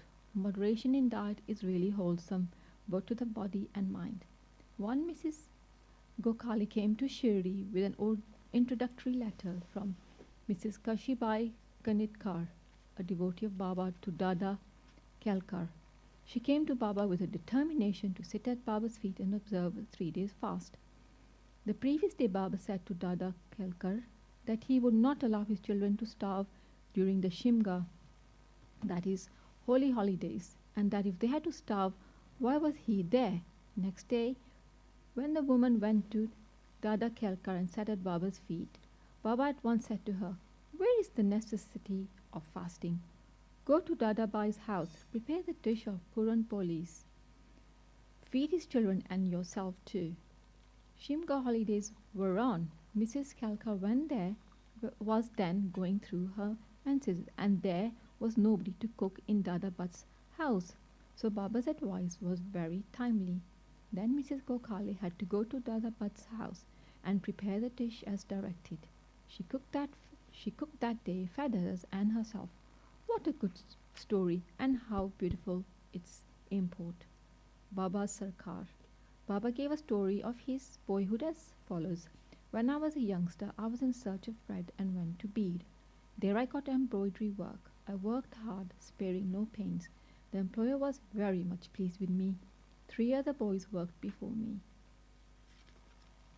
The first got 50 rupees, the second 100 rupees, and the third 150 rupees, and I was given twice the total of this amount, that is 600 rupees. After seeing my cleverness, the employer loved me, praised me, and honored me with a full dress, a turban on the head, and a shela for the body. I kept this dress intact without using it. I thought that what a man might give does not last long, but it is always imperfect, and it is always imperfect. But what my Sarkar God gives lasts to the end of time. No other gift from any man can be compared to his. My Sarkar says, take, take, but everybody comes to me and says, give, give. Nobody attends carefully to the meaning of what I say. My Sarkar's treasury, spiritual wealth, is full and it is flowing. I say, dig out and take away this wealth in cartloads. The blessed son of true mother should fill himself with this wealth. The skill of my fakir, the leela of my lord, and the aptitude of my Sarkar is quite unique. What about me? Body will mix with earth, breath with air. This time won't come again, no matter where I go or where I sit. Maya always troubles me much. Still, I am always anxious for my man. He who does anything, spiritual endeavor will reap its fruit, and he who remembers these words of mine will get invaluable happiness. Bow to Shirdi Sai, peace be to all. Chapter 33, Greatness of Uddhi. Scorpion sting, the plague case cured, Jamna miracle, Narayan Rao's sickness, Balubao Sutar, Apasab Gurkarni, and Haribo Harnik. In the last chapter we described the greatness of the Guru. Now in this we will describe the greatness of Uddhi. However, both are interlinked. The greatness of Uddhi is due to the spiritual grandeur of Baba. Preliminary. Let us now bow before the great saints. Their merciful glances will destroy mountains of sins and do away with all the blemishes of our character. Their talk gives us good teachings and confers on us invaluable happiness. Their minds do not know any difference, such as this is ours and that is yours. Such differentiation never arises in their minds. Their debt obligations will never be repaid by us in this birth, as well as in many future births. Uddhi. It is well known that Baba took dakshina from all, and out of this amount thus collected, he spent on charity and purchased fuel. This fuel he put in the dhuni, the sacred fire, which he kept ever burning. The ashes from this fire was called Uddhi, and it was freely distributed to the devotees at the time of their departure from Shirdi. What did this Baba teach by this Uddhi? Baba taught by this Uddhi that all visible phenomena in this universe are transient, as the ash. Our bodies, composed of matter of 5 elements, will fall down after all their enjoyments are over and be reduced to ashes. In order to remind the devotees of the fact that their bodies will be reduced to ashes, Baba distributed Uddhi to them. Baba also taught by the Uddhi that the Brahma is the only reality, the universe is ephemeral, and that no one in this world, be he son, father, or wife, is really ours. We come here in this world alone, and we have to go from here alone.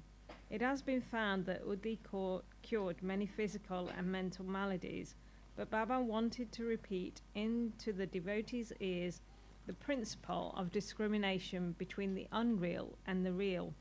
He taught non-attachment for the unreal by his Uddhi and Dakshina. The former, Uddhi, taught us discrimination, and the latter, Dakshina, taught us non-attachment. Unless we have these two things, it is not possible for us to cross over the sea of mundane existence. So Baba asked for Dakshina, and while the devotees took leave, he gave Uddhi as prasad, besmeared some of it on their foreheads, and placed his boon-conferring hand on them. When Baba was in a cheerful mood, he used to sing merrily. One such song was about Uddhi. The meaning of this song was, "O playful Ram, come, come, and bring with you sacks of Uddhi." Baba used to sing in a very clear and tender tones. So besides the spiritual implication of Uddhi, it had also its material significance. It conferred health, prosperity, freedom from anxiety, and many other worldly gains. So the Uddhi has helped us to gain both our ends, material as well as spiritual. We shall now begin with the stories about the Uddhi. Scorpion sting. Narayan Motiram Jani of Nasik was a devotee of Baba. He was serving under another devotee of Baba by the name of Ramchandra Vaman Modak. Once he went to Shirdi with his mother and saw Baba. Then Baba himself told him that her son should start independent business. Some days after this prophecy turned true, Narayan Jani left service and started a boarding house, Anadarshan Ram, which thrived well. Once a friend of this Narayan Rao was stung by a scorpion, and the pain caused by it was severe and unbearable. Udi is the most efficacious in such cases. It is to be applied on the point of pain, and so Narayan Rao searched for it but found none. Then he stood before Baba's picture and invoked Baba's aid, chanted Baba's name, and taken out a pinch of the ashes from the joss stick burning in front of Baba's picture, and thinking it of as Baba's Udi, applied it on the seat of pain and the sting. As soon as he moved his fingers, the pain vanished, and both the persons were moved and felt delighted. Bubonic plague case. Once a devotee from Bandra came to know that his daughter, who was staying in another place, was down with bubonic plague. He had no Udi with him, so he sent word to Nana Sahib Chandakar to send the same.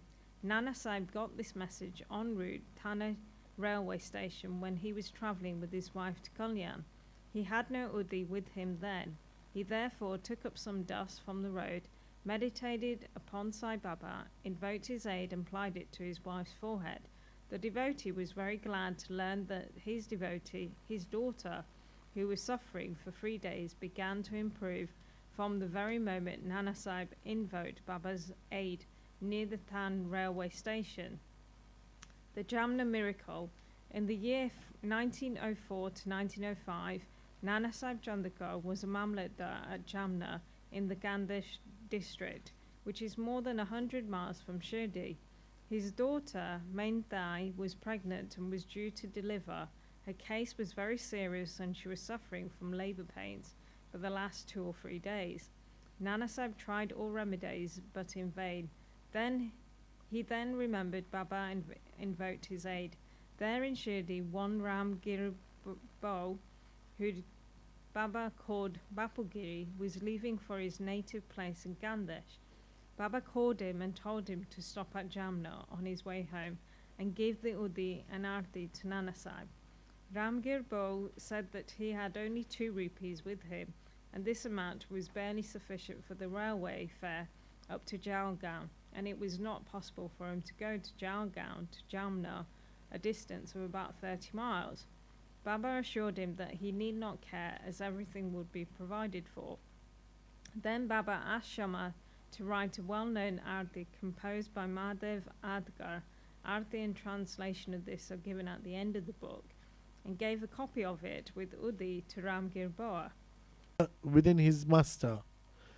Then Baba asked Kaka for rupees 15 as dakshina and received it. He said, if I take 1 rupee as dakshina from anybody, I have to return tenfold to him. I never take anything gratis.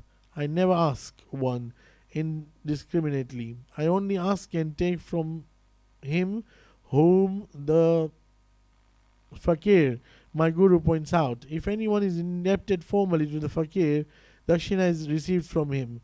The donor gives, i.e. sows the seeds, only to reap a rich harvest in future. Wealth should be the means to work out dharma. If it is used for personal enjoyment, it is wasted. Unless you have given it before, you do not get it now. So the best way to receive is to give. The giving of dakshina advances vairagya, non-attachment, and thereby bhakti and jnana. Give 1 and receive tenfold. On hearing these words, Mr. Thakur himself gave rupees 15 in Baba's hand, forgetting his earlier resolve not to do so. He thought it was good that he came to Shirdi, and as all his doubts were solved and he learned so much. Baba's skill in handling such cases was unique. Though he conducted all that, he was totally non-attached to them. Whether anybody saluted him or not, or whether anybody would give him dakshina or not, all was same to him. He felt no pleasure if he was worshipped, and he felt no pleasure if he was worshipped, and felt no pain if he was disregarded. He had transcended the pairs of opposites, ways pleasure and pain, etc. Insomnia case. A Kayastha Prabhu, gentleman of Bandra, suffered from insomnia for long.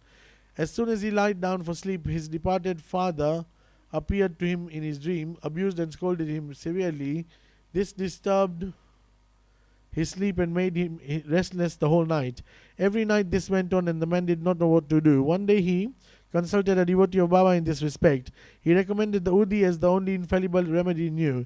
He gave him some of the Udi and asked him to apply a little on his forehead before going to bed and keep the Udi pocket under his pillow. He tried this remedy and found to his great surprise and joy that he had sound sleep and there was no disturbance of any kind. He continued the remedy and always remembered Sai. Then he got a picture of Sai Baba which he hung on the wall near his pillow and started worshipping it daily, and on the Thursdays offered garland, naivedya, etc. Then he got well and forgot his trouble altogether. Balaji Patil, Namaskar. This man was a great devotee of Baba. He rendered excellent and selfless service. Every day he swept and kept clean all the passages and streets in Shirdi through which Baba passed in his daily routine. After him, this work was done equally well by another devotee, Radha Krishnamai, and after her by Abdullah. When Balaji reaped his corn every year, he brought the whole quantity and presented it to Baba. He returned with what Baba gave him back and maintained himself and his family with it. This course was followed by him for many, many years, and after him by his son also. Power and efficacy of Udi. Once it happened that Balaji's death anniversary, a certain number of guests were invited and the dinner was prepared for them. But at the dinner time, it was found that thrice the number of people invited turned up. Mr. Nevaskar was in a fix. Mrs. Nevaskar was in a fix. She thought that the food would not suffice for the people assembled, and if it fell short, the honor of the family would be at stake. Her mother-in-law comforted her by saying, "Don't be afraid. It is not ours, but Sai's food. Cover every vessel with cloth, putting some udi in it, and serve from the same without opening it. Sai will save us from ignominy." She did as she was advised, and it was found to her surprise and joy that not only did the food suffice for all, but plenty of it remained after serving. As one feels intently, so he realizes accordingly, was proved in this case. Sai appearing as a serpent. Once Raghu Patil of Shirdi went to Balaji Patil at Nevase. The evening he found that a serpent entered the cowshed hissing. All the cattle were afraid and became restless. The inmates of the house were frightened. But Balaji thought that it was Sai who appeared in this house as a serpent. Without being afraid in the least, he brought a cup of milk and placing it before the serpent said, "Baba, why do you hiss like this? Do you want to frighten us? Take this cup of milk and drink it with a calm mind." Saying this, he sat down and close by. The other members were frightened and did not know what to do. In a short time, the serpent disappeared of its own, and nobody knew where it went. It was not found, though a thorough search was made in the cowshed. Balaji had 2 wives and some children. They sometimes went to Shirdi from Nevase from taking Baba's darshan. Then Baba bought saris and other clothes which were given to them with his blessings. Bow to Shri Sai. Peace be to all. We have 2 minutes.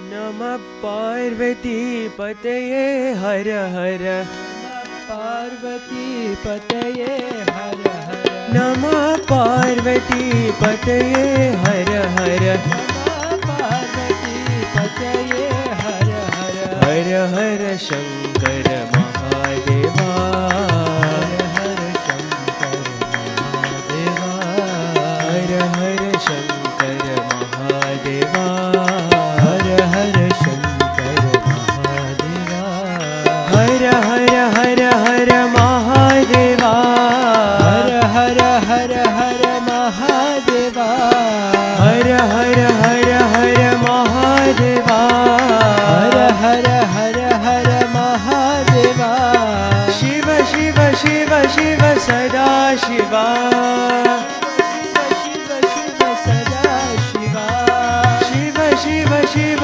Shiv सदा शिवा महादेवा सदा शिवा सदा शिवा महादेवा नमः पार्वती पतये हर हर पार्वती पतये हर हर हर हर शंकर महादेवा हर हर शंकर महादेवा ओम हर हर हर हर महादेवा हर हर हर हर महादेवा शिव शिव शिव शिव सदा शिवा शिव शिव शिव शिव सदा शिवा महादेवा सदा शिवा महादेवा सदा शिवा सदा शिवा महादेवा सदा शिवा महादेवा ओम हर हर हर हर महादेवा हर हर हर महादेवा हर हर हर हर महादेवा हर हर हर महादेवा हर हर हर हर महादेवा हर हर हर महादेवा शिव शिव शिव शिव सदा शिवा शिव शिव शिव शिव सदा शिवा महादेवा सदा शिवा महादेवा सदा शिवा सदा शिवा महादेवा सदा शिवा महादेवा नमः पार्वती पतये हर हर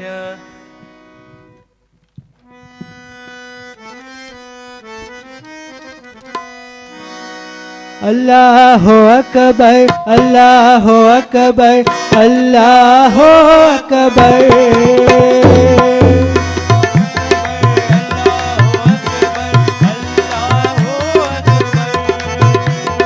अल्लाह अकबर अल्लाह अकबर अल्लाह अकबर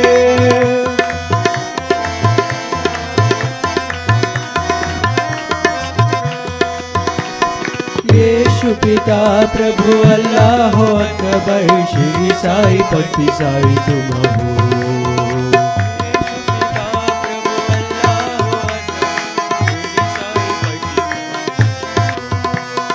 यीशु पिता प्रभु अल्लाह अकबर श्री साई पति साई तुम हो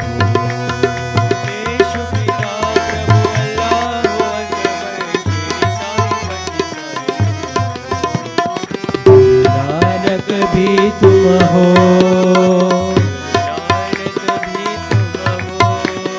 जोराष्ट्र महावीर तुम हो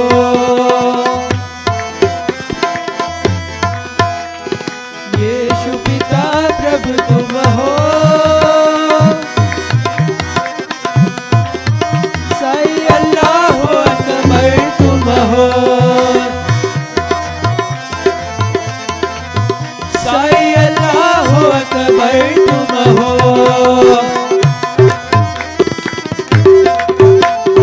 अल्लाह Akbar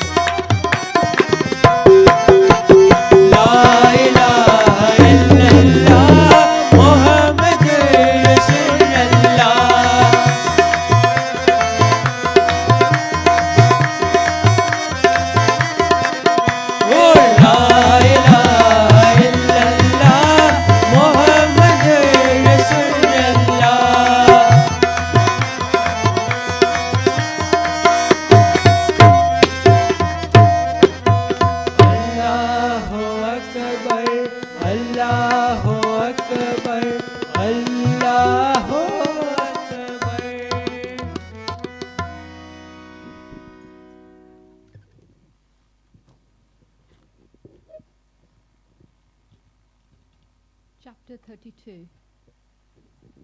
Wonderful stories of two 36, beg your pardon.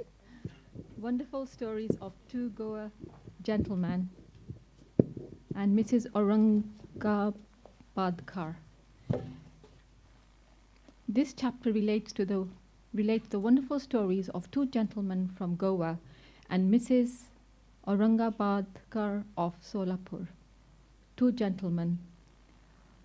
Once two gentlemen came from Goa for taking darshan of Sai Baba and prostrated themselves before him. Though both came together, Baba asked one only of them to give him 15 rupees as dakshina, which was paid willingly. The other man voluntarily offered 35 rupees, which was rejected by Baba to the astonishment of all. Shama, who was present, asked Baba, "What is this? Both came together. Once dakshina you accept, the others, though voluntarily paid, you refuse. Why this discrimination?" Baba replied, "Shama, you know nothing. I take nothing from anybody.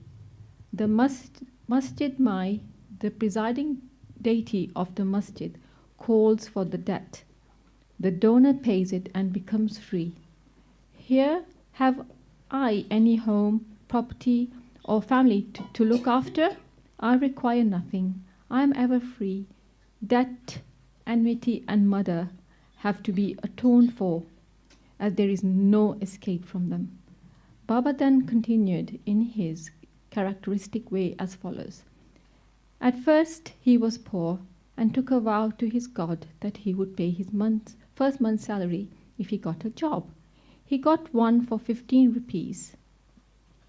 Then he steadily got promotions. From 15 rupees he got 30, 60, 100, 200, and ultimately 700 rupees per month. But in his prosperity he forgot completely the vow he took. The force of his karma has driven him here, and I asked that amount, 15 rupees, from him as dakshina. Another story. While wandering by the seaside, I came to a huge mansion and sat in its veranda. The Brahmin owner gave me a good reception and fed me sumptuously. He showed me a neat and clean place near a cupboard for sleeping. I slept there. While I was sound asleep, the man removed a laterite slab and broke the wall, crept in and scissored off all the money from my pocket. When I woke up, I found that 30,000 rupees was stolen. I was greatly distressed and sat weeping and moaning. The money was in currency notes, and I thought that the Brahmin had stolen it. I lost all interest in food and drink and sat for a fortnight in the veranda bemoaning my loss. After the fortnight was over, a passing fakir saw me crying and made inquiries regarding the cause of my sorrow. I told him everything. He said, "If you act according to my bidding, you will recover your money. Go to fakir and I shall give his whereabouts. Surrender yourself to him and he will get your money back. In the meanwhile, give up your favorite food till you recover your money." I followed the fakir's advice and got my money. Then I went to the seashore where a steamer was standing, but I could not get into it as it was overcrowded. There a good-natured person interceded for me and I got in luckily. That brought me another shore from where I caught a train and came to Masjid Mai. The story finished and Baba asked Shama to take the guests and arrange for their feeding. Then Shama took them home and fed them. At dinner, Shama said to the guests that Baba's story was rather mysterious, as he had never gone to the seaside, never had any money, never traveled, never lost any money, and never recovered it, and inquired from them where they understood it and caught its significance. The guests were deeply moved and were shedding tears. In a choked voice, they said that Baba was omniscient, infinite, the Supreme One, Parabrahma without a second. The story he gave out is exactly our story. What he spoke has already taken place in our case. How he knew this is a wonder of wonders. We shall give all the details after the meals. Then after the meals, while they were chewing betel leaves, the guests began to tell their stories. One of them said, "A hill station on the Ghats is my native place. I went to Goa to earn my living by securing a job. I took a vow to God Datta with what that if I got a job, I would offer him my first month's salary. By his grace, I got a job of 15 rupees, and then I got promotions, as described by Baba. I did forget all about my vow. Baba has just reminded me of it in this way and recovered 15 rupees from me. It is not dakshina as one may think it to be, but a repayment of an old debt and fulfillment of a long forgotten vow." Moral: in fact, Baba never begged for any money nor allowed his bhaktas to beg. He regarded money as a danger or bar to spiritual progress and did not allow his bhaktas to fall into its clutches. Bhagat Malsapati is an instance on this point. He was very poor and could hardly make both ends meet. Baba never allowed him to make any money nor gave him anything from the dakshina collection. Once a kind and liberal merchant named Hansraj gave a large amount of money to Malsapati in Baba's presence, but Baba did not permit him to accept it. Then the second guest began his tale. "My Brahmin was serving me faithfully for 30 years. Unfortunately, he fell into bad ways. His mind changed and he robbed me of my treasure. By removing a laterite slab from my wall where my cupboard is fixed, he came in while we were all deep asleep and carried away all my accumulated wealth, 30,000 rupees in currency notes. I know not how Baba mentioned the exact amount. I sat crying day and night. My inquiries came to nothing. I spent a fortnight in great anxiety. As I sat on the veranda, sad and dejected, a passing fakir saw my condition and inquired of its cause. I told him all about it. He told me that an Avaliya by name Sai lives in Shirdi, Kopargaon Taluka.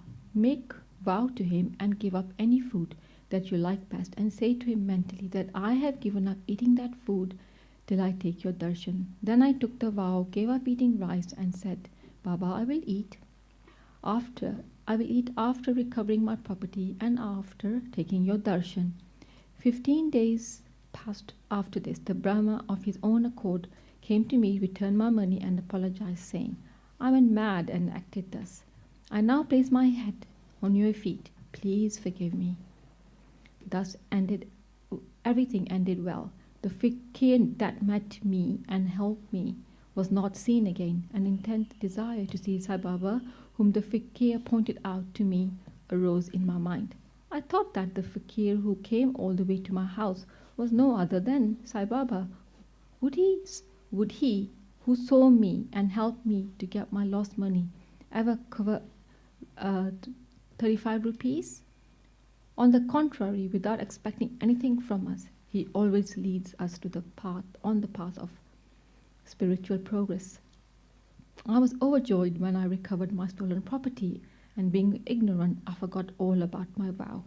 Then when I was at Colaba one night, I saw Sai Baba in my dream. This reminded me of my promised visit to Shirdi. I went to Goa and from there wanted to start for Shirdi by taking a steamer to Mumbai en route. And when I came to the harbour, I found that the steamer was crowded and there was no place. The captain did not allow me, but on the intercession of a peon who was a stranger to me, I was allowed to get into the steamer which brought me to Mumbai. From there I came by train. Surely I think that Baba is all-pervading and all-knowing. What are we, and where is our home? How fortunate we are that Baba got our money back and drew us here to himself. Shirdi folks must be infinitely superior and more fortunate than we, for Baba has played, laughed, talked, and lived with you for so many years. I think that your store of good merits must be infinite. Sai Zavadatta, he gave me a seat in the steamer and brought me here, and thus proof of his omniscience and omnipotence. Mrs. Aurangabadkar, a lady from Solapur, the wife of Sakaram Aurangabadkar, had no issue during the long period of 27 years. She had made a number of vows to gods and goddesses for an issue, but was not successful. She then became almost hopeless. To make a last attempt in this matter, she came to Shirdi with her stepson Vishwanath and stayed there for 2 months serving Baba. Whenever she went to the masjid, she found Baba surrounded by devotees. She wanted to see Baba alone, fall at his feet and open her heart and pray for an issue. But she did not get any suitable opportunity. Ultimately, she requested Shama to intercede with Baba for her. When he was alone, Shama said to her that Baba's darbar was open. Still he would try for her and that the Lord might bless her. He asked her to sit ready with a coconut and joss sticks in the open courtyard at the time of Baba's meals, and that when he beckoned to her, she should come up. One day after dinner, when Shama was wiping Baba's wet hands with a towel, the latter pinched Shama's cheek. Shama, feigning anger, said, "Deva, is it proper for you to pinch me like this? We don't want such a mischievous God. Who pinches us thus? Why are we your dependents? Is this the fruit of our intimacy?" Baba replied, "O Shama, during the 72 generations that you were with me, never pinched you till now, and now you resent my touching you." Shama replied, "I want a God who will always love us and give us new dishes to eat. We do not want any reward from you or heaven, etc. Let our faith onto your feet be ever awake." Baba, "Yes, I have indeed come for that. I have been feeding and nursing you. You have got love and have got love and affection for you." Then Baba went up, took his seat. Shama beckoned to the lady. She came up, bowed down and presented the coconut and joss sticks. Baba shook the coconut, which was dry. The kernel within rolled and made a noise. Baba said, "Shama, this is rolling. See what it says." Shama, the woman, prays that a child should similarly roll in her womb. So please give her the coconut with your blessing. Baba, will the coconut give her any issue?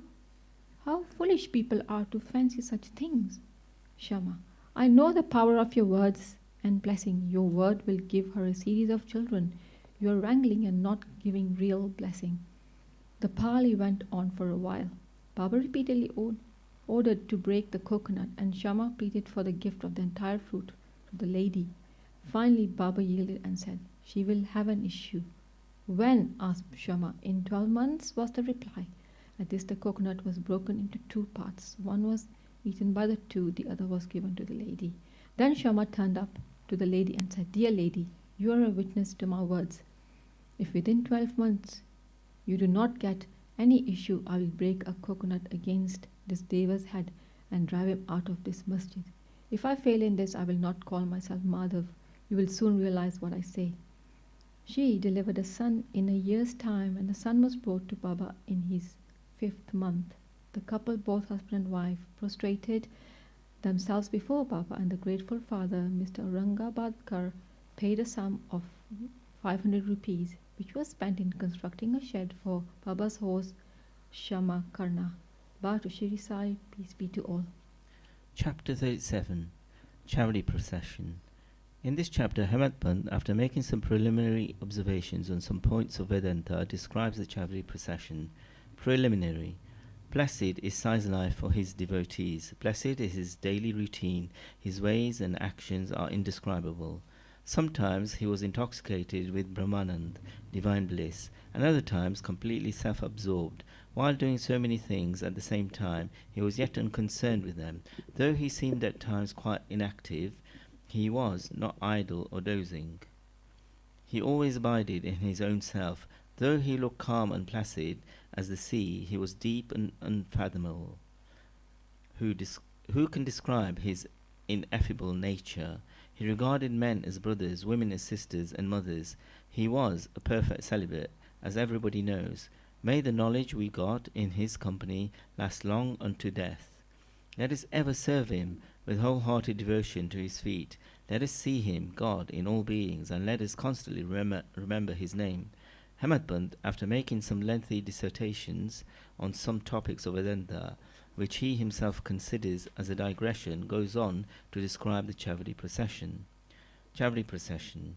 Baba's dormitory has been already described. One day he slept in the masjid, and on the next in the Charity near the masjid. He slept in the masjid and in the chavdi on alternate days. This alternate sleeping at both these places went on till Baba's Mahasamadhi. From 10th of December 1909, devotees began to offer regular worship to Baba in the chavdi. This we will now describe with His grace. When the day of retiring to the chavdi came, people flocked to the masjid and did bhajan in the mandap courtyard for a few hours. Behind them was a beautiful palanquin. To the right, a Tulsi Vrindavan. In front, Baba adorned his seat, and there were the devotees singing bhajan. Men and women who had a liking for the bhajan came in time. Some took tal, chiplas and kartal, mradang, khanjari and gol, all musical instruments, in the hands and conducted the bhajan. Sai Baba was the magnet who drew all devotees to him. Outside in the open, some trimmed their divyatas, torches, some decorated the palanquin, some stood with cane sticks in the hands and hailed victory to Baba. The corners were decorated with buntings. In the masjid, rows of burning oil lamps shed their light. Baba's horse, Shamkarna, stood fully decorated outside. Then Tatya Patil came with a group of men to Baba and asked him to be ready. Baba sat quiet in his place till Tatya came and helped him to get up by putting his arm under Baba's arm.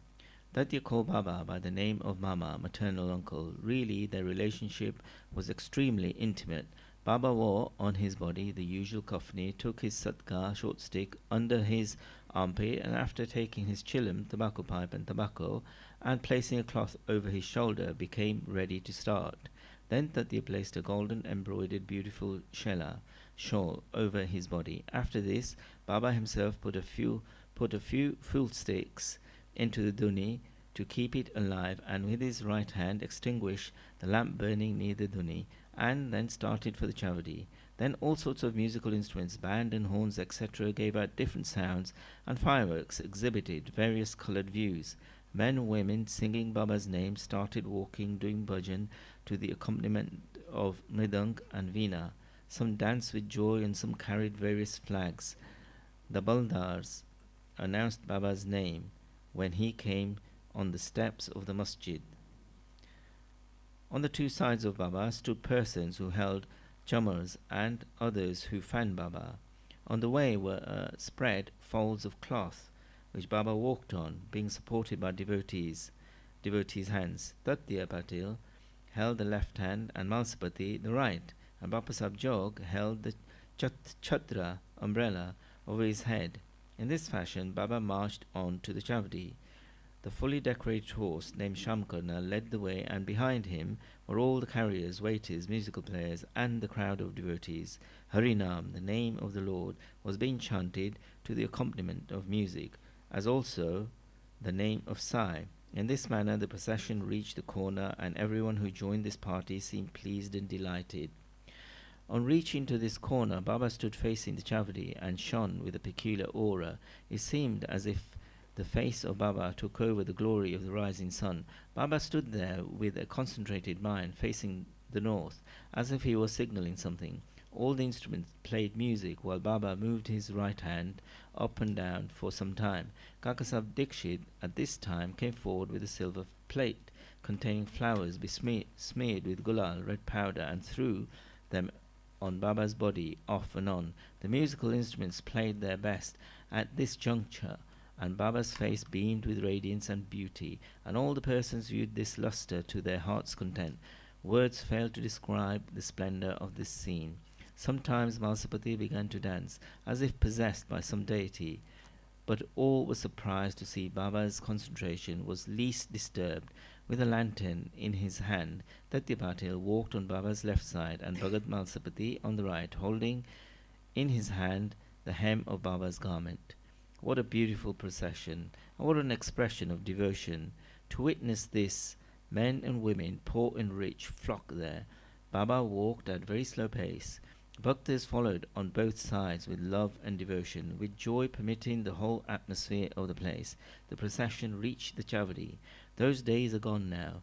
Nobody can see them in the future, but by remembering and visualizing that sight, we can bring solace and ecstasy to our minds. The chavdi was also fully decorated with good white ceiling mirrors and many sorts of lamps. On reaching there, Tatya went ahead and spread an asan seat cushion, and placing a bolster, made Baba sit there and made him wear angarka coat. Then the devotees worshipped him in various ways. They put a crown on his head with a tuft above, placed garlands of flowers and jewels round his neck, and marking his forehead with musk mixed vertical lines, as Vaishnava devotees do. They gazed at him for long, and to their heart's content they changed his headdress now and then, and held it aloft on the head. Fearing that Baba might throw it away, Baba knew what the bhaktas wished for, and meekly submitted to all their ways without objection. With these adornments he looked wonderful and beautiful. Nanasad Nimankar held the chhatra, state umbrella, with its beautiful pendants, which moved in a circle with its supporting stick. Babu Sahib Jog washed his feet in a silver dish, offered arghya and worship with due formalities, then besmeared his arms with sandal paste and offered him dambul, betel leaves. Baba sat on the asan, gadi, while Tatya and others kept standing. When Baba sat on the gadi, supporting himself against the bolster, devotees on both sides waved jammers and fans. Shama then prepared the chilim and handed it over to the Tatya Patil, who drew a flame out of it by inhaling a deep breath through his mouth and then gave it to Baba. After Baba had his smoke, it was given to Bhagat Malsapati, and then it was passed around to all. Blessed was the inanimate chilim. It had first to undergo many ordeals of penance, such as being kneaded by pot makers, dried in the sun, burnt in fire, and then it had the good fortune to get the contact of Baba's hand and his kiss. After this function was over, devotees put garlands of flowers around his neck and gave him scent and bunches of flowers. Baba, who was an incarnation of dispassion, cared a fig for all these necklaces of jewels and garlands of flowers and other decorations, but of real love to his devotees he allowed them to have their own way and to please themselves. Finally, Baba Sahib Jog waved the arti over Baba. Observing all formalities, and the musical instruments played their auspicious tunes. When this arti was over, the devotees returned home, one by one, saluting Baba and taking his leave. When Tatya Patil, after offering chilam, attar scent, and rose water, stood to depart, Baba said to him lovingly, "Guard me properly. Go if you like, but return sometimes at night, and inquire for me." On replying in the affirmative, Tatya Patil left the chavadi and went home. Then Baba himself prepared for his bed. He arranged some sheets one upon another, and thus making his bed, went to rest. We shall also now take rest and close this chapter with a request to the readers that they should remember Baba and his chavadi procession daily before retiring and going to bed. Bow to Shirdi Sai, peace be to all.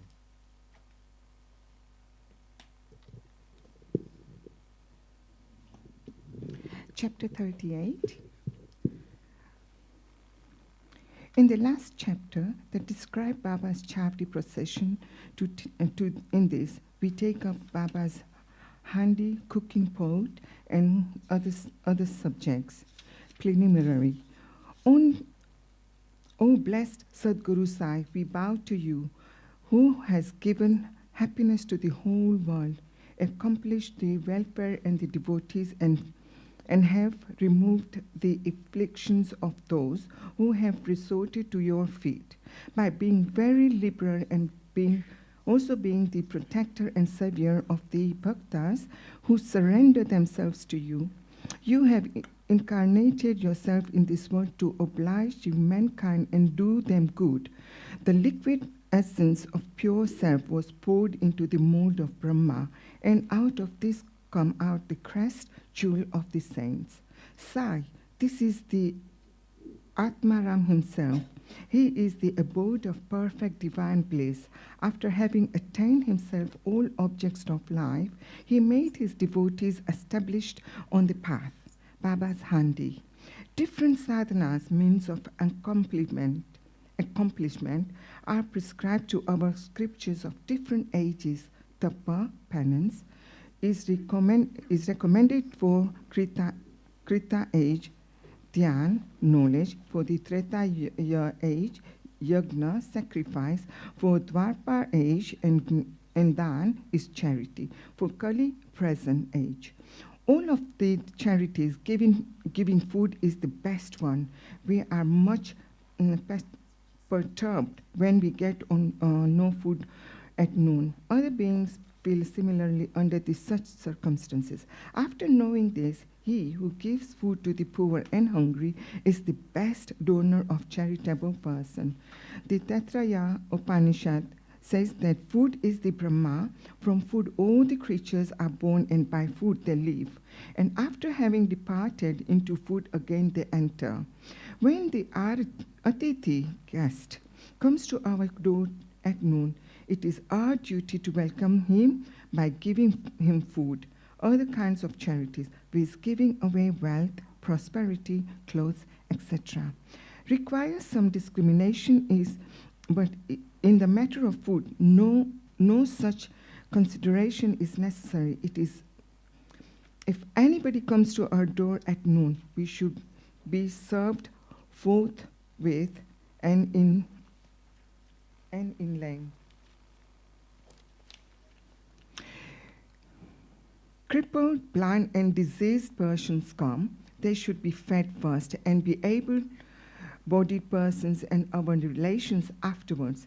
The merit of feeding the former is much greater than that of feeding the latter. Other kinds of charities are imperfect without this anadan, donation of food. Just as stars without the moon, necklace without a pendant, crown without its pinnacle, pond without a lotus, bhajan without devotions, married lady without the kumkum mark, song without a sweet voice, or a buttermilk without salt, just as Vaman, bird's soup, excels all other dishes. Andan is the best of all merits. Now, let us see how Baba prepared food and distributed to others. It has been stated before that Baba required very little food for himself, and whatever little he wanted was obtained by begging from a few houses. But when he decided to distribute food to all, he made all preparations himself. He depended on nobody and troubled none. On this matter, first he went to the bazaar and bought all the things, corn, flour, spices, etc. Paying cash, he also did the grinding in the open courtyard in the Masjid. He arranged a big hearth, and after lighting a fire, he kept a handi over it with a proper measure of water.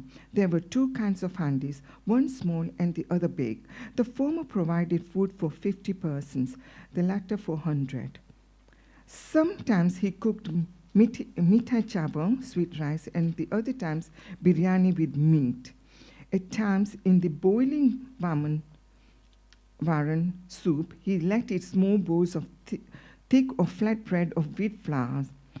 He grinded the spices on a stone slab and put the thin pulverized spices into the cooking pot. He took all this pains to make the dishes very palatable. He prepared ambil by boiling jowari flour in water and later mixing to eat buttermilk, and then boiled both together. With the food, he distributed the ambil to all alike. To see whether the food was properly cooked or not, Baba rolled up the sleeves of his kafni and put his bare arm in the boiling cauldron. Without fear, he churned the whole mass from side to side and put up down. There was no mark of burn on his arm, no fear on his face. When the cooking was over, Baba got the pots in the masjid and had them duly concentrated by the Mowgli, Muslim priest. First, he sent part of the food at prasad of Malsapati and Tatya Patil, and then he served the remaining content with his own hands to all the poor and helpless people, to their heart's content. Really blessed and fortunate must be those people who got food prepared by Baba and served by him. Somebody may raise a point here and ask, did Baba distribute vegetarian and non-vegetarian food as prasad to all the devotees? The answer is plain and simple. Those who are accustomed to non-vegetarian food were given a non-veg food from the handi, and prasad of those who were not so accustomed were given vegetarian meal. There is a principle that when a guru himself gives anything as prasad, the disciple who thinks the doubt whether it is acceptable or otherwise goes to perditions, is future misery, in order to see whether any disciple has imbibed this principle. Baba at times put them on test. For instance, on the Ekadashi day, he gave some rupees to Dada Kalkar and asked him to go in person to Kerala to get meat from there. This Dada Kalkar was an Orthodox Brahmin and adhered to all the Orthodox manners in his life. He knew that offering wealth, grain, and clothes, etc., to the Satguru was not enough, but that implicit obedience to him and prompt compliance with his order was the real dakshina that pleaded him most. So Dada Kalkar dressed himself and started for the place. Then Baba called him back and said, "Don't go yourself, but send somebody." Then Dada sent his own servant Pandu for the purpose.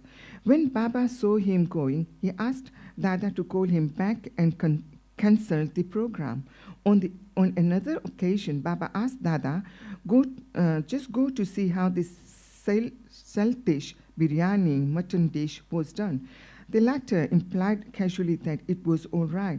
Then Baba said to him, neither have you seen it with your eyes or nor tasted it with your tongue. Then how could you say that it was good? Just take off the lid and see. While saying this, Baba caught his arm and thrust into the pot and added, take some out of this, leaving aside your orthodox ways, taste a little. When a wave of real love rises in mother's mind, she pinched her child, and he begins to cry. She hugs him close to her bosom. Similarly, Baba, in a true motherly way, pinched Dada Kalkar in this way. Really, no saint or guru will ever force his orthodox disciple to eat food forbidden in this religion. The handi business went on for some time till 1910 and was stopped. Therefore, as stated before, Das Guru spread the fame of Baba by his kirtans far and wide. In the Mumbai presidency, and people from the part of country began to flock to Shirdi, which became very, very soon a place of pilgrimage. The devotees brought with them various articles for presentation and offered various dishes of food as naivedya. The quantity of naivedya offered by them was so much that for fakirs and paupers could feed themselves in their hearts.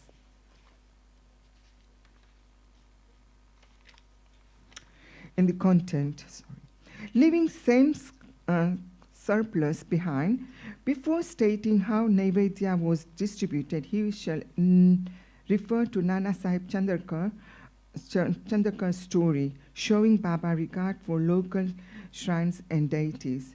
Nana Sahib disrespected of a shrine. By throwing inferences or guessing in their own way, some people said that Sai was a Brahmin and some said he was a Muslim. In reality, he belonged to no caste. No one knew definitely when he was born and in what community and who his parents were. Then how could he be a Muslim or Brahmin? If he was a Muslim, How could he keep Dhuni ever burning in the masjid? How could there be a Tulsi Vrindavan there? How could he allow the blowing of conches and ringing the bells? How could he allow all the different forms of Hindu worship there? Had he been a Muslim, could have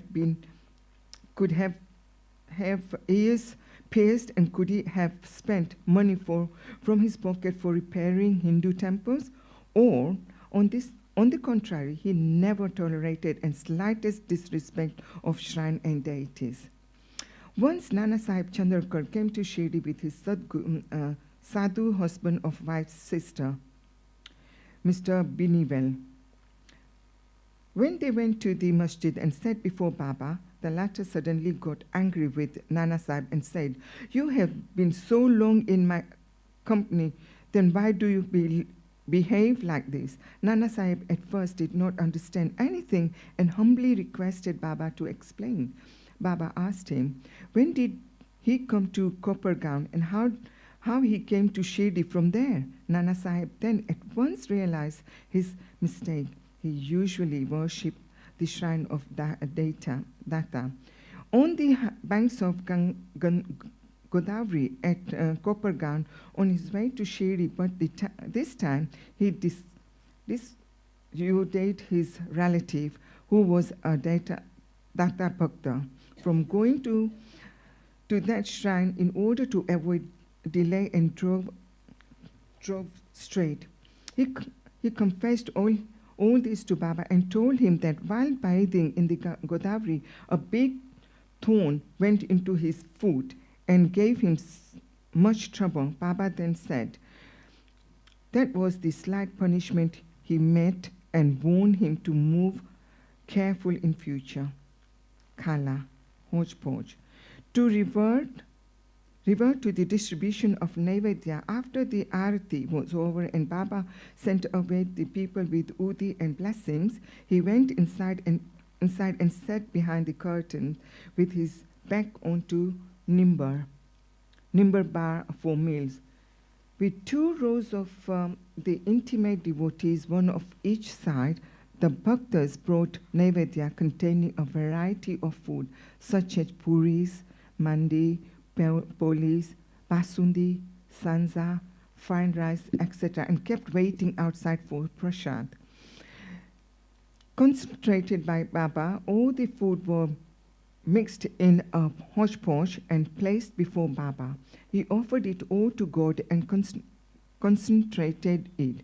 Then portions of same were given to the persons waiting outside at the rest, and the rest was served to the group of devotees inside, with Baba at the center. The bhaktas sitting into 2 rows then dined with their heart's content. Baba asked Shama and Nana Sahib Nimorkar daily to serve the concentrated food to all the persons sitting inside and look at them individual needs and comforts.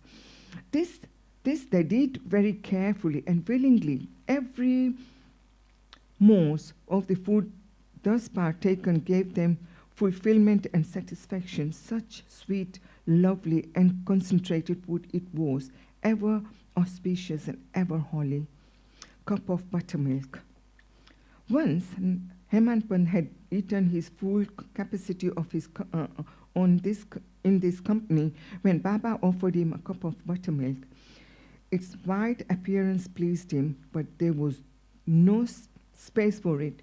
He, however, took only a sip.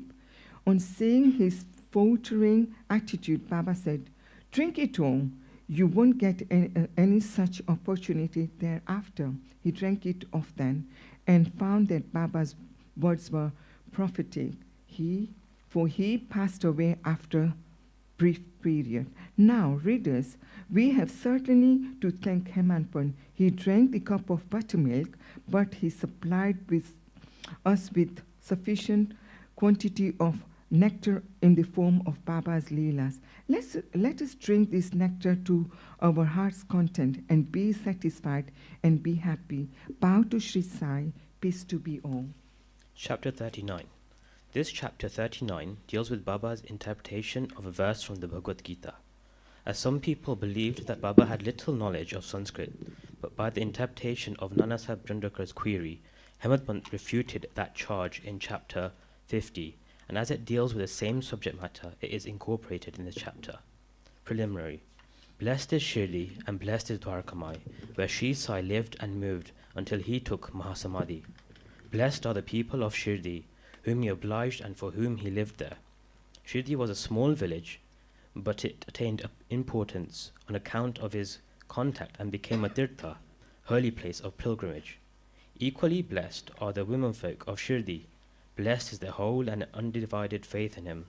They sang the glories of Baba while bathing, grinding, pounding corn, and doing other household work. Baba's interpretation. Nobody believed that Baba knew Sanskrit. One day he surprised all by giving interpretation of a verse from the Gita to Nana Sahib Chandrakar. A brief account about this matter was written by Mr. B.V. Dev, retired Mamlatdar, and published in Marathi in Shri Sai Leela magazine, volume 4, Sputa Visya, page 563. Short accounts of the same are also published in Sai Baba's Charters and Sayings, page 61, and in The Wondrous Saint Sai Baba, page 36. Both by B.V. Narasimhaswamy. Mr. B.V. Dev has also given an English version of this in his statement dated 27th of the 9th, 1936, and published on page 66 of Devotee's Experience, Part 3. By Narasimhaswamy. As Mr. Dev has got his first-hand information about this subject from Nana Sahib himself, we give below his version. Nana Sahib Chandrakar was a good student of Vedanta. He had read Gita with commentaries. He fancied that Baba knew nothing of the Sanskrit texts, so Baba one day pricked the bubble. These were the days before crowds flocked to Baba, when Baba had individual meetings at the mosque with some devotees. Nana was sitting near Baba and massaging his legs and muttering something under his breath. Baba: Nana, what are you mumbling to yourself? Nana: I am reciting a sloka, verse. Baba: What sloka? Nana: From Bhagavad Gita. Baba says, say it loudly. Nana then recited Bhagavad Gita, verse 34, which is as follows. Tat vidhi pranipatana pariprashnana sevaya upadekshnyanti te jnanam jnanisatat padarshina. Baba: Nana, do you understand it? Nana: Yes. Baba says, if you do, then tell me its meaning. Nana says, it means this. Making Shashtanga Namaskar, i.e. prostration, asking the Guru, serving him, learn what this knowledge is. Then those who have attained the real knowledge of the Sadvastu Brahma will give you Upadesha, instruction of knowledge. Baba said, Nana, I do not want this sort of collected purport of whole stanza. Give me each word, its grammatical force and meaning. Then Nana explained it word by word. Baba said, Nana, is it enough to merely make prostration? Nana said, I do not know any other meaning for the word pranipat than making prostration. Baba said, what is pariprashna? Nana said, asking questions. Baba said, what does prashna mean? Nana said, the same, questioning. Baba said, if pariprashna means the same as prashna, question, why did Vyasa add the prefix pari? Was Vyasa off his head?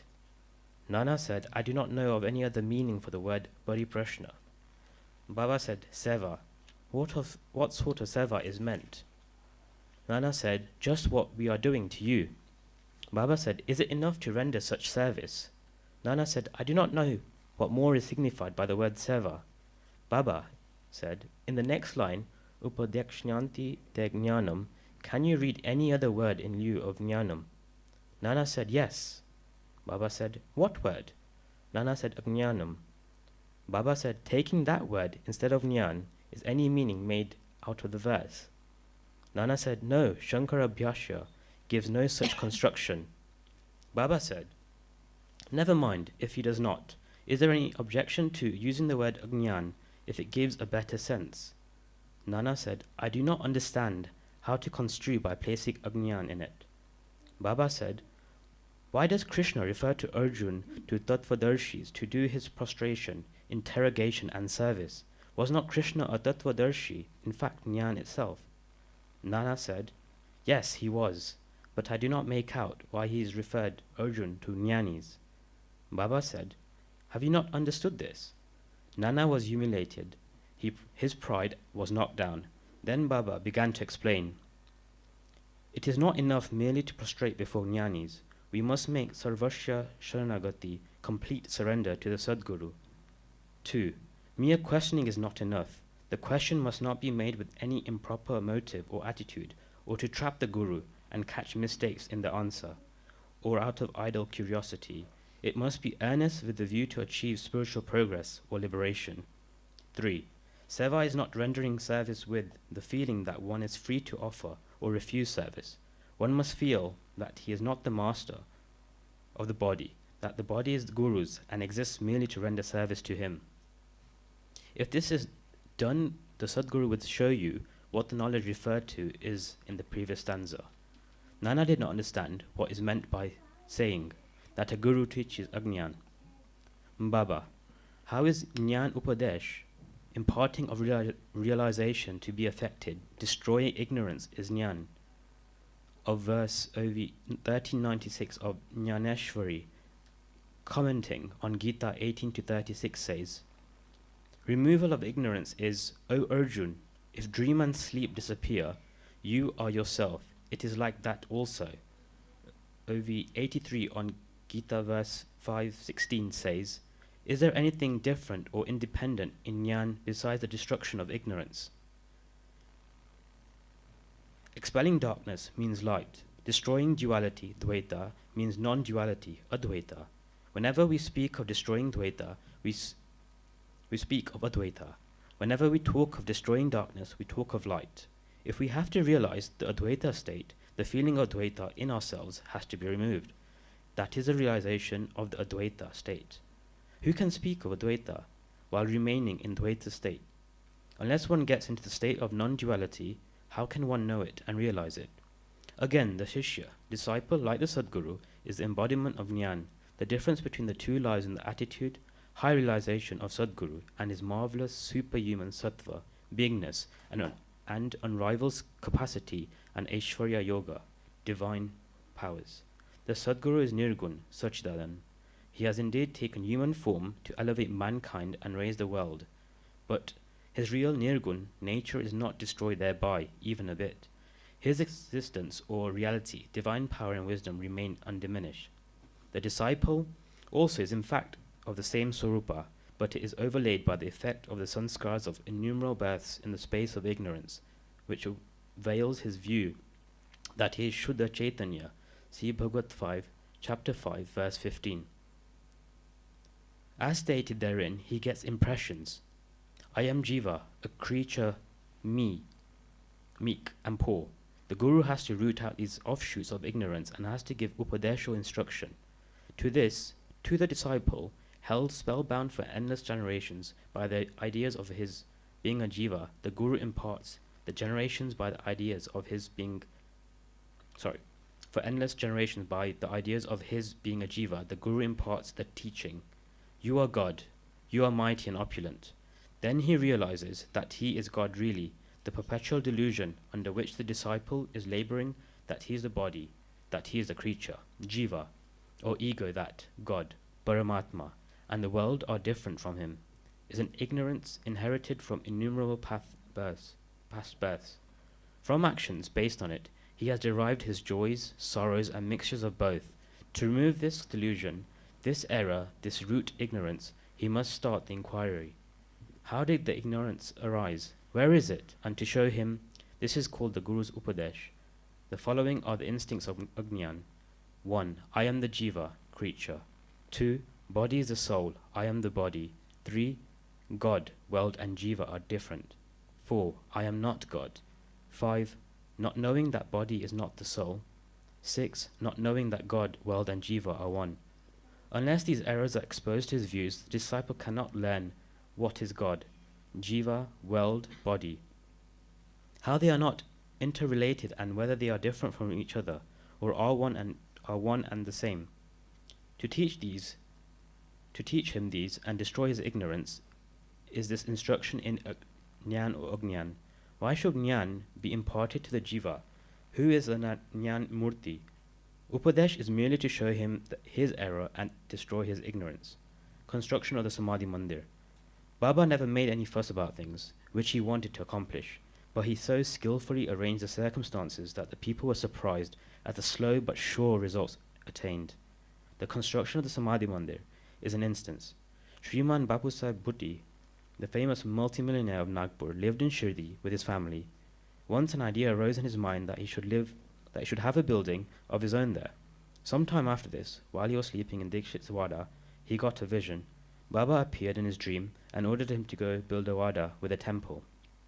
Shama, who was sleeping there, also got a similar vision. When Babu Sahib woke up, he saw Shama crying and asked the latter as to why he was in tears. Shama replied that in his vision, Baba came to him and ordered distinctly, "Build the Wada with the temple. I shall fulfill the desires of all." On hearing the sweet and loving words of Baba, I was overpowered with emotion. My throat was choked, my eyes were overflowing with tears, and I began to cry. Bapu Sahib was surprised to see that both their visions tallied. Being a rich and capable man, he decided to build a Wada there and drew up a plan with Shama, Madhav Rao. Kaka Sahib Dixit also approved of it, and when it was placed before Baba, he also sanctioned it immediately. Then the construction work was duly started, and under the supervision of Shama, the ground floor, the cellar, and the well were completed. Baba, on his way to and from the Lendi, also suggested some improvements. Further work was entrusted to Baba Sahib Jog, and when it was going on, an idea struck Bapu Sahib Bhutti's mind that there should be an open space or platform, and in the center the image of Muralidhar, Lord Krishna with the flute, be installed. He asked Shama to refer this matter to Baba and got his consent. The latter asked Baba about this when he was just passing by the Wada.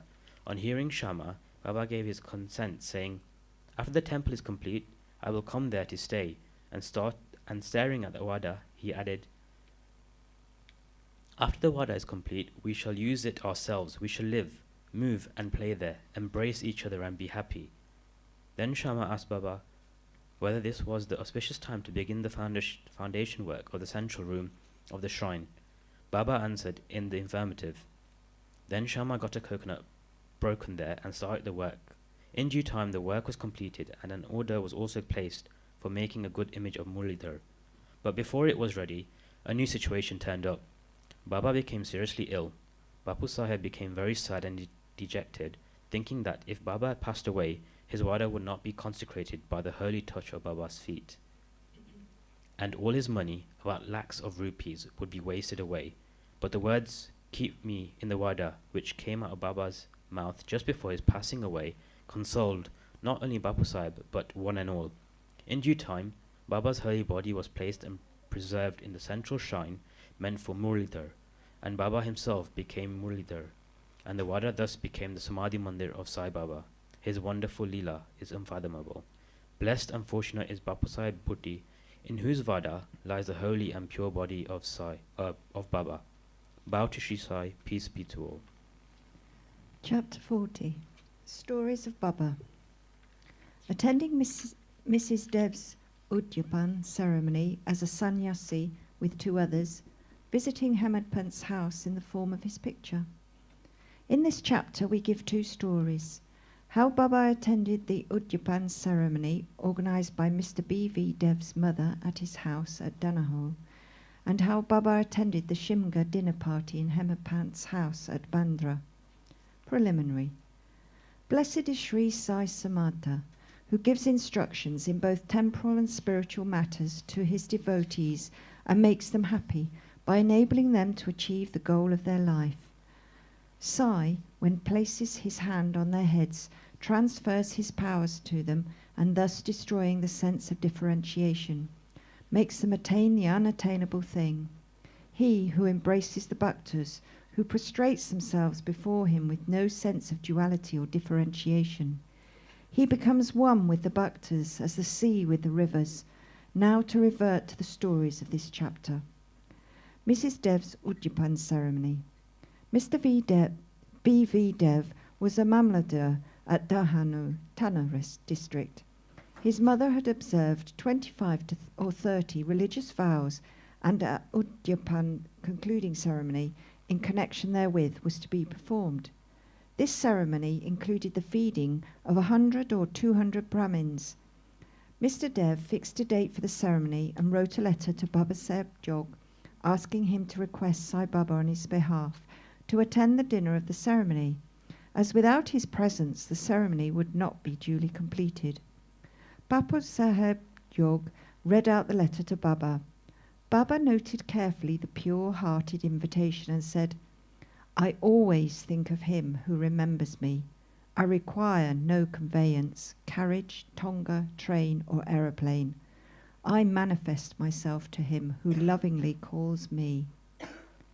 Write to him a reply that 3 of us, the trio, myself, yourself, and a 3rd person, will go and attend it. Mr. Yog informed Mr. Dev of what Baba said. The latter was much pleased, but he knew that Baba never went to any place except Rahata, Rui, and Nimgaon in person. He also thought that nothing was impossible for Baba, as he was all-pervading, and that he might suddenly come in any form and fulfill his words. A few days before this, a sannyasi in Bengali dress and professing to work for the cause of the protection of the cows came to the station master at Dahanu to collect donations. The latter told him to go into the town and see the Mamladar, Mr. Dev, and with his help collect funds. Just then the Mamladar happened to come there. The station master then introduced the sannyasi to him. Both sat talking on the platform.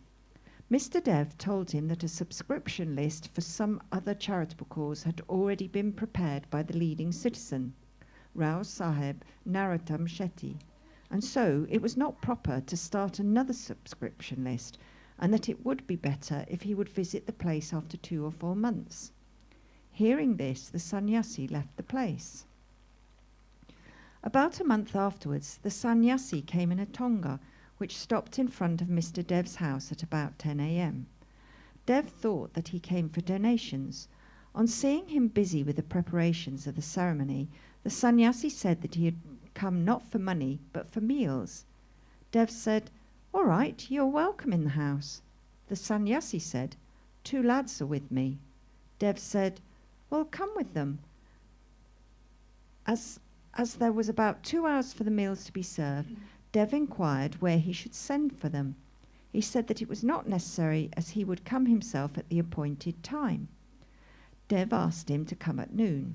Exactly at 12 noon, the trio came, joined the party, and after feeding themselves went away. After the ceremony was finished, Dev wrote a letter to Baba Saheb Yog complaining of Baba's breach of promise. Yog went to Baba with the letter, but before it was opened, Baba spoke. "Ah," he says, "that I promised him to come, but deceived him. Tell him that I did attend his dinner with 2 others, but he failed to recognize me. Then why did he call me at all? He thought that the sannyasi came to ask for subscription money. Did I not remove his doubt in that respect? And did I not say that I would come with 2 others? And did not the trio come in time and have their meals? See, to keep my words, I would sacrifice my life. I would never be untrue to my words." This reply pleased Jog's heart, and he communicated the whole reply to Dev. As soon as he read it, he burst into tears of joy, but he took himself to task mentally for vainly blaming Baba. He wondered how he was deceived by the sannyasi's prior visit and his coming to him for subscriptions. How he also failed to catch the significance of the sannyasi's words that he would come with 2 others for meals. This story clearly shows that when the devotees surrender themselves completely to their Satguru, he sees to it that the religious functions in their houses are duly executed and complied with all the necessary formalities. Hemadpant's Shimga dining. Now let us take another story which shows how Baba appeared in the form of his picture and fulfilled the desire of his devotee. In 1917, in the morning of the full moon day, Hemadpant had a vision. Baba appeared to him in his dream in the form of a well-dressed sannyasi, woke him up, and said that he would come to him for meals that day. The vision constituted a part of the dream. When he fully woke up, he saw neither Sai nor any sannyasi, but when he began to recollect the dream, he remembered each and every word the sannyasi uttered in his dream. Though he was in contact with Baba for 7 years and always meditated on Baba, he never expected that Baba would come to his house for meals. However, being much pleased with Baba's words, he went to his wife and informed her that being the holy day, a sannyasi was coming for meals and that some more rice should be prepared. She inquired about the guest, who he was and where he was coming from. Then, not to cause any misunderstanding, he gave her the truth and told her about the dream. She doubtingly asked whether it was possible that Baba should come there, Bandra, from Shirdi, leaving the dainty dishes there for accepting their coarse food. Hemadpant then assured her that Baba might not come in person, but he might attend in the form of a guest, and that they would lose nothing if they cooked some more rice. After this, preparations for the dining went on, and it was ready at noon. The holika worship was through, and the leaves were spread and arranged with rangoli around them. 2 rows were arranged with a central seat between them for the honourable guest. All the members of the family, sons, grandsons, daughters and son-in-law, etc., came and occupied their seats, and the serving of the various items commenced. While this was being done, everybody was watching for the guest, but none turned up, though it was past noon. Then the entrance was closed. The Anushuddhi ghee was served. This was a signal to start eating. Formal offering to the Vaishvadeva fire and Naivedya to Sri Krishna were also over, and the members were about to begin when footsteps in the staircase were heard distinctly. Hemadpant went immediately and opened the door and saw 2 men there, one Ali Muhammad and 2 Maulana Ismu Mujawar. These 2 persons, seeing that meals were laid out and all the members were about to begin eating, apologized to Hemadpant and requested him to excuse their interference. They said, "You left your seat and came running to us. Others are waiting for you, so please take this thing and I shall relate all about it later at your convenience." Saying so, he took out from under his arm a packet, wrapped in an old newspaper, and placed it on the table. Hemadpant uncovered the packet and saw to his great wonder and pleasant surprise a big and nice picture of Sai Baba. On seeing it, he was much moved. Tears ran down from his eyes and hair stood on end all over his body, and he bent and placed his head on the feet of Baba in the picture. He thought that Baba had blessed him by this miracle or leela. Out of curiosity, he asked Ali Muhammad how he got this picture. He said that he bought it from a shop and that he would give all the details about it afterwards, and wished that as all the members were waiting for him, he should go and join them. Hemadpant thanked him, bade them goodbye, and returned to the dining hall. The picture was placed on the central seat reserved for the guests, and after making the due offering of the Naivedya, the whole party commenced eating and finished it in proper time. On seeing the beautiful form of Sai in the picture, everybody was extremely pleased and wondered how all this happened. This is how Sai Baba fulfilled his words, uttered by him in the dream of Hemadpant. The story of the picture with all its details, viz. How Ali Muhammad got it, why he bought it and gave it to Hemadpant, is reserved for the next chapter. Bow to Sri Sai, peace to be all. Chapter 41. Story of the picture, stealing the rags and reading of Jnaneshwari. As stated in the last chapter, we continue here the story of the picture.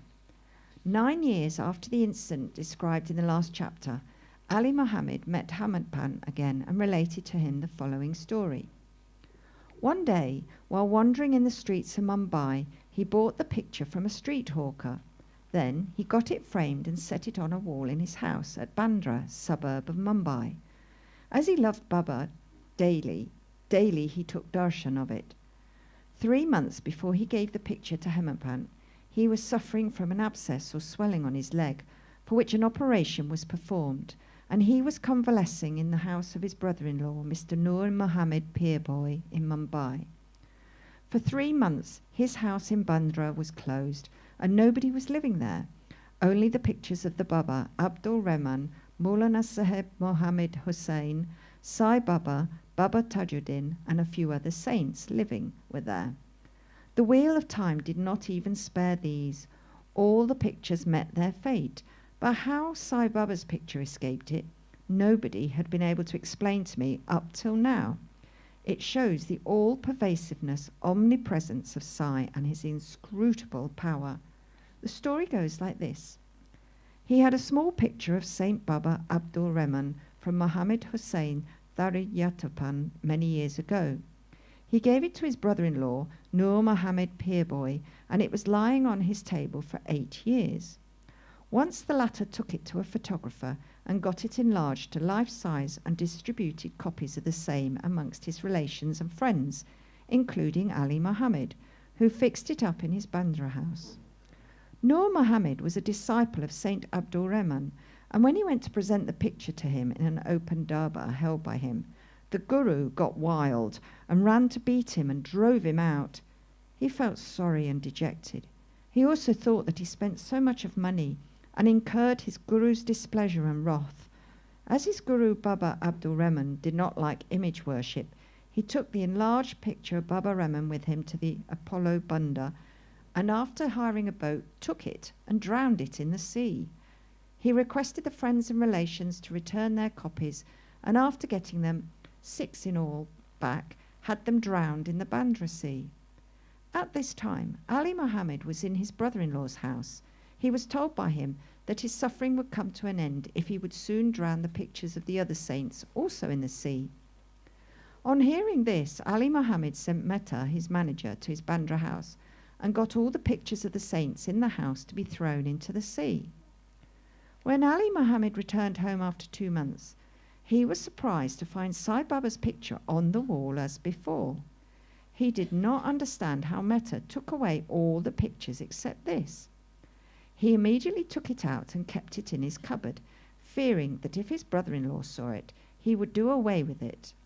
While he was thinking how it should be disposed of and who would keep it with care, Sai Baba himself, as it were, suggested to him that he should see and consult Maulana Ishmu Mujibbar and abide by his opinion. He met the Maulana and told him everything. After much consultation, they both decided that the picture should be presented to Anasahab Hemadpant and that he would protect it well. Then they both went to Hemadpant and presented him the picture in the nick of time. This story shows how Baba knew all the past, present and future, and how skillfully he pulled the wires and fulfilled desires of his devotees. The following story shows that Baba liked very much those who took real interest in spiritual matters, and that he removed all their difficulties and made them happy. Stealing the rags and reading of Dhyyaneshwarai. Mr. B.V. Dev, who was Mamlatadar of Dahanu, Tana district, wished for a long time to read Dhyaneshwari, the well-known Marathi commentary on the Bhagavad Gita by Dhyaneshwara, along with other scriptures. He could read daily 1 chapter of the Bhagavad Gita, but when he took Dhyaneshwari in hand, some difficulties cropped up, and he was precluded from reading it. He took 3 months' leave, went to Shirdi, and thence to his home at Pod for rest. He could read there other books, but when he opened Dhyaneshwari, some evil or stray thoughts came crowding upon his mind and stopped him in the effort. Try as much as he could, he was not able to read even a few lines of the book with ease. So he resolved in his mind that when Baba would create love for the book and would order him to read it, he would begin, and not till then. Then, in the month of February 1914, he went with his family to Shirdi. There, Yog asked him whether he reads Dhyaneshwari daily. Dev replied that he was desirous of reading it, but he was not successful, and that only when Baba would order him to read it, he would commence. Jog then advised him to take a copy of the book and present it to Baba, and start the reading after it was consecrated and returned by him. Dev replied that he did not want to resort to this device, as Baba knows his heart. Would he know his desire and satisfy it by giving him a clear order to read? Dev then saw Baba and offered 1 rupee as dakshina. Baba asked for 20 rupees, which he gave.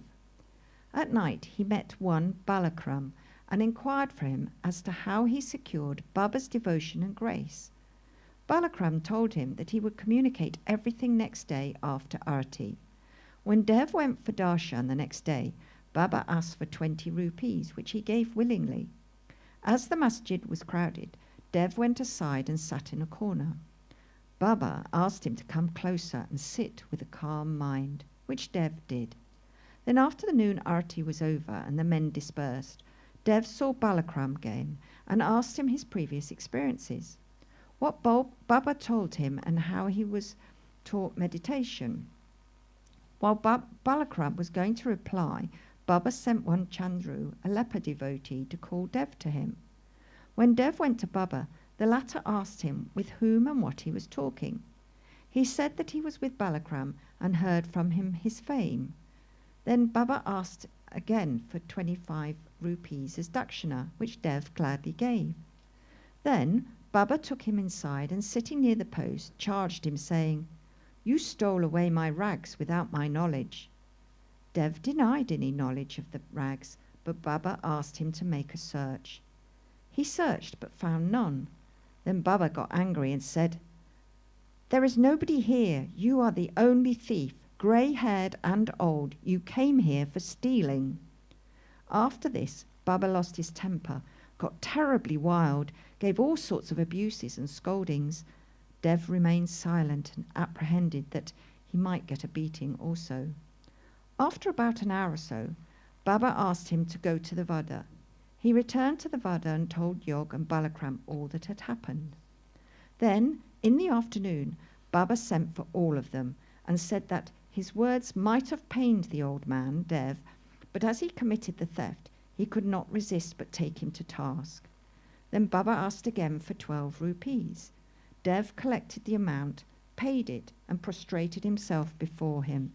Then Baba said to him, "Go on reading the Poti, Dhyaneshwari, daily. Go and sit in the Vada, read regularly every day, and while reading, explain the portion read to all with love and devotion. I am sitting here, ready to give you the whole gold-embroidered shela, valuable shawl. Then, why go to others to steal rags, and why should you get into the habit of stealing?" Dev was much pleased to hear the words of Baba, for he directly asked him to start reading Poti, Dhyaneshwari. He thought that he got what he wanted and that he could read the book with ease thenceforth. He again prostrated himself before Baba and said that he surrendered himself to him and that he should be treated as a child and be helped in his reading. He realized then what Baba meant by stealing the rags. What he asked Balakram constituted the rags, and Baba did not like his behavior in this respect. As he was ready to answer all his questions, he did not like him to ask others and make unnecessary inquiries, and therefore he scolded him. Dev thought that he really did not scold him, but taught that he was ready to fulfill his desires and there was no use asking others in vain. Dev took these scoldings as blessings and went home satisfied and contented. The matter did not end here. Baba did not stop with only issuing an order to read. Within a year, he went to Dev and inquired about his progress. On the 2nd of April, 1914, on Thursday morning, Baba gave him a dream. He sat on the upper floor and asked him whether he understood the Poti. "No," answered Dev. Baba said, "Then when are you going to understand?" Dev burst into tears and said, "Unless you shower your grace, the reading is mere burden, and the understanding is still more difficult." Baba told, While reading, you make haste. Read it before me, in my presence." Dev asked, "What shall I read?" Baba said, "Read Adhyatma, spiritualism." Dev went in to bring the book. When he opened his eyes, he was fully awakened. We leave the readers to imagine what ineffable joy and bliss Dev felt after this vision. Bow to Shri Sai, peace be to all.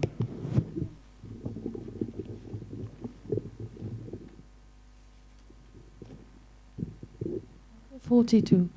Baba is passing away. Previous indication, averting death of Ramchandra Dada Patil and Tatya Kote Patil, charity to Lakshmi Bai Shinde, last moment. This chapter describes the passing away of Baba. Preliminary. The stories given in the previous chapter have shown that the light of Guru's grace removes fear of the mundane existence, opens the path of salvation, and turns our misery into happiness. If we always remember the feet of the Satguru, our troubles come to an end, death loses its sting, and the misery of this mundane existence is obliterated.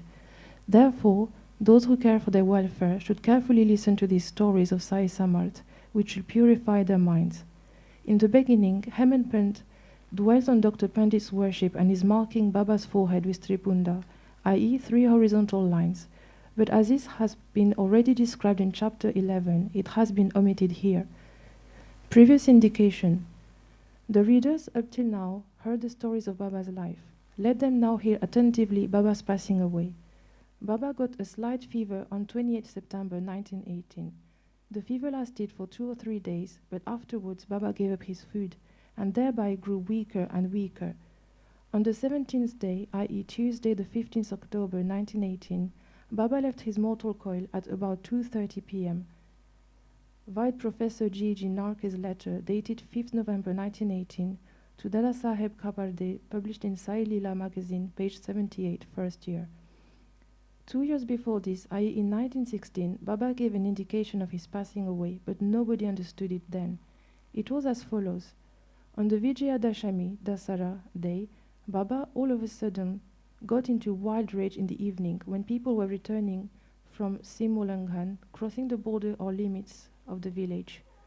Taking off his headdress, kafni and langota, etc., he bore them and threw them in the dhuni before him. On being fed this offering, the fire in the dhuni began to burn brighter, and Baba shone still brighter.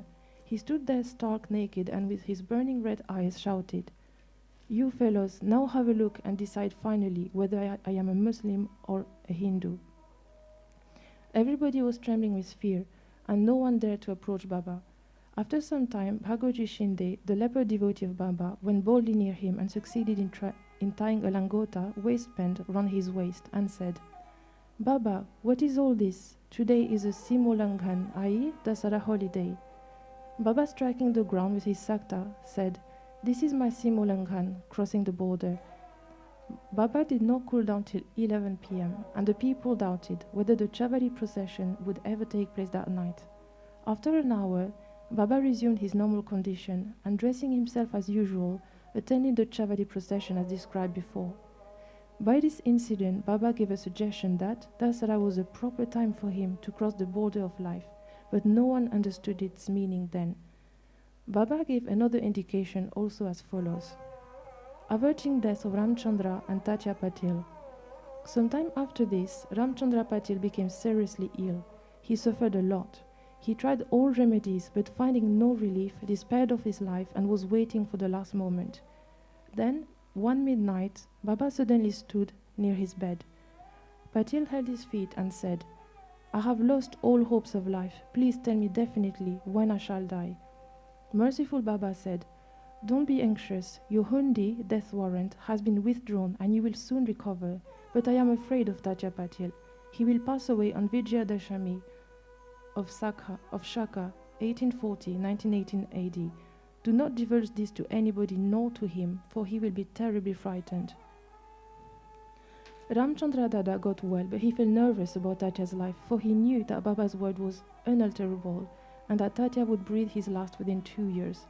He kept this hint secret, told it to none, but to Balashimpi, a tailor only.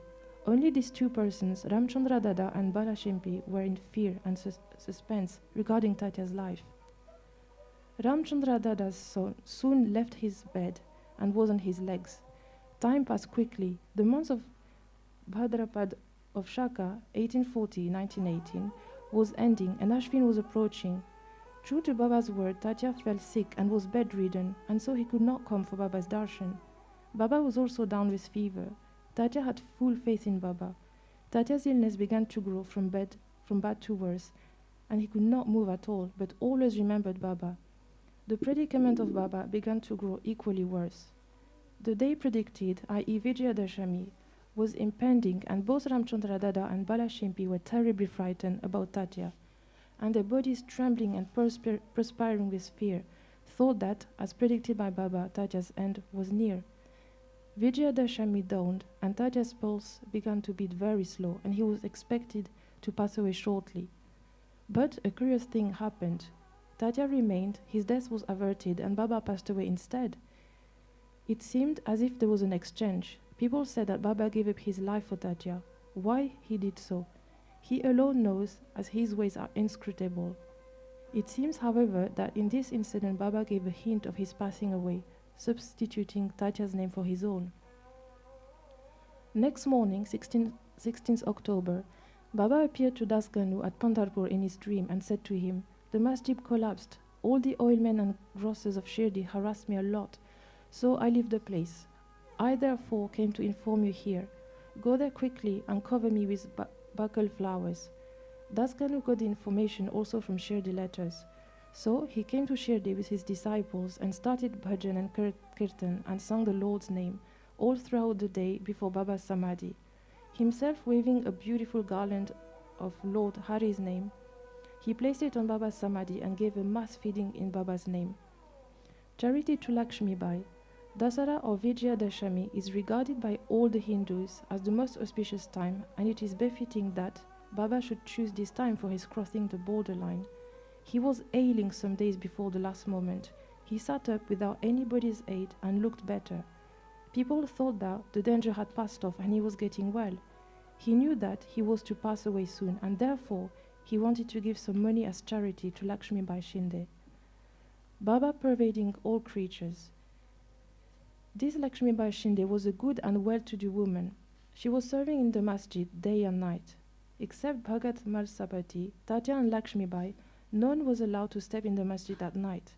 Once, while Baba was sitting in the masjid with Tatya in the evening, Lakshmi Bai came and saluted Baba. The latter said to her, "Oh Lakshmi, I am very hungry." Off she went, saying, "Baba, wait a bit, I return immediately with bread." She did return with bread and vegetables and placed the same before Baba. He took it and gave it to a dog.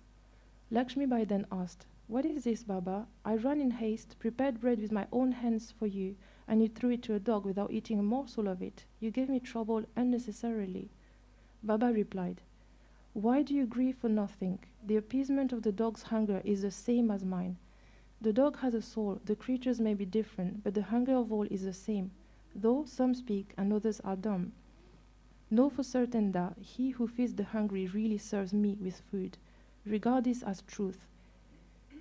This is an ordinary incident, but Baba thereby propounded a great spiritual truth and showed its practical application in daily life without hurting anybody's feelings. From this time onward, Lakshmi Bai began to offer him daily bread and milk with love and devotion. Baba accepted and ate it appreciatingly. He took a part of this and sent the remainder through Lakshmi Bai to Radha Krishna Mai, who always relished and ate Baba's remnant prasad. This great story should not be considered as a digression. It shows how Sai Baba pervaded all the creatures and transcended them. He is omnipresent, birthless, deathless, and immortal. Baba remembered Lakshmi Bai's service. How could he forget her? Just before leaving the body, he put his hand in his pocket and gave her just 5 rupees, and then 4 rupees, in all 9 rupees. This figure, 9, is indicative of the 9 types of devotion described in chapter 21, or it may be the dakshina offered at the time of Simolangan. Lakshmi Bai was a well-to-do woman, and so she was not in want of any money. Baba might have suggested to her and brought to her notice the 9 characteristics of a good disciple, mentioned in the 6th verse of chapter 10, Skanda 11 of the Bhagavad, wherein first 5 and then 4 characteristics are mentioned in the first and second couplets. Baba's this gift of 9 she will remember ever. Being so watchful and conscious, Baba also took other precautions in his last moment. He ordered them all to clear off with due consideration for his devotees. Kaka Sahib Dikshit, Bapu Sahib Bhuti, and others were in the masjid anxiously waiting upon Baba, but he asked them to go to the Vada and return after meals. They could not leave Baba's presence, nor could they disobey him. So, with heavy hearts and heavy feet, they went to the Vada. They knew that Baba's condition was very serious, and that they did not forget this. They sat for meals, but their mind was elsewhere. It was with Baba. Before they finished, news came to them of Baba's shedding the mortal coil. Leaving the dishes, they ran to the Masjid and found that Baba rested finally on Bayaji's lap. He did not collapse on the ground, nor did he lie on his bed, but sitting quietly on his seat and doing charity with his own hand, left the mortal coil. Saints embody themselves and come into this world with a definite mission, and after that is fulfilled, they pass away as quietly and easily as they came. Bow to Shri Sai, peace be to all. Chapter 43, Baba's Passing Away, continued. Chapter names are Preparation, Samadhi Mandir, Breaking of the Brick, 72 Hours Samadhi, Jog Sannyas, Baba's Nectar-like Words. Chapters 43 and 44 continue the story of Baba's passing away, and therefore they are taken together. Previous preparation. It is the general practice amongst the Hindus that when a man is about to die, some good religious scripture is read out to him with the object that his mind should be withdrawn from worldly things and fixed in spiritual matters, so that his future progress should be natural and easy. Everyone knows that when King Parikshit was cursed by the son of a Brahmin rishi and was to die after a week, the great sage Shukdev expounded him the famous Bhagavad Puran in that week. This practice is followed even now, and the Gita, Bhagavad, and other sacred books are read out to dying persons. Baba, being an incarnation of God, needed no such help, but just to set an example to the people, he followed this practice. When he knew that he was to pass away soon, he asked one Mr. Vaz to read Ramvijay to him. Mr. Vaz read the book once in the week. Then Baba asked him to read the same again day and night, and then he finished the second reading in 3 days. Thus 11 days passed. Then again he read for 3 days and was exhausted, so Baba let him go and kept himself quiet. He abided in himself and was waiting for the last moment. 2 or 3 days earlier, Baba had stopped his morning peregrinations, going out and begging rounds, and sat quietly in the masjid. He was conscious till the last and was advising the devotees not to lose heart. He let nobody know the exact time of his departure. Kaka Sahib Dikshit and Sriman Bhuti were dining daily with him in the masjid. That day, 15th of October, after the Aarti, he asked them to go to their residence for dining. Still a few, viz. Lakshmi Bai Shinde, Bhagoji Shinde, Bayaji, Lakshman Bala, Simpi, and Nana Sahib Nimonkar remained there. Shama was sitting down on the steps. After giving 9 rupees to Lakshmi Bai Shinde, Baba said that he did not feel well there, in the masjid, and that he should be taken to the Dagadi stone, Wada of Booty, where he would be all right. While saying these last words, he leaned on Bayaji's body and breathed his last. Bhagoji noticed that his breathing had stopped, and he immediately told this to Nana Sahib Nimonkar, who was sitting near. Nana Sahib brought some water and poured it in Baba's mouth. It came out. Then he cried out loudly, "Oh Deva!" Baba seemed to open his eyes and say, "Ah," in a low tone, but soon it became evident that Baba had left his mortal body for good. The news of Baba's passing away spread like wildfire in the village of Shirdi, and all people, men, women and children, ran to the masjid and began to mourn this loss in various ways. Some cried out loudly, some wallowed on, and some fell down senseless in the streets. Tears ran down from the eyes of all, and everyone was filled with sorrow. Some people started remembering the words of Sai Baba. Somebody said that Maharaj Sai Baba told his devotees that in time to come he would appear as a lad of 8 years. These are the words of a saint, and hence nobody should take doubt about them, because in the Krishna avatar, Chakrapani, Lord Vishnu, performed this very deed.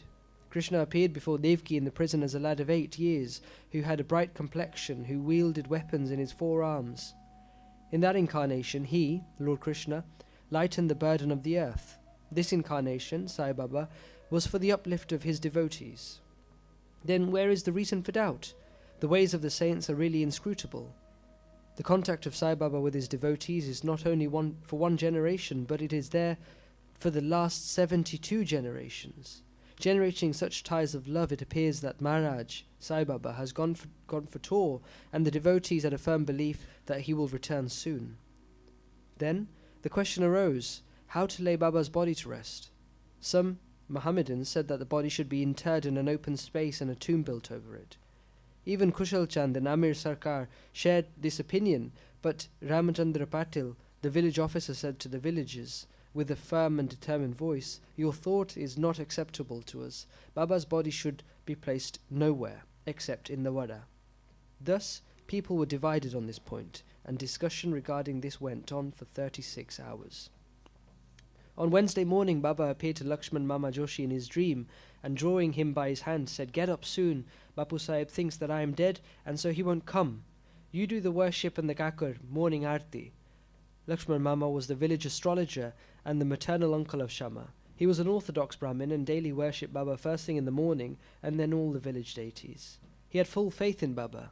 After the vision, he came with all the puja materials, and not minding the protests of the Mulvis, did the puja and the kakararti with all due formalities and went away. Then, at noon, Bapa Sahib Jog came with all the others and went through the noon arti ceremony as usual. After paying due respect to Baba's words, the people decided to place his body in the Vada and started digging the central portion there. In the evening of Tuesday, the sub-inspector came from Rahata, and others turned up from other places, and they all agreed to the proposal. Next morning, Amir Bai came from Mumbai and the Mamlatdar from Kopargaon. The people seemed divided in their opinion. Some insisted on interring his body in the open field. The Mamlatdar therefore took a general plebiscite and found that the proposal to use the Vada secured double the number of votes. He, however, wanted to refer the matter to the collector, and Kaka Sahib Dixit got himself ready to go to Ahmednagar. In the meanwhile, by Baba's inspiration, there was a change in the opinion of all the other people, and all the people unanimously voted for the proposal. On Wednesday evening, Baba's body was taken in procession and brought to the Vada, and was interred there with due formalities in the Garba, i.e. the central portion reserved for Murlidhar. In fact, Baba became Murlidhar, and the Vada became a temple and a holy shrine where so many devotees since then have been going to find rest and peace. All the obsequies of Baba were duly performed by Bala Sahib Bhatte and Upasani, a great devotee of Baba. It may be noted here that, observed by Professor Narke, Baba's body did not get stiff, though it was exposed for 36 hours, and that all the limbs were elastic, and that his kafni could be taken out without being torn to pieces. Breaking of the brick. Some days before Baba's departure, there occurred an ominous sign foreboding the event. There was in the masjid an old brick on which Baba rested his hand and sat. At night time he leaned against it and had his asan. This went on for many years. One day, during Baba's absence, a boy who was sweeping the floor took it up in his hand, and unfortunately it slipped and fell down and got broken into 2 pieces. When Baba came to know about this, he bemoaned its loss, saying, "It's not the brick, but my fate that has been broken into pieces. It was my lifelong companion. With it I always meditated on the self. It was so dear to me as my life. It has left me today." Some may raise here a question: why should Baba express this sorrow for such an inanimate thing as a brick? To this, Hemadpant replies that saints incarnate in this world with the express mission of saving the poor, helpless people, and when they embody themselves and act with the people, they act like them, i.e., outwardly they laugh, they play, cry, and like all other people, but inwardly they are wide awake to their duties and mission. 72-hour samadhi. 32 years before this, i.e., in 1886 AD, Baba made an attempt to cross the borderline. On a Margashisha Purnima, full moon, Baba suffered from a severe attack of asthma. To get rid of it, Baba decided to take his pran high up and go into samadhi. He said to Bhagat Malsapati, "Protect my body for 3 days. If I return, it will be all right. If I do not, bury my body in that open land," pointing to it and fixing 2 flags there as a mark. After saying this, Baba fell down at about 10 p.m. His breathing stopped, as well as his pulse. It seemed as if his pran left his body. All the people, including the villagers, came there and wanted to hold an inquest and bury the body in the place pointed by Baba, but Malsapati prevented this. With Baba's body on his lap, he sat full 3 days guarding it. After 3 days passed, Baba showed signs of life at 3 a.m. His breathing commenced, the abdomen began to move, his eyes opened, and stretching his limbs, Baba returned to consciousness, life, again. From this and other accounts, let the readers consider whether Sai Baba was the 3.5 cubits body that he occupied for some years and that he left thereafter, or he was the self inside. The body composed of the 5 elements is perishable and transient, but the self within is the thing, absolute reality, which is immortal and intransient. This is pure being, consciousness, or Brahma, the ruler and the controller of the senses. The mind is Sai. This pervades all things in the universe, and there is no space without it. For fulfilling his mission, he assumed the body, and after it was fulfilled, he threw away the body, the finite aspect, and assumed his infinite aspect. Sai ever lives, as also the previous incarnation of God Dattatreya, Sri Narasimha Saraswati of Gangapur. His passing away is only an outward aspect, but in reality he pervades all animate and inanimate things, and is their inner controller and ruler. This can be, and even now, experienced by many who surrender themselves completely to him and worship him with wholehearted devotion. Though it is not possible for us to see Baba's form now onwards, but if we go to Shirdi, we shall find his beautiful lifelike portrait adorning the Masjid. This has been drawn by Shamrao Jaikar, a famous artist, a well-known devotee of Baba. To an imaginative and devout spectator, this portrait can give even today the satisfaction of taking Baba's darshan.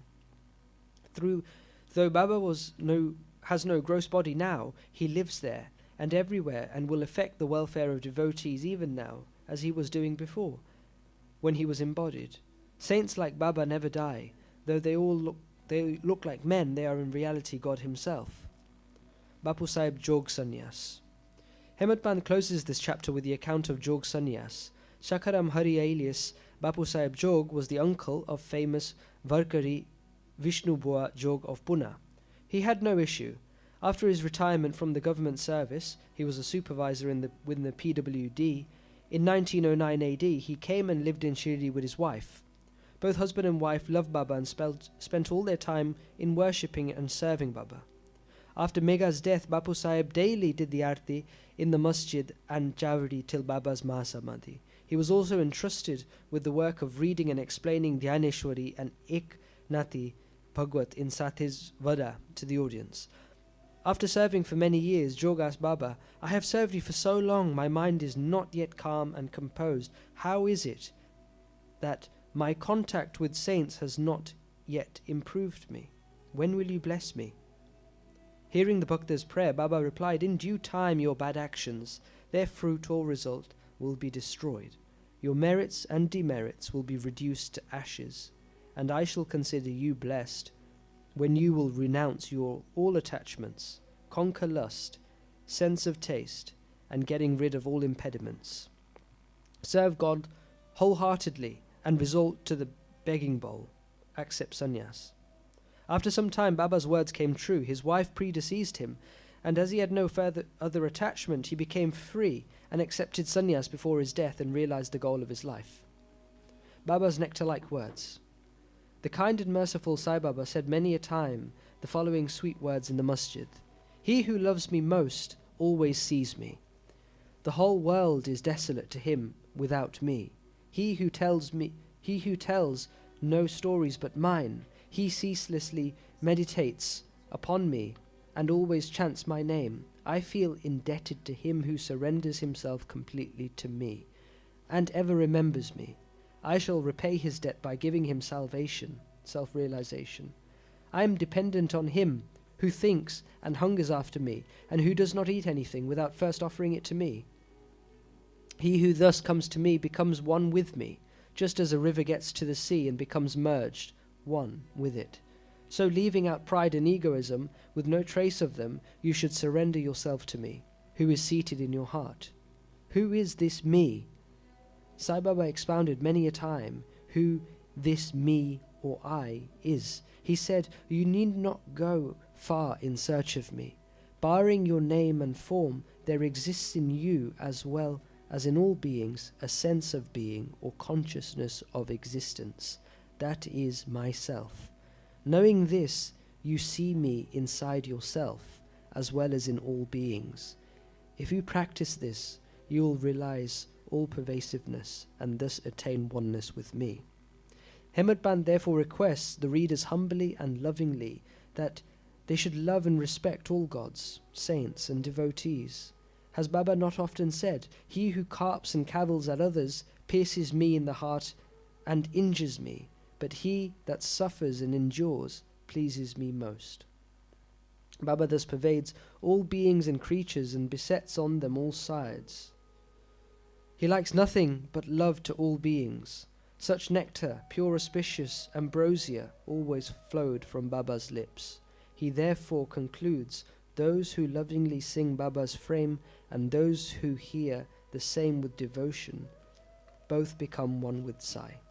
Bow to Shri Sai, peace be to all.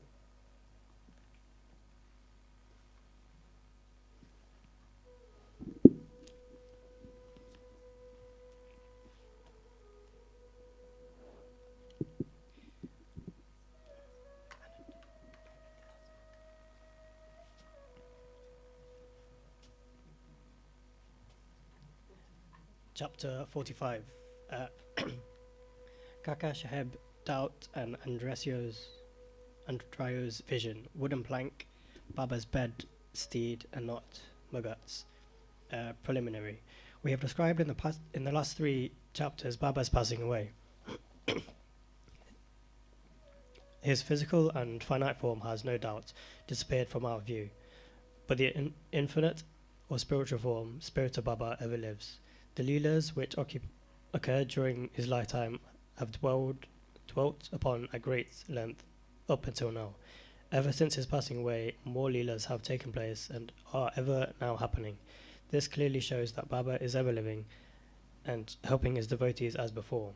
The people who got the contact of Baba when he was living were indeed very fortunate, but if any of them did not get a dispassion for the things and enjoyments of the world, and had not their minds turned into the Lord, it was surely their ill luck. What was then desired and is still now desired is the wholehearted devotion to Baba. All our senses, organs, and mind should cooperate in worshipping and serving Baba. It is no use in engaging some organs in the worship and deflecting others. If a thing like worship or meditation is to be done, it ought to be done with all our minds and souls. Mind and soul. The love that a chaste woman bears to her husband is sometimes compared to that which a disciple bears to his master, Guru. Yet the former falls far short of the latter, which is incomparable. No one, whether he be a father, mother, brother, or any other relation, comes to our aid in attaining the goal of life, self-realization. We have to chalk out and transverse the path of self-realization ourselves. We have to discriminate between the unreal and the real, renounce the things and enjoyments of this world, and control our senses and mind, and aspire for liberation only. Instead of depending upon others, we should have full faith in ourselves. When we begin to practice discrimination, we come to know that the world is transient and real, and our passion for worldly things becomes less. And ultimately, we get this passion or non-attachment from them. When we know that the Brahma, which is no other than our Guru, is a sole reality, and as it transcends and besets the seeming universe, we begin to worship it in all creatures. This is the intuitive bhajan of worship. When we thus worship the Brahma or Guru wholeheartedly, we become one with him and attain self-realization in short. Always chanting the name of the Guru and meditating on him enables us to see him in all beings and confers eternal bliss on us. The following story will illustrate this. Kaka Saheb's doubt and Anandro's vision. It is well said that Sai Baba has enjoyed Kaka Saheb Dikshit to read daily 2 words of Sri Eknath. 1 Bhagavad and 2 Bharavat Ramayan. Kaka Sahib read these daily while Baba was living, and he followed the practice, even after Baba's passing away. Once in Kaka Mahajani's house in Chopati, Mumbai, Kaka Sahib was reading Eknath Bhagavad in the morning. Madravu Dashpande, Elias Sharma, and Kaka Mahajani were then present and listened alternatively to the portion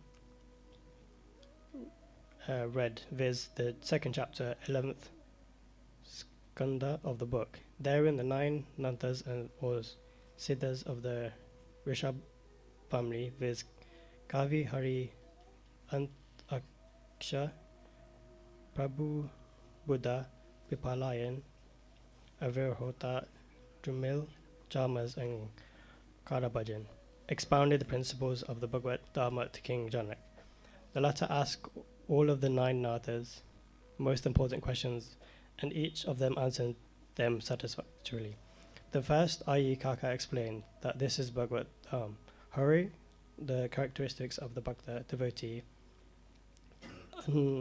Karishta, which is Maya, Prabhuda, who now how to cross Maya, Pipalayan, which is the Parabrahma, Avit Hotra, which is karma, Drumil, the incarnations of God and their deeds, Charmas, how a non-devotee fares after death, Karabhajan, the different modes of worship of God in different ages. The substance of all of the expositions was that in this Kali age, the only means of liberation was the remembrance of Hari's laws or Guru's feet. After the reading was over, Kaka Sahib said in a despondent tone to Mahadrevo and others, "How wonderful is the discourse of the 9 nathas, or on bhakti or devotion, but at the same time, how difficult is it to put into practice? The nathas were perfect, but it is impossible for fools like us to attain the devotion of delineated by them. We won't get it even after several births, but then how are we to get salvation? It seems from that there is no hope for us." Madhavaro did not like this pessimistic attitude to Kaka Sahib. He said it was a pity that the one who is by good luck got such a jewel, Guru, as Baba, should cry out so despairingly. If he was unwavering faith in Baba, why should he feel restless? The bhakti of the nathas may be strong and powerful, but it is not ours loving and affectionate. And has not Baba told us authoritatively that remembering and chanting Hari's and Guru's name confers salvation? Then where is the cause for fear and anxiety? Kaka Sahib was not satisfied with Mahadravo's explanation. He continued to be anxious and restless the whole day, thinking and brooding over how to get the powerful bhakti of the nathas. Next morning, the following miracle took place. One gentleman named Anandravo Bakhade came there in search of Madhavaro. The name of the Bhagavad was then going on. Mr. Bakhande sat near Madhavaro and was whispering something to him. He was mentioning in low tone his dream vision. As there was some interruption in the reading by his whispering, Kaka Sahib stopped the reading and asked Mahadravo what the matter was. The latter said, "Yesterday you exposed your doubt. Now here is the explanation of it." Near Mr. Pakhande's vision, explaining the characteristics of saving devotion and showing that the devotion in the form of bowing down or to worshipping of Guru's feet is sufficient. All were anxious to hear the vision, especially Kaka Sahib. At the suggestion, Mr. Pakhande began to relate the vision as follows. "I was standing in the deep sea in waist-deep water. There I saw Sai Baba all of a sudden. He was sitting on a beautiful throne, studded with diamonds, with his feet submerged in the water. I was most pleased and satisfied with the form of Baba. The vision was so realistic that I never thought that it was a dream. Curiously enough, Madhavaro's was also standing there. He said to me feelingly, Anandro, fall at Baba's feet. I rejoined, I also wished to do so, but his feet were in water, and how can I place my head on them? I am helpless. Hearing this, he said to Baba, O Deva, take out your feet, which are under the water. Then Baba immediately took out his feet. I caught them without delay and bowed down to them. On seeing this, Baba blessed me, saying, Go now, you will attain your welfare. There is no cause for fear and anxiety. He also added, Give me a silk-bordered torta to my sama, and you will benefit thereby. In compliance with Baba's order, Mr. Pakande had brought the daughter and requested Kaka Sahib to hand it over to Madavo, but the latter refused to accept it, saying that unless Baba gave a hint or suggestion for acceptance, he would not accept it. Then, after some discussion, Kaka Sahib decided to cast lots. It was an invariable practice of Kaka Sahib to cast lots in all matters and to abide by the decision, as given in the picked up chilts in doubt. In this particular case, 2 chits, on one of which was written to accept and another to reject, were placed at the feet of Baba's picture, and a child was asked to pick one of them up. The accept chilt was picked up, and the daughter was accepted by Madhva. It was in this way both Andro and Madhura were satisfied, and Kaka Sahib's difficulty was solved. This story exhorts to us to give respect to the words of other saints, but at the same time ask us to give full faith in our mother, i.e. the Guru, and abide by his instructions, for he knows our welfare better than any other person.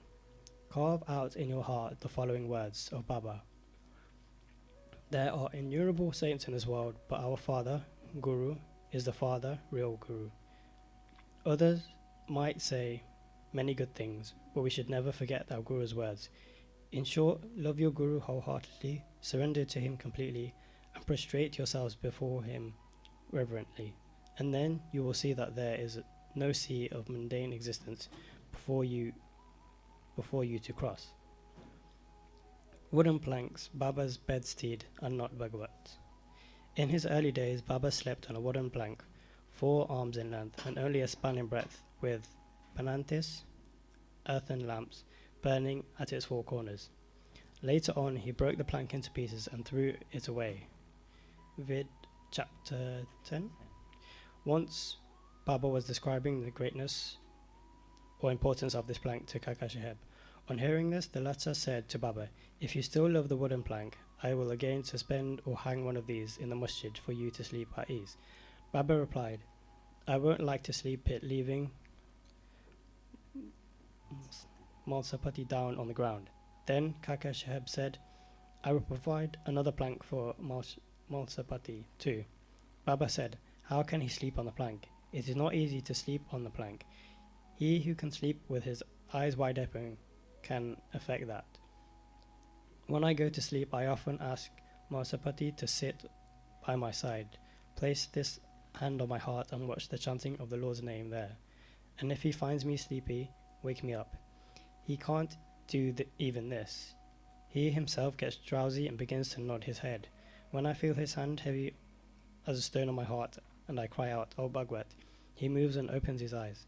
How can he who can't sit and sleep well on the ground, and whose asana, posture, is not steady, and who is slave to sleep, can sleep high up on a plank?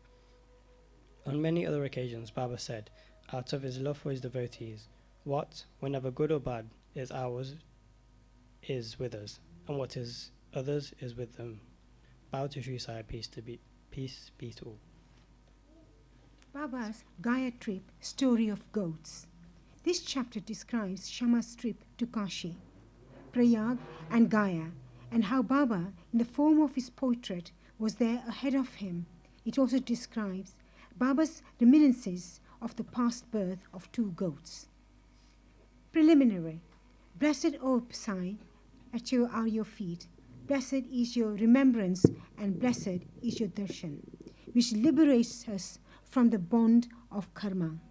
Though your form is invisible to us now, still if the devotees believe in you, they are living experiences from you. By an invisible and subtle thread, you draw your devotees from far and near to your feet and embrace them like a kind and loving mother.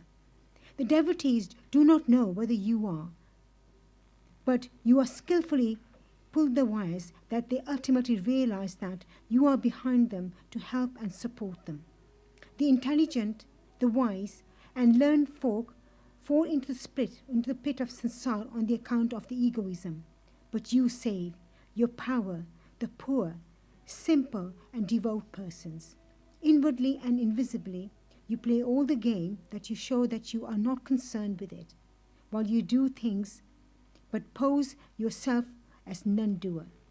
Nobody ever knows your life. You best course of, therefore, for us to surrender our body, speech, and mind to your feet, and always chant your name for destroying our sins.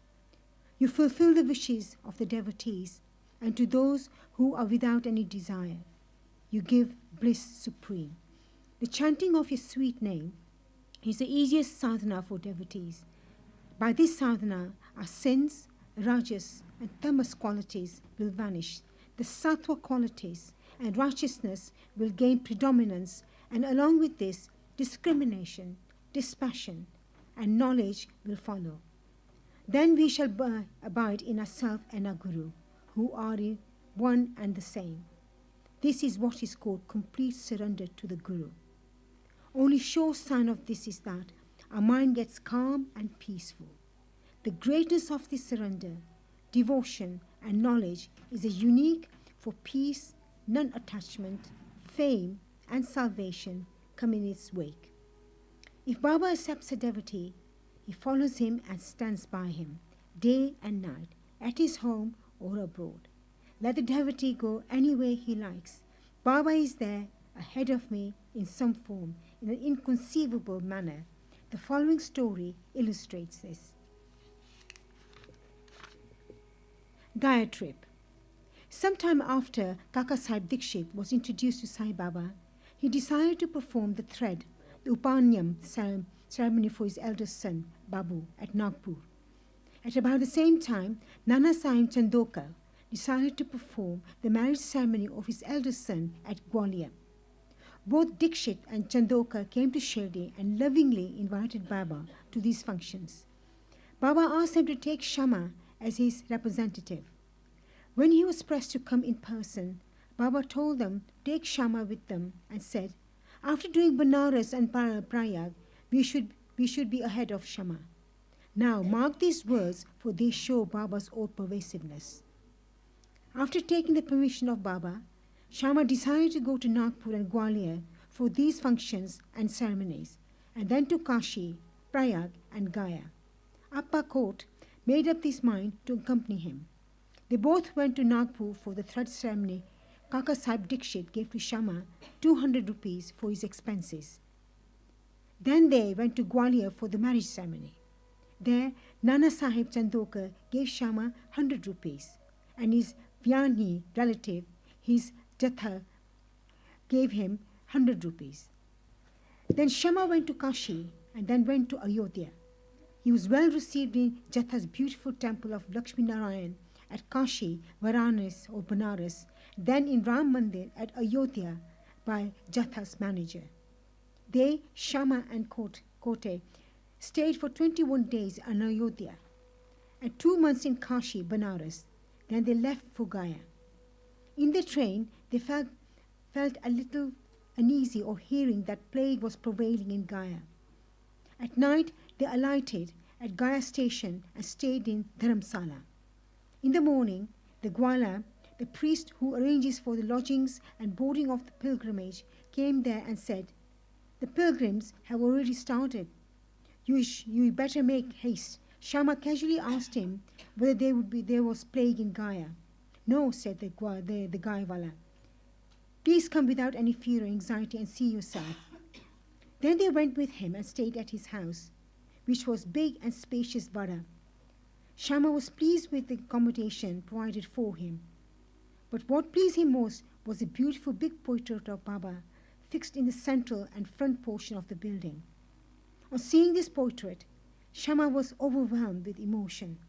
He remembered Baba's words with, "After doing Kashi and Prayag, you should be ahead of Shama," and burst into tears. His hair stood on end, his throat was choked, and he began to sob.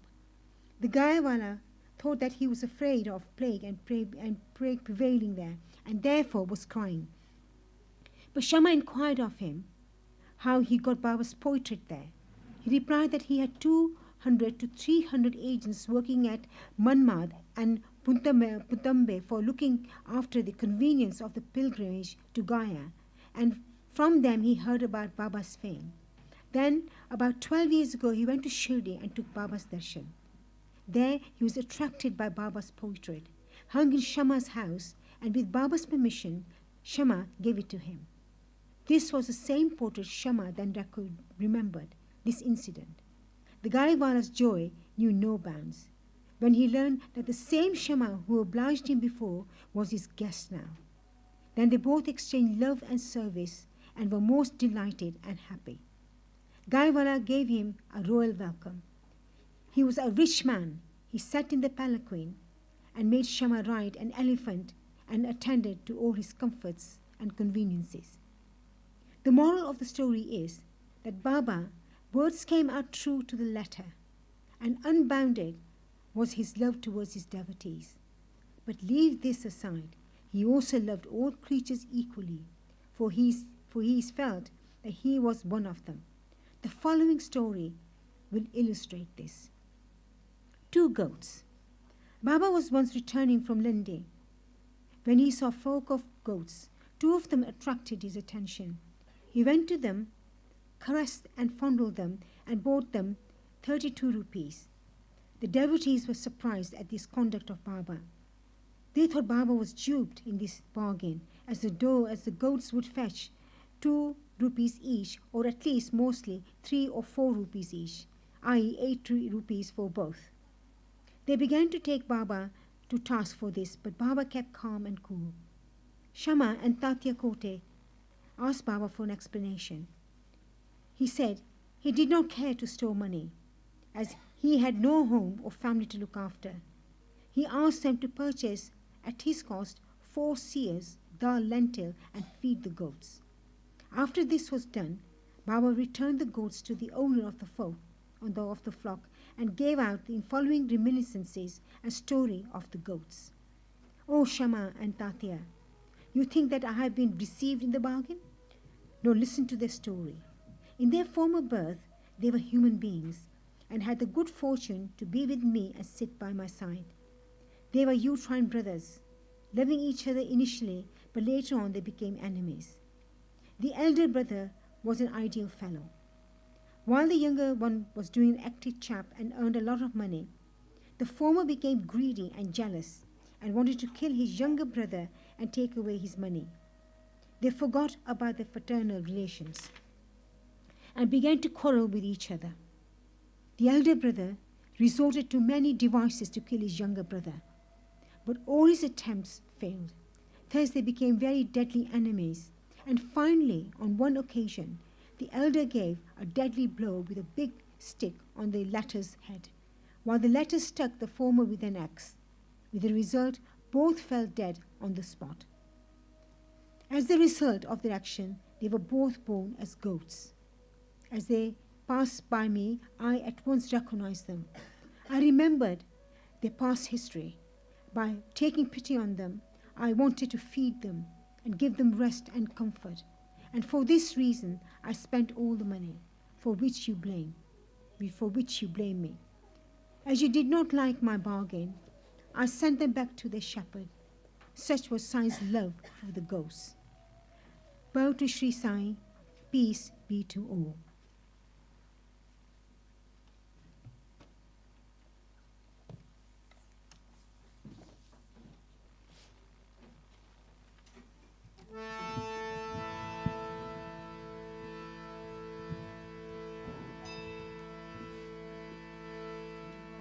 Namah Shiva Shivaya Namah Shiva Shivaya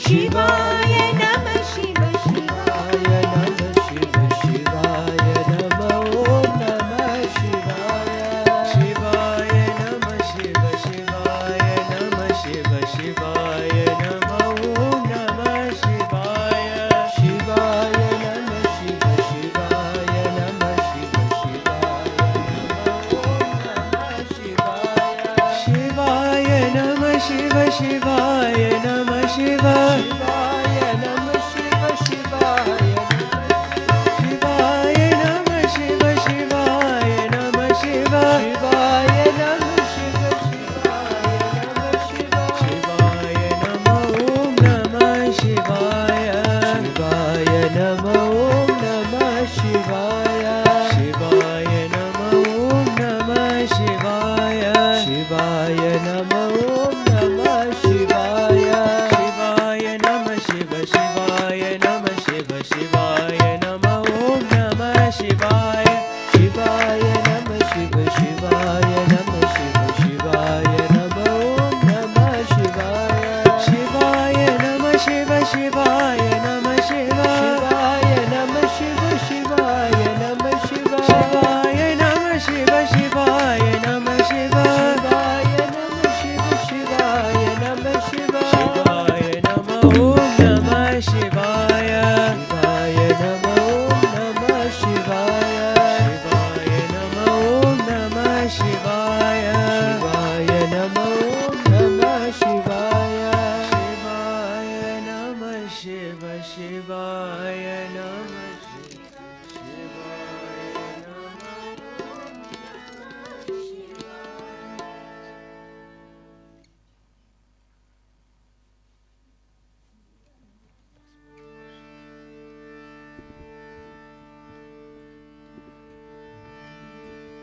भस्म विभूषित भवानी शंकर भस्म विभूषित भवानी शंकर भस्म विभूषित भवानी शंकर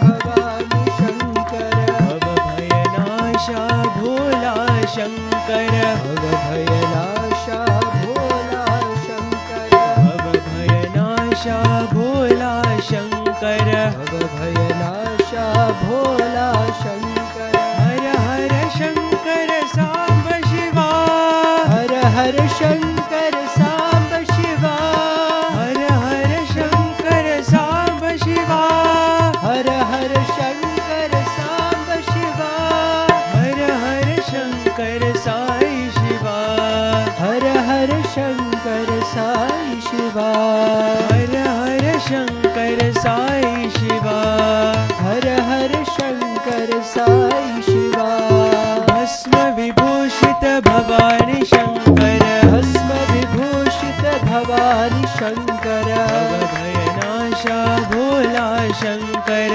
भवभयनाशा भोला शंकर हर हर शंकर सांब शिवा हर हर शंकर सांब शिवा हर हर शंकर साई शिवा हर हर शंकर साई शिवा हर हर शंकर साई शिवा हर हर शंकर साई शिवा ओम नमः शिवाय शिवाय नमः ओम नमः शिवाय शिवाय नमः ओम नमः शिवाय शिवाय नमः ओम नमः शिवाय शिवाय नमः ओम नमः शिवाय शिवाय नमः ओम नमः शिवाय शिवाय नमः ओम नमः शिवाय शिवाय ओम नमः शिवाय शिवाय नमः भस्म विभूषित Bhavani Shankar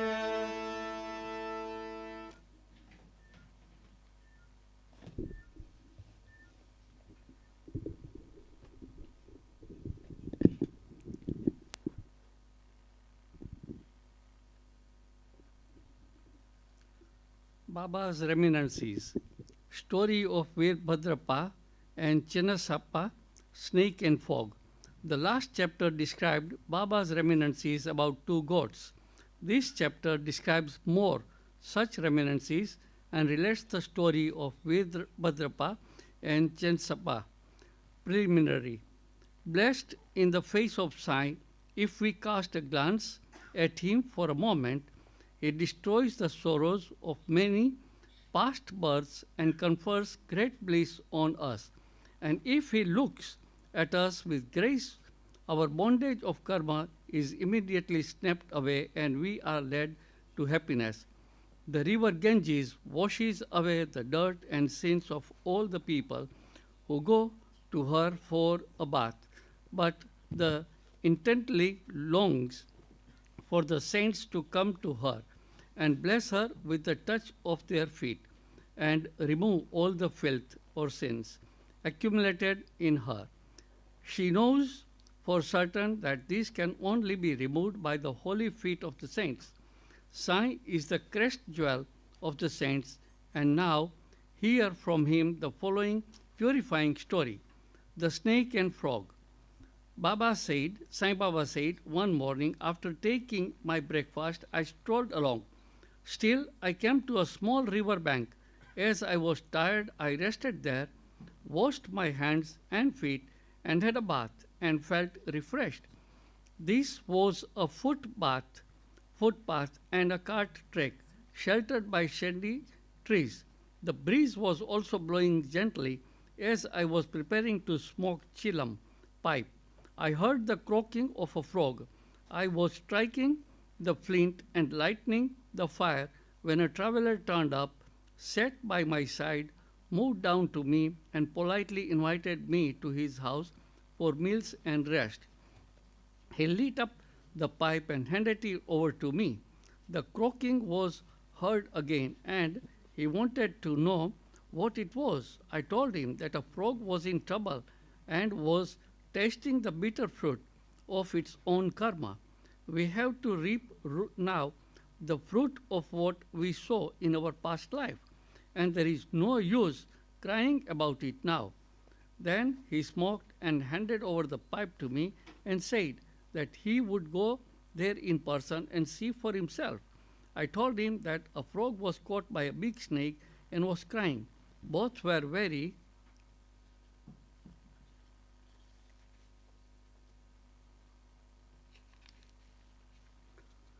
wicked in their past life and were now reaping the fruit of their actions in the present bodies. He went and found that a huge black serpent was holding a big frog in its mouth. He returned to me and said that in about 10 to 12 minutes the frog would be eaten up by the snake. I said, no, this can't be. I am his father and a protector, and I am here now. How shall I allow the snake to eat it up? Am I here for nothing? Just see how I release it.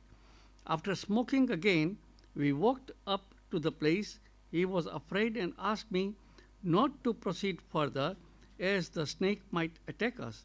Not minding him, I went ahead and addressed the creatures thus, "Oh, Veerbhadrapa, has not your enemy Basappa yet repented?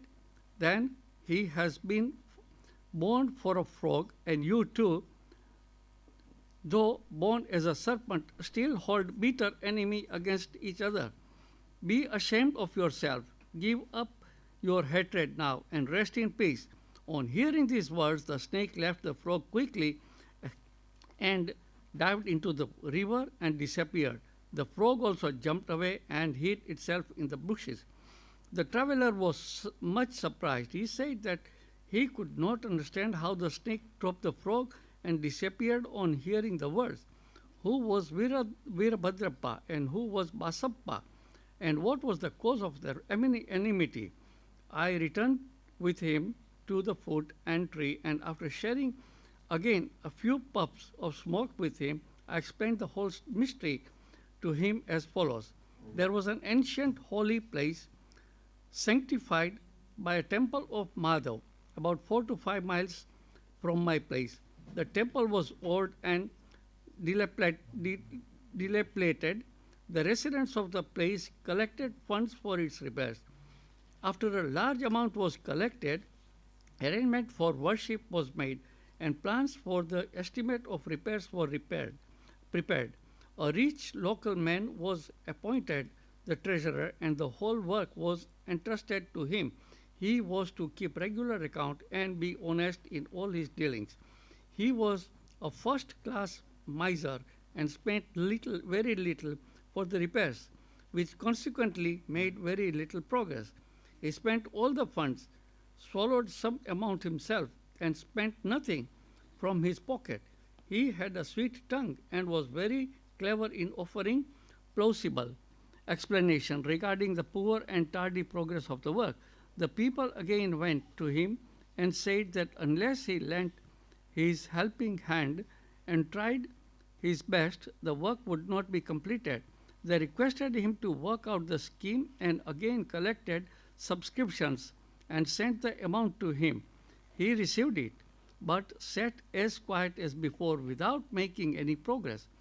After some days, God, Madhav, appeared in his wife's dream and said to her, "You get up, build the dome of the temple. I'll give you 100-fold of what you spent."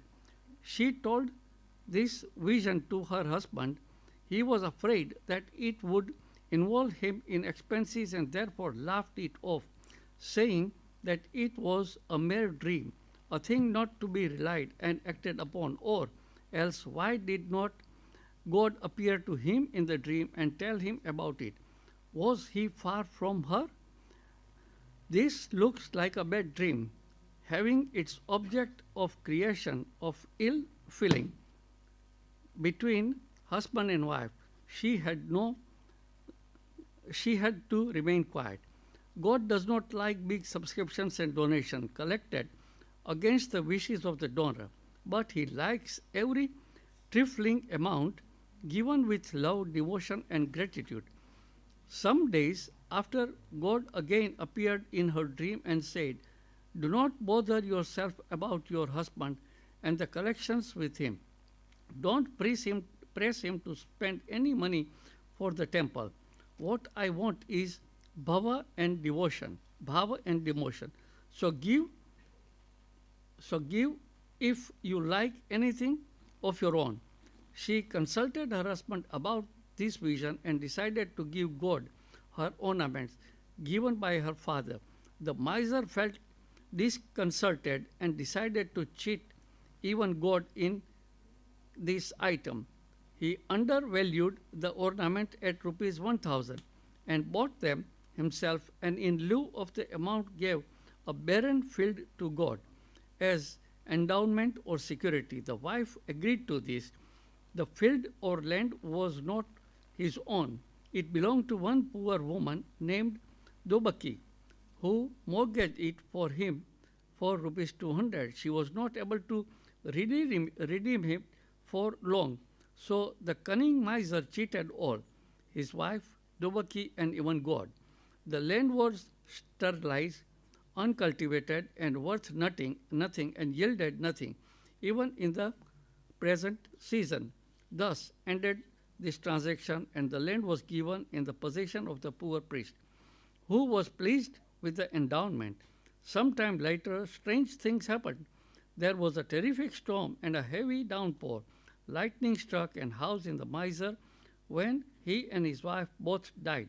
Dobaki also breathed her last.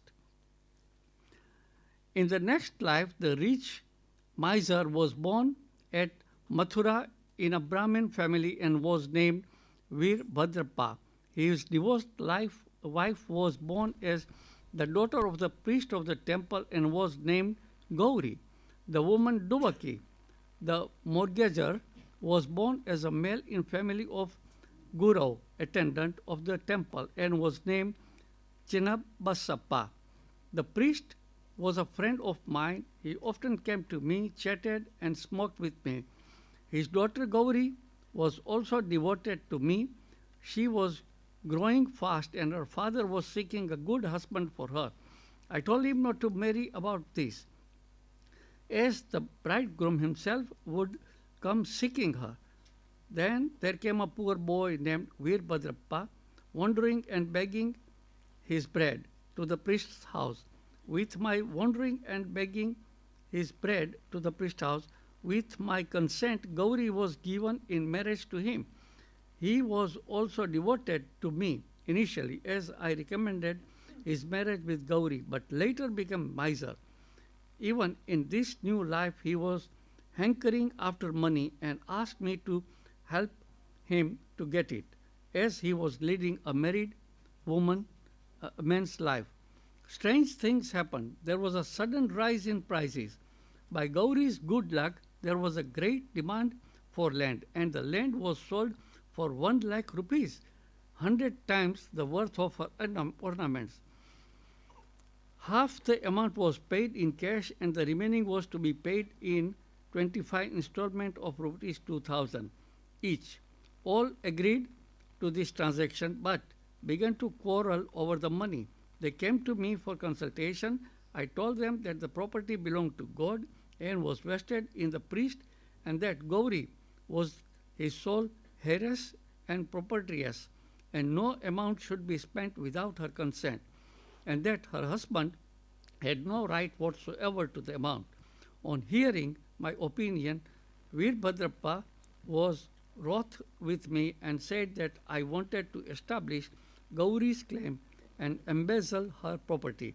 On hearing his words, I remembered God and kept quiet. Veerbhadrappa scolded his wife, Gauri, and she came to me at noon and requested me not to mind the words of others and not to discard her, as she was my daughter. As she thus sought my protection, I gave her a plea that I would cross 7 seas to help her. Then the night, Gauri had a vision. Mahadev appeared in her dream and said, "The whole money is yours. Do not give anything to anybody. Spend some amount of temple purposes in consultation with Chenbasappa, and if you want to use it for some other purpose, consult Baba in the Masjid myself." Gauri told me the vision, and I gave her the proper advice in the matter. I told her to take the principal or capital amount to her, give half the amount of interest to Chenbasappa, and that Veerbhadrappa had nothing to do in the matter. While I was thus talking, both Veerbhadrappa and Chenbasappa came there quarreling. I tried my best to pacify them and told them God's vision to Gauri. Veerbhadrappa got wild and angry and threatened to kill Chenbasappa, cutting him to pieces.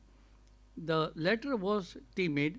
He caught my feet and sought my refuge. I pleaded myself to save him from the wrath of his foe. Then, after some time, Veerbhadrappa died and was born as a snake, and Chenbasappa died and was born as a frog. On hearing the croaking of Chenbasappa and remembering my pleas, I came here and saved him and kept my word. God runs to his devotees for help in times of danger. He saved Chenbasappa, the frog, by sending me here. All this is God's leela or support. The moral of the story is that one has to reap what he sows, and there is no escape unless one suffers and scores up one's old debt and dealing with others, and that greed for money drags the greedy to the lowest level and ultimately brings destructions for him and others. Bow to Sri Sai. Peace to all.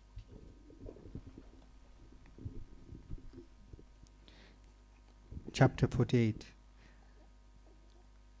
At the contemplation of this chapter, someone asked Hemadpant whether Sai Baba was a guru or the Satguru. In order to answer this question, Hemadpant described the sign or mark of Satguru as follows. Sign of Satguru: he who teaches Ved and Vedanta or the six Shastra system, he who controls the breath and the brain in his body with mudra, marks of the Vishnu weapons, or gives pleasing discourses regarding Brahma, he who gives mantra, sacred symbols to the disciple and order them to chant this same at a certain number of time, but does not assure them any result in the defined time. He who by his length gross knowledge explains beautiful the ultimate principle, but as himself got no experience or self-realization is not a Satguru, but he who by his discourse creates in us a distance for the enjoyment of this world and the next, and he gives us the state of self-realization, who is well versed in both the theoretical and practical knowledge. Self-realization deserves to be called a Satguru. How can he who himself devote of self-realization gives it to the disciple? A Satguru does not even ever in his dream expect any service or profit from his disciple. On the contrary, he wishes to serve them. He does not think that he is great and the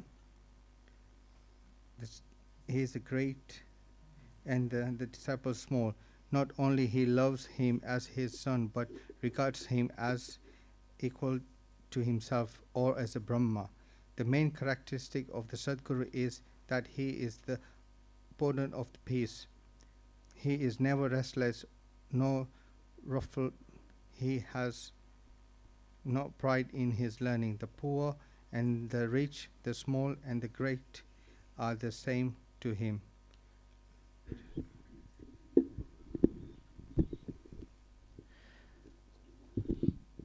Hemadpant thinks that on account of the store or accumulation of merits in his past births, he had the good fortune of meeting and being blessed by such a Satguru as Sai Baba. Even in full youth, he hoarded nothing except perhaps chillum. He had no family, no friend, no home, nor any support.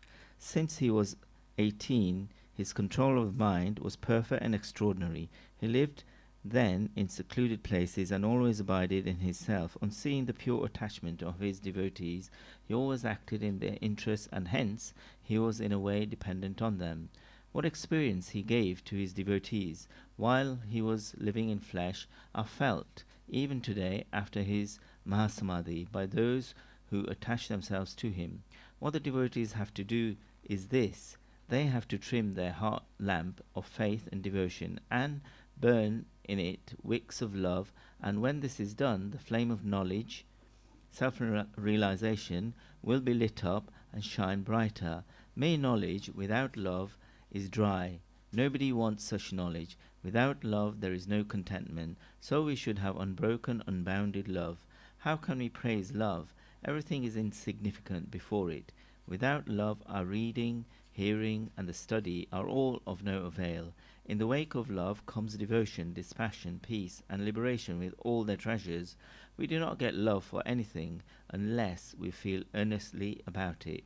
So, where there is real yearning, God manifests himself. It includes love and it is means of liberation. Now let us revert to the main story of this chapter. A man should go to a true saint with a pure mind and even otherwise fraudulently and hold his feet. Ultimately he is sure to be saved. This is illustrated by the following stories. Mr. Shevadi. Mr. Saptanikar of Aloknath, Solapur district, was studying for law. A co-student of Shevadi met him. Other fellow students also got together and compared notes of their study. It was found by the questions and answers amongst themselves that Mr. Shevadi was the least prepared of all for the examination, and therefore all students derided him. But he said that though he was not prepared, he was sure to pass the examination, as his Sai Baba was there to get him through it successfully. Mr. Sapatnikar was surprised at this remark. He took Mr. Shevadi aside and asked him, "Who is this Sai Baba, is whom he extolled so high?" He replied, "There lives in a masjid in Shirdi, Ahmednagar district, a fakir. He is a great Saptapurush. There may be other saints, but this one is unique. Unless there is a great store of merits on one's account, one can't see him. I fully believe in him, and what he says will never be untrue. He has assured me that I will pass definitely next year, and I am confident that I will get through the final examination by his grace. Mr. Sapatnekar laughed at his friend's confidence and jeered at him and Baba. Sapatnekar's Mr. Sapatnekar passed his examination, settled at Akalkot, and practiced as a pleader there. 10 years after this, that is, in 1913, he lost his only son on account of a throat disease. This broke his heart. He sought relief by making a pilgrimage to Pandharpur, Gangapur, and other holy places. He got no peace of mind. Then he read Vedanta, which also did not help him. In the meanwhile, he remembered Mr. Shevadi's remarks and his faith in Baba, and he thought that he too should go to Shirdi and see Baba. He went to Shirdi with his younger brother, Pandit Rao, and was much pleased to see Baba from a distance. When he went near and prostrated himself and placed a coconut before Baba with a feeling of devotion, the latter at once cried out, "Get away!" Sapatnagar hung down his head, moved back, and sat aside. He wanted to consult somebody who would advise him how to proceed. Somebody mentioned Balashimpe's name. Sapatnagar saw him and sought his help. They bought Baba's photos and came with him to the Masjid. Balashimpe took a photo in his hand, gave it to Baba, and asked him whose photo it was. Baba said that this photo was of the Yar, lover of him, pointing to Sapatnagar, saying this. Baba laughed and all others joined. Bala asked Baba the significance of laugh and beckoned Sapatnagar to come forward and take darshan. When Sapatnagar began to prostrate himself, Baba again cried, "Get out!" Sapatnagar did not know what to do. Then they both joined their hands and sat before Baba, praying. Baba finally ordered Sapatnagar to clear out immediately. Both were sad and dejected, as Baba's order had to be obeyed. Sapatnekar left Shirdi with a heavy heart, praying that he should be allowed to take darshan next time. Mrs. Sapatnekar. 1 year elapsed. Still his mind was not at peace. He went to Gangapur, where he felt more restless. Then he went to Madhgaon for rest, and finally decided to go to Kashi. 2 days before starting, his wife got a vision. In a dream, she was going to a picture to Lakad Shah's well. There a fakir with a piece of cloth tied around his head, sitting at the foot of the neem tree, came close to her and said, "My dear lassie, why get exhausted for nothing? I get your pitcher filled with pure water." She was afraid of the fakir and hastened back with the empty pitcher. The fakir followed her. At this, she was awakened and opened her eyes. She told this vision to her husband. They thought that this was an auspicious sign, and they both left for Shirdi. When they reached the Masjid, Baba was absent. He had gone to Lendi. They waited till his return. When he returned, she was surprised to see that the fakir she saw in her vision exactly resembled Baba. She reverentially prostrated herself before Baba and sat down looking at him. On seeing her humility, Baba was much pleased and began to tell a story in his peculiar characteristic manner to a third party. He said, "My arms, abdomen and waist are paining for a long time. I took many medicines, the pains did not abate. I got sick of the medicines as they gave me no relief, but I am surprised to see now that all the pains have disappeared at once." Though no name was mentioned, it was the story of Miss Sapatnekar herself. Her pains, as described by Baba, left her soon and she was happy.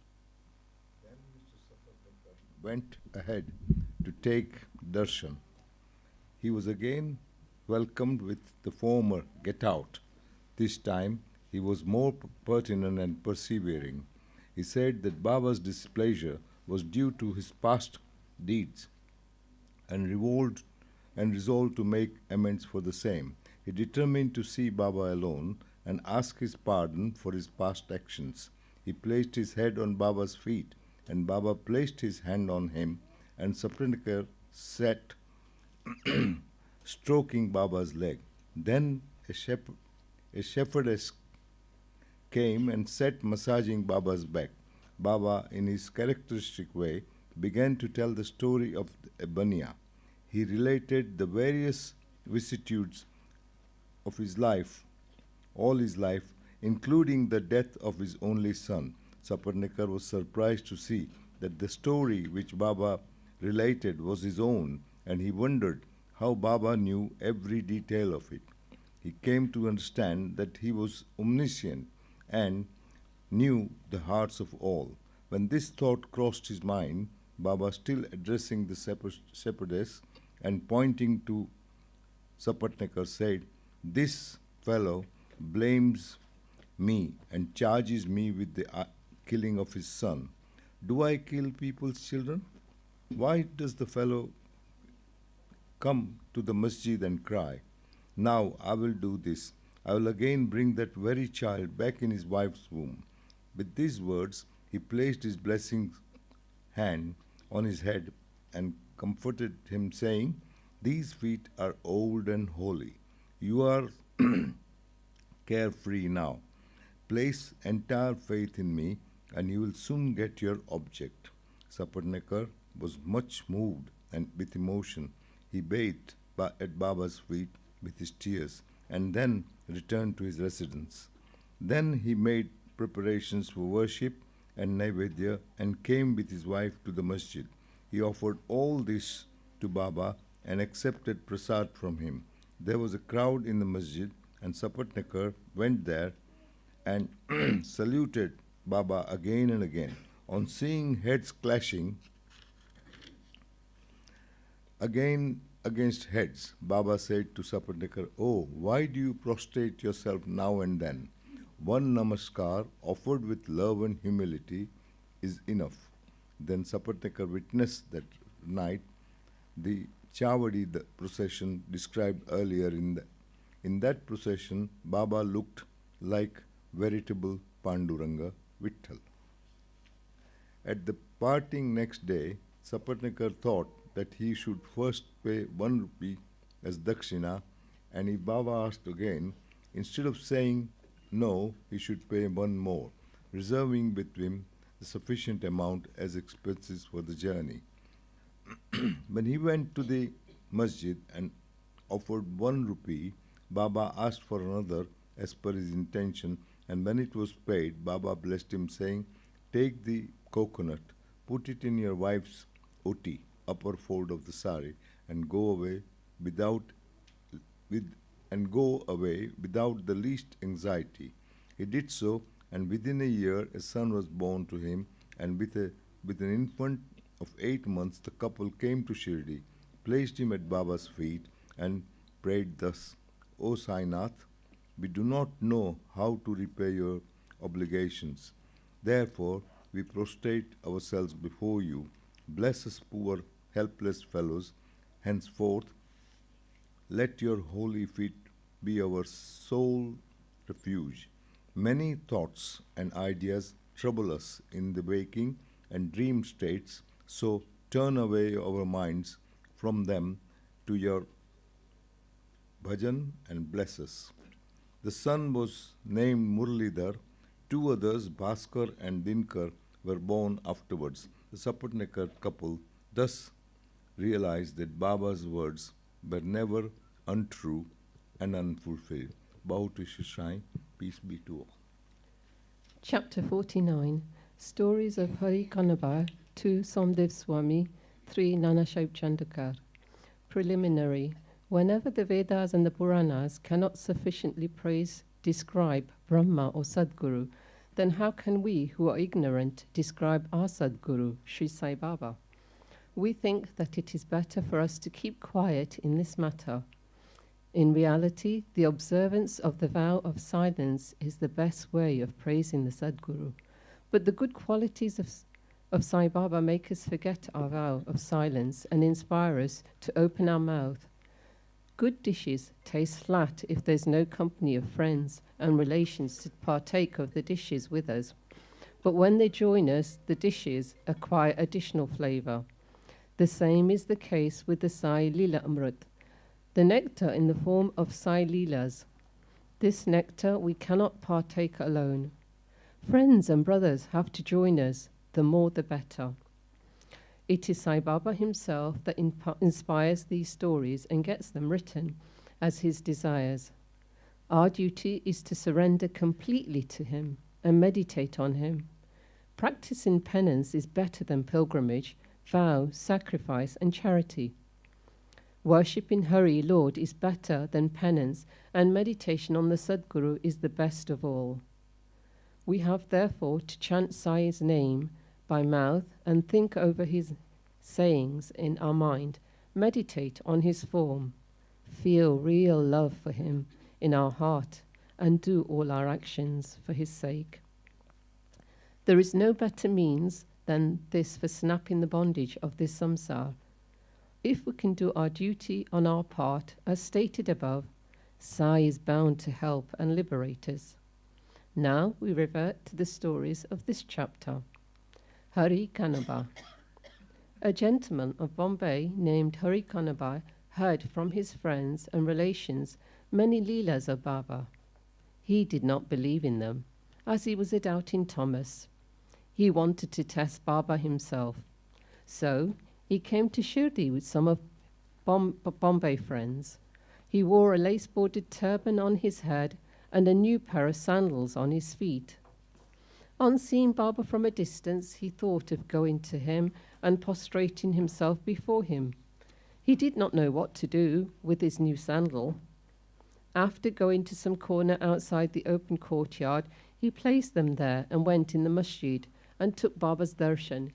He made a reverential bow to Baba, took Odi and Prasad from Baba, and returned. When he reached the corner, he found that his sandals had disappeared. He searched for them in vain and returned to his lodgings very much dejected. He bathed, offered worship and nevida, and sat for meals, but all the while he was thinking about his sandals. After finishing his meals, he came out to wash his hands when he saw a Maratha boy coming towards him. He had in his hand a stick on the top of which was suspended a pair of new sandals. He said to the men who had come out to wash their hands that Baba had sent him with the stick in his hand and asked him to go on the streets crying, Harika Beta, Jarika Beta, and to him that if anybody claims these sandals, first assure yourself that his name is Hari and that his son is Ka, that is Kanaba, and that he wears a lace-bordered turban, and then give them to him. On hearing this, Hari Kanaba was pleasantly surprised. He went ahead to the boy and claimed the sandals as his own. He said to the boy that his name was Hari and that he was the son of Ka, Kanaba, and showed him his lace-bordered turban. The boy was satisfied and returned the sandals to him. Hari Kanaba wondered in his mind, saying that his lace-bordered turban was visible to all, and Baba might have seen it, but how could he know his name was Hari, and that he was the son of Kanaba, as this was his first trip to Shirdi? He came there with the sole object of testing Baba, with no other motive. He came to know by this incident that Baba was a great Sadpurush. He got what he wanted and returned home well pleased. Somdev Swami. Now hear the story of another man who came to try Baba. Baji, brother of Kakashai Dikshit, was staying at Nagpur. When he had gone to the Himalayas in 1906 AD, he made an acquaintance with one Somdev Swami of Haridwar at Uttarkashi, down the Gangotri valley. Both took down each other's names in their diaries. 5 years afterwards, Somdev Swami came to Nagpur and was Baiji's guest. There he was pleased to hear the leelas of Baba, and a strong desire arose in his mind to go to Shirdi and see him. He got a letter of introduction from Baiji and left for Shirdi. After passing Mamad and Kopagaon, he took a tanga and drove to Shirdi. As he came near Shirdi, he saw 2 high flags floating over the masjid in Shirdi.